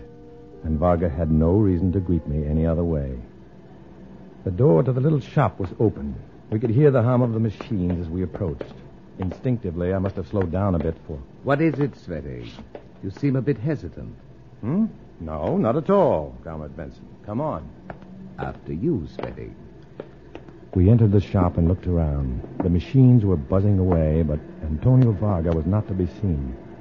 Then the burlap curtain at the far end of the shop parted. I'm sorry I didn't hear you come in. The machine... Oh. It's you. Oh, Miss Varga, this is Mr. Vincent. Just a minute, I'll turn off the machine. All right, Mr. Svetik. What do you want? Mr. Vincent would like to talk with your father. My father isn't feeling well. He's ill. It's imperative that I talk with him. Why? Well, He's not interested in talking with you or any of Mr. Svetik's friends. Why? Why is that, Miss Varga? I've told him about you. You and that whole Rinaldo crowd. You've done everything possible to ruin us. Well, I hope I've done the same for you. You mean by going to the housing authority? Yes. Yes, they'll see that Rinaldo gets what he deserves. We're curious as to what made you decide to take that action. A member of the city housing authority came in here and talked with my father. He told us what to do. Clear? Yes. Yes, very clear. It's nice to know that there's a difference between communists and human beings. Yes, Miss Varga, there are many differences. For instance, ordinary creatures would accept a defeat like this. We will find ways to avenge it. I never thought that the scorn of a lovely girl would be so welcome to me. But Rose Varga's attitude was just bitter enough to clear me of any guilt as far as Vincent was concerned. What bothered me now, though, was the cell leader's ominous threat to the Vargas. Just how would Vincent seek to avenge this defeat? And to whom would his red violence be directed? I found out the next day when Rinaldo and I were called to local party headquarters. Sit down, Svetik. Thanks. Rinaldo? Yes, Comrade Vincent? I've received this communication from our national board. They're quite aware that the city housing authority's forthcoming investigation of your activities will ruin you. You know that, of course. Oh, I wouldn't say that. With the party's legal aid and a good propaganda campaign... You can expect no help from the Communist Party. No help? But I... No help. You've outlived your usefulness to our cause. But that isn't so. Svetik, tell him he's wrong. Tell him how loyal I've been, how hard I've worked. There's not much I can do, Rinaldo. Orders are orders. But this trouble isn't my fault. I can still come back. I can still serve the party. The party has no further use for your services. But, Comrade Vincent, where can I go? What can I do without the party? Svetik and I have business to discuss, Rinaldo, if you don't mind. Well, I tell you, I can still serve the party. I can... Then serve by waiting in the outer office. Go on. Out. But, Comrade, Out. You were pretty rough with him, comrade. It won't hurt him. Is it wise to cut him loose like that? After all, Rinaldo knows quite a bit about party activities. And we're not cutting him loose, Svetik. Not yet, anyway. This treatment is just preparation for the indignity of his new job. Well, then you're keeping him. Yes, as a lower echelon worker. We're putting Ronaldo in charge of our physical activity group. Ronaldo? In charge of a goon squad? Please, comrade. A physical activity group. Quite a contrast to his status up till now. But at least it'll keep the poor fool busy. Well, I didn't know our brass-knuckle boys were slated for business. Oh, by all means. Tonight. Oh? Yes. Ronaldo may get some emotional compensation from this assignment. He's going to lead a raid on Antonio Vargas' shoe repair shop.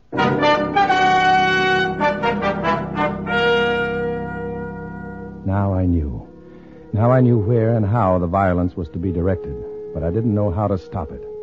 I couldn't let the Red Goon boys trample all over the Vargas. I couldn't. But it was impossible for me to get away long enough to call my FBI contact or the police. I was closeted with a smug cell leader and a sniveling ex-politician, planning the manner in which commie cowards would flex their misplaced muscles. When Ronaldo left to gather up his bully boys, I thought I saw my cue for a graceful exit. Oh, Svetig. Well, yes, Comrade Vincent. You're not leaving, are you? Well, yes, it's late. I'm tired. A good commander stays on the scene till his orders have been fulfilled. You're the commander here, Vincent, not me. I've done all I can to help. You'd better come with me, Svetig. Someday you may be the commander, you know. Yeah? Well, until then, I'd better get some rest. Do you have your copy of those original orders from the National Board, the orders that outlined our strategy? Yeah, sure. Why? Read them again. And notice the statement to the effect that whatever else you're assigned to do, your obligation to me and our cell is not lessened. All right, comrade, what do you want me to do?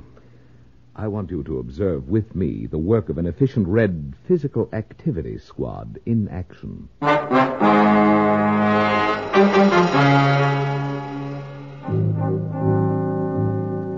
This particular Red Goon Squad was directing its efficiency against an ailing old man and his unsuspecting daughter. Rose and Antonio Varga hadn't let the commies cheat them out of their home. So now the Reds were going to ransack the Varga shop and ruin their only means of livelihood.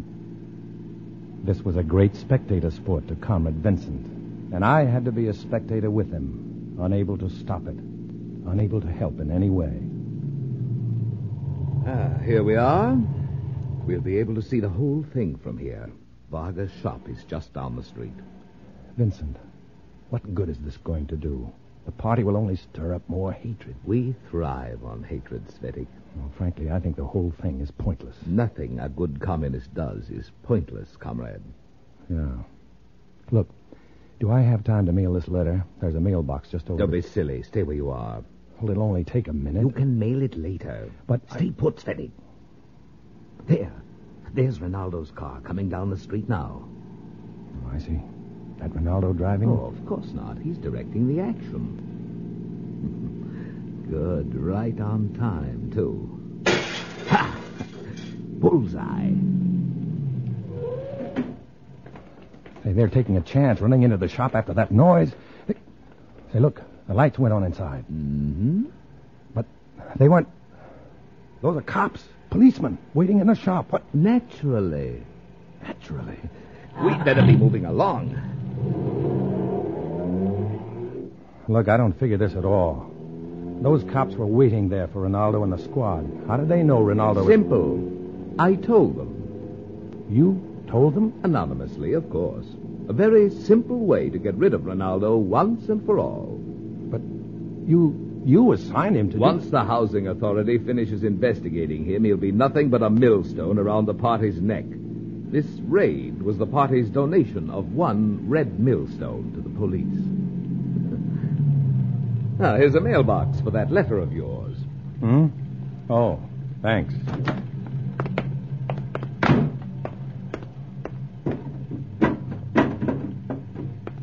Say, you might as well go on ahead. I can walk from here. No point to that. I have the car. Nothing a good communist does is pointless, comrade. I'm glad I made an impression with that fact. Yeah, you made an impression, all right. Well, good night, Svetig.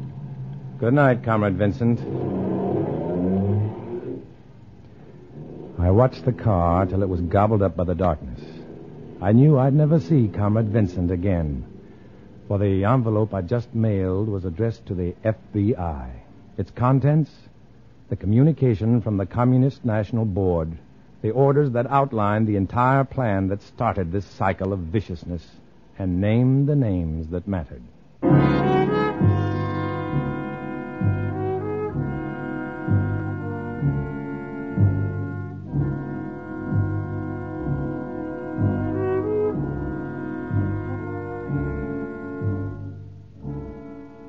Then I turned and walked on, naming the names that mattered to me. Vincent, gone. Rinaldo, gone. Rose Varga, to her I'd always be an enemy. Antonio Varga, to him I'd always be a friend without a name. Matt Svedek, a name without a friend. A man in search of the shadows, destined to walk alone.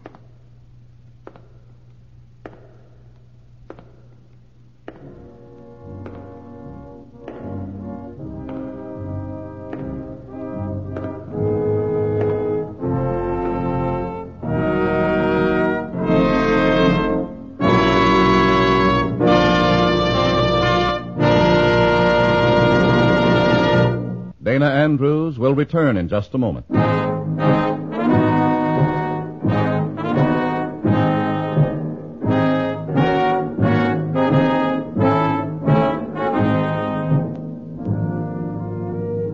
This is Dana Andrews again, friends.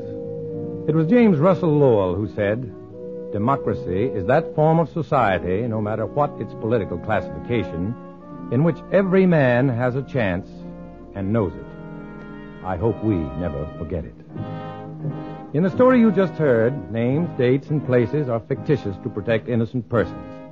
Many of these stories are based on incidents in the life of Matt Svedek, who worked undercover for the FBI. Next week, another fantastic adventure. Join us then, won't you?